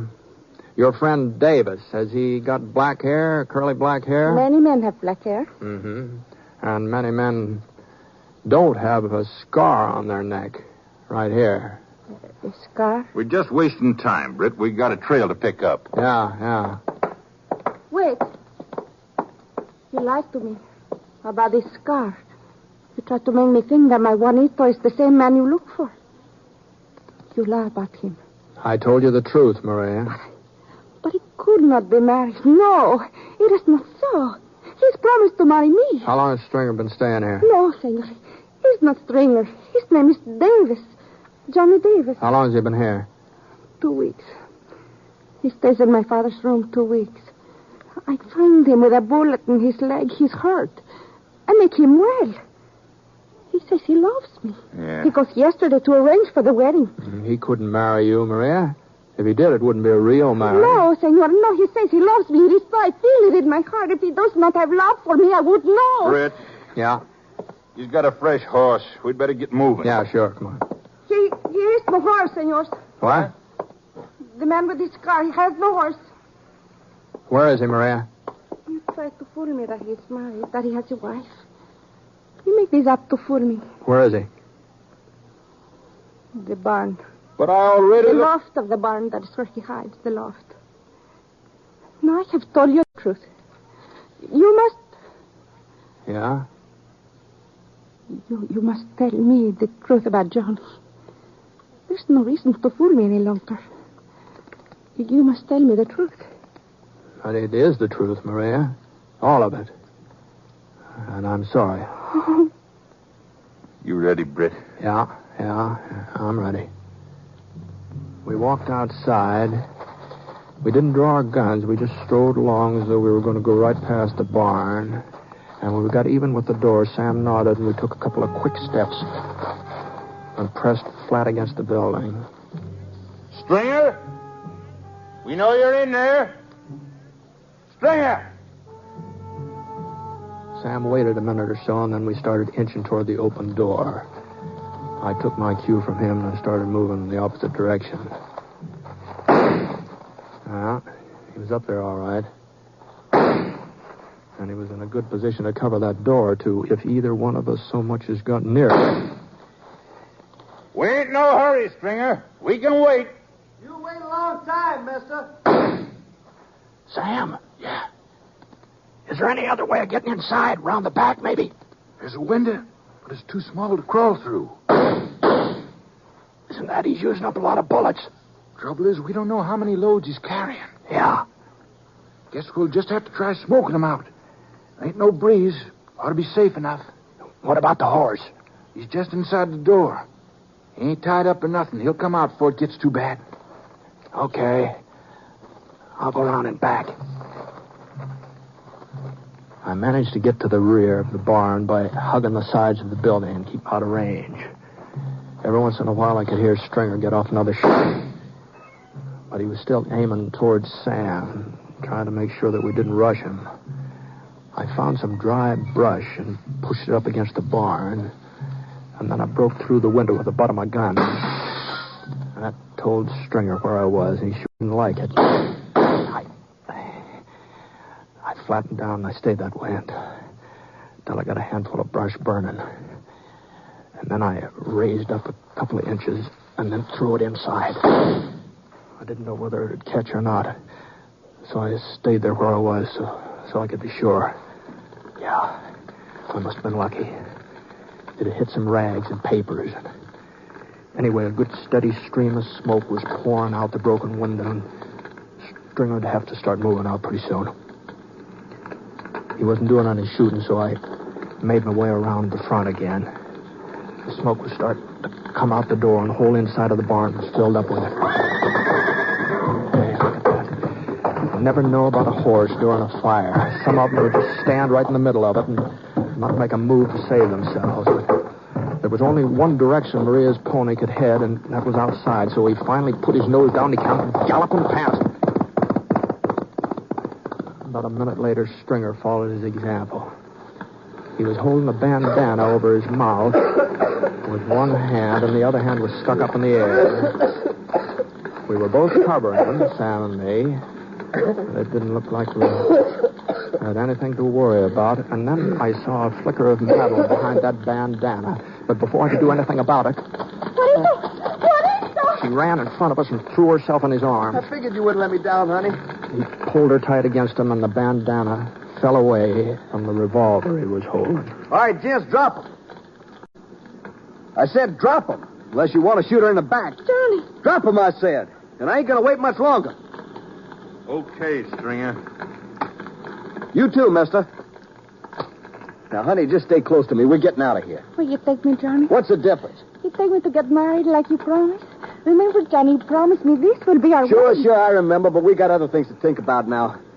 Where'd they leave their horses, Maria? Did they tell you? I got on my mother's white dress. The dress she was married. Yeah. I pressed it nice. The lace. I look very pretty, Johnny. Oh, shut up. What about their horses? Why don't you tell her you won't marry her, Stringer? That you can't, even if you wanted to. I wouldn't do a lot of talking if I was you, mister. Tell her about your wife in Utah. And some of the other girls who helped you over a tight spot. You're not the first, Maria, not by a long shot. I warned you, mister. I told you. He says, why do you care, Johnny, if they are not true? But they are true. Aren't they, Johnny? I never said they was true. You don't have to say. I know. In my mother's white dress with the lace. I will not wear it today. What if I am married? That doesn't mean that we can't. Maria. For a second, I didn't realize what had happened. Stringer was staring at Maria like he'd never seen her before, and then he started to raise the revolver he was holding, his finger on the trigger, but he never finished squeezing it. He slid out of Maria's arms and fell face down on the dirt. It was a small knife with a fancy silver handle buried deep in his back, right between his shoulder blades. You will want to take me with you now. Not Juanito. But I would like to change my dress first. I think I would like to wear the white one with the lace. After all.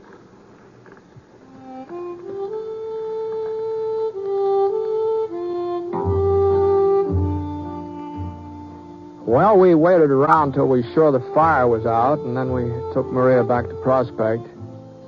I don't know whether what she'd done was murder or not. Stringer was holding a gun on us. Maybe she saved our lives. And he sure had it coming to him. There wasn't much doubt about that. I gave Judge Ricker a statement, and then I left Prospect. I guess if there was a trial, Maria must have come out of it all right. At least I hope so.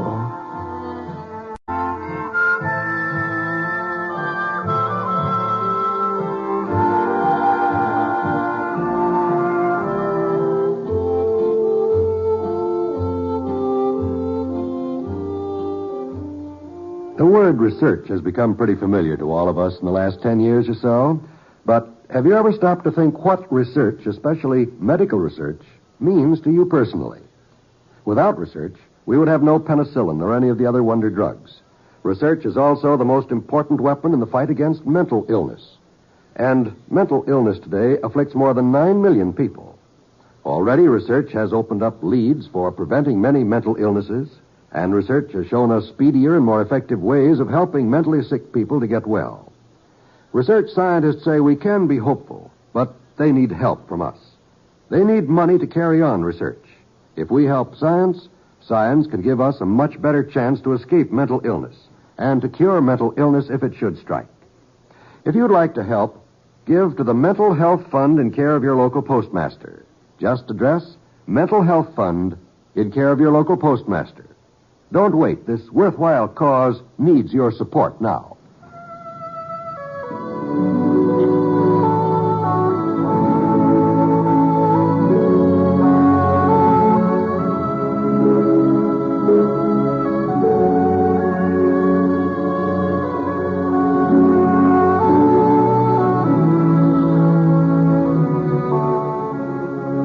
The Six Shooter is a transcribed NBC Radio Network production in association with Review Productions. It is based on a character created by Frank Burt and is written by him. Mr. Stewart may currently be seen in the Universal International picture, The Glenn Miller Story. Others in the cast were Virginia Gregg, Harry Bartell, Parley Bear, Joel Cranston, and Barney Phillips. Special music for this program was by Basil Adlam, and the entire production is under the direction of Jack Johnstone. All characters and incidents were fictitious, and any resemblance to actual characters or incidents is purely coincidental. Well, by the way, you'll be interested in knowing that the Six Shooter has been chosen for broadcast to our men overseas through the facilities of the Armed Forces Radio Services. This is John Wall speaking. Here an address by President Eisenhower, next on the NBC Radio Network.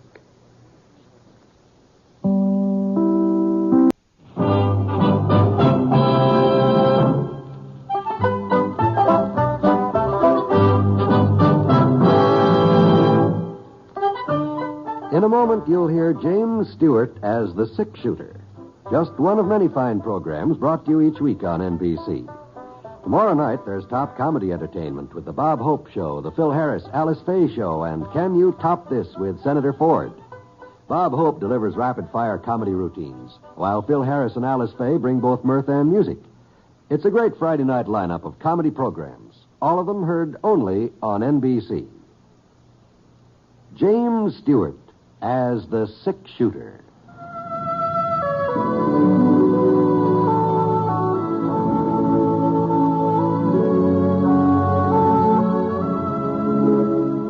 The man in the saddle is angular and long-legged. His skin is sun-dyed brown. The gun in his holster is gray steel and rainbow mother of pearl, its handle unmarked. People call them both the Six Shooter.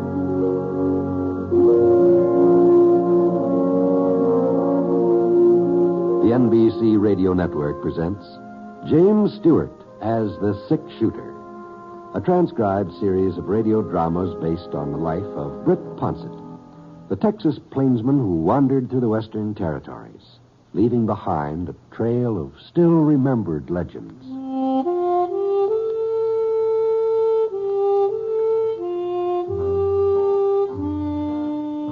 I'd known the Harcourt brothers a good many years. First time I passed through Harness Creek, they were just youngsters. Of course, that was before their pa died. But Cash Harcourt, he was all of 26 now, and a great big star on his vest and a Colt 45 stuck in his belt. And it seemed funny to think of him as the town sheriff. Well, not that he didn't look the part, but I couldn't help remembering him when his legs weren't long enough to reach the stirrups in a pony. Lex Harcourt, he wasn't quite so grown up. He must be about 20 or so.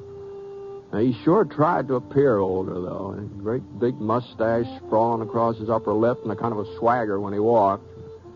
But in spite of all his trying to be old and everything, he was still Cash Harcourt's kid brother, and everybody knew it. Well, anyway, the reason I came into Harness Creek was I was going to sign up for the Silver Spur cattle drive down in New Mexico. Only trouble was I hit town a week or so early. Silver Spur outfit is still out in the range. So while I was waiting, I stopped off with the Harcourt boys and their aunt, Mrs. Petrie. She kept house for them. There now. More fritters, Britt? Oh, no. Thanks, Miss Petrie. I've had my share. You, Cash? I'm full up too, Aunt Bess. No need to ask you, Lex. There you are. That's the last of them. Well, now, Aunt Bess, you know the only reason I take seconds is so you won't have to throw the food away. Seconds? Seems to me that's about his fourth helping the fritters, ain't it, Brett? Yeah, well, I don't know, Cash. Not for certain. I sort of lost count after the third time he stuck that plate out. Big growing boy like him. I guess he's bound to stow away a lot of grub. Well, now, I wouldn't josh about my growing so much if I was you, Cash. Just give me another inch or so, and I'll be ready to trim you down to size. No, hush, both of you. Britt here will think you two are serious. Oh, don't worry about that, Miss Petrie. They've been talking about fighting each other for the last 10 years, but whenever there's a real scrap, somehow the Harcourt brothers usually manage to wind up on the same side. Well, I wouldn't count on that, Brett. You know, Lex has been getting pretty feisty late here. I may have to take him down a peg or two. Yeah? Well, now, let me tell you that there's just one thing that's kept me from cleaning your plow long before this. Oh? The minute I was to start something, like as not, you'd throw me in jail. No, I guess I'd have to, wouldn't I? For your own safety. Well, if I was ever to slug you back, you just might not be around afterwards. Tell about it. Well, now, if that's you what just stop this foolishness. Get out of my kitchen, all three of you. Okay, Aunt Bess. The idea of brothers talking like that. Well, go along now. Go along, or I'll show you who's the real boss of this family. You know, Brett, I wouldn't be surprised if you could. I don't doubt it for a minute, Cat. Not for a minute. And you too, Lex. There ain't another mouthful of food left to eat. All right, Aunt Bess. I'd be real pleased to help you with those dishes, Miss Petrie. Oh, you think I want some man breaking up my fancy china? No, thank you. You just wait there in the sitting room with the boys, and I'll join you just as soon as I give these things a lick and a promise. Your aunt sure is a fine woman, Kay. Yeah. I don't know what we do that or, Brett. Lex don't even remember our ma, and well, I just sort of recollect her real faint-like. It was Aunt Bess who brung us up to all intents and purposes. Yeah. Well, sit down, Brett. You sit down? Yeah, thanks.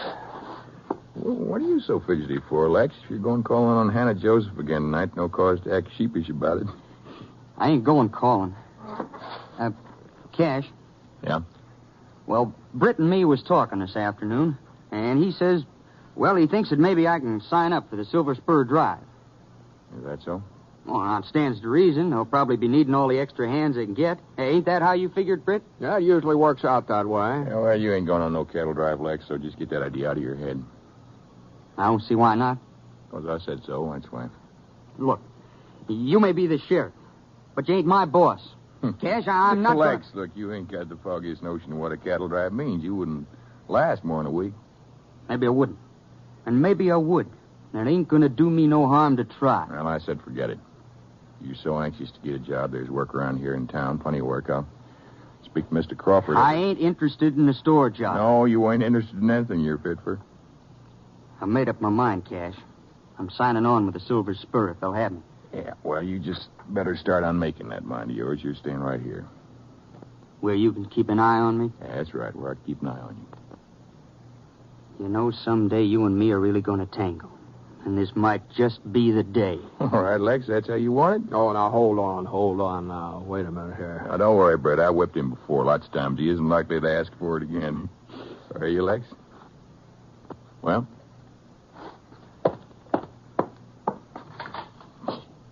Yeah, a little fresh air would do him good, cool him off. Mm-hmm. Maybe so. I don't see what got into you, Brett. Encouraging him in this cattle drive nonsense. Oh, I didn't exactly encourage him. He asked me if the Silver Spur would take him. I said I thought maybe they would. Well, you should have told him different. Well, I'm not in the habit of lying, Cash. No. I'm sorry, Brett. I didn't mean that. Well, why are you so dead set against him taking out on his own? I ain't set against it, Brett. Not really. It's just that, you know, Lex is young, might wild, never had a pa to keep a tight rein on him. Needs somebody around to see that he don't get into trouble. No. Another year or two when he's married, maybe, and he's got somebody else to worry after. Well, things will be different then. He'll be different. But right now... You think I'm riding him too hard, Britt? Well, he's your brother. You'd be the best judge of that. Yeah. Oh. It's getting kind of late, ain't it? You must be pretty tired after that ride today. Yeah, well, I sure wouldn't object to a little sleep, I'll tell you that much. Well, come on. I'll show you where you bed down.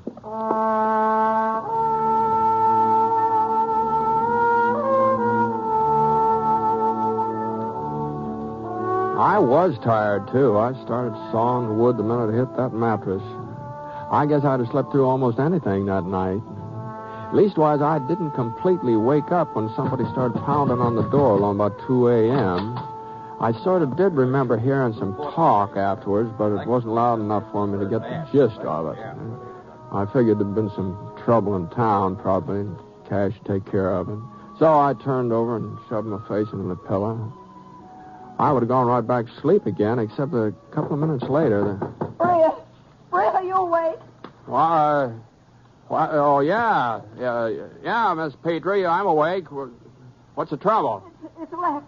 He's been shot. What? It happened at Luke Fawcett's place. Cash has gone down there already, but I thought maybe you... Well, Britt... Sure. As soon as I get some clothes on.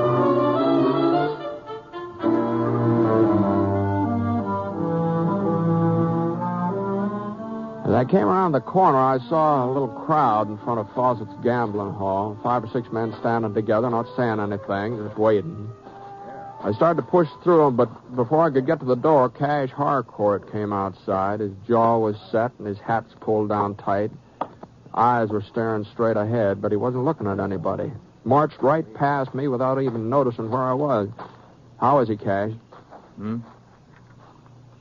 Oh, Britt. How is he? Lex is dead. Oh. He's dead when I got here. Oh, I'm sorry, Cash. Yeah. You know who did it? Adam Roby. That's what the boys say. It was Roby, all right. Sure did. Yeah. Well, I ain't got no more time to waste here. So long, Britt. Oh, you're going after him, huh? What do you think? Well, I just thought if you wanted some company, I guess I could go. I'll handle this alone, Britt. Sure. All right, Cash. Whatever you say. I'll tell you one thing, Britt. I wouldn't like to be in Roby's shoes when they meet up. Oh, sure. Not me. Well, you fellas see the whole thing? Yeah, well, I was standing right there in the gambling hall when it happened. They were playing cards together, and Adam had been winning, and Lex had been drinking. If you ask me, Lex was just playing... Yeah? Nothing, Mr. Ponset. Nothing. No, go on. What are you going to say? I guess Sheriff Harcourt wouldn't appreciate my opinion, and besides, it's late. I've got to be getting home. Yeah, I think I'll be going along. Yeah, so long.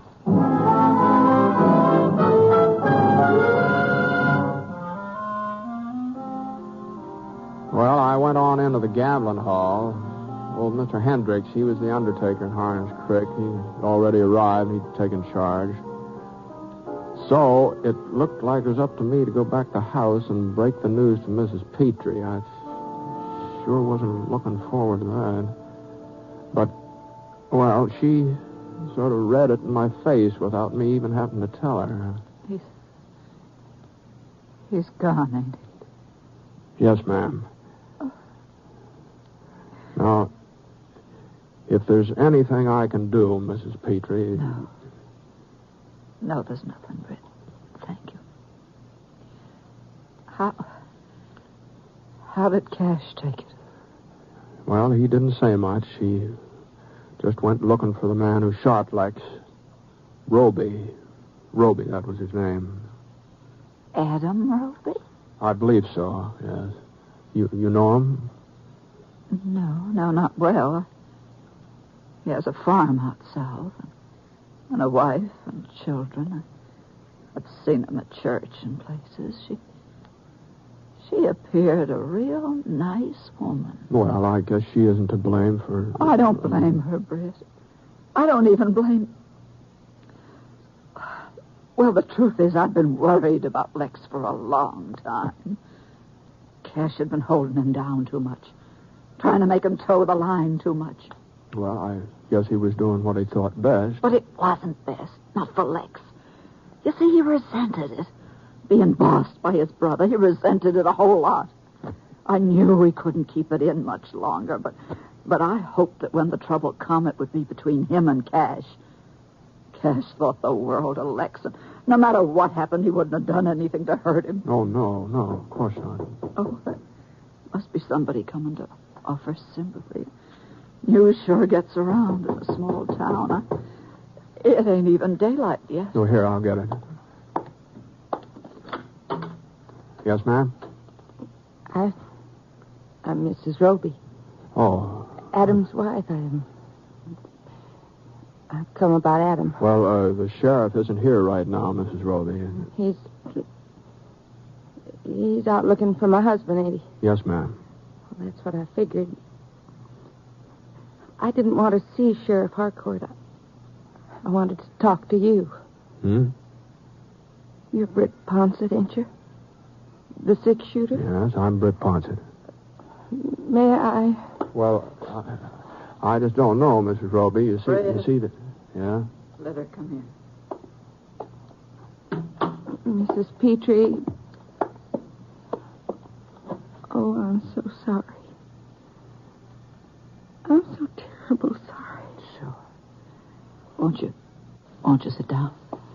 Thank you. Mr. Ponset, I don't know how to say this, but...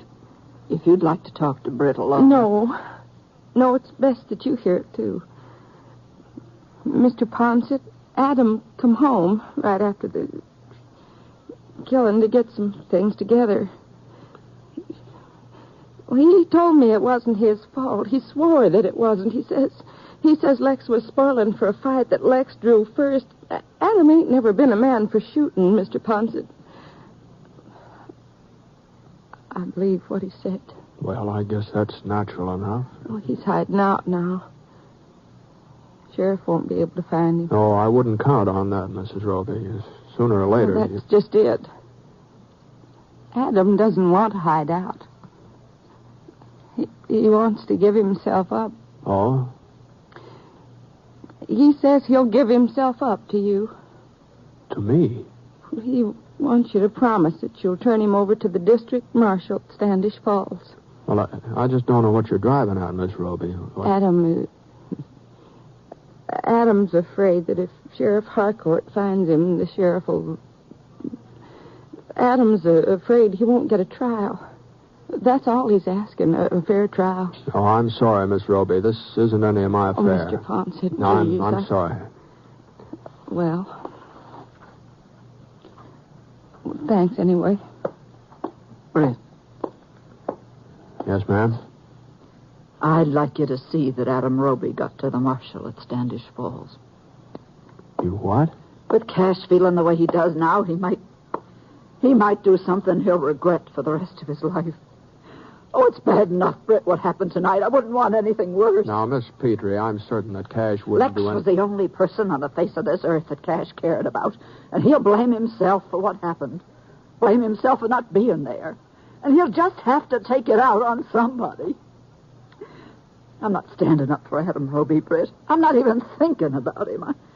I'm just thinking about Cash. Well, even so, I'm sure I don't see where my place is Britt, in this thing. A little while ago, you asked me if there was something you could do. Yes, ma'am. Well... Mr. Ponset, just give me your promise that Adam will get to Standish Falls, and I'll tell you where you can find him. All right, Miss Roby. I'll give you my promise.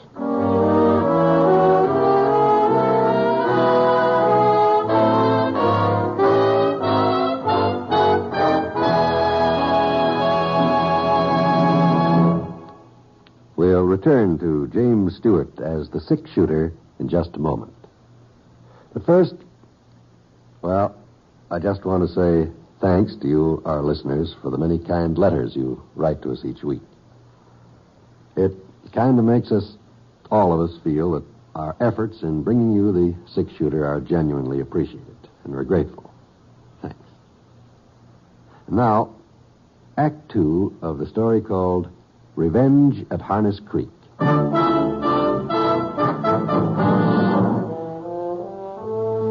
Well, it was getting on towards 6 o'clock in the morning by the time I left Harness Creek.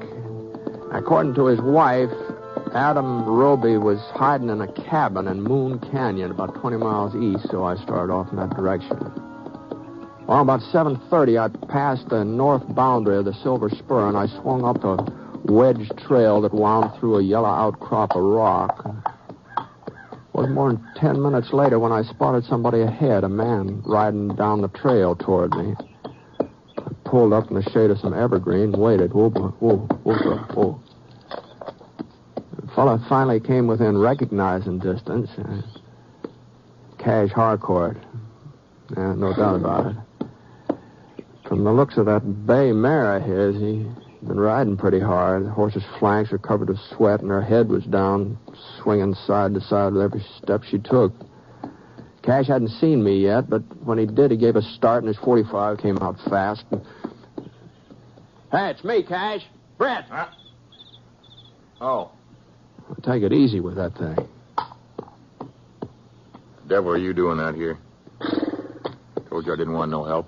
Yeah, you did. Well, going back to town then. I can handle Roby alone. Nobody said you couldn't. And stop following me. Now, from the looks of the things, I'd say we were moving in opposite directions, I think. Just running down some tracks here. They stopped a mile or so up ahead. Couldn't be Roby. Mm-hmm. Well, I don't think I'll turn around just yet. That is, if you haven't got any objections. I got objections. Is that so? Leave them to me, Britt. Now, as long as you're certain he didn't come this way, I don't see what difference it makes if I ride on a little further. I'm the sheriff, Britt. You ain't got no business interfering with the way I carry out the law. That's right. As long as you do carry out the law. You talking about? Roby's wife is scared that you won't bring him in for a trial if you find him. Huh? And she asked me to turn him over to the marshal at Standish Falls. Now, I didn't want to get mixed up in this, Cash, and I told her so right straight out. But it's what your aunt wanted, too. Aunt Bess? That's right. I couldn't very well turn her down after what happened last night. Aunt Bess thinks that I'd kill Roby. She thinks you're upset, that's all. Well, ain't I got a right to be upset? Sure you have. So, you want to take Roby over to Marshal Griffiths, eh? Yeah, well, I haven't found him yet. Mm-hmm. Suppose his wife told you where to look. I got a right to ask you, Britt. He's a wanted man. Are you asking, Cash? Guess it don't matter. All I care about is seeing that he's arrested, brought to justice. That's all I'm trying to do. Yeah, well, I guess between us, we stand a pretty good chance of finding him. Yeah. Well, good night.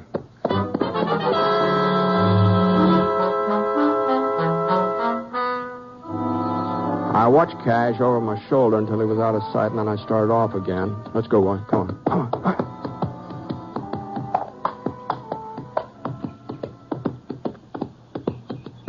About 6 miles later, I passed a waterfall that Mrs. Roby had said was a landmark. I turned Scar into a little box canyon to the left of the falls. A couple of miles further, I came to the shack. Whoa, Scar. Whoa.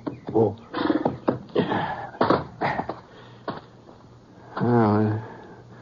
it was easy enough to see how Cash had missed it. Unless you knew there was a cabin in the canyon, it didn't stand a chance of finding it. I walked out into the open, but I stopped a good 20 yards before I got in rifle range. Roby! Roby, it's Ponset, Roby. Britt Ponset. You alone? Yeah, I'm alone. My wife tell you where to find me? That's right. And you're taking me to Standish Falls? If that's how you want it. Yeah, that's how I want it. Where's Sheriff Harcourt? He's riding toward town, last I saw him. Okay, Ponset. I'll be right out. About a minute later, he came toward me leading a sorrel pony, and he'd had it tethered behind the cabin. A little man, sort of grayish, with deep-set eyes and a kind of tired sag to his mouth. He was holding a Winchester carbine under one arm. He looked around anxious-like, as if he wasn't certain I was telling the truth, and then he seemed to satisfy himself, and he shoved the carbine into the saddle scabbard, and he climbed onto the pony. We'll take the south trail and cut around Harness Creek. Whatever you say. Let's go. Mr. Ponset. Yeah? I want you to know that, well, the shooting wasn't my fault. Lex was on the prod. He forced me into it. Now, that's for a jury to decide, Roby. Sure. But I reckon you believe my story or you wouldn't be doing this. I believe you're entitled to a trial, that's all. As far as I can tell, so's everybody else. Sheriff Harcourt included. You didn't tell him where I was. I didn't tell him. Come on, let's move along. Yeah. We rode out of the canyon and turned south just beyond the falls. For the next hour or so, we didn't do any more talking. There just didn't seem to be much to talk about. And then we started down from the crest of the ridge, and I saw a flat stretch of land out ahead. We still had about a mile of rough mountain trail before we hit that level ground. Roby was about 8 feet behind me, and as I edged Scar around a big boulder, he was out of sight for a couple of seconds. Right, get down behind some, Roby. Hurry up. I slid off Scar, and I flattened myself against the ground. I hunched over a couple of feet to my left, and I got a glimpse of Roby. He was crouched behind a slice of orange granite, and it didn't look like he got hit. I got up onto my haunches, and I ran over toward him. You all right? Yeah, I guess so. I thought you didn't tell Harcourt where I was. I didn't. And how'd he find us? Maybe this isn't Harcourt. Now, who else could it be? I pushed up a couple of inches, and I saw him. He was standing on a ledge, right out in the clear, silhouetted against a great big white cloud. The sun was behind him, and I didn't have to look at his face to know who it was. Cash! Cash, what's the matter with you? Keep out of the way, Britt. We can hold him off. Just give me a chance to get my carbine. You stay where you are. Huh? I thought you was on my side. I might have known. You and him are friends. We're friends. You're going to let him kill me, huh? Nobody's going to kill you, Roby. Now, you just sit tight. Cash! Cash, I'm coming out! This ain't your affair, Britt. I told you that. It's my affair now. But I'm not using my gun, so if you're set on killing somebody, here's your chance. I ain't got no grudge with you. It's Roby I'm after. That's why I followed you. That's why I've been waiting here. If you're after him, you're after me. I gave my word he'd get to Standish Falls. Britt, you're forcing me to shoot you down. That's right. That's just what I'm doing. Ought to be a pretty easy target, Cash. Come on. What are you waiting for? Think I'm afraid, don't you? You ought to be. Man ought to be afraid to kill another man. Well, I ain't. You're not afraid to kill Roby because you feel you're justified. How about me? How about me? You ready to kill me? Go on, Britt, draw. I'm not drawing, Cash. Don't you understand? Lex is dead and Roby shot him. Yeah? Gotta make it up with that kid. Roby will get out of it somehow. You say it was Lex's fault. Probably. You're still standing up for him? Give me your gun, Cash.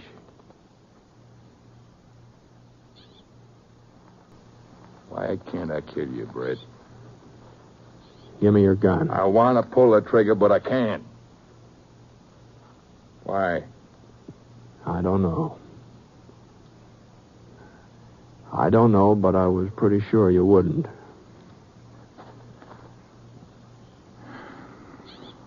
Well, looks like I ain't got much choice. Here, take it. You want to ride along with us? Make sure I get him to the marshal? No, head back to town. All right, suit yourself. Roby! Roby! Yeah? Bring the horses up here. We're going to Standish Falls.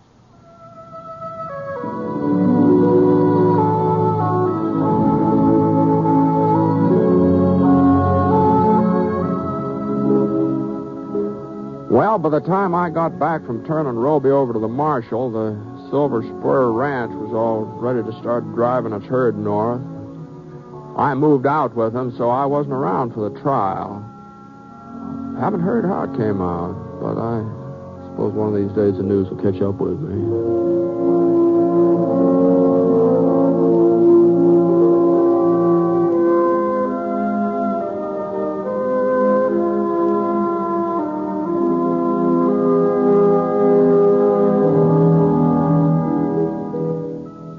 The Six-Shooter is a transcribed NBC Radio Network production in association with Review Productions. It is based on a character created by Frank Burt and is written by him. Mr. Stewart may currently be seen in the Universal International picture The Glenn Miller Story. Others in the cast were Virginia Gregg, Eleanor Audley, Lamont Johnson, Forrest Lewis, and Bert Holland. Special music for this program was by Basil Adlam, and the entire production is under the direction of Jack Johnstone. All characters and incidents were fictitious, and any resemblance to actual characters or incidents is purely coincidental. Oh, by the way, you'll be interested in knowing that the Six-Shooter has been chosen for broadcast to our men overseas through the facilities of the Armed Forces Radio Services. This is John Wall speaking.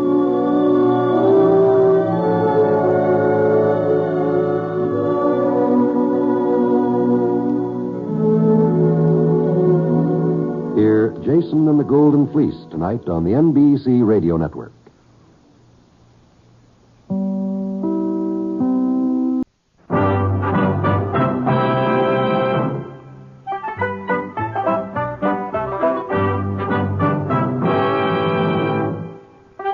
In a moment, you'll hear James Stewart as the Six-Shooter, just one of the many fine programs brought to you each week on NBC.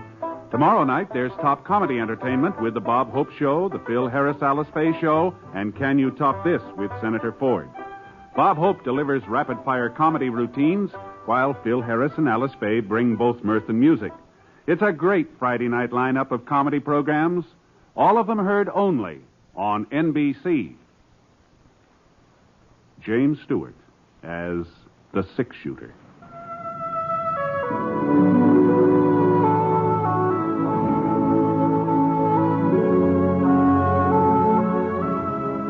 The man in the saddle is angular and long-legged. His skin is sun-dyed brown. The gun in his holster is gray steel and rainbow mother-of-pearl. Its handle unmarked. People call them both the Six-Shooter. The NBC Radio Network presents James Stewart as the Six-Shooter, a transcribed series of radio dramas based on the life of Britt Ponset, the Texas plainsman who wandered through the Western Territories, leaving behind a trail of still-remembered legends.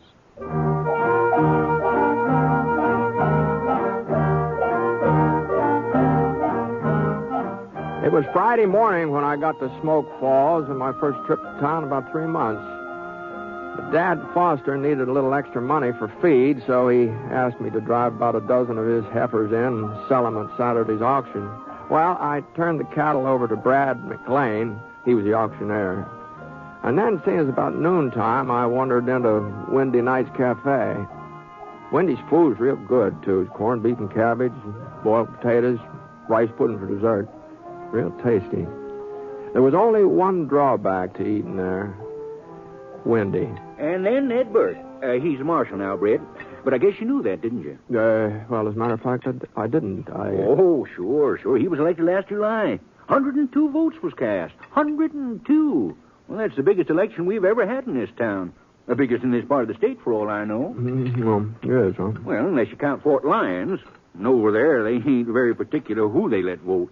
Why, I hear tell there was a drummer passing through the town last election day, and they just drug him right off to the polls. Don't say. Yeah, I'll just bet you, if there was to be an honest census, we'd show up with a good 20 more people in Fort Lyon. Let me show.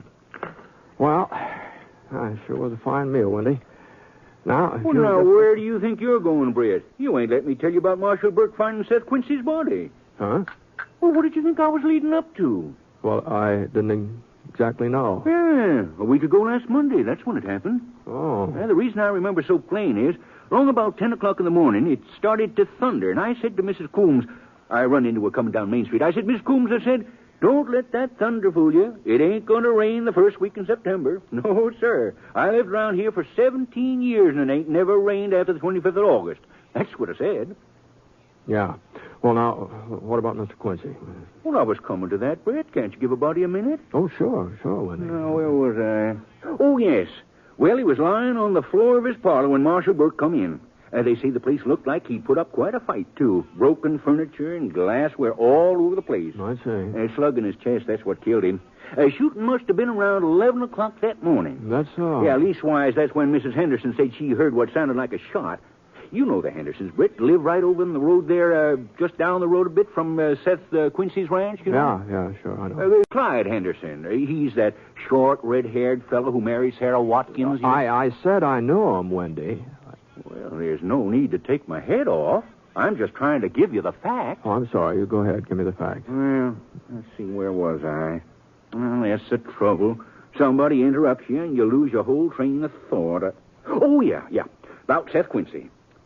Well, I guess that's all there is to tell. A trial was last Monday. The trial? Sure. Pete Kellgren, the fellow that killed him. Pete Kellgren? What's the matter with you, Britt? Ain't you listening to me? What? Well, you kind of neglected to mention Pete Kellgren before, Wendy, I did? Yes. Oh. Well, there wasn't any doubt but that he was guilty. When Marshal Burke arrested him, Kellgren still had the $400 in his pocket. $400, huh? The money he stole from Seth. Oh, uh-huh. That's funny. Pete Kellgren never struck me as the type to... I guess you just never can tell about people, can you? Oh, I didn't know you was a friend of Pete's, Britt. Well, we weren't exactly friends, but we met up a couple of times. He always seemed like a nice young fellow to me. Well, he even admitted robbing Seth. Of course, he says that when he come in, Seth was already dead, and the strongbox was just sitting right there, real inviting. He sure must think we're a bunch of ignoramuses expecting us to believe a yarn like that. Well, I suppose it could be true. The jury didn't see it that way. Hanging is scheduled for next Monday. The hanging? Well, I reckon I owe you a quarter, huh? Well, now, just a minute. I'll get you your change. Well, I'll be doggone. She's still there. Hmm? Well, that girl over in front of the depot. Been standing there since 9 a.m. this morning. Come in on the express from Fort Lyon. Oh. I guess she's waiting for somebody to meet her. Funny. I ain't heard of nobody expecting visitors. And I usually get wind of a thing like that. Yeah, I imagine you do. Yeah. Well, here's your change, Britt. Thanks a lot. Don't mention it. I'll be seeing you, Wendy. You're going to be in town for a while, ain't you? No, I'm heading back to Foster Ranch tomorrow. Oh, that's a shame. You'll miss the hanging. Mm-hmm. Well, I reckon I can do without it. So long.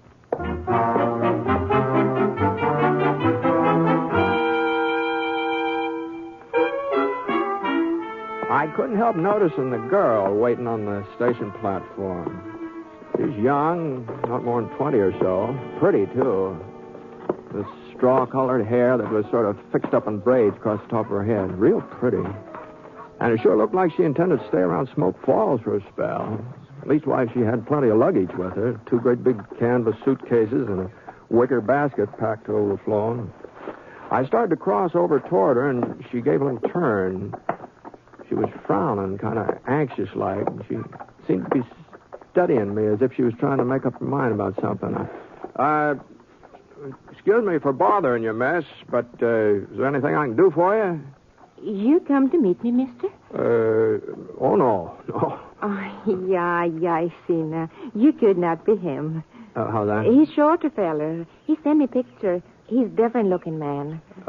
Then you're waiting for somebody. Oh, sure. Well, maybe if you told me who it is, I'd be able to find him for you. It is man I came to marry.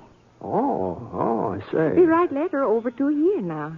He have family in same part of Sweden where I live. Be Swedish, mister. Yes. I sort of figured you might be. Then he send me money. I come to America. I think he must be a rich feller. Send me so much money. $200. Yes. Well, that's good some money, all right. He tell me stay with my sister in Wisconsin till he makes some more. I stayed there 6 months over, but I get tired of waiting. I still have $50 left, so I take train west. Uh-huh. Well, maybe he didn't know you were getting in today. Maybe that's why he's not here yet. Well, I write him letter from Wisconsin. My sister helped me. I'm not so good at English language. No, you're doing all right. Doing fine. He must be busy working, and that is why he's late. But he will come. I do not worry. Well, whatever you say. Go on. Mister, Yeah? you're a friend of his? Well, I don't know. You didn't tell me his name. Oh, I am a very foolish person. I not use my brains. It is a Peter. Peter? Yeah, Peter Kelgren. You have heard of him? Why, yeah. Yes, I've heard of him. You do not see him anywhere today? No, I haven't seen him. Thank you, just the same. Yeah, mister? I didn't tell you my name either. It's Ponset. Britt Ponset. I'm very pleased to meet you, Mr. Ponset. Anna Nordquist. Oh, how do you do, Anna? Why you look at me like that, mister? Well... Something is the matter? Yeah, I'm afraid there is. Peter, he is not sick. No, it isn't that. Well? You said you'd come to America to marry Pete? Yeah, sure. But you don't know him very well, do you? Over 2 years, we write letters. Oh, yes, but I mean, with you letters... think I cannot love a man I never meet? No, not necessarily. I know Peter just the same as if we meet 100 times. We tell each other everything in letters. Maybe so, but Yeah, I see what it is you think. Oh? You tell yourself I only marry Peter because he sent me so much money, because he is such a rich fellow. No, of course not. Well, I tell you the truth, mister. I marry him because I love him. I never see him, but I love him. There's no other reason. Uh-huh. Yeah, well, of course, Anna. So why don't you come over to the cafe and have a cup of coffee? Oh, huh? it's very kind of you, but I must be here when Peter comes. Well, I'm afraid Pete isn't coming. I do not understand. No, I'm awful sorry to tell you about this, but, well, he's in jail. In jail? Yeah. You mean police arrest him? Well, it was the marshal, and that's about the same thing. What did Peter do?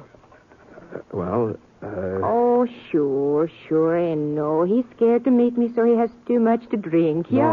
No, Anna, it's a lot more serious than that. Tell me, mister. Well, the folks say that he killed a man last week. Peter killed a man? Yeah, it sure looks that way. No, it could not be. He is fine, good feller. Yes, well, I guess you're bound to think that, Anna, but... They make big mistake. I tell them so. They let my Peter go. Where is Jay? No, I wouldn't do Please, that. mister, where is Jay? Well, it's just around the corner there, but I don't think Thank you do very it. much. No, here, let me give you a hand with those I things. can manage. I can carry suitcase. Ever confirm I'm plenty strong. Now, listen, Anna, I'm afraid the marshal Goodbye, will... mister. You come to wedding, yeah? Oh, sure. Well, good luck.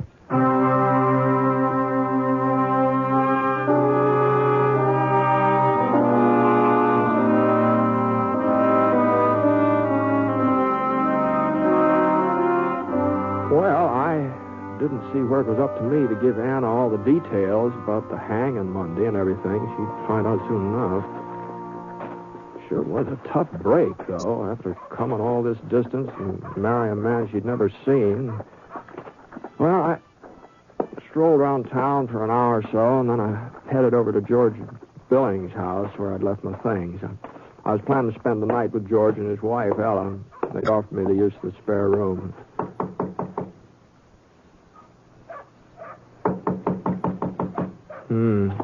Nobody home.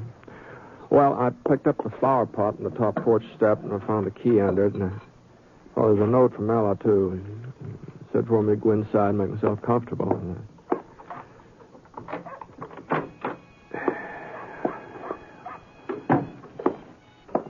There was a copy of the Smoke Falls Weekly Gazette on the hall table. I skimmed through it for a couple of minutes. The main article was about the Quincy shooting, Pete Kilgren's trial. Oh, there that is. Oh, hello. They tell me I will find you here. He must talk to you. It's important. Yes, well, come in, Anna. Thank you very much. Won't you sit down? I would rather stand. I get too nervous if I sit. Mr. Ponset, Yeah? what is wrong with Marshal Burke? Oh, nothing as far as I know. He says Peter must be hanged. Yeah, I know. Well, that is not possible. They would not hang a man who is not guilty. Well, Anna, maybe Pete is guilty. No, he is not. The marshal let me talk to Peter. I asked him if he does this awful thing. He tells me no. Well, now, Anna... It is no lie. I can tell a man who lies. It is the truth what Peter says. Well... He is fine feller. Better even than I hope. My sister warned me I should not expect too much. I will be disappointed. But Peter, he is good and kind and handsome. Oh, he's a nice-looking boy, all right. No doubt about that. And he did not kill any man. He could not be the one. Well, he's admitted stealing Seth Quincy's money. For me. That is why he takes it, so we can get married. It is very wrong to steal, and he must be punished for it. Well, if he was willing to steal... To steal is not to kill. And that is why they hang him, yeah? That's right, yeah. Then you must keep them from it. Hmm? Yeah. I tell Peter that we meet, that you are very nice to me. He says you be a famous person with a funny name, Six-Shooter. Oh, yes. He says you will prove he is not guilty. You will talk to Marshal for him. Well, I don't see what talking to Marshal Burke would do. Please, Mr. Ponset. I tell you something now. Before I say I come to marry Peter because I'm in love with him because of letters what he writes. Well, maybe I not speak the truth. Maybe I just want to come to America. I think I get no other chance. But now it is the truth. I meet him and I talk to him. And I am in love. I love him very much. You must believe me, Mr. Ponset. Oh, sure, Anna. Sure, I believe you. Then you will talk to Marshal. Yeah. Well, all right. All right, I'll talk to him.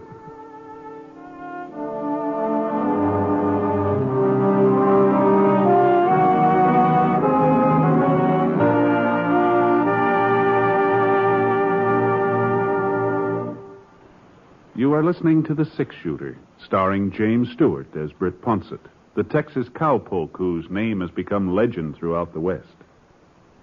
Now, Act 2 of the story Anna Nordquist.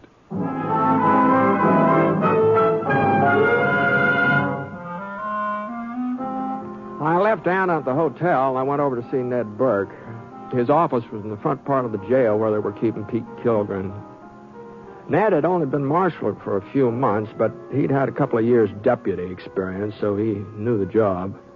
And he was sort of a man that usually made a good marshal, too. He's quiet, not looking for trouble, but able to take care of it when the time came.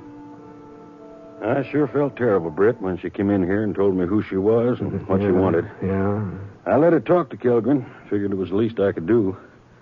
Just seemed to make things worse, though. He convinced her that he was innocent and I was out to get him. Well, no, nobody's going to believe that, Ned. That girl might believe it. Guess I wouldn't blame her if she did. That Kilgren's a pretty smooth talker. Yeah. Ned. Yeah, Brent? There couldn't be any doubt about it, could there? I mean, as I understand it, Pete says that Quincy was already dead when he got there. Well, sure he does. And that he took the money because, well, it was just so darn tempting. It don't stand to reason that somebody'd murder Seth and then go off without breaking into a strong box. Now, does it, Britt? No, I guess it doesn't. Besides, Sarah Henderson seen Pete riding away from Seth's house not 5 minutes after she heard a shot. Mm-hmm. What, you arrest him the same day? Well, I came into town right after I found Seth's body. Sarah had sent for me. She had a feeling something was wrong. Kellgren was at Bud Winkler's place. That's where I found him. Mm-hmm. You still have the gun on him? No, he claimed he didn't own a .45. That's what the slug in Seth's chest was, .45. I see. Of course, Pete had plenty of time to get rid of the gun, and there are plenty of places between Seth's ranch and town where he could have ditched it. Mm-hmm. Well, that's true enough. Did anybody ever remember seeing Pete with a .45? Mm-hmm. Not that I know of. Now, wait a minute, Britt. You ain't taking Pete's side in this thing, are you? Well, I'm not taking anybody's side, Ned. I'm just curious, that's all. This was a cold-blooded killing. You going out to Seth's place, you'll see. He was an old man, but he sure put up a darn good fight for his life. And from the looks of things, he went on fighting after he was shot. Mm-hmm. You know, I just might take you up on that invitation, Ned. Yeah. Yeah, about going out to Seth's place. I'll see you later.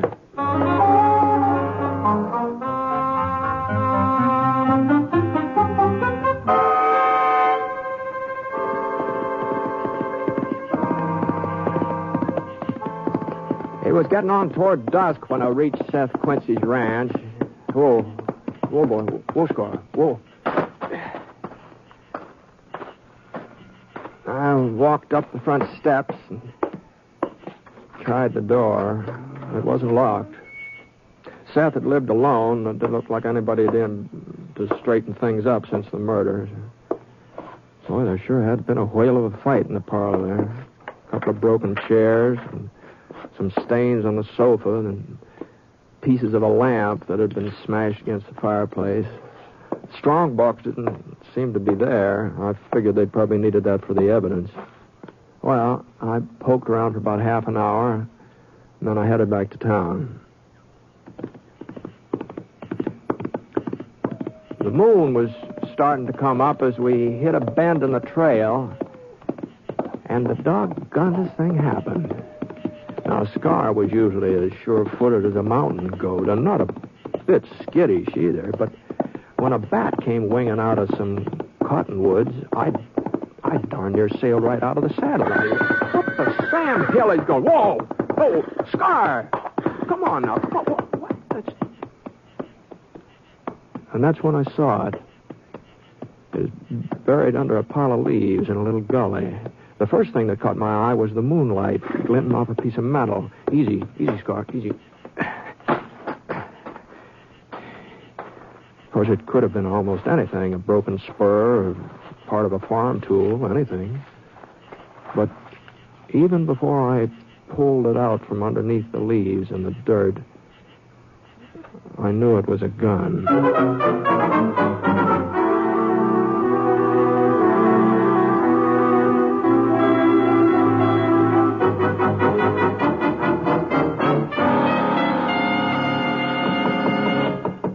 Yeah, who's there? It's me, Britt Ponset. Oh, just a minute.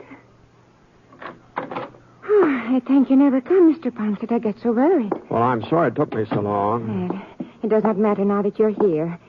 You talked to Marshal Burke. Yeah, I talked to him. And you tell him Peter did not kill this man. You tell him Peter is not guilty. No, Anna, I couldn't tell him that. What are you saying? Pete is guilty. I found his gun, the gun he used to kill Seth Quincy. No. It was hidden in a gully about a mile from the farmhouse. I do not believe you. I gave it to Marshal Burke. Now, you can see it for yourself if you want to go over there. Pete's initials right on the handle. Only one bullet had been fired. It's the right gun. There's no doubt about it. No, it could not be. Now, Anna, now listen to me. The only reason I'm telling you this is, well, after Monday, there won't be anything you can do about Pete. It'll be better if you just forget him. I will not forget him. Ever. Oh, it won't be easy. I know that. But as long as you know he's guilty, as long as there isn't any doubt in your mind, well, maybe it's for the best that you found out before... Why you try to tell me lies? Anna, this is the truth. No, you say you will show me gun. You say it belongs to Peter. Well, what does Peter say? Well, of course, he denies it. Then I deny it, too. All right, Anna. I guess there's nothing more I can do about it. You lied to me. You and Marshall. You tried to make me think that the man I love is a criminal. I do not understand. In old country, they talk about America. They say it's best country in the world. But this is lie, too. Where is justice? Where is freedom? They hang a man for what he does not do. Now, Anna, It's listen. terrible, terrible country. I wish I never come here. I wish I never leave my home. I have no friend, no husband. I be alone in country that I hate. Oh, I'm sorry. And if there's any way I can help you, if you need some money... I want no help from American. Well, good night, Anna.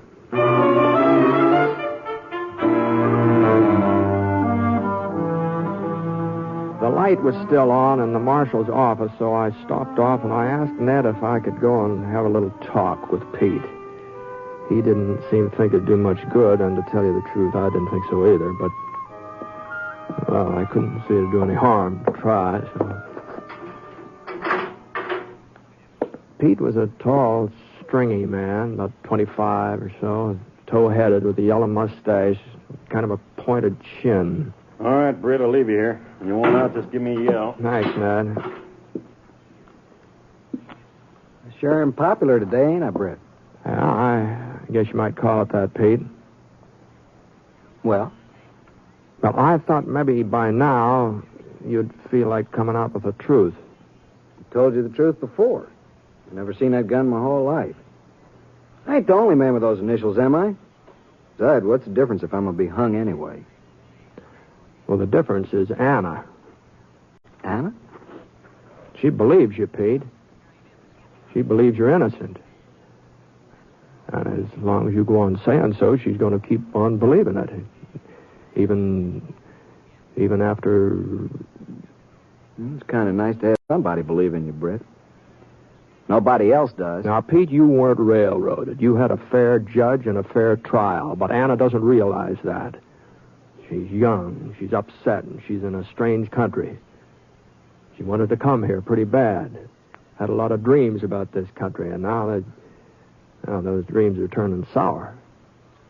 Maybe it's a good thing she woke up. Well, I just don't happen to agree with you on that. I think this is a pretty good place to live. But Anna won't find that out, not if she goes on feeling this way. Well, what do you expect me to do? Confess to murdering Seth Quincy just so Anna can appreciate the good old USA? If you ask me, this country ain't so hot anyway. Mm-hmm. Well, there are a lot of folks who'd put up pretty good argument about that. Your own father is one of them. You're just wasting your breath. Yeah, I guess I am. Any man who'd kill Seth Quincy in cold blood the way you did... It wasn't cold blood. I didn't even... Go on, Pete. All right, but I ain't telling you this because of... Well, I don't even know why I'm telling you. I needed money for Anna so we could get married. I wanted to make a good showing like I told her in the letters I wrote her. Everybody said Seth had plenty of cash, that he wouldn't put none of it in the bank because he'd had a fight with Mr. Putnam, and he kept it all in that strong box. I thought he'd gone to town. I never figured he'd come back and catch me while I was robbing him. I tried to hold him off with my gun, but he just kept coming. I had to fire. Even then, he didn't stop. Not until... Well... Pete. What do you want now? I want you to tell this to Anna. You can tell her. I'm afraid that wouldn't do any good. She's real pretty, ain't she? I never figured on her being so pretty. Sure was surprised. Yeah?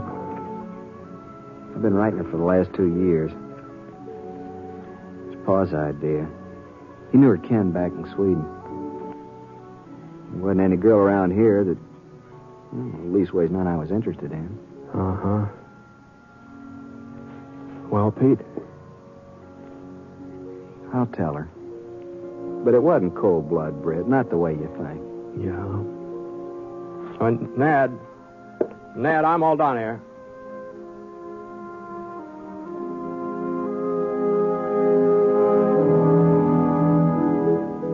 Well, Pete finally explained things to Anna, and I guess she saw what had happened in kind of a different light, maybe.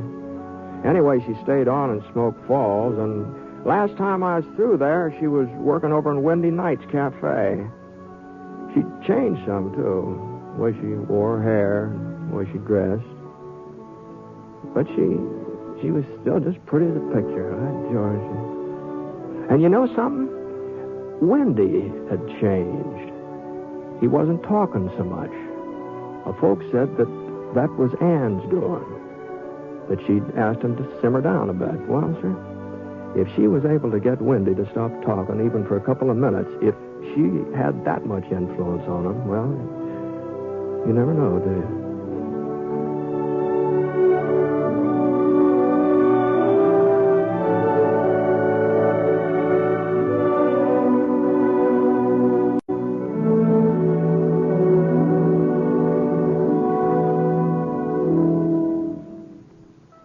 The Six Shooter is a transcribed NBC Radio Network production in association with Review Productions. It is written by Frank Burt and is based on a character created by him. Mr. Stewart may currently be seen in the Universal International picture The Glenn Miller Story. Others in the cast were Lillian Byoff, Bill Johnstone, Lou Merrill, and Harry Killer Bartell. Special music for this program was by Basil Adlam, and the entire production is under the direction of Jack Johnstone. All characters and incidents were fictitious, and any resemblance to actual characters or incidents is purely coincidental. Oh, yes, and by the way, you'll be interested in knowing that the Six Shooter has been chosen for broadcast to our men overseas through the facilities of the Armed Forces Radio Service. This is Hal Gibney speaking. Hearing Time brings you the Senate Committee hearings tonight on the NBC Radio Network.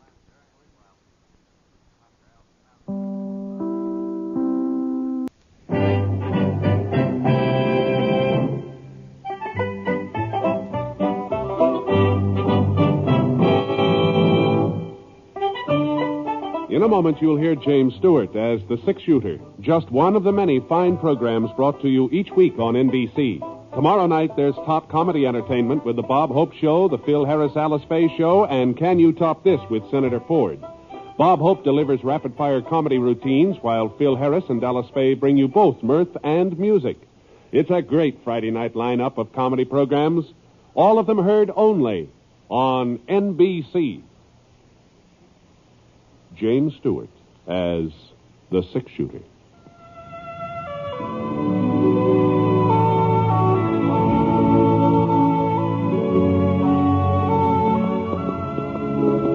The man in the saddle is angular and long-legged.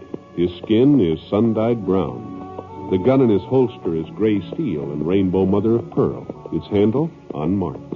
People call them both the Six Shooter.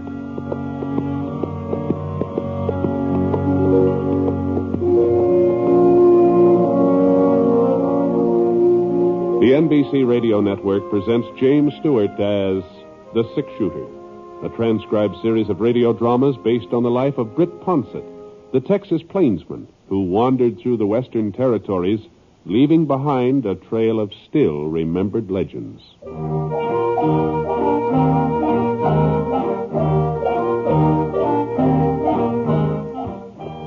Halfway Creek sure wasn't much of a town.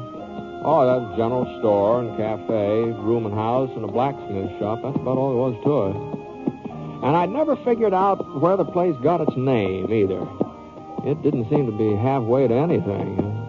As a matter of fact, it was right at the end of the trail from Santa Fe. The only thing further west was a couple of small farms and Gid Bascom's 7 Ranch.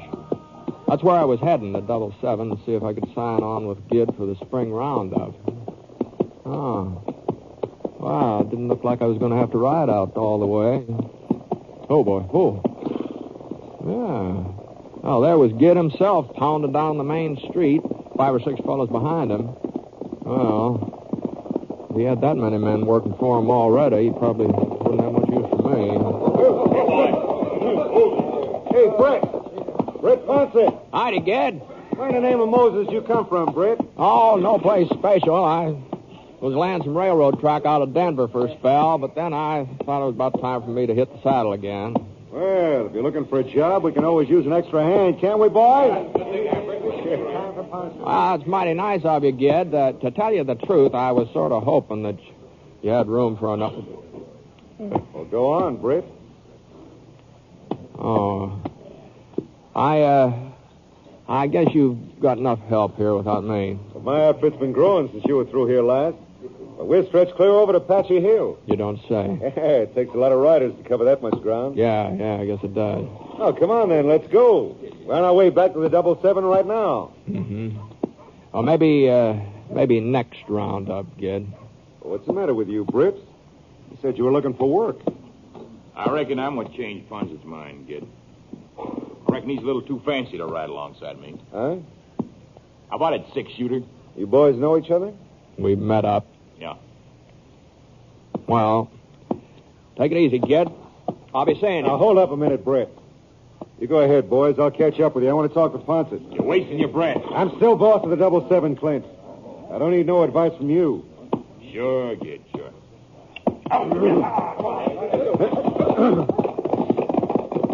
Better cup of coffee, Britt. Oh, thanks. I guess I could use one. Yeah. Christian ain't the best cook in the world. He can usually get his coffee down without it gagging you. Chris, you still run the cafe, huh? Sure. Town ain't changed much, Britt. On the surface, that is. Oh? Oh, well, come on in, Mr. Bascom. Come on in. Hello, Christy. You remember Britt Ponset? Britt, well, for goodness sakes, when did you get back to town? Oh, just a little while ago, Christy. You're sure looking well. Fit as a fiddle, Mr. Ponset. Fit as a fiddle. Now, you both sit down at that table over there, and I'll bring you some of my special for today. Beef stew. I made it fresh this morning. No, thanks, Christy. We just come in for some coffee. Why, it's after 4 o'clock. It's practically time for supper. No, coffee will do the trick for now. Oh. Well, what about you, Mr. Ponset? A little taste of my stew? No. I think I'll just stick to coffee, too. Oh, okay. Well, the pot's on the stove out and back. I'll get it. No hurry. Well, Britt? Hmm? Is Clint right? Is it on account of him you don't want to work for me? I never said that, Gid. You sure acted it. Well, to tell you the truth, I was sort of surprised that you'd hire a man like Clint Sutton. Britt, I just didn't have no choice. Oh? Like I told you, the 777's been growing. When a ranch gets big, well, I guess a man's bound to make enemies. He needs somebody who's handy with a gun around. Mm-hmm. You never had any enemies before, Gid. Yeah, well, times are different now, Britt. What do you mean by that? Well, you remember those sod busters down by the creek, Perry Waddell and Fred Garver? Sure. Well, there's been some new ones move in the last year or so. Well, that isn't your land along the creek, is it? No. Gid? Never claimed it was. I always figured there was plenty of space around here. Room enough for me and them nesters, too. Well, I ain't been like some of the other ranches. You know that, Britt. I ain't never tried to run the sod busters off or burn them out. Live and let live. That's what I always said. I try to practice my preaching, too. Here's your coffee, Jen. Right off the stove. There we are. You sure you won't have nothing else? Oh, thanks, Christy. Here you go. No, hold Keep on. your hands Hold away on. from your pockets, Britt. I guess I can afford a couple of cups of coffee. Oh, well, thank you, Mr. Bascom. I say, I've got some bread in the oven, so if you want anything more, you just holler. Boy. You better saucer it for a spell. Let it cool off some, huh? Wow. It's not the heat, it's the taste. Gee whiz, that stuff's... Well, it's as bad as the coffee I make myself. Worse. Yeah, I guess it's a good thing we didn't order none of Christie's stew. Yeah, it is. Anyway, Britt, about Clint Sutton. Now, there was a good reason for hiring him. They've been stealing my cattle. What? Yeah, them nesters. Now, there ain't any doubt about it. My tallies are short. After the roundup, I'll know for certain how many they got away with. Well, now, Gid, it doesn't stand to reason that men like Waddell and Garver would rustle your animals. They're in a rough spot as it is when they're living right next to the edge of your ranch. Well, they must know that you could shove them off of there if you took a mind to it. I guess they know that all right. Anyway, one of them tried to shoot me. Were you sure of that? No, I didn't see who it was, not for certain. But there ain't been any strangers around Halfway Creek lately. So? Sutton's a stranger. I hired him after the shooting. I had to have somebody, Britt. My own boys ain't very fast with a gun. They ain't had much experience lately. Now, Gid, you're just asking for trouble bringing Clint Sutton in here. Britt, the trouble's already started, and I didn't start it. They did. Of course, if I had known you were coming into town, I wouldn't have taken Clint on. Well, if what you wanted was a gun, I'm not the man for you. I reckon Clint is. Well, that's the way you feel, Britt. That's the way I feel. Maybe you'll change your mind after things quiet down. Or maybe there won't be a serious mix-up now that them sod busters know that I mean business. I wouldn't count on that, Gid. Well, thanks for the coffee.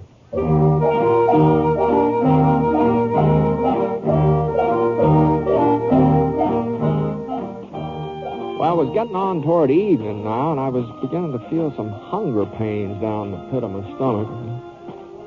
Oh, I sure didn't like the idea of sampling Christy Ott's stew, though. I figured I'd be better off to buy some cold grub at the general store, so I headed across the street.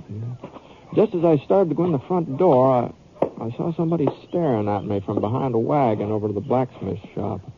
The sun was directly behind him, so I couldn't tell who it was exactly. Not until it came around into the shade. Britt? That you, Britt? Huh? Yeah. Well, don't you recognize me? Perry Waddell? Oh, sure, Perry. Oh, the sun was in my eyes. I couldn't see. You busy, Britt? No, not especially. Well, I'd like to talk to you if you got a minute spare. Busted one of my wagon wheels this morning. I'm waiting for Sam Todd to see if he can put it together. Mm-hmm. Well, how have things been going with you, Perry? Not so good, Britt. Not so good. Yeah, I was just talking to Gid Bascom. What's behind the trouble, anyway? Same old story, I reckon. Big ranch, small farms, there just ain't room for 'em both. There's always plenty of room before. Perry, Gid tells me that some of his cattle are missing. Oh, that's just his excuse to get rid of us. Uh-huh. And I ain't no thief, Britt. Oh, of course not, Perry. But I understand that they've been some new families moving in. Is that right? Any farmer who'd steal from Gid's herd, he'd be plumb loco. He'd just be asking for Gid to burn him out. Yeah, that's true enough. I suppose Gid told you somebody took a shot at him, too, and said it was one of us. He mentioned something about it, yeah. He just needed a reason for bringing that Clint Sutton in here. Clint's a killer, pure and simple. Ain't bad enough that Gid wants our land. He's got to hire a gunfighter to take it away from us. Well, Gid never objected to your farms before, Perry. There was always plenty of other land waiting for him. Now he's pushed his ranch clear to Apache Hill. He can't go no farther in that direction, so he's got to spread east. And we're in his way. It just somehow doesn't sound like Gid. He sure seems sincere when I talk to him. Now, I'm almost certain he believes somebody's been rustling his cattle. Britt, I swear to you that I never so much as laid a hand on any of his stock. Well, that's none of my concern, Perry. I'm leaving town anyway. Oh, you can't leave, Britt. You've got to stay here. I what? You're the only man who can stand up to Bascom. And Sutton. Oh, now, hold on, Perry. Oh, we couldn't pay you much, but we'd all chip in and give you what we can. I told Gid I'm not a hired gun. I've got to tell you the same thing. Britt, my farm's all I've got in this world. I spent 21 years trying to build it up into something that'd mean a decent living for my wife and kids. Nobody's going to take it away from me now. Well, I understand that. Hey, look at that. Looks like somebody's in a rush, huh? It's Ruth Lovett. Oh? Oh, he's homesteading the place right next to mine.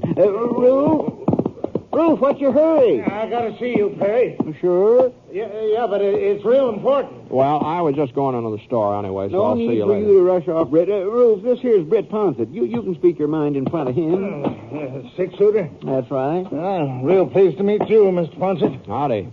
Now, what's all the fuss about, Ruth? They're going to burn us out tonight, Perry. You sure? Yeah, one of Gid's own men told me. Well, I was just talking to Gid just a little while ago, Rube. He never had any intention then. Well, maybe he's changed his mind since then, Mr. Ponset, or maybe he didn't feel like advertising what he's up to. Now, Perry, we got to get together, all us farmers. Oh, sure, Ruth, sure. We'll hold them off. Hold them off? Why, we wouldn't have a chance against a man like Clint Sutton. Well, we got to do something. We got to fight back. Yeah, we'll fight back, all right, but on their own ground. What do you mean? Well, they'll be riding toward our farms tonight, Gid and all his boys. There won't be a soul over at the 777. Yeah? We'll show Gid Bascom he ain't going to have everything his way. We'll burn him out while he's burning us. Oh, Roof. Now, I sure don't see what you'll accomplish by that, Roof. Gid'll think twice before he tries to shove somebody else around. That's what we'll accomplish. Maybe so, but it won't save your farm. Well, what else can we do? Well, you might try talking to Gid, see if you can find out what's eating him. Talk's a waste of time. Oh, I don't know, Roof. Maybe he'll listen to reason. Has he ever listened to us before? Well... Besides, what about Clint Sutton? Who's going to reason with that gun of his? Yeah, I kind of forgot about Clint. Britt? Now, Perry... Britt, talking to Gid is your idea. Yeah, I know it is. I know, but Oh, doggone it, Perry. All right, I'll see if I can head him off. Now, you and Roof go back to your farm. Stay put, huh? Okay, Mr. Ponset. You don't know how much this means to us, Britt. Yeah, I see. Got it. Maybe someday I'll learn to keep my doggone ideas to myself.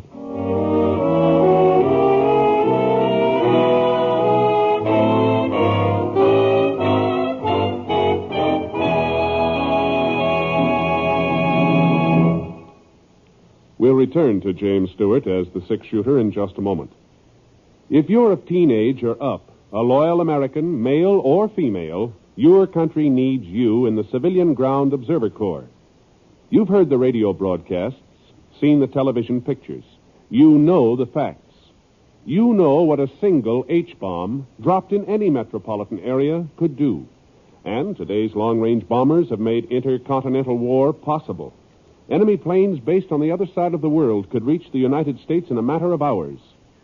Radar can help detect them, but there are dangerous gaps through which low-flying planes can penetrate without detection. To fill out our detection system, civilian personnel is needed, particularly along the east and west coasts and in the northern states. Sky watching is not a game, it's a necessary precaution. The Ground Observer Corps is now operating on a 24-hour-a-day basis and needs at least 200,000 volunteers to contribute a few hours of their spare time to this vital work. Will you volunteer? Get in touch with your local Civilian Defense Center at once.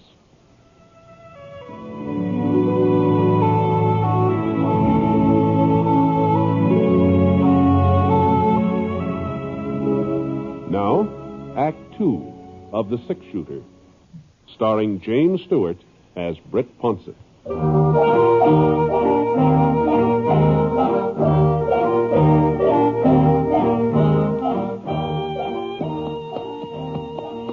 Gid Bascom's ranch house is about a 3-hour ride from town, so around about 8 o'clock I figure I was halfway there.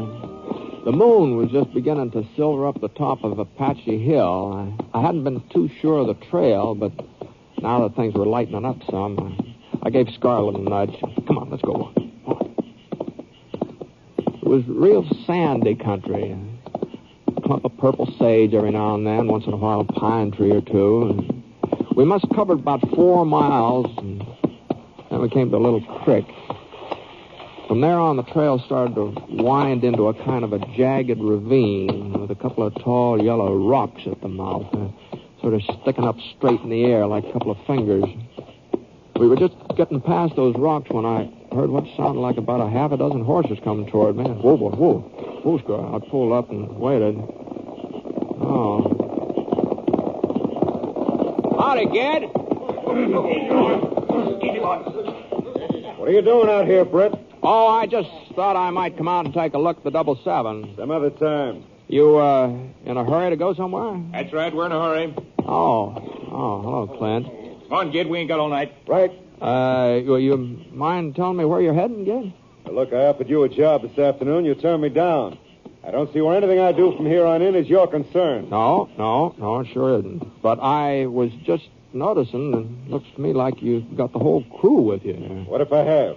Well, it must be something kind of important to take you all the way out here, away from the ranch this time of night. We're going to burn out a bunch of thieving rustlers. Is that important enough for you, Ponset? Clint!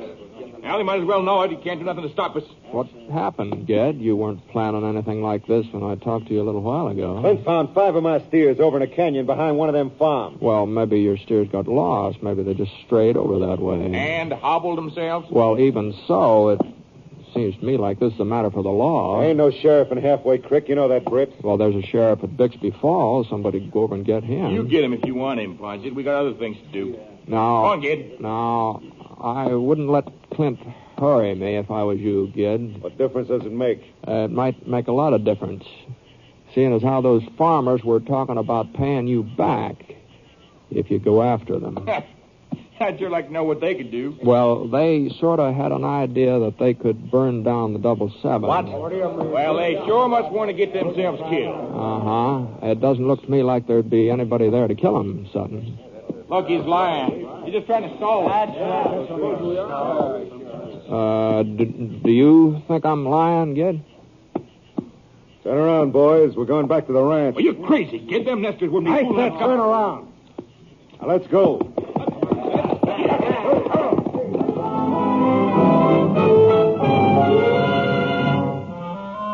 Well, I watched them for a minute or two, moving along through the ravine, heading back to the 777. I could hear Clint arguing with Gid, and Gid didn't seem to be paying much attention to him. Then I swung Scar around toward Halfway Creek. Must have been about 30 minutes later when we came down to a narrow stretch of trail that twisted down the side of the cliff. Easy, boy. Easy. The moon was sliding under a thick milk-white cloud, and the rocks and the trees started fading into night shadows.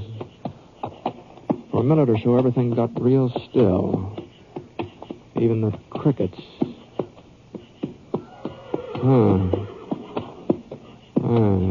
Somebody else was taking the same trail. Sounded like he was following me. I got a kind of a prickly feeling across the back of my neck. I started wondering maybe Clint Sutton.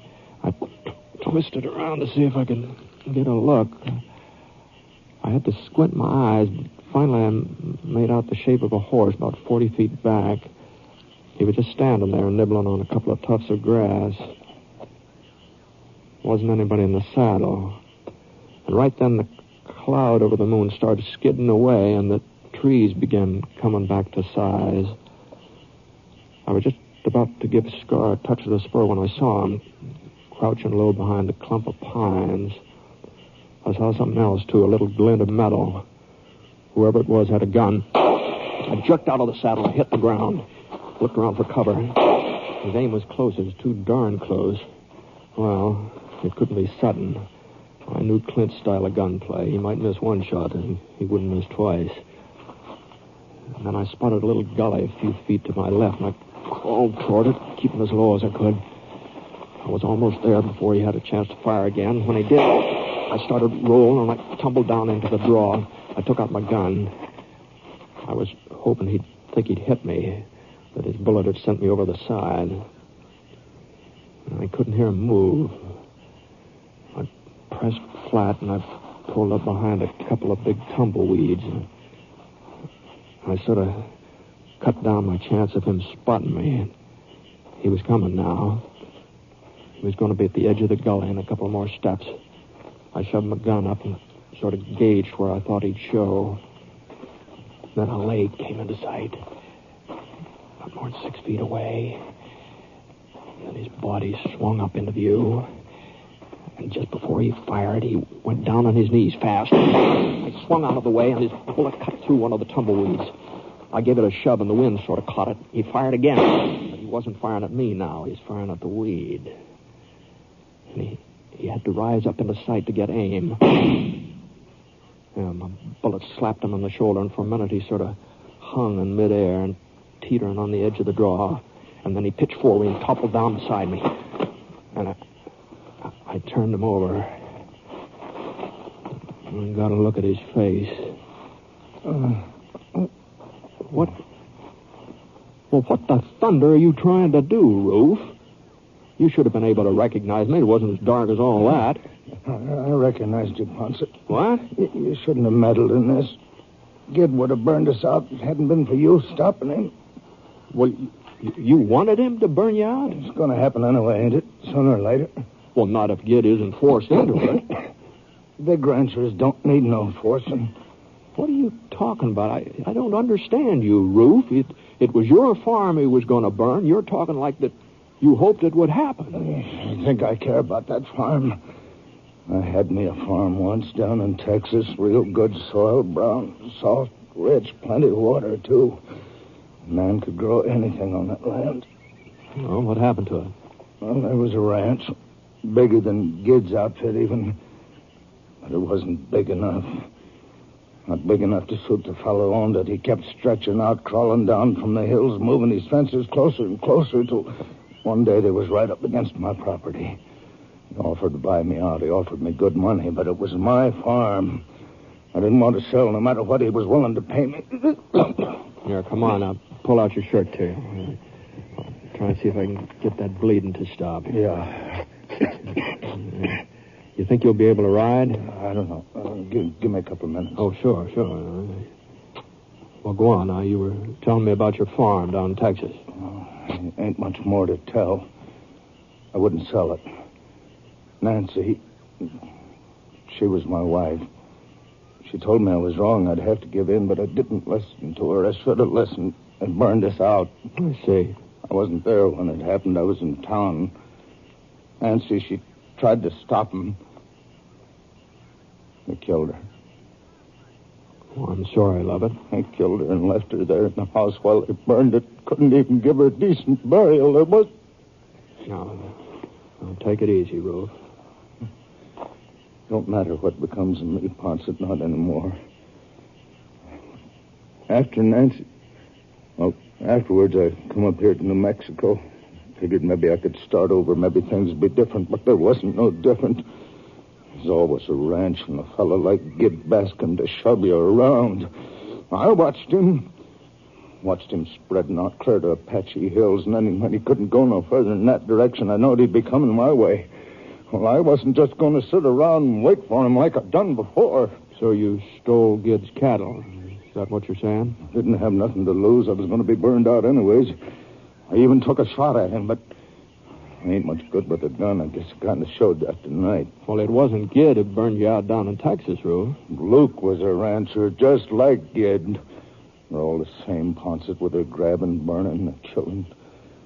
I figured if I stirred up enough trouble to force Gid out in the open, maybe then some of the other farmers would come along with me, and we'd burn him up. He'd get a taste of his own medicine. I'd be paying Gid back for what he'd done to Nancy. But, Roof, I can still see how it was that night. Smoke and ashes everywhere. First, I couldn't believe it that they killed her. I started to holler until my throat was so sore the sound just wouldn't come out no more. But she didn't answer me. I thought maybe she'd run off somewhere. They'd scared her, and she'd run away. And I saw her. Over behind a pile of smoking timbers. Her clothes was all burned out.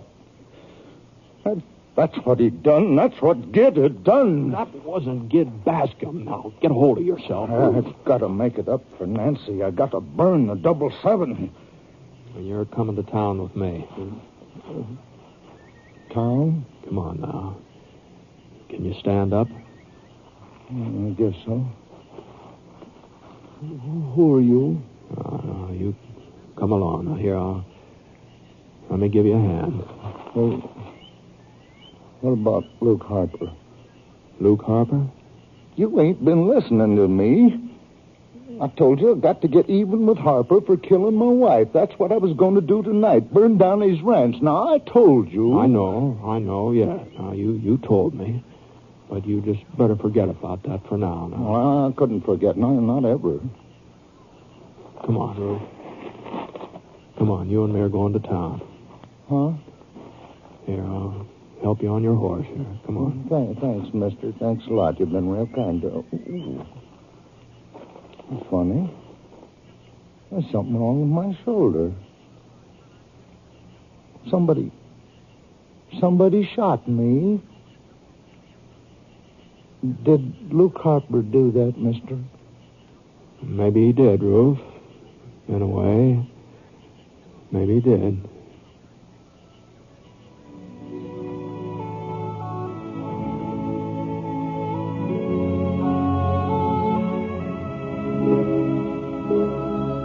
I took Ruth as far as Perry Waddell's house, and Perry went in to get the doc.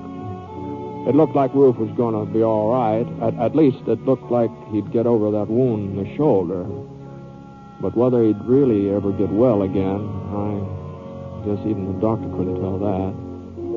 The next morning, Gid Bascom rode into town, found out what had happened. He said he was willing to forget about the stolen cattle and the other trouble Ruth had caused him. And he said he'd get rid of Clint Sutton, too. He didn't come right out and admit it, but I've got a hunch he was kind of sorry that he'd hired Sutton in the first place. It just goes to show you there's differences in ranchers like anything else.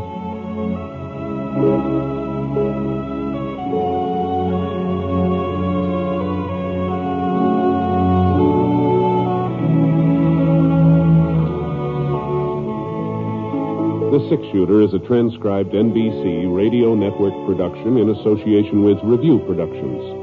It is written by Frank Burtz and is based on a character created by him.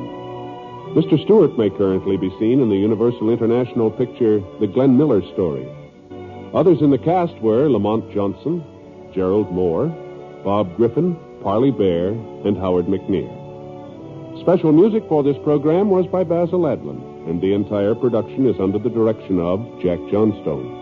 All characters and incidents were fictitious, and any resemblance to actual characters or incidents is purely coincidental. Oh, by the way, you'll be interested in knowing that the Six Shooter has been chosen for broadcast to our men overseas through the facilities of the Armed Forces Radio Service. This is Hal Gibney speaking.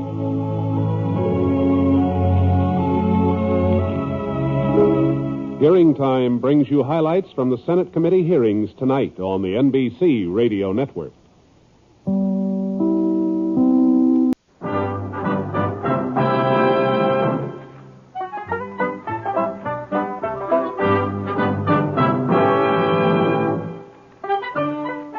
In a moment, you'll hear James Stewart as the Six Shooter, just one of many fine programs brought to you each week on NBC. Tomorrow night, there's top comedy entertainment with the Bob Hope Show, the Phil Harris Alice Faye Show, and Can You Top This with Senator Ford. Bob Hope delivers rapid-fire comedy routines, while Phil Harris and Alice Faye bring both mirth and music. A great Friday night lineup of comedy programs, all of them heard only on NBC. James Stewart as the Six Shooter.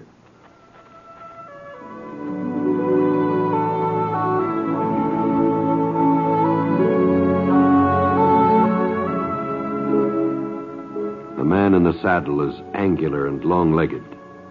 His skin is sun-dyed brown. The gun in his holster is gray steel and rainbow mother of pearl, its handle unmarked. People call them both the Six Shooter.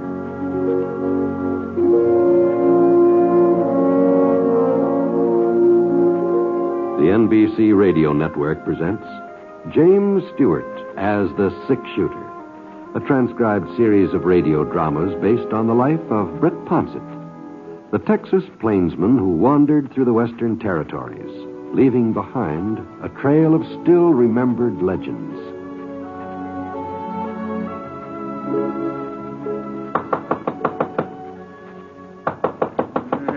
Keep your shirt on. Keep your shirt on. Bank don't open till 9 a.m. You got 5 minutes to wait. It's me, Mac Hawkins. I got some news for you, Ollie. News? About Wyatt King. Oh. Yeah, what's happened, Mac? They got him. No. Yeah. Sheriff Hemphill's bringing him into town now. The posse come by my ranch about half hour ago. I took right off so as I could spread the word. Why, I just can't believe it. That's right, they got him. Spud Hemphill capturing a Wyoming kid? Yeah. Oh, not that Spud ain't been a good sheriff, but Well, nobody's ever been able to lay a hand on Wyatt King before. Well, the sheriff didn't exactly capture him, Ollie. Well, I thought you said Well, the sheriff's bringing him in, and that's true enough, but the way I understand it, the posse just sort of stumbled onto the kid. What? Yeah, that's what they say. He was laying in a grove of sycamores over by Tenderfoot Creek. Dead, huh? No, but he'd been shot up some, a bullet in his belly. Must have been hit at close range. He was still out cold when they went past my place. Well, you're supposed to say who shot him and left him laying there? Well, they just don't seem to know, Ollie. Well, he was in mighty good health when he rode out of here yesterday, carting off $2,500 from my bank vault here. And your money was still on him. No need for you to worry about it. Good morning, Mr. Owen. I'm sorry I'm late. Matilda had one of her dizzy spells this morning, and I had to wait until Doc McIntyre got there. Jonas, you hear about Wyatt King? Wyatt King? The fellow who held me up yesterday. Oh, why, I thought they called him something else, some kind of kid. That's right. The Wyoming kid. Yeah. Well, his real name is Wyatt King. Oh. Don't you ever read them reward notices down to the post office? Well, I just don't remember names very good, I guess. What about Mr. King? Well, he's been captured. You don't say? Yes, the sheriff found him down at Tenderfoot Creek. He was all shot up. My. And the darndest thing is, nobody knows who shot him. Well, what's so peculiar about that? Well, in the first place, the fellow who done it, he'd stand to collect a mighty nice reward. All them holdups King's pulled, why, there must be at least $5,000 offered for him, dead or alive. My, that sure is a lot of money. Well, I better get over to my desk and start working on the account. Ollie, that ain't the only strange thing about this here business. What are you driving? Well, I told you the kid had been shot at close range. That means somebody met up with him, face to face. He wasn't dry gulched or nothing like that. Yeah, I see what you mean. And it would take a mighty big man to stand up to Wyatt King and a mighty fast man to outdraw him. Yeah, he was supposed to be lightning gunfighter. There's about 10 graves that'll testify to that. Sure ain't nobody around here. Well, leastways, I can't think of anybody. Can you, man? No, can't. Not a single solitary soul. I've been racking my brain ever since I heard what had happened.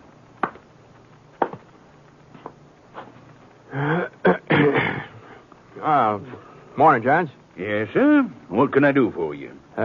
You the banker? That's right, Mr. Name's Ponset, Britt Ponset. Well, I'm pleased to meet you, Mr. Ponset.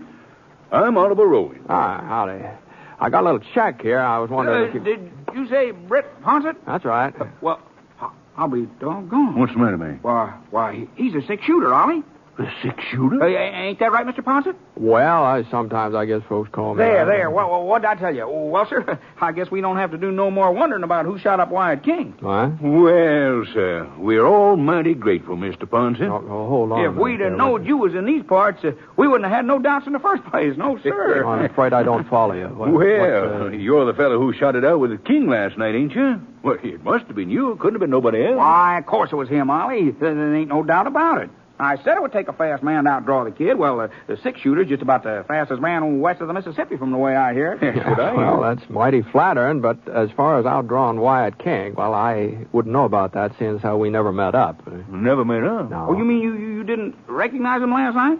Last night? Well, whenever it was you shot him. Now, let's get this straight, gents. I didn't shoot Wyatt King last night or any other time. I've never laid eyes on him. Well, if it wasn't you, then who did do it? I sure wouldn't know. I rode down the trail from Fort Drexel. I didn't see any sign of Wyatt King or anybody else. Tenderfoot Creek's just off that trail. Is that so? Well, if Mr. Ponset says he didn't do it, I guess he didn't. Yeah. Wait a minute. Sure. Why didn't I think of it before? Yeah, think of what? Everybody knows that the six-shooter don't like to take credit for what he does. He's the sort of man who hides his lamp under a bushel. Well, you ain't going to get away with it here in Copper Springs, Mr. Ponset. No, you're absolutely right, man. Yeah. All right, shooting an outlaw like Wyatt King ain't nothing to be ashamed of. Well, Mr. Ponset, you ought to be proud of yourself. Well, maybe I would if I'd done it. Hey, the fact there's is, the posse now. Just wait till I tell Sheriff Hemphill about this. Here now. Wait a minute, Mac. Wait a minute. I'm coming with you. Listen to me, will you? You mind the bank. Yes, sir, Mr. Mr. Rowan. I'll... No, Mr. Rowan, hey, why do you... well, I'll be darned.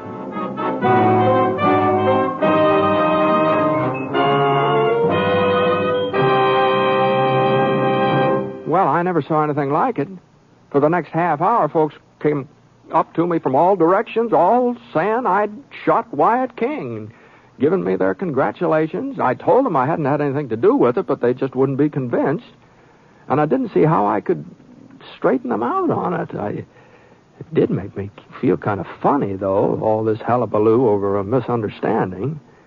And then when the mayor said something about letting the kids out of school for a day in my honor, well, I just had to find some way of putting a stop to it, so I headed over to the jail, introduced myself to Sheriff Hampton. Sir, it's a privilege to meet you, Mr. Ponset. A real privilege. Yeah, it's a privilege, yes. Oh, not that I wouldn't have caught up with King myself sooner or later, but you kind of speeded up the operation. Yes. Now, that's what I wanted to talk to you about, Sheriff. Oh, now, don't you worry about the reward. I'll see that you get it. No, yes, sir. I'm not interested in any reward. Well, yeah, everybody says you're the generous type. I heard that. Well, I'm not that generous, Sheriff. Now, I reckon I'd take the reward if I was entitled to it. Oh, now, Mr. Ponset. Sheriff, you've got to listen to me now. I didn't shoot Wyatt King. Well, I heard you've been trying to ease out of taking the credit. I'm not trying to do anything except tell you the truth. Now, you ask King when he comes to. You'll find out. Oh, he came to a little while ago, Mr. Ponset. Right after Doc McIntyre got through patching him up. He's practically as good as new now. Well, go on. Ask him if I had anything to do with shooting him. Well, why should I ask him again? Again? Well, sure. As soon as he was able to talk, I questioned him. Well? He says you made a lucky draw, Mr. Ponset. Of course, that's just an alibi. Now, wait a minute here. Now, you mean to say that Wyatt King claims I shot him? Huh?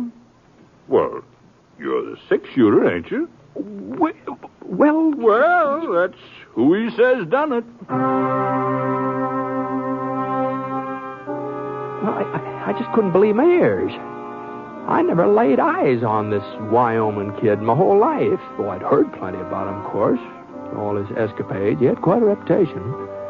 Well, Sheriff Hemphill wasn't even easier to convince than the rest of the folks had been. So finally I asked him if he'd mind letting me talk to King. The fellow who'd shot him must have resembled me in some way. At least that's what I figured. And I was certain that once we met head on, the King would see that he'd been wrong. Well, Wyatt? Huh? This the man who shot you? Why do you have to keep going over that, Sheriff? I told you who done it. Yeah, but Mr. Ponset here kind of disagrees with you. I sure do. Oh? Now, let's just get this thing straightened out once and for all, and then we won't have any... What's the matter with you, Britt? You was ready enough to pull the trigger last night. Why are you trying to lie out of it now? To pull... Why, you know we've never run into each other before, last night or any other time. I got a bandage on my belly that says different. Now, take a good look at me, Wyatt. Now, maybe in the dark you sort of thought that the fellow, well, maybe there was a likeness. You got a twin brother? Of course I've got no twin brother. If you ain't got a twin brother, then it was you that shot me. And it wasn't very dark either. Don't you remember the way we were standing there in the moonlight and the way you went for your gun? The same gun you're wearing right now. I sure ain't likely to forget it. Well, now, look here, Sheriff. Now, you listen to me. Now, I don't know what's the matter with this King. He must have gone loco or something, but I give you my word. Mr. Ponset, we all know how you feel about accepting honors and having folks look up to you. But this is one time you just ain't going to be able to get away with it. As a matter of fact, I believe there's some kind of a doings planned over at the town hall later on this afternoon. After the parade, that is. The parade? Oh, now, you just hold on here. Now, before everybody starts tearing around in circles, I'd like to talk to Wyatt alone, if you don't mind. What for? Well, just give me a couple of minutes with him, Sheriff. All right, but I sure don't see what you hope to gain by it. I'll have to lock you in with him, though. Can't take no chances with a man like King. Give a holler when you want out. All right, King. I want the truth. Well, I ain't the one who's loco, Ponset. You are.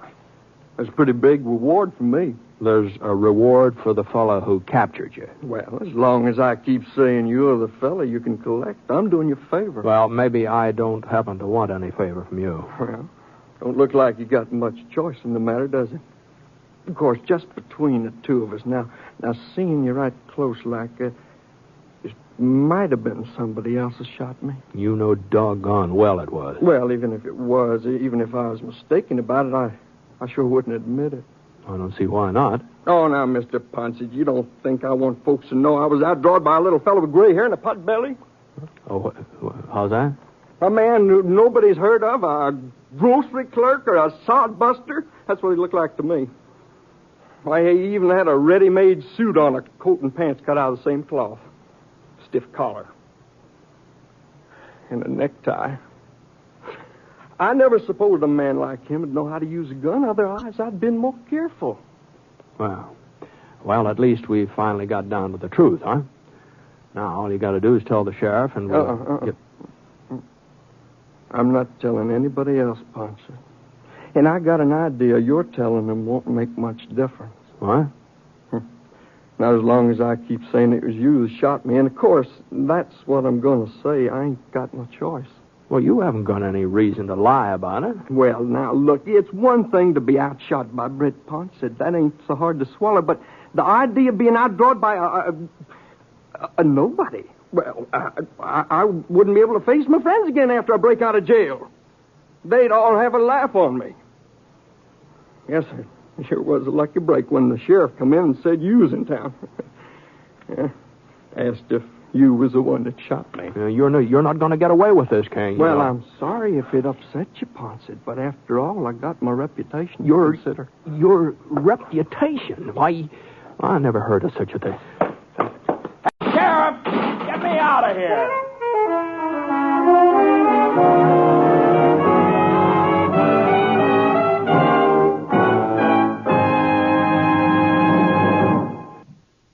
We'll return to James Stewart as the six-shooter in just a moment.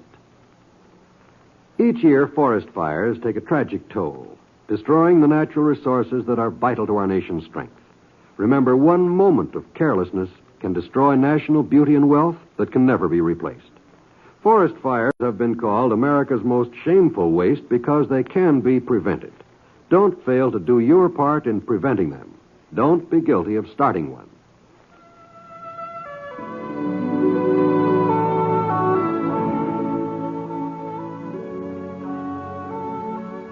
Now, Act Two of The Six-Shooter, starring James Stewart as Britt Ponset.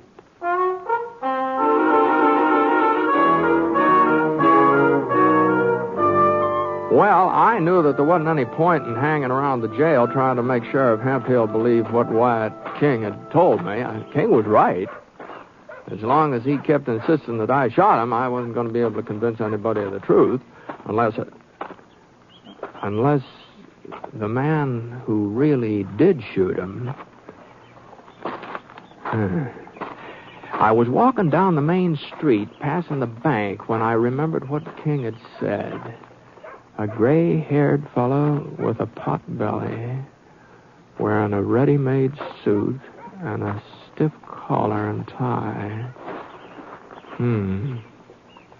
I'd seen somebody who looked like that. I couldn't think where. Where was it? And then I just happened to glance into the bank.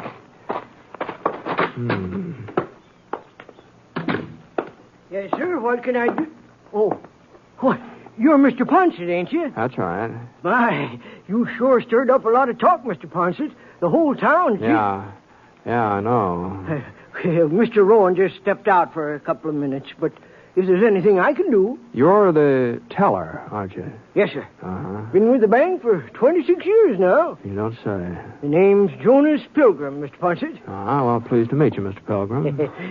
Of course, if you're in a hurry for something, maybe I could find Mr. Rowan. No. As a matter of fact, it was you I wanted to talk to. Me? Yes.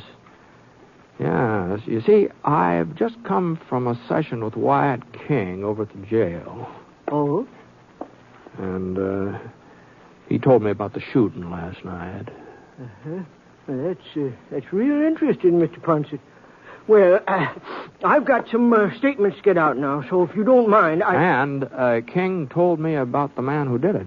Oh, see. Mm-hmm. You know, it's a funny thing, Mr. Pilgrim. The description he gave me sure fits you right down to that tie you're wearing. And to come to think of it, you're just about the only person in town that does fit. I don't know what you mean, sir. Well, you don't, huh? You don't. Well, it was nice talking to you. Mr. Ponset. Yeah?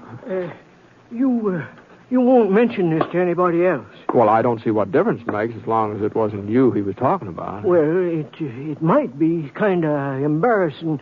I mean, Just what do you mean?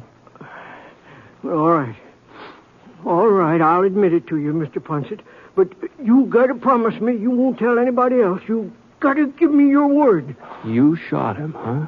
I didn't intend to. I didn't even know who he was.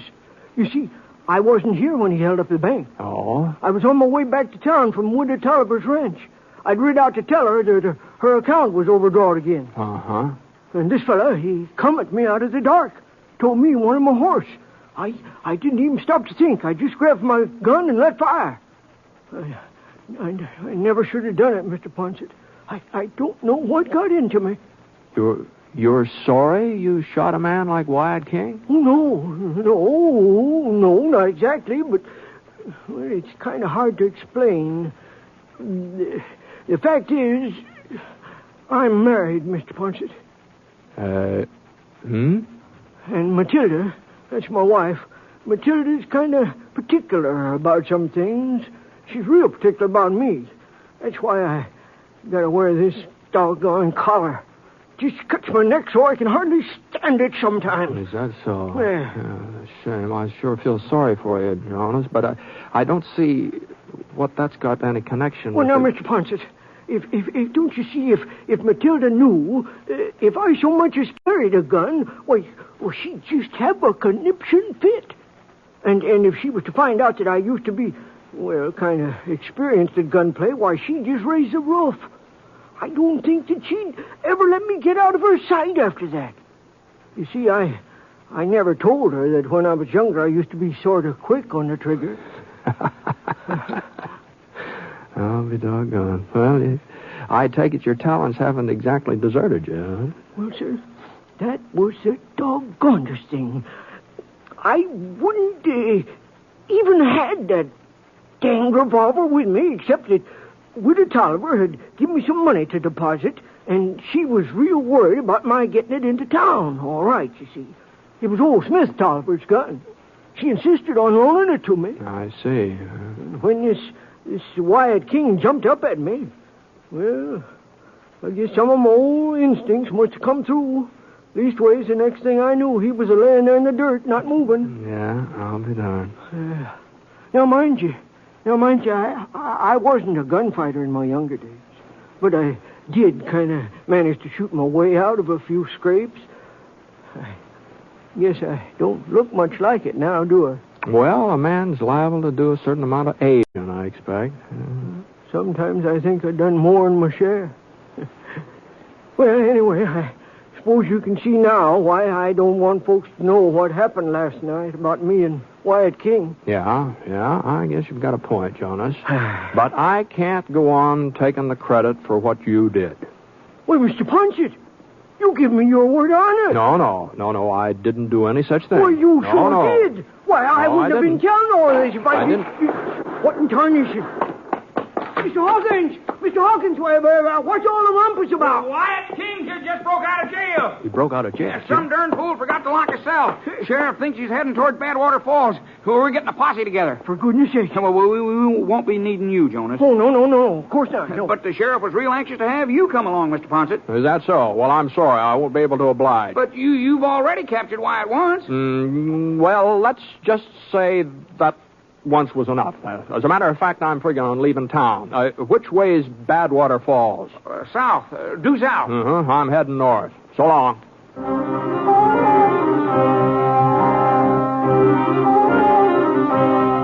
Well, inside of 5 minutes, the whole town of Copper Springs had ridden off in a southerly direction. The male population, that is. I guess Jonas and I were about the only two men that hadn't joined up with the sheriff's posse. In a way, I was kind of relieved that King had broken out of jail. At least I'd be able to leave town without any more of this foolishness about me capturing him. Oh, not that I ever wanted a fellow like King to go free, you understand, but I figured the posse would probably catch up to him pretty soon. He couldn't have had much of a head start. So I headed over to the livery stable to get Scar. I'd already paid for his keep in advance, but the man who ran the stable had gone off with the others, and I didn't feel like sticking around for the refund. Easy, boy. Easy, Scar. I looked around for his saddle. It was lying on the floor over by a pile of hay. And just as I picked it up, I noticed something funny about the hay. It was starting to move. Just keep holding on to that saddle, Ponset, and don't reach for your gun. Wyatt. If you make a move, I'll ram this pitchfork right through you. Oh, you're crazy, Wyatt. You'll never get out of town. There ain't nobody left in town to stop me, except you. You got a wound in your belly. That'll stop you. Don't worry about me, Ponset. I'll make out. Now I'm taking your gun and your horse. There are plenty of other horses here. I'm taking yours. Wyatt. Shut up, or you'll get a taste of these problems. Well, there wasn't any point of my arguing about it, not with a pitchfork digging into my chest. So I waited until he reached out a hand for my gun, and then I gave that saddle a little toss. Caught him right in the neck. He went over backwards. I started to go for my holster, but Wyatt stuck out the handle of that pitchfork, and the next thing I knew, I was down the floor beside him. He banged his fist into my face, and I felt his hands go for my throat. I managed to get up on a knee and flipped him over. I hoisted myself onto my knee, but he let loose with a kick, and I went flat again. I got a glimpse of his boot coming into my face, and I just got out of the way in time. And then he missed me and almost lost his balance, and I had time to get on my feet again. Came charging in with both fists again, and one of them whipped past my ear, and the other one smashed into my shoulder, and that left him wide open.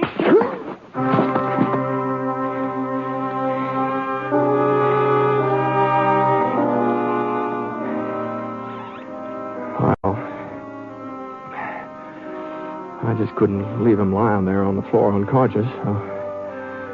I figured it wouldn't be very long before he came to, so I picked him up and carted him across the street to where he belonged. The jail was completely deserted, and there wasn't a sign of anybody, but the door to Wyatt's cell was unlocked, so I laid him on the cot inside and pulled the blanket up over him. I didn't want him to catch cold or anything like that. And I found the key in the front office, and I locked him in.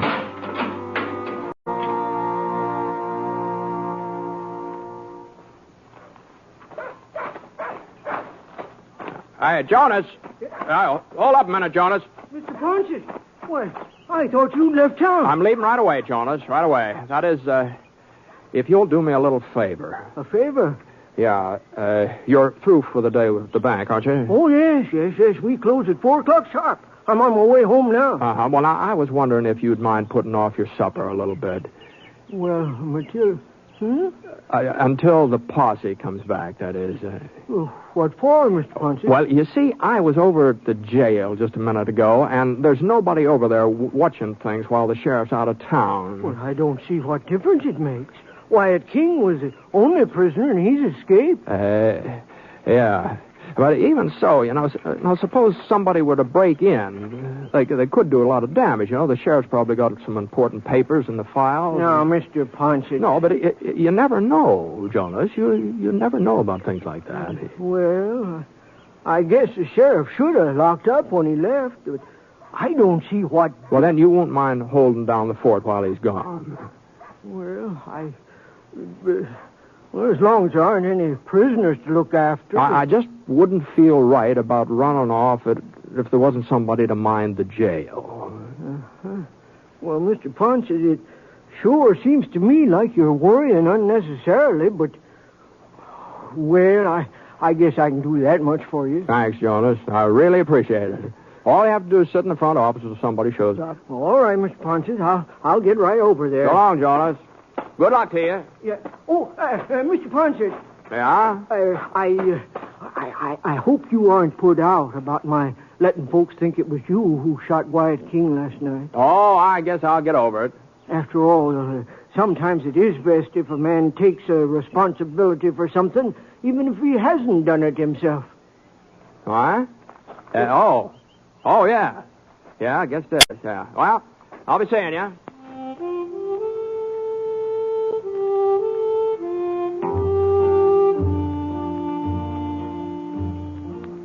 I tell you what, I got out of Copper Springs fast as I could. I just wasn't sure how things were going to work out. But then a couple of weeks later, a copy of the Copper Springs Press caught up with me. And there was Jonas Pilgrim's picture all over the front page. Yes, sir. Great big article telling how the sheriff and his posse had come back to town without finding a trace of Wyatt. And there he was, right in the jail. And there was Jonas Pilgrim snoozing in the front office, calm as a cucumber. Modest Pilgrim, that's what the paper called Jonas. He said he'd tried to deny having anything to do with Wyatt's capture, but the folks in Copper Springs, they just hadn't believed him. Well, it was plain as day that he'd taken Wyatt single-handed. Well, like Jonas said, sometimes it's best for a man to take the responsibility of a thing, even if he hasn't done it.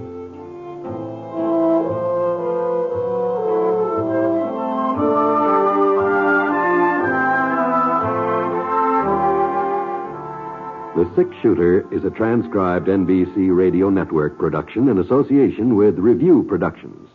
It is written by Frank Burt and is based on a character created by him. Mr. Stewart may currently be seen in the Universal International picture, The Glenn Miller Story. Others in the cast were Bill Johnstone, Herb Vigran, Junius Matthews, Barney Phillips, and Joel Cranston. Special music for this program was by Basil Adlam, and the entire production is under the direction of Jack Johnstone. All characters and incidents were fictitious, and any resemblance to actual characters or incidents is purely coincidental. Oh, by the way, you'll be interested in knowing that the Six-Shooter has been chosen for broadcast to our men overseas through the facilities of the Armed Forces Radio Services. This is John Wall speaking.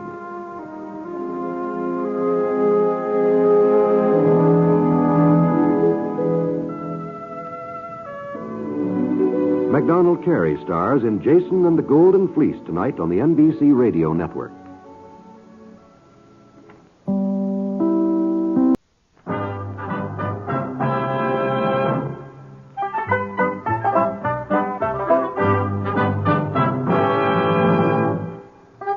In a moment, you'll hear James Stewart as the Six-Shooter, just one of many fine programs brought to you each week on NBC.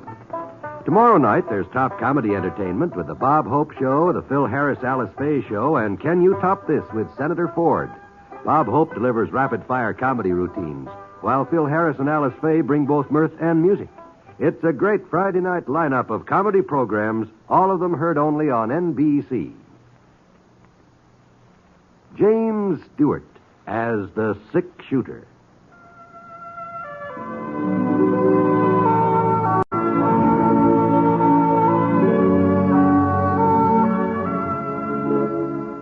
The man in the saddle is angular and long-legged.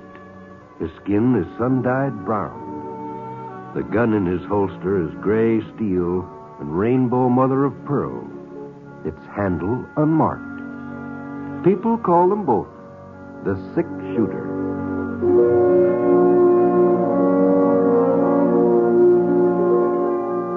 The NBC Radio Network presents James Stewart as the Six-Shooter, a transcribed series of radio dramas based on the life of Britt Ponset, the Texas plainsman who wandered through the Western Territories, leaving behind a trail of still-remembered legends.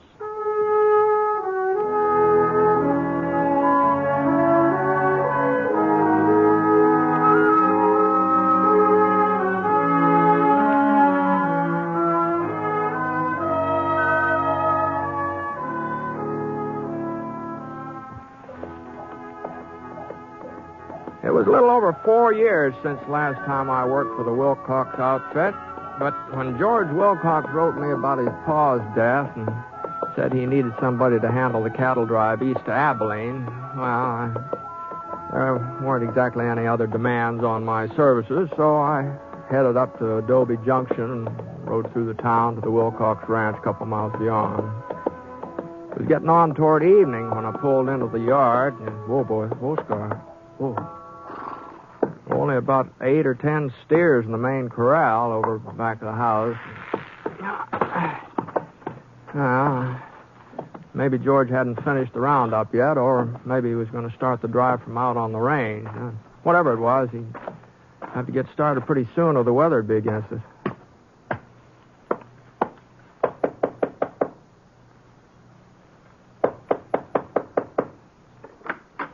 Yes?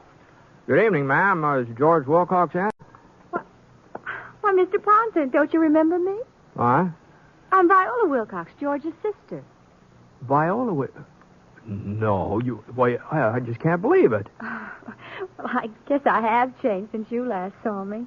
Change? Why, gee, well, you've practically grown up overnight, Viola. There are some folks around here who wouldn't agree with you, Mr. Ponset. Oh? Who is it, Vi? It's Mr. Ponset, George. Britt? Why, Britt, boy, you old rattlesnake. It's about time you turned up here. How are you, George? Pretty good, pretty good. Put on another plate, Vi. Britt will be here for supper. Oh, I wouldn't like to impose. No, I mean, you probably weren't expecting me tonight. Why, we've been expecting you for the last week. Vi's had the spare room ready since Monday. Well, if you're sure there's enough food, Viola... Oh, there'll be plenty, Britt. As a matter of fact, I won't be eating supper at home tonight. Now, Viola, I told you weren't... I'll call you when everything's ready. I guess we might as well wait in the parlor, Britt. Sure. I hope I'm not too late for the drive, George. Late? Well, you said you've been expecting me for several days, and I didn't see much stock in the corral. Oh, the boys are still out on the roundup. They're a little late. I couldn't go out with them this year. Oh, that's all. They'll probably show up sometime tomorrow, or Friday at the latest. You can start off then. You won't be going long? No. I'm going to stick around here. Uh-huh. I was real sorry to hear about your father, George. He went easy, Britt. I'm thankful for that. Yeah. You know, I just can't get over how Viola's changed. Why, she's turned out to be a real pretty young lady, hasn't she? I'll bet she's got more beaux than any other girl in the whole county. She could have, I guess, if she wanted them. What? Britt, do you remember Judd Coffin? Coffin?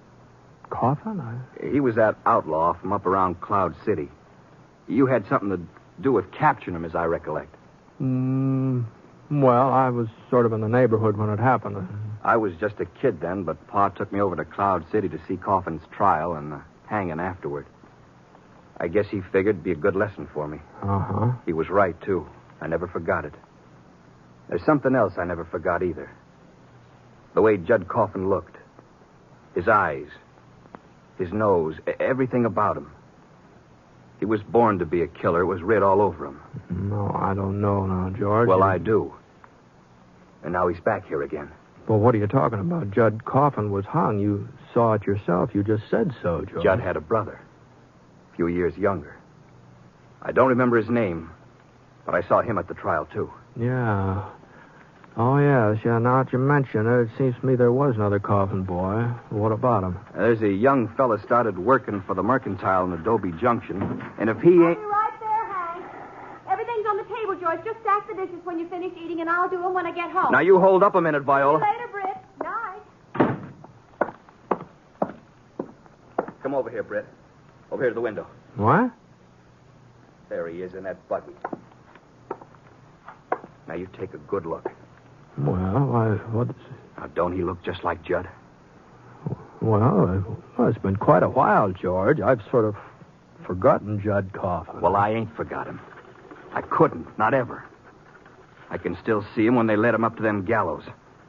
I can still see his eyes, killer's eyes. And that's his brother out there riding away with my sister, ain't it? Well, ain't it? Well, maybe he does sort of resemble Judd in a way, but why... It's more than a resemblance, Britt. I've seen him up close. He's a spitting image. Well, I don't see what difference it makes, George, unless he's been causing trouble, and even then... Britt, he's only been around here for a couple of months. Just give him time. He'll cause plenty of trouble. Maybe so. But now listen, George. Britt, if a man's got bad blood in him, it's bound to come out sooner or later. It's bound to. George, it seems to me a fellow ought not to be blamed for what his brother's done. If he ain't up to something, then why don't he admit who he is? What do you mean? Says his name's Hank Wallace. Says he never heard of Judd Coffin. Well, he ought to know. He's lying, Britt. You saw the resemblance yourself. Well, resemblance doesn't always prove anything, you know. You think I want a man like that going around with my own sister? Why, she's barely 18. She don't know nothing about the world or about people. I'm all she's got now. I can't let her throw her life away on Judd Coffin's brother. I've got to stop her. Yeah, I guess she is sort of your responsibility. But, George, how about that supper? I'm kind of hungry. Hey, you go ahead, Britt. I ain't got much appetite. Oh, all right. Britt? Yeah? Maybe this sounds like I'm butting into Vi's business, but I got no choice. Just before he died, Pa warned me, told me what would happen. No? Britt, it wasn't 6 weeks after the funeral before she started going around with this fella. I tried to talk sense to her. It don't do no good. Now I got to put my foot down. You understand how I feel, don't you, Britt? Yes, George. Sure, I understand.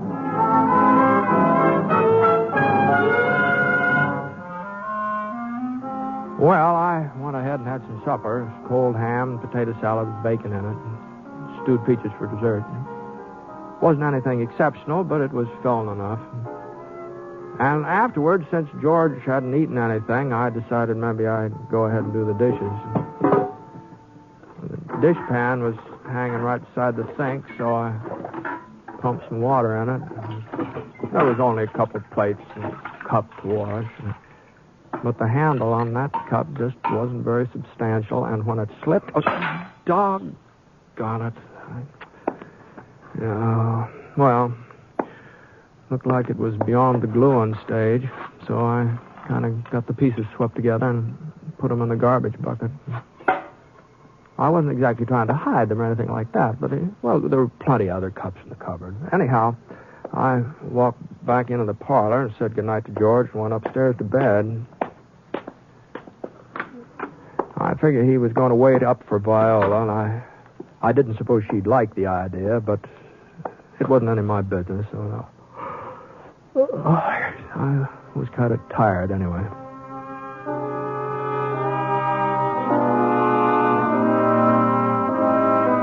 And Viola sure didn't like it either. At least that's how it sounded to me when I woke up about 1 o'clock and heard her and George going at it, hammer and tongs in the downstairs hallway. What I do or where I go. I'm your brother, Viola. So you're not my keeper. He's no good.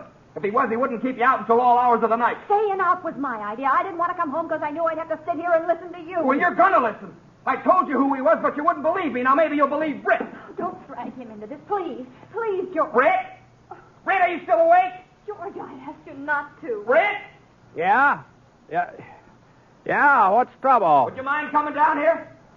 Well... It'll only take a minute, Britt. Well, all right, George. All right, give me a chance to put my pants on.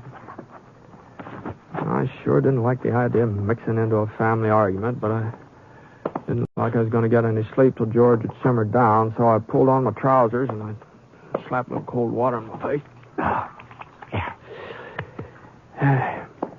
Then I headed out in the hall. I could see Viola standing at the bottom of the stairs, and her face was real white, and her eyes were kind of wide open and determined. George was holding onto her arm. I was running around with some girl the way his jaw was set, well, he was just as determined as she was. Any of my business. Well, I do care. It's for your own good, Vi. Well, good evening, Viola. Mr. Ponset, I'm awful sorry that you have to get involved in this. And I'm ashamed, too. Well, you ought to be. Not for myself. I'm ashamed for you, George. For me? I'm not running around with no outlaw disgracing my family. Britt, you tell her. Tell her who he really is. Now, George, I never saw the man before in my whole life. You noticed the resemblance right off, didn't you? You remarked on it. That man, Judd Coffin's brother, Vi. Is that what you got Mr. Ponset down here to tell me? Well, ain't that reason enough? No, it's not enough. He's been lying to you, pretending to be somebody else. Don't you care? He hasn't lied to me, George. I know who he is. I've known it since we first met. He told me he was Hunt Coffin. He told you? He was afraid folks around here would hold it against him. That's why he changed his name. And it looks to me like he was right. You knew who he was and you went right on seeing him?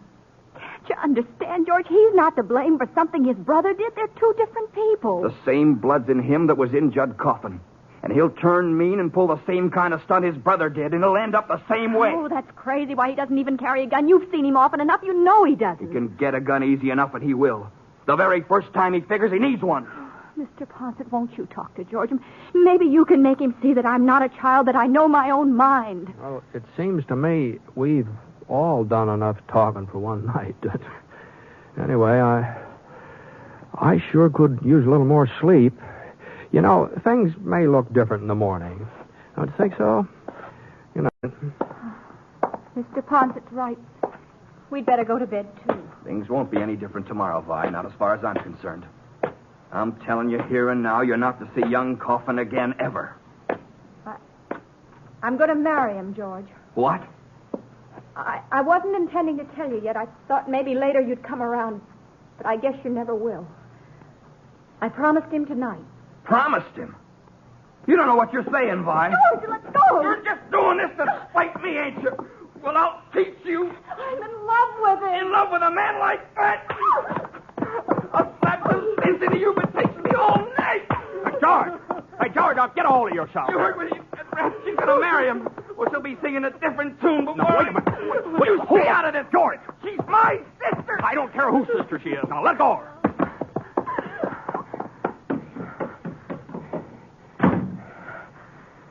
All right, now, George, come on. Let's go upstairs. It's for her own good, Britt, what I done. I guess you must have thought it was. Someday she'll realize it was for her own good. She can't marry him, Britt. She just can't. Well, treating her the way you did is apt to make her more set on it than ever. She'll get over that idea fast enough now that she knows I mean business. Someday she'll thank me for slapping her. Yeah. All right, let's get some sleep, George. Come on.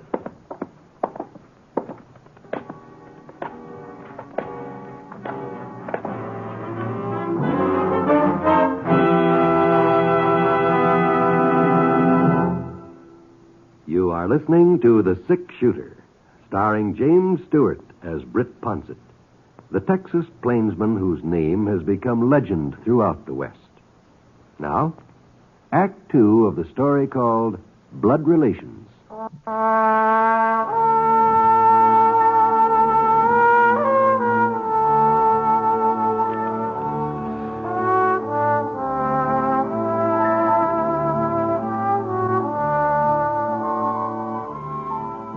Well, it took me a little while to get back to sleep, but I didn't hear anything more out of George or Viola during the night, so that was something. When I finally woke up again, I just didn't feel like I'd had any rest at all. And it was late, too, nearly 6 o'clock. I got dressed and I went downstairs. Viola was fixing breakfast. Her eyes were sort of red, and there was a little splotch on her cheek where George had slapped her. But she didn't say anything about it, and I sure didn't see any point in opening up the subject. So a couple of minutes later, George came in from doing his chores, and we all sat down at the table. He didn't eat much, just some coffee, and as soon as he was finished, he said he was riding out to the high grass to see if the roundup was on its way down. I offered to go along with him, and so we got on our horses and started off. You see, Britt, what'd I tell you? She's all right now. She got that nonsense about young Coffin out of her head. Maybe so. Yeah, she didn't mention him again, did she? No. I reckon if she were still thinking about him serious, she'd have said so. Yeah. She's a Wilcox, Britt. We don't go around making fools of ourselves. Not for long, anyway. We kept on riding for a couple of hours until we got to the high ground. But we didn't see any signs of the roundup, so finally we turned around and headed back to the ranch house. I don't know what's taking them so long. They should have been down a couple of days ago. Oh? If they don't show up by morning, we'll have to start looking for them. Oh, whatever you say, George. Here we are. Whoa, Frenchie. Whoa, boy. Whoa. Hey, you know something, Britt? I've got kind of an appetite. I don't doubt it, the way you've been eating lately. Easy, Scar. Easy. Well, I'll sure make up for it this noon. I wonder what she's fixed for us. Vi? We're back, Vi. Must be out in the kitchen. That's funny. Vi? Just a minute, George. Oh, she's upstairs. That's why she didn't hear me. How about some food, Vi? I didn't know you'd be here. You didn't say anything when you left. I'm usually here for dinner, ain't I? Yeah. Well, it'll take a couple of minutes to get something ready. I just got back from town. You what? Well, I guess I'll go wash up. What were you doing in town, Vi? I wanted to see Hunt. Oh. Well, I suppose you did have to explain things to him. I guess he was entitled to that much. How'd he take it? When you told him you couldn't marry him? I didn't tell him that, George. We're going to get married as soon as we can. He's coming to get me tonight.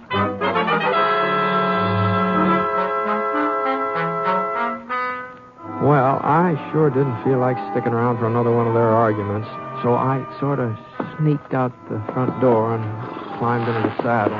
Let's go, boy. Come on. I figured I'd ride in town and get me something to eat while I was at it. Maybe while I was gone, George and Viola would come to some sort of an understanding. At least I hoped they would. It took me about 30 minutes to reach Adobe Junction. Looked like there was only one cafe. Molly's Home Cooked Meal. Right next door to the Mercantile. Whoa, boy. Whoa, Scar. Whoa. Tossed the reins over a hitching rail and started into the restaurant. Mr. Ponset? You're Britt Ponset, ain't you? That's right. Viola told me what you looked like, but I'd have recognized you anyway. Oh? You're a six-shooter. I've heard a lot about that gun. How fast you are with it. My brother, he found out firsthand. Your brother? Judd Coffin. I see. My name is Hunt Coffin, Mr. Ponset. Yeah, I sort of figured that. I just wanted you to know I sure do appreciate what you did last night, taking Viola's part with George. Well, George was pretty upset. I don't think he meant to carry on that way. He's real fond of his sister when you get right down to it. If he ever hits her again, I'll kill him. Well, I guess you and Viola won't have to worry much about George any longer. What do you mean? Well, she says you're going to get married right away. You're coming out after her tonight, is that right? She told you that? Well, sure. That's true, isn't it? Oh, I didn't want him to know. He'll try to stop us. I told her not to say anything. We could have been gone before he ever found out. Now, Viola's not the kind of a person to do a thing behind anybody's back. Yeah. Well, maybe there's something else he ought to know. I bought me a gun this morning, Mr. Ponset. Is that so? I'll be out at the Wilcox place as soon as I get off work tonight. And I'll have the gun with me. Uh-huh. And George said you'd get a gun the first time you figured you needed one. Well, he was right. Yeah. It sure looks like he was. Well, so long, Coffin.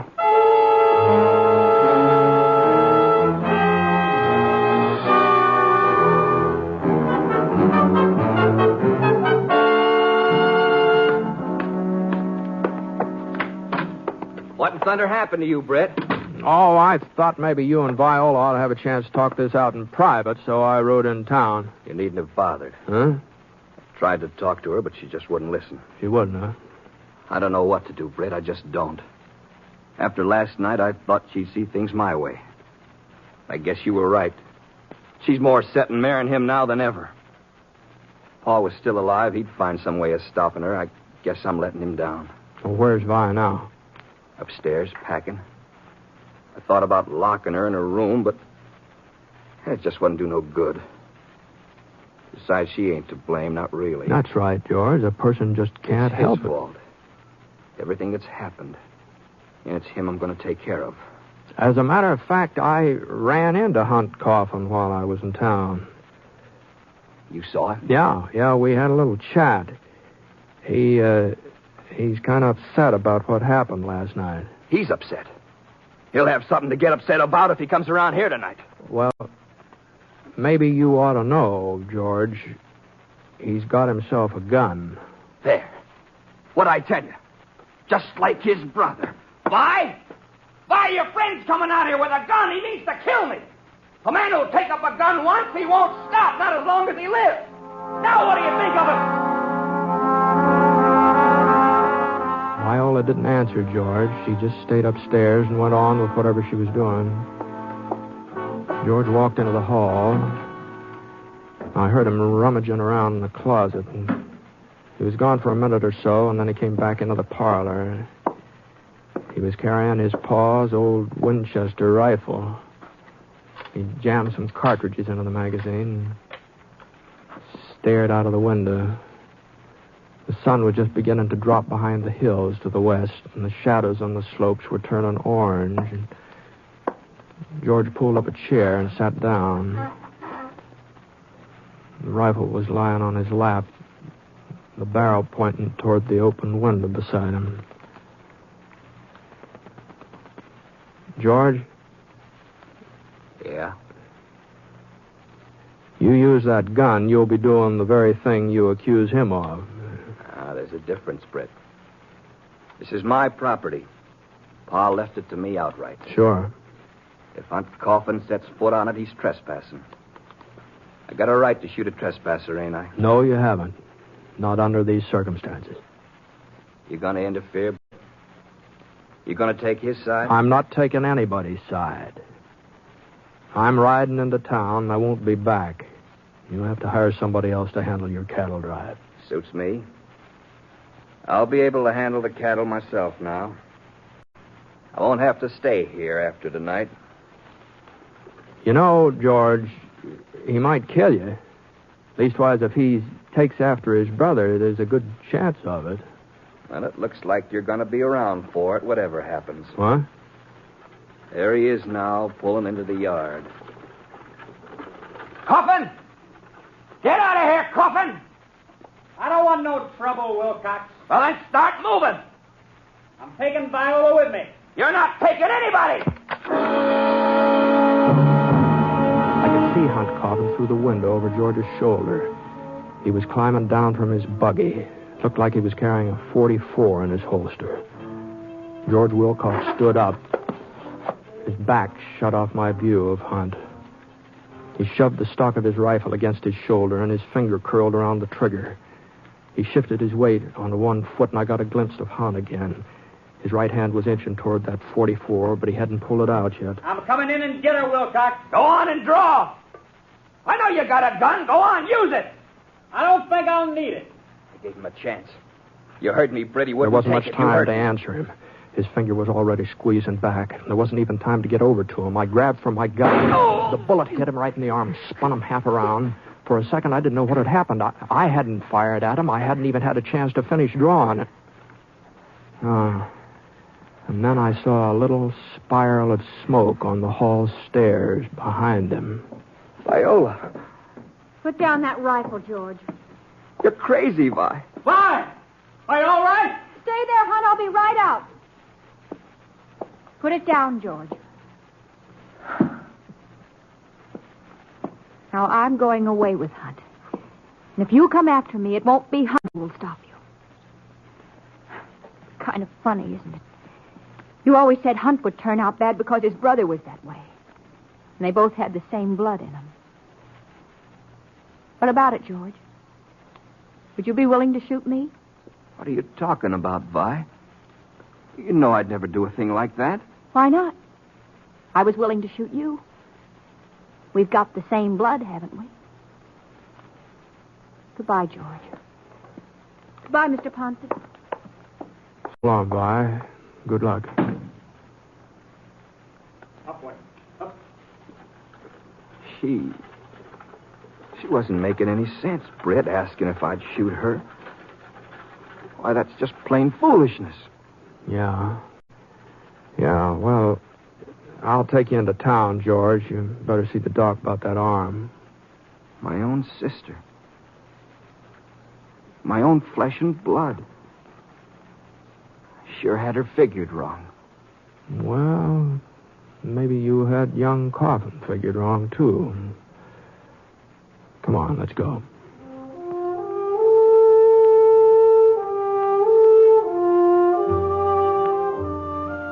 Well, the next morning the boys brought in George's herd, and what with that arm of his and all, I agreed to drive them north. It was nearly 3 months before I got back to Adobe Junction again. Viola and Hunt there were married and had a little house in town. But George, he hadn't been near me. He hadn't said a word to Vi since that night she left the ranch. Vi was kind of upset about it, but she kept telling herself that sooner or later George would see where he'd been wrong and he'd come around. I don't know. Maybe he will. Maybe he will.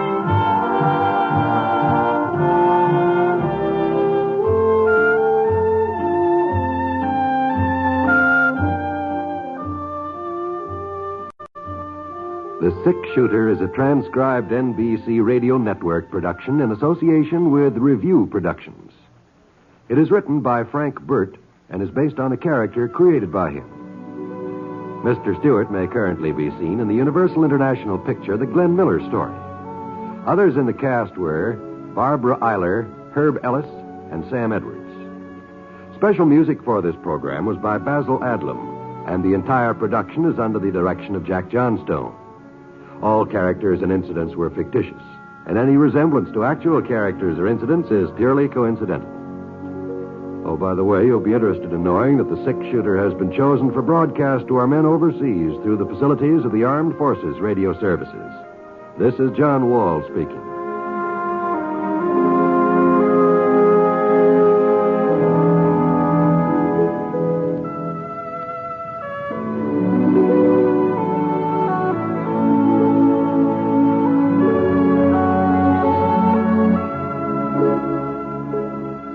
Macdonald Carey stars in Jason and the Golden Fleece tonight on the NBC Radio Network.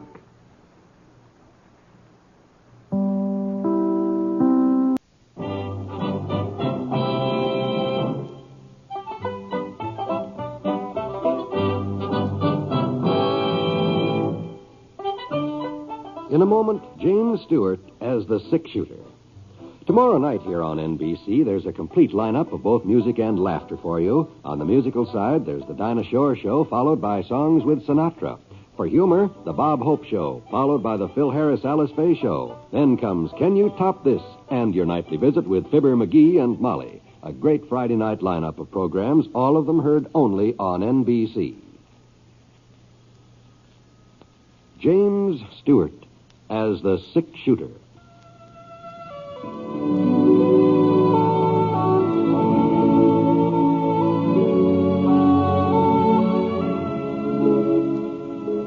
The man in the saddle is angular and long-legged. His skin is sun-dyed brown. The gun in his holster is gray steel and rainbow mother of pearl. Its handle unmarked. People call them both the Six-Shooter.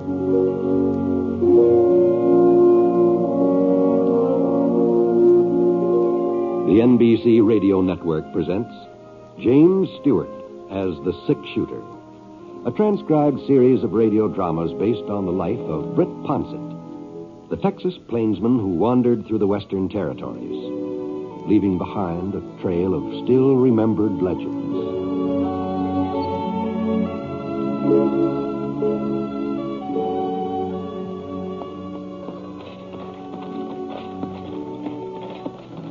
We'll be turning in here, Michael. Huh? As long as they're going into town anyway, we can be seeing whether there might be anything Homer Dunfield's needing. Well, we got enough to do, Pa, just getting the things we need for ourselves. Oh, now, what kind of a neighbor are you, Michael O'Hara? We'll turn in, I said. Okay. That's one thing that you'll have to be learning. A man can't live by himself. And there's many a time Mr. Dunfield's done us a favor. Yeah, sure. Hold on. Ho. Mr. Dunfield! It's Sean O'Hara, Mr. Dunfield.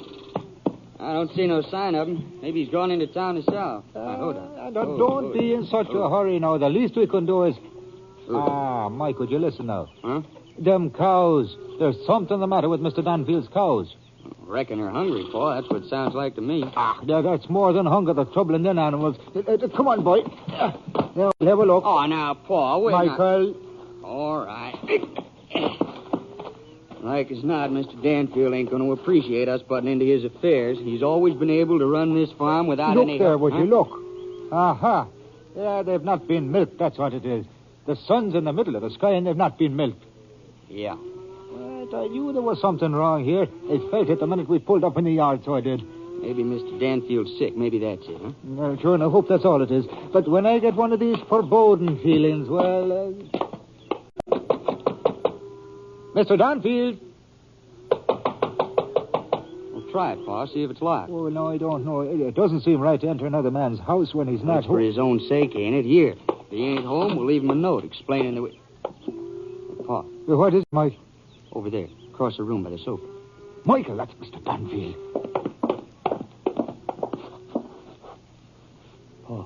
Oh, he has been shot bad, real bad.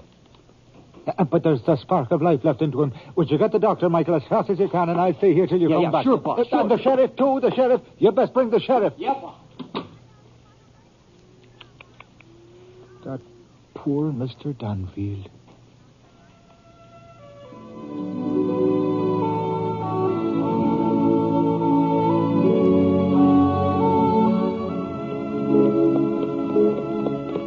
I'd expected to reach Pearl City before nightfall, but it looked like I'd been a mite optimistic. The sky had already lost most of its color, and I still had a good 15 miles to go, so I slowed Scar down to a walk. Easy, boy, easy. Oh, that's it. I started looking around for a place to make camp. It didn't really much matter when I got to town. The spring roundups were sure to be over, and a day or two, one way or the other, wouldn't make any difference about my finding a summer job. Besides being out in the range for another night, I'd probably get a lot more sleep than I would in any of those hotel beds.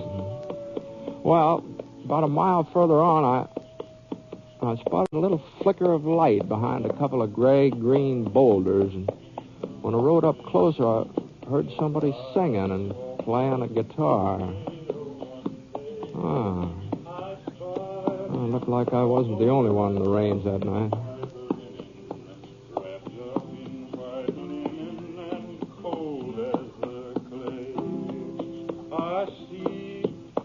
Oh, howdy. Howdy. Wow, that sounds real pleasant. Mind if I use your fire for a spell? You're more than welcome to it, mister. Climb down from your horse and make yourself at home. Wow. Thanks very much. I'm heating up some beans. Plenty for both of us. Well, that's mighty considerate of you, but I've got some grub of my own here. Well, there's no point in wasting it, is there? Like I said, I got more than enough here. That is, if you don't mind eating beans. No, I reckon that's what I'm carrying, too.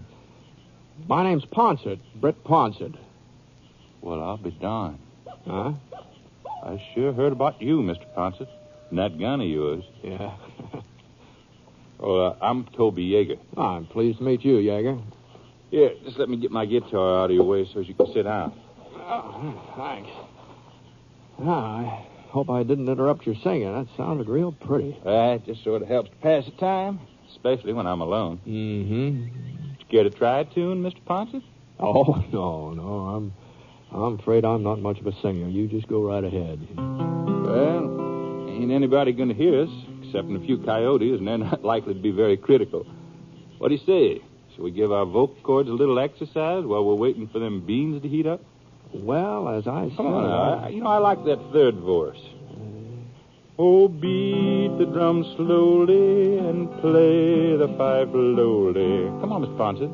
Play the dead march as you carry me along. Take me to the green valley where lay the sod o'er me.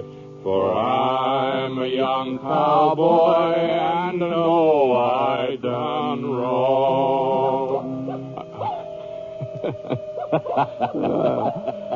George, sounds like we were mistaken about those coyotes. Did you hear? Guess it ain't one of their favorites. Yeah, I guess so. How about you providing some music now? Oh, me? No. Yeah, hit the guitar. No. I'm sorry. I just don't play at all. Oh, come on, you're joshing me, Ponset. No, I'm afraid I don't know the first thing about it. Well, most any cowboy can get a tune out of a guitar. Maybe so, but it just seems like I never had much of an ear for music. You don't need no ear. Here, come on, let me show you. Huh? Now, you just watch my fingers. Yeah? You'll see there's nothing to it. Well... Yeah. That's simple enough, ain't it? Well, I'll tell you what I'll do. I'll make the chords, and you do the strumming. All right. You go ahead. You go ahead and strum. Yes, you're doing fine. Oh. That's just fine. The strumming part's a little easier than the chording, though, isn't it? It's all easy once you get the hang of it. Now, give me your left hand. How's that? Your left hand. I'll put your fingers where they belong for the first chord. Let's see now. Here. There. Okay, strum. Well, let's see. All right. Here's the next chord. See now. Now here's the third one. There. I'll be darned. Yeah, this is kind of fun. Of course it is. Now you do them yourself. What? Those 3 chords I just taught you. Oh, you mean you do them all alone? Yeah, sure. Well,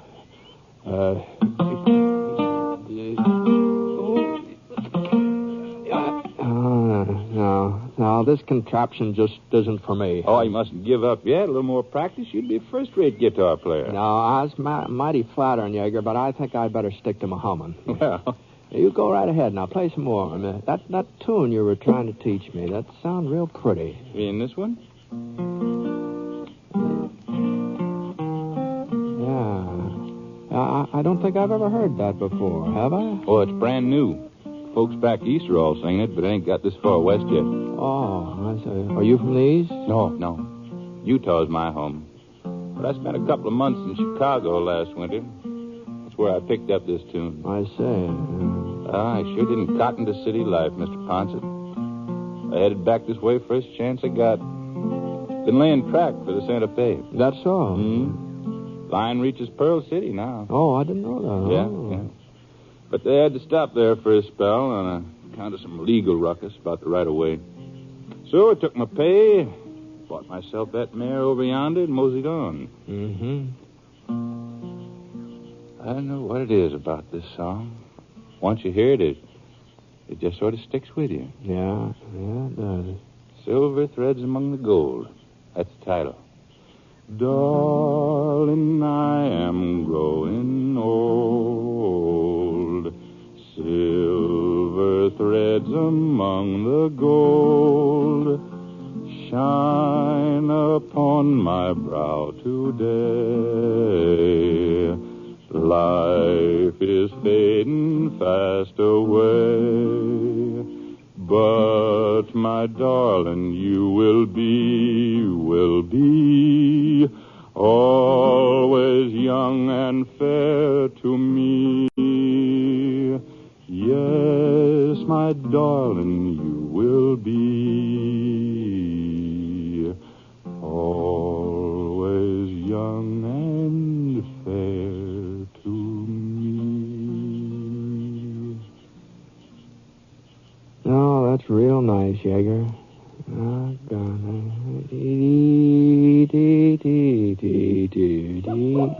Uh-oh. Oh, there they are again. It's got some more verses, but that's the only one I can remember. Do you care to join in? No. I think I've bothered the coyotes enough for one evening. Well, it looks like them beans are getting hot. Suppose we can interrupt our concert until after supper. Probably sound better on a full stomach anyhow. Oh, I don't know, Yeager. In my case, I reckon it wouldn't make much difference.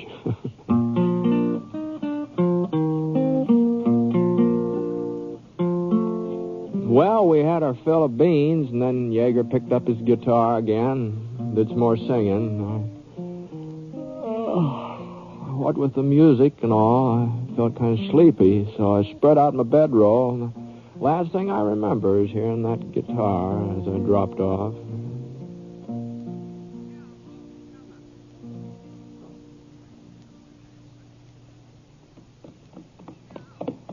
The next morning after we had breakfast, Yeager headed on south, and I swung north toward Pearl City. couple hours later, I was riding past the farms just this side of town. I noticed a buggy and 4 or 5 horses pulled up in Homer Danfield's front yard. Homer'd always lived alone ever since I could remember. He never had been much of a man for company either, so I turned off the road into the lane leading to the house. Sean O'Hara was sitting on the steps whittling. On the size of the pile of shavings at his feet, figured he'd been doing it for quite a spell. Whoa, Scar, whoa. Oh, Sean? Huh? Hi. Don't you remember me? Britt Ponset. Oh, why, for goodness sake, Mr. Ponset, I never had no idea you was in these parts. Lord, it is a miracle you've come. What are you talking about, Sean? Oh, it's a terrible thing that's happened to Homer Dunfield. What? Him lying in there right now, hovering between life and death, so he is. Oh, well, I'm sorry to hear that. He's pretty sick, huh? He's been shot, Mr. Ponset. A big hole right over his chest. Is that so? It was along about noontime yesterday when we found him, my son Michael and myself. Oh, the poor man. Well, just what happened, Sean? Well, now, if you ask me, it was a thief who done it. Sure, and from the looks of his house, somebody turned things every which way searching for valuables. And besides, anybody who knew Homer Danfield, anybody from around Pearl City, that is, they'd have no call to try to kill him. He was a well-liked man, Mr. Ponset. Well, he sure was, yeah. Yeah, and the doctor's staying with him almost 24 hours now. And Sheriff Gentry, too. But you know, the poor Homer has not breathed a conscious breath during the whole day and the night that followed. Yeah, and like as not, he'll never be able to tell us just exactly what... Oh, hello, Sheriff. Huh? Oh, howdy, Britt. Where'd you come from? Oh, just passed through on my way to town, and Sean's been telling me about Homer. Yeah, has there been any improvement, Sheriff? Well, I wouldn't exactly call it an improvement. He did come to for a couple of minutes. Oh? You don't say. Yes, he told me what he could. But I'm afraid it won't do much good. The fellow broke in night before last, along about midnight. He was a stranger. Homer had never seen him before. And he didn't get a very good look at him either. Well, he was trying to rob Mr. Danfield. Is that what happened? Yeah, that's the way it was. Uh-huh. Homer heard him prowling around in the parlor and come downstairs. The fellow let fly with a slug, caught Homer right under the shoulder. He's lost a lot of blood.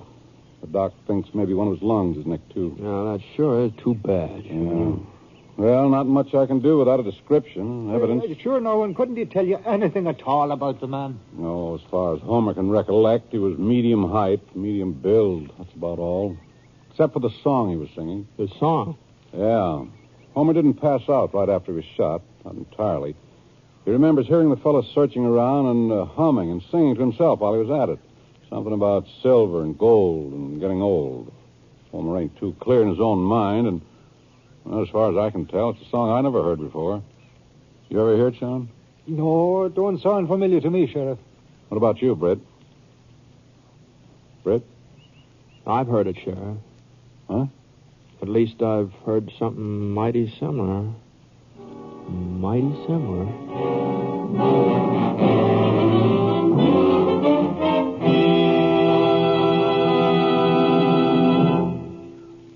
We'll return to James Stewart as the 6-shooter in just a moment. Our country was founded by men who had faith in God and who were willing to endure hardship and sacrifice for the sake of that faith. In these troubled times, there is need to support a way of life based on the enduring principles of religion, which knit the family together, make for good citizenship, and build the character of the children. The religious institutions in your community need your interest and support. So take an active part in religious affairs. Your pastor, rabbi, or priest will give you invaluable family counsel and aid if you're a newcomer to the community. To face the problems of the future, America must be morally strong. And that moral strength comes through worship and faith. Go to church this week and take someone with you.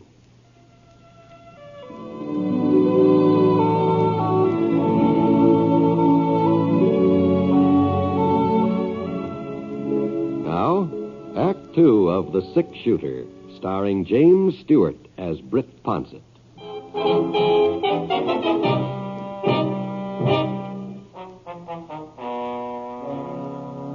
Well, I told Sheriff Gentle about running into Toby Yeager and his guitar, about the tune Toby tried to teach me. Of course, that didn't prove that Yeager had anything to do with shooting Homer Danfield, even though it was a new song. Well, Like Toby said, it was popular back east, and there might be other folks who knew it out west, too. But Yeager had been around Pearl City lately. He told me so himself. He was a medium-sized man and a stranger, so I gave the sheriff all the details I could remember. Well, it sure ain't much to go on, but it's something. I reckon we better get started. Tell you the truth, Britt, the doc don't figure Homer will last more than another day or two. And if we don't get this Yeager fellow back before he... Well, you're saying that he sung a certain song. That ain't going to convict him of murder. No, of course not. Well, let's go. Well, you don't need me, Sheriff. I need somebody to pick up this fellow's trail and point him out to me, don't I? Well, I could tell you. Oh, we're just wasting time, Britt. If we're going after this man, let's get started. All right, Sheriff. All right.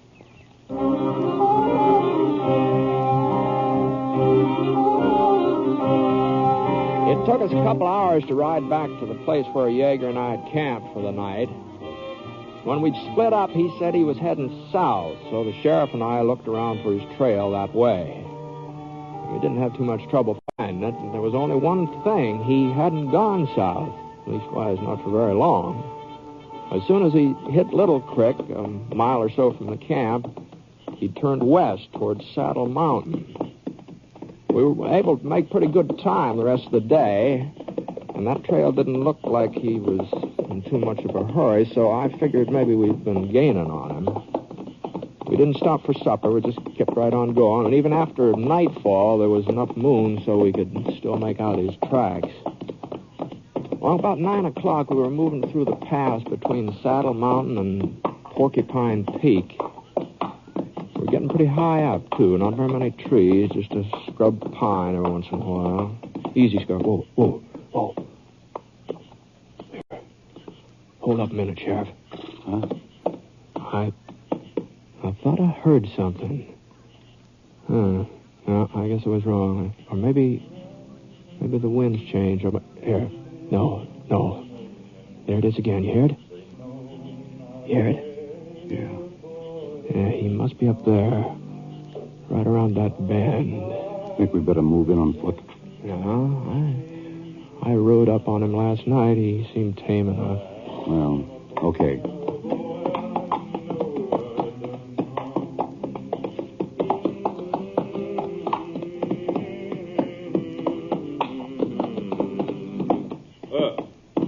Where'd you walk? Hello, Yeager. Why, Mr. Ponset, thought you was heading another way. Yeah, I sort of changed my mind. Come back for another guitar lesson, huh? No, not exactly. Yeager, this is Cleet Gentle from Pearl City. Howdy, Mr. Gentle. You two never met up before, Yeager, while you were working in Pearl City. No? No, not that I recollect. Why? Mr. Gentle's the sheriff there. Sheriff? That's right. Well, I was only in town for a few days, and I was sort of on my good behavior. Leastwise, I never had no run-in with the law. Yeah. There's something I can do for you, gents? Yeager, a fellow was shot the other day. Shot and robbed. Farmer just outside of town. Oh? He didn't recognize the man who did it. He remembers one thing about him, though. A song he was singing. Well, I reckon I ain't the only man that gives out with a song once in a while, am I? No, but this particular song, well, it's the one you played for me last night. I played a lot of songs for you last night, Mr. Ponset. Silver Threads Among the Gold. That was the name of it. Well? You said it was a new tune, as I recall. You picked it up back east. Did I? Yeah. Well, ain't you kind of jumping to conclusions, Mr. Ponset? Nobody's accusing you of anything, Yeager. Well, then just what is it you want? I want you to come back to Pearl City with me. Let Homer Danfield take a good look at you, see if he can identify you. Danfield? Yeah, that's the man that was shot. He's still alive, huh? Do you think he was dead, Yeager? Oh, I didn't think nothing about it one way or the other. How much money you got with you? $40, $50. Mind showing it to me? Money looks all the same, don't it? Yeah. Okay. Here. 20, 30, 40, 45, 48. $48. Well, that's what I said, about $50. That's what Mr. Danfield had stolen from his china cabinet. About $50. The money's mine. I was working for the Santa Fe. They just paid me off the other day. You're wearing a gun, I see. Well, so are you. So's Ponset. I'll take it. Sure. All right, Yeager. Let's go. You want to get started right now? As soon as you're ready. It'll take me a couple of minutes to get my pack together and my horse saddled. Well, I'll give you a hand. Thank you. Thank you, Mr. Ponset. Yeah, here. Would you mind fastening this onto the back of my saddle? I sure wouldn't want to go off and leave my guitar behind. Yeah, I'll take care of it for you.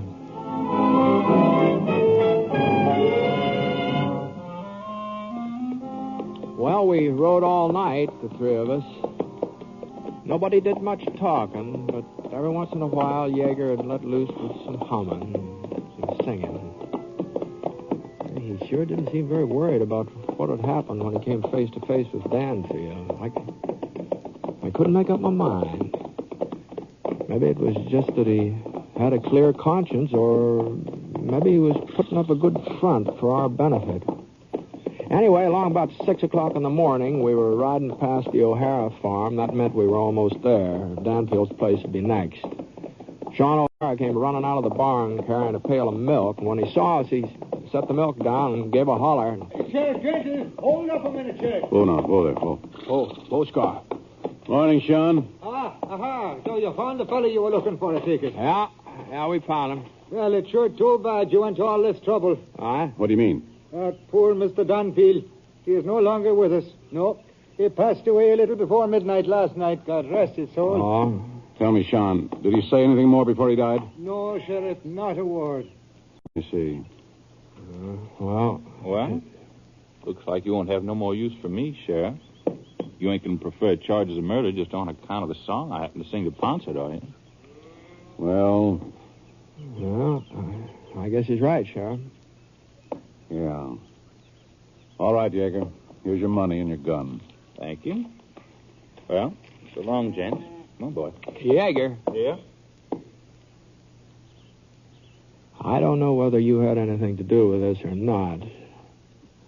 I guess nobody will ever know for certain, except you. I guess that's so. But you'll know it, Yeager. And if you did it all the rest of your life, you'll know it. That all you wanted to tell me, Ponce? That's all. Well, so long. What do you think, Britt? Did he do it? Sheriff, I just don't know. There's some coffee in the kitchen if you'd be liking a cup. Thanks, Sean, but I'd better get in town. Hey, well, how about you, Mr. Ponset? I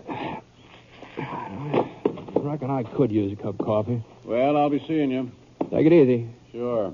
Sorry you had that ride for nothing, Britt. No, it's all right. I guess I brought it on myself. So long. The kitchen's doors are on this way, Mr. Ponset. Yeah, it sure was a shame about Homer Danfield. Yeah, it sure was. Yeah, morning, Pa. Oh, now it's about time you got up, young man. You remember Mr. Ponset, don't you? Yeah, sure. Hi, Britt. All right, just fine, Mike. Hey, what are you doing with Toby Yeager? Is he a friend of yours? No, not exactly. You know him, Mike?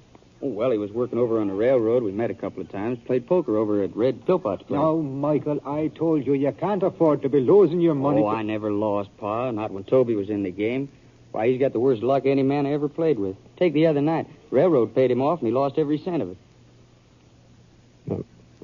What night was that, Mike? Was that the night Homer Danfield was shot? Well, come to think of it, I guess it was.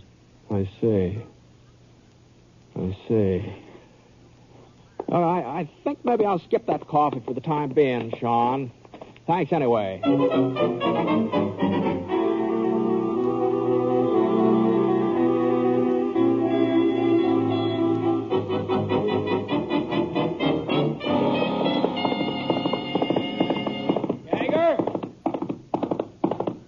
Yeager?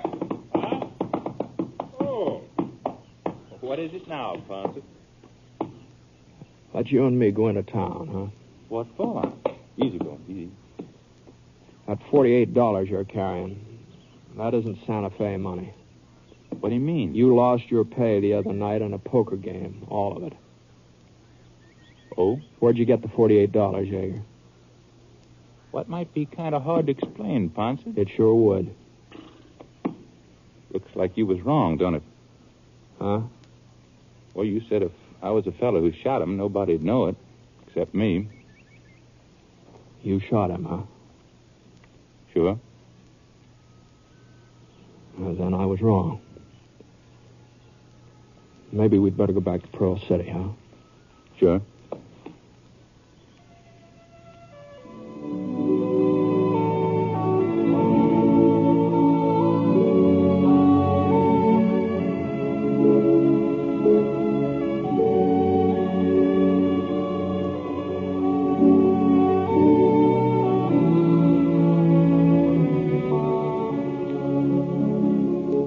The Six Shooter is a transcribed NBC Radio Network production in association with Review Productions. It is based on a character created by Frank Burt and is written by him. Mr. Stewart may currently be seen in the Universal International picture, The Glenn Miller Story. Others in the cast were Ben Wright, Bert Holland, Will Wright, and Barney Phillips, who played Toby. The guitarist was Bob Bain. Special music for this program was by Basil Adlam, and the entire production is under the direction of Jack Johnstone. All characters and incidents were fictitious, and any resemblance to actual characters or incidents is purely coincidental. Oh, by the way, you'll be interested in knowing that the Six Shooter has been chosen for broadcast to our men overseas through the facilities of the Armed Forces Radio Services. This is John Wall speaking.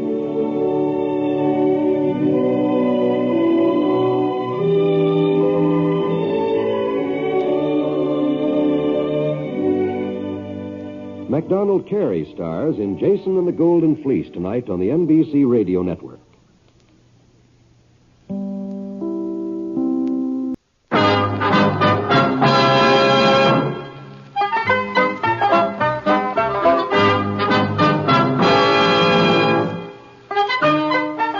In a moment, you'll hear James Stewart as the Six Shooter. But first, Friday evening on NBC, hear the Dinah Shore Show and Songs with Sinatra. The Laughter starts tomorrow with the Bob Hope Show and continues with that wonderful Phil Harris Alice Faye Show. But that's not all. You'll also hear Can You Top This and Fibber McGee and Molly. It's a great Friday night lineup of programs, all of them heard only on NBC. James Stewart as the Six Shooter.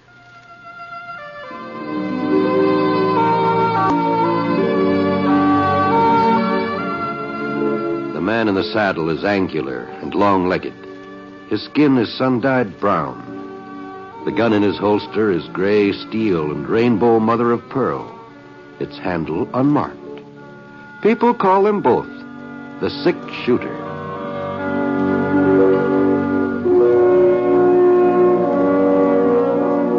The NBC Radio Network presents James Stewart as the Six Shooter, a transcribed series of radio dramas based on the life of Britt Ponset, the Texas plainsman who wandered through the Western Territories, leaving behind a trail of still remembered legends.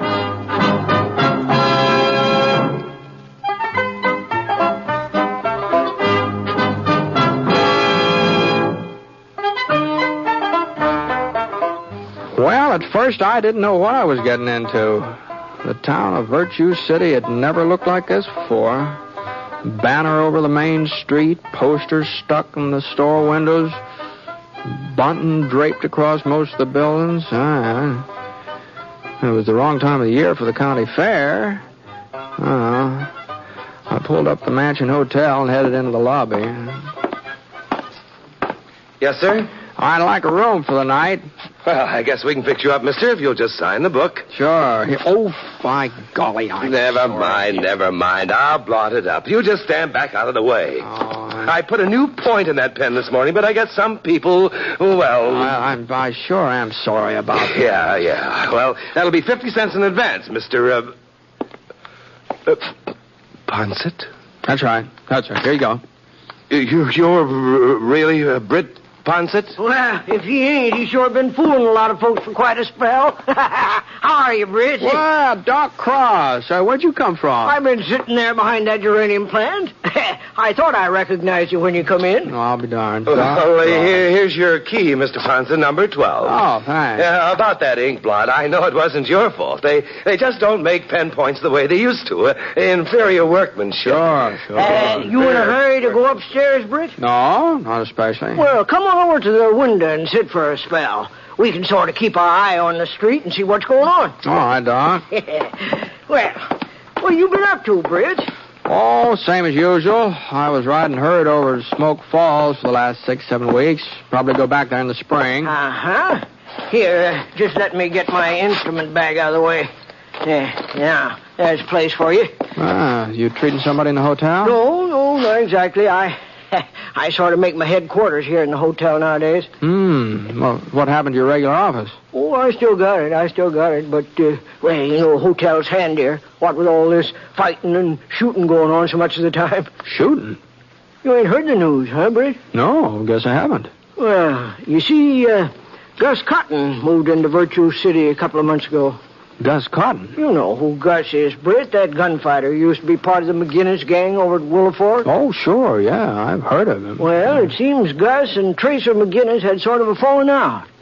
Gus decided it'd be healthier for him and his kid brother Roy to change residence, so they come over here. And by now, they're just about taking over the whole town. Oh, I just can't believe that Sheriff Davenport would let a thing like that happen, Doc. George Davenport was killed last August, Britt. He was killed? No. I reckon it was an accident. At least that's what the inquest said. Well, who's taking his place? Well, there ain't been nobody so far. New sheriff will be elected tomorrow, along with the mayor and the usual town officers. Oh, I see. So that's why the place all fixed up, huh? Election day, huh? I was kind of wondering about that. Yeah, it's been a real hot campaign, too. Sheriff part of it, that is. I ain't had so much medical business since the Apaches was moved on to the reservation. Yeah, well, who's running? Ernie Needle. He's one of the candidates. You remember Ernie, Brett, the blacksmith? Oh, sure. And there's a good man, too. He'd make a good sheriff, I imagine. Yeah, if he wins. Roy Cotton's running against him, Gus's brother. Oh, I see. Yeah. Of course, in a fair election, Ernie'd win hands down, but Gus Cotton's doing his best to see that it won't be fair. He is, huh? Yeah. Half the voters in town have been bought off. The ones who won't be bought, well, they've been threatened. Why, if anybody even... Britt, maybe you can give us a hand. Huh? I'm sort of chairman of the group that's backing Ernie Needle, the Citizens Committee to Keep Virtue in Virtue City. That's what we call ourselves. I see. Now, Britt, if you could join up with us... Now, hold on, Doc. Now, I'm not a voter in this town. I'm not even a resident. I know, but you've got influence. Lots of influence. And if you... well, Doc, Well, you have lots of influence, Britt.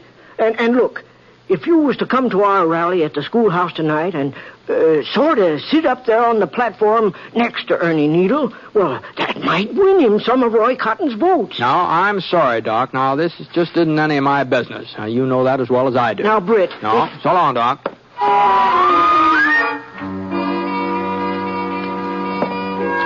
Well, I went upstairs to my room. Number 12 was on the north side, facing Ernie Needle's blacksmith shop. And looks like Ernie had closed up for the day. He's probably out politicking somewhere. The room seemed kind of stuffy, so I opened up the window. It sure was warm. Sounded like some more business was heading Doc's way. I leaned out, but I couldn't see anything. The shooting must have been around in front. Oh, well. Yeah? Yeah, come on in. Howdy. Howdy. You're Britt Ponset. That's right. I'm Roy Cotton. Oh?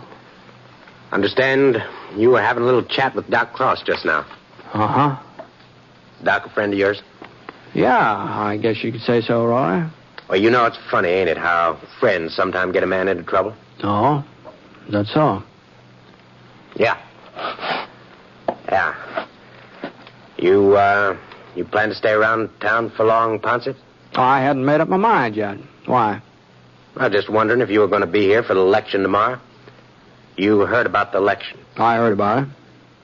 Well, I wasn't anxious to run for sheriff, you understand, but folks seemed to think it was my duty, so I had to oblige them. Well, I wouldn't worry about it, Roy. You might not be elected. I'll be elected. Why, do you got the votes counted already, huh? I'll be elected. If there ain't no outside interference. I see. So maybe it'd be best if you just moseyed on out without sticking around for the vote. Well, the doc mentioned something about a rally tonight, asked me to attend. You're not going to attend to no rally, Ponset? That's exactly what I told the doc. You turned him down? That's right. Well, I guess I needn't have bothered you. But now that you mention it, Cotton, I'm sort of reconsidering my decision. What do you mean? Well, your barging in here and ordering me around might make me sort of consider changing my mind. Oh, now you listen here, Ponset. You ain't going to that rally tonight. You ain't even going to be in Virtue City after sundown. I'm not, huh? Well, if you are, you're just asking for me and Gus to do something about it. Maybe I am, Cotton. Maybe I am. Okay, Ponset. You had your warning. You're right. Yeah? I'm not leaving town, so if you want to do something about it, this is as good a time as any other. Huh? That gun you're wearing's loaded, isn't it? Well, sure, but... Well, then why don't you go ahead and draw? Well, you ain't got your six-shooter. It's right here on the dresser. All right. I'd be taking advantage. It might not work out that way. Well, I don't want to shoot up no hotel room, Ponset. The rent's paid in advance. All right, Cotton. Now, look here, Ponset. My coming up here to see you, well, it was my brother's idea. Gus thought, now, what I mean is, he said that you was to have till sundown to get out of town, and he wouldn't like it if I was to jump the gun.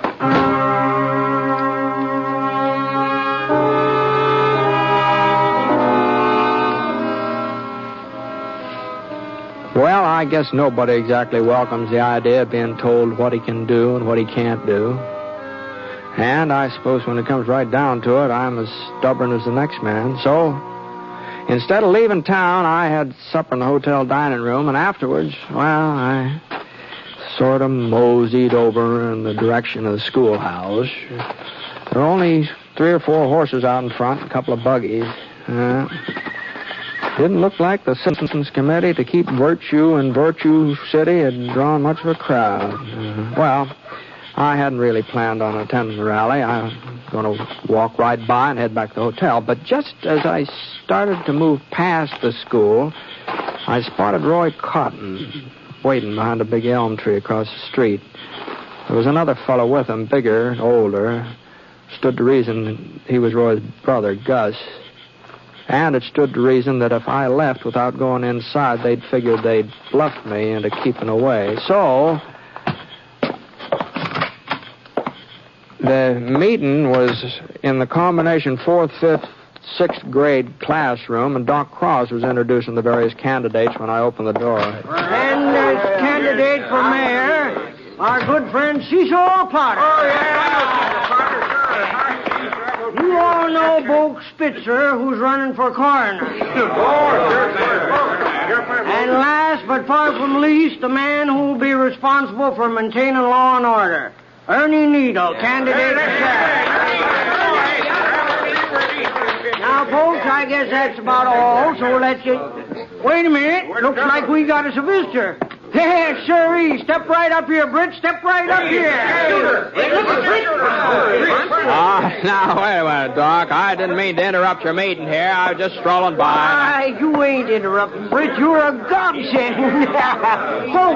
Folks, listen to me now. Now, quiet down. Quiet down, will you? Now, listen. Mr. Ponset's arrival here puts a whole new complexion on things. What? Well, I sure don't see how I know there ain't very many of us here tonight, And from the size of this meeting, it looks like we're fighting a hopeless battle. But we ain't. Not now. Not anymore. There's enough of us here to spread the word. We gotta see to it that by the time the polls open tomorrow, every voting citizen in Virtue City knows that the 6-shooter's on our side. Now, whoa, Doc. Now, hold on here. Immerse, you take the folks who live west of Cedar Street. Al, you take the section over by the creek. I'll cover the area along Clinton Avenue. And another thing, you tell everybody that Britt will be right there at the polls to see that the voting's done on the up and up. Now, Doc. Now, you listen to me, Doc. Now, see here, Doc. Now, you just see here, Doc. Was there something you wanted to say, Britt? Well, Doc, you know doggone well there's something I want to say. I'm not going to have folks running all over town claiming that I'm interfering in this election. Now, you just go and call them off, Doc, and you just stop them before it's too late. Well, I'm afraid it's too late now, Britt. It looks to me like they're on the way. And I better get started myself. I'm going to make it over to my section before everybody's asleep. Okay, Doc, okay. You just go right ahead, but you're going to be pretty foolish looking in the morning. What do you mean, Britt? I mean that I'm not taking part in your election tomorrow, no matter what you tell people. You won't do your duty, huh? My duty is to mind my own business. Britt, the law says there's supposed to be one man at the polls who's unbiased, who's neutral, so to speak. What? Well, of course, your sympathies may sort of lie with Ernie Needle and our committee, but technically, you're nonpartisan. Seeing as how you can't even vote yourself, I mean. How's that? Now, look, Britt. All that I'm trying to do is to see that this election's carried off strictly according to the law. The law says we got to have us a nonpartisan president at the polls. Well, I'm not even certain that the election would be legal if you wasn't ashore. Well, I wouldn't want to stand in the way of the election being I mean, if you're certain that... well, if it's really necessary. But honestly, Doc, I just can't believe that... Well, it's up to you, Britt. Entirely up to you. Well, so long. Now, Doc. Wait a minute. Be set up in the hotel lobby, Britt. Polls open at 7 a.m. Just let your conscience be your guide, Britt. Let your conscience be your guide. Night.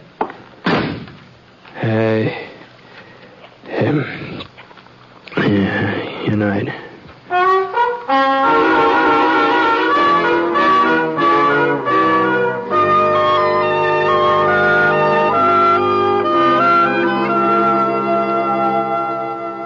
We'll return to James Stewart as the 6-shooter in just a moment.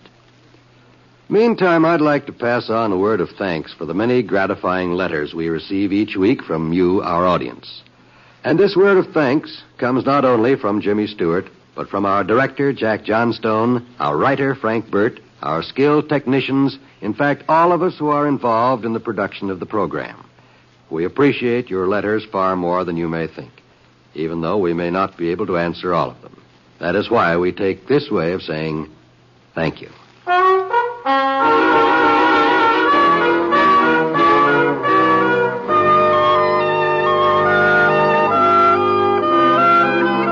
Well, I just couldn't seem to get to sleep that night, and along about 5 a.m. I gave up trying. And it was just as well it did, because that was when Doc Cross showed up to take me down to breakfast. He kept saying that he wasn't trying to influence me one way or the other about being an election official, but as soon as we finished eating, he sure steered me straight toward that voting booth in the lobby. And the next thing I knew, somebody handed me a sheet of paper with a list of names on it, and people started filing up to get their ballots, and, well, the voting went off real smooth. There was just one shooting, and that turned out to be just a flesh wound.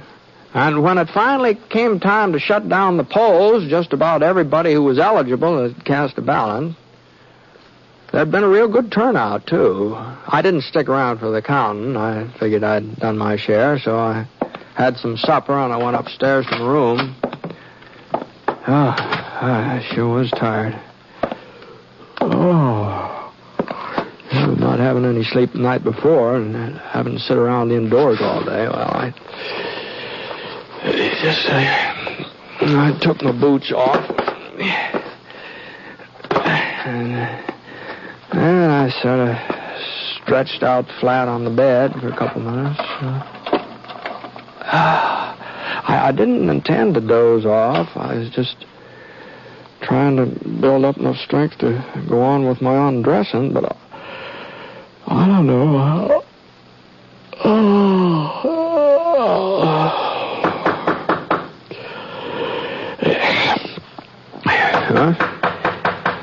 What the Sam hell is it? Oh, yeah. Oh, is that you, Doc? Come in. Oh, what can I do for you? We just finished counting the votes, Jeff Perkins and me. Evening, Mr. Ponset. Oh, howdy, Jeff. Well, how'd the election turn out?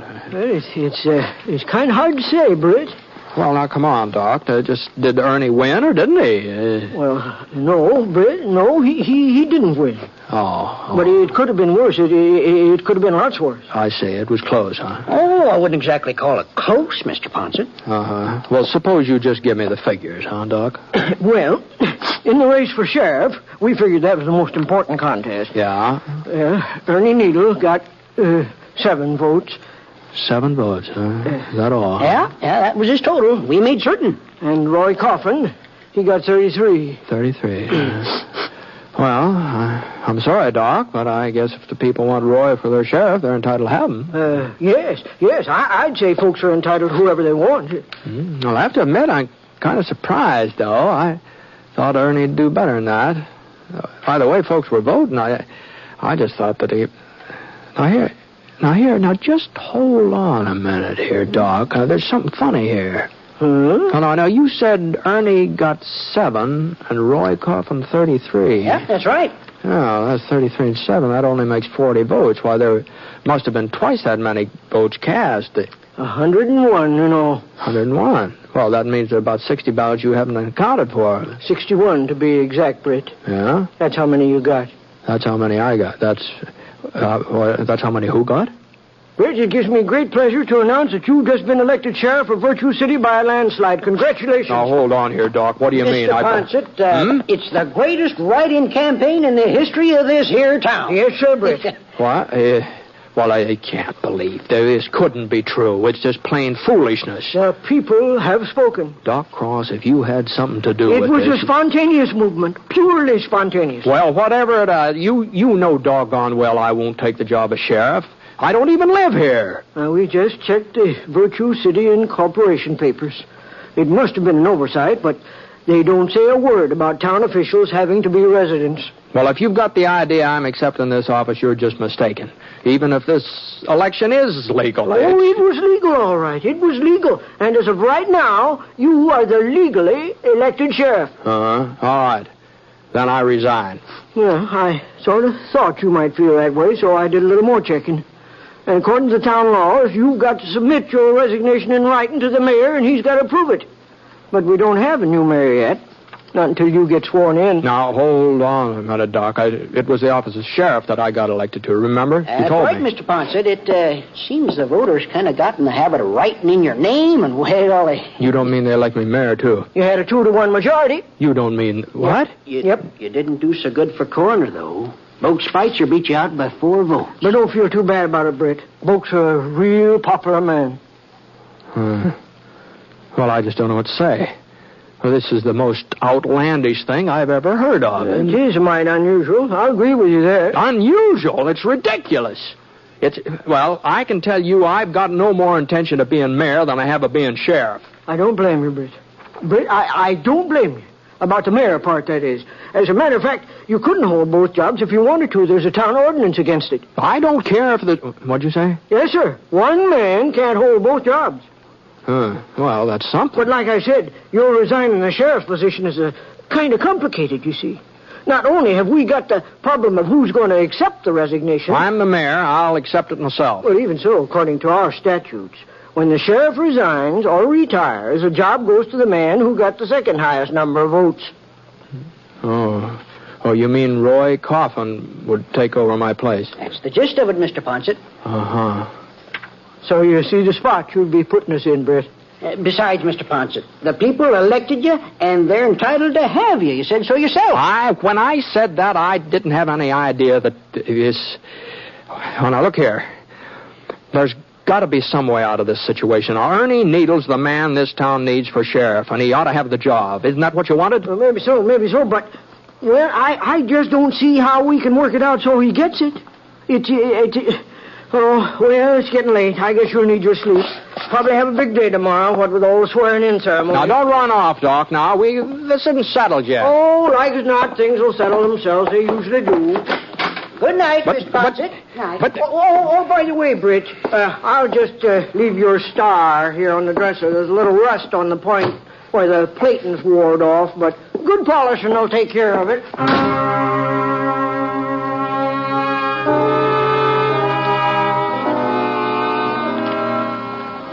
Well, that was the second night in a row I didn't get much sleep. First thing in the morning, as soon as I figured it was time for the town hall to open, I headed down there and I did a little hunting through the legal code myself. And it was all true what Doc Cross had told me. If I gave up the job of sheriff, Roy Cotton would be next in line for it. Well, about 9 o'clock, a delegation headed by Doc Cross came in to make the preparations for the swearing-in ceremony. And I told them that the ceremonies just have to be postponed until I had a talk with the Cotton brothers. They were living in the old Peterson place on Flower Street. You've got your nerve coming around here, Ponset. If you figure on making a name for yourself as sheriff by arresting us, you better do some more figuring. Arresting you? You mean you boys have done something illegal? No, he never said that. Well, putting you under arrest was the farthest thing from my mind. Of course, if you think I should. And just what is it you do want, Ponset? Well, the fact of the matter is, it's my understanding that Roy here would inherit the sheriff's job if anything happened that I wasn't able to go on. That's right, Ponset. And like as not, something will happen, too. Uh-huh. Well, I was just thinking that under those circumstances, it might be a good idea for Roy to get all the experience he can while I'm around to show him the ropes. You want me to work with you? Well, I don't see why not. Come to think of it, I could use you both as deputies. Deputies? Yeah. Yeah, that'll save me getting the whole big posse together. I think the three of us ought to be able to handle the McGinnis gang. McGinnis? Tracer McGinnis. You heard about him, haven't you? Oh, that's right. You all used to be sort of friendly, didn't you? Before you had that falling out with him, that is. Gus? You don't mean Tracer McGinnis is heading this way? Oh, it's probably just another false rumor, but it's probably not a word of truth to it. Yeah, but why'd he be coming in here, Gus? Unless he's after us again. Yeah. Well, now, if you fellows would just hold up your hands, I'll give you the oath. No, wait a minute, Ponset. Maybe it'd be better if you was to take out more of a posse. Oh, now, Gus. Like as not, Tracer won't be bringing his whole gang. Maybe only 10 or 12 of them. All right, now, boys, you hold up your hands. No, I ain't going to mix it up with Tracer McGinnis, Ponset. I had enough of him already. But, Roy... The kid's right for once. Well, I'm afraid you fellas don't quite understand. Now, according to the ordinance passed 2 years ago come November, if any man refuses to take part in a duly constituted posse, he forfeits all right to hold office in the town of Virtue City from that time on. That'd mean that you couldn't be sheriff, Roy. Gus, I don't figure that's going to make much difference, Ponset. You see, we don't aim to stay around Virtue City anyhow. Yeah, that's right. We were sort of planning to leave town today, weren't we, Gus? Yeah, we were just doing our packing when you come in. Well, maybe we ought not to wait to pack, Gus. Them McGinnis boys ride fast when they're on the move. They sure do. Come on. Oh, I wouldn't hurry myself too much, boys. If you ask me, I think you'll have plenty of time to finish packing before they get here. Plenty of time.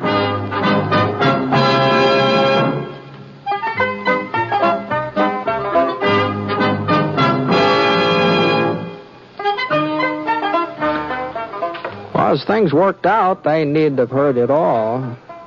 As far as I know, Tracer McGinnis never did show up in Virtue City. Of course, Ernie Needle became sheriff that very same day, right after I resigned. And I guess he hasn't had too much trouble keeping folks in line. You see, the Cotton brothers haven't been heard of since they beat it out of town. It just goes to show you, a person really shouldn't believe in rumors. It's funny funny the way they get started, isn't it?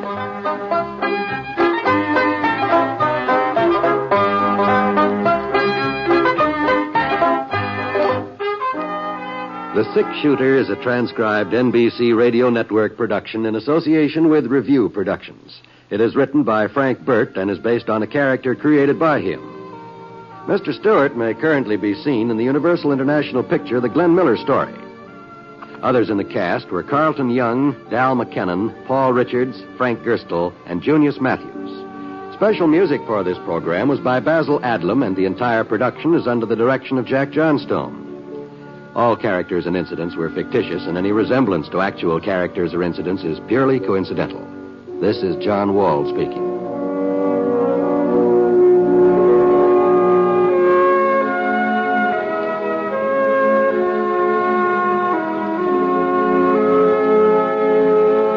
Tonight, hear an address by President Eisenhower on the NBC Radio Network.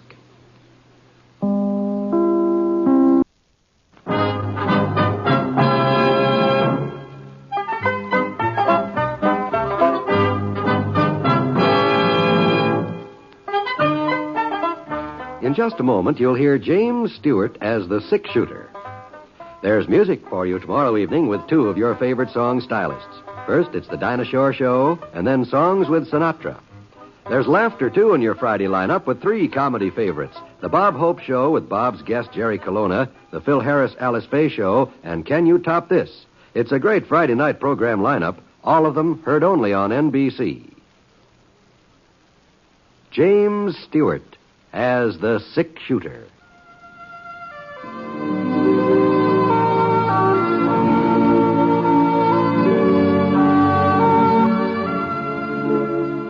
The man in the saddle is angular and long-legged. His skin is sun-dyed brown. The gun in his holster is gray steel and rainbow mother of pearl. Its handle unmarked. People call him both the Six Shooter.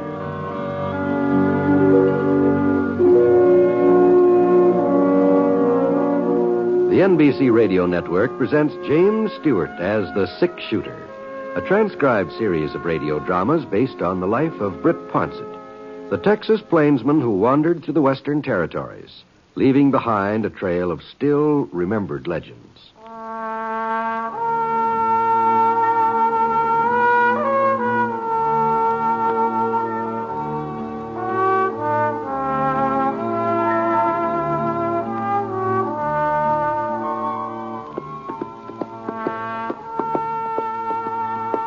It was about 7 o'clock on a Saturday evening, and I was riding down the east trail that led from Castle City over to Crown Ranch.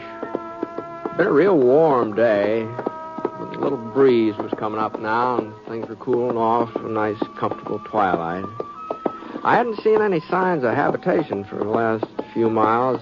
The soil was pretty thin and sandy. Probably wouldn't grow much. But a little further on, the ground turned brown, rich-looking.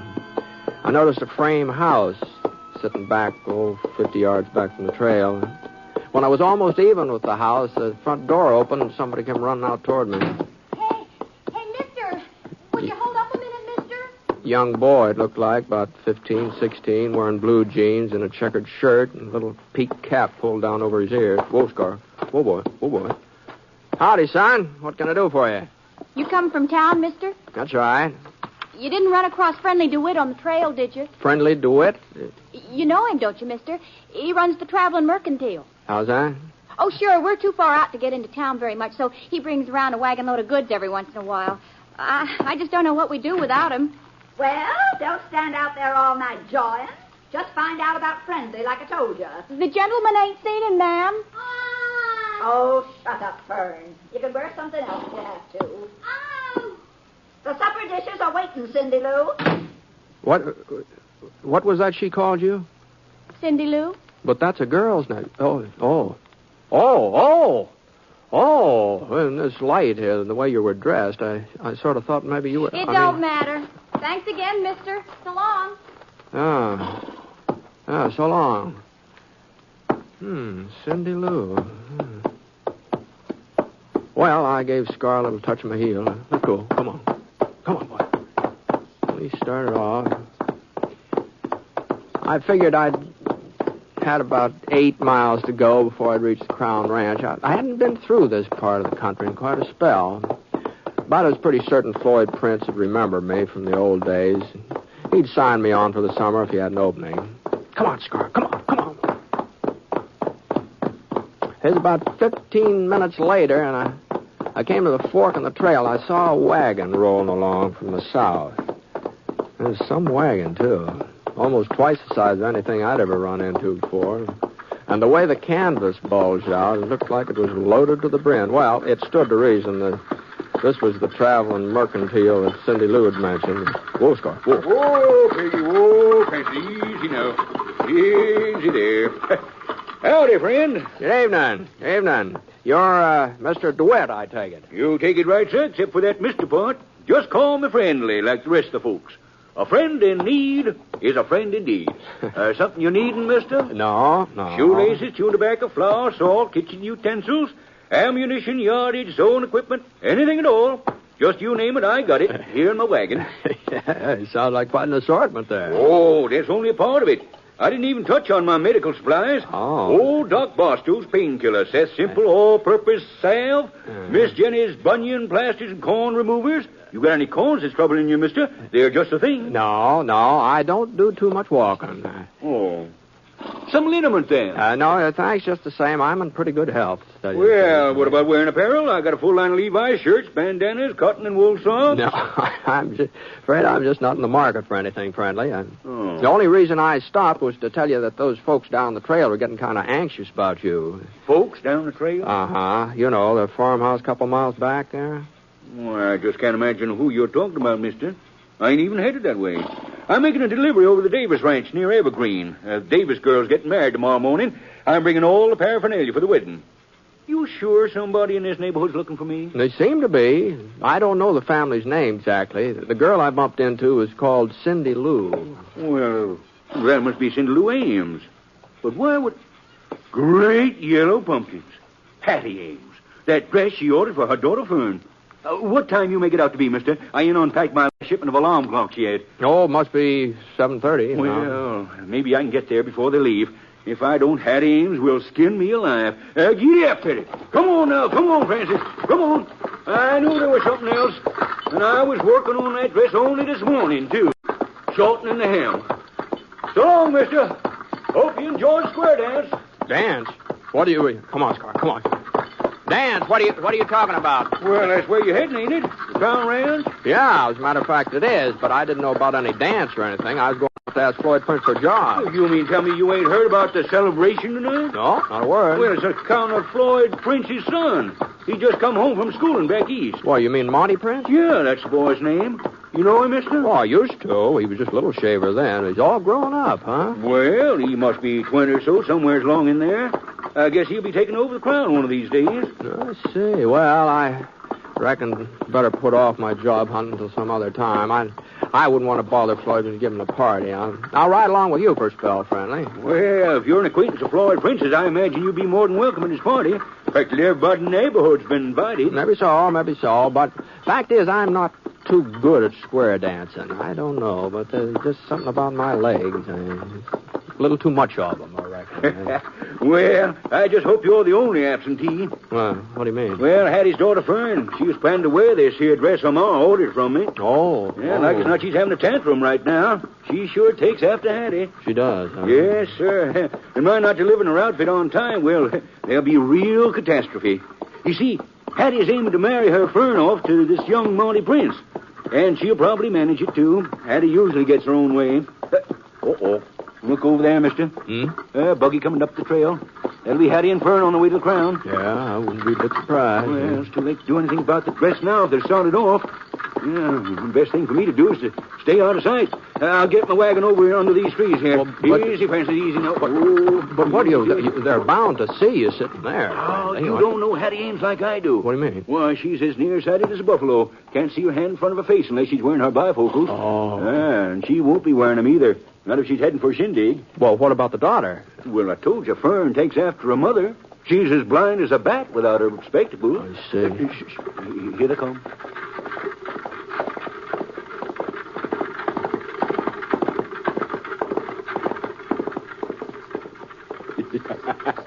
There. What did I tell you? Oh, doggone. They never even glanced over toward us, did they? No, not a glance. Well, I guess I might as well mosey over to the Davis Ranch. Nice meeting you, Mr. No, I'm sorry, friendly. I meant to introduce myself. My name's Ponset, Britt Ponset. Oh, why, Mr. Ponset, I didn't recognize you. Oh, no reason why you should, friendly. No reason you should. Well, I heard so much about you. And that gun. Here, Mr. Ponset, here. I got me some samples of a new hair tonic. Smells real elegant, too. Maybe you'd like to try it. They say it'll grow fuzz on... Not that there's anything matter with your hair, you understand? Well, my supply's kind of decreasing. A little tonic might be very handy. All right, sir. Just a second now. I got it right back here. Yeah, here it is. Ah, thanks, friendly. My pleasure, Mr. Ponset. My pleasure. Well, Say, I just happened to think, what happened to the other daughter?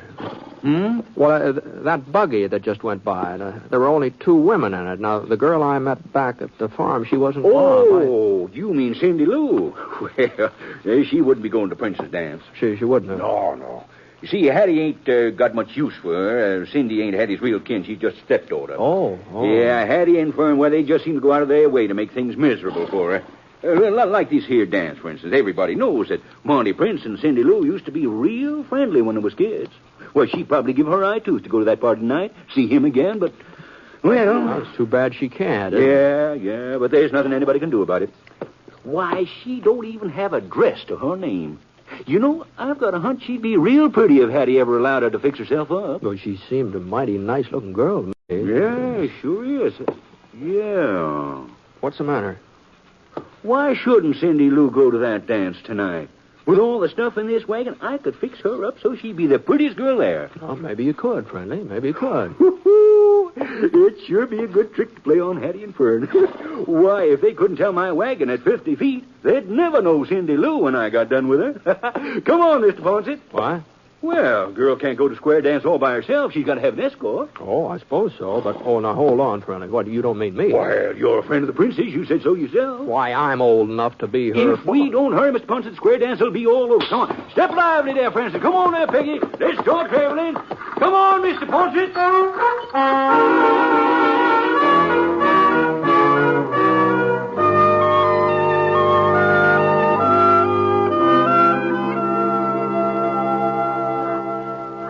Don't understand, Mr. DeWitt. You mean you want to loan me a dress? And all the trimmings, Cindy Lou. Before I get done with you, you'll be so dooted up that your own stepmother won't recognize you.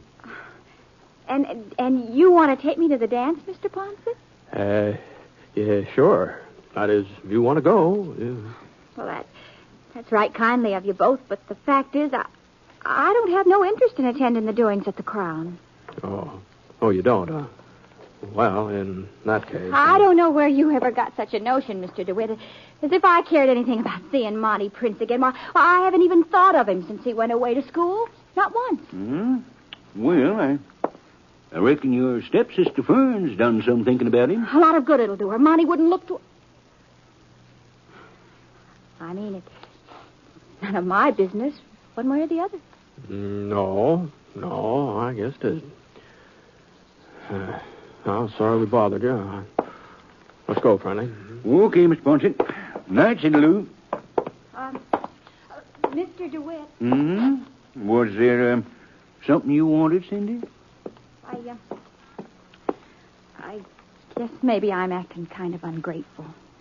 I mean, well, you both did put yourself out for me, and it was real generous of you to do it. I don't suppose it would do me no harm to go to that square dance. For a little while, anyway. If you really want me to. Well, now, that's more like it. Let's see now. The first thing we got to do is find a dress. You come on out to my wagon, Cindy. We'll pick something that'll make you look like a princess. Yes, sir, a real princess.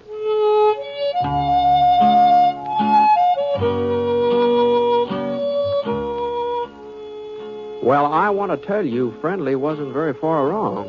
That's just exactly how Cindy Lou looked when she came out of that bedroom about half an hour later. And for a minute, we just stood there, just not saying a word, just staring at her. Is something wrong? Don't I look good enough to go to the dance? Good enough? Why, Cindy Lou, you're as pretty as a picture. Ain't you, Britt? Why, she sure is. Well, if you're all ready, Cindy. Well... There's just one thing. We forgot the shoes. Shoes? I don't have any party slippers of my own. Oh. Well, you see, Cindy Lou, that's about the only item I don't stock in my wagon. I guess you can make do with the shoes you're wearing, can't you? Oh, I don't see how. I mean, well, look at them yourself. Yeah. No, wait. I am carrying one pair of fancy slippers. They're part of the Davis girls' wedding outfit. Well? No. I couldn't loan them to Cindy, though. I got to leave for the Davis ranch as soon as you two start off for the dance. I promised I'd be there first thing in the morning, and it's a good 8 hours drive in that wagon of mine. Oh, I see. Yeah. Well, it was real nice of you both, anyhow. I'll never forget what you tried to do for me and how I felt when I put on this dress. How wonderful. Now, hold on, Cindy. Hold on. It's all right. Just let me do some figuring here. Let's see. If I was to leave here by midnight, I could be at the Davis place along about 8 a.m. That ought to be early enough. Well, there ain't no reason why you both couldn't be back here before 12 o'clock, is there? No reason at all. Well, then I guess the next thing to do is to find out whether them slippers will fit or not. I'll bring them right in. Well, I just don't know what to say, Mr. Ponset. Nothing like this has ever happened to me before. It all seems like something out of a storybook. You know, Cindy, I was just thinking the same thing. Well, here you are, Cindy. Try 'em on. Gee, they sure do look small.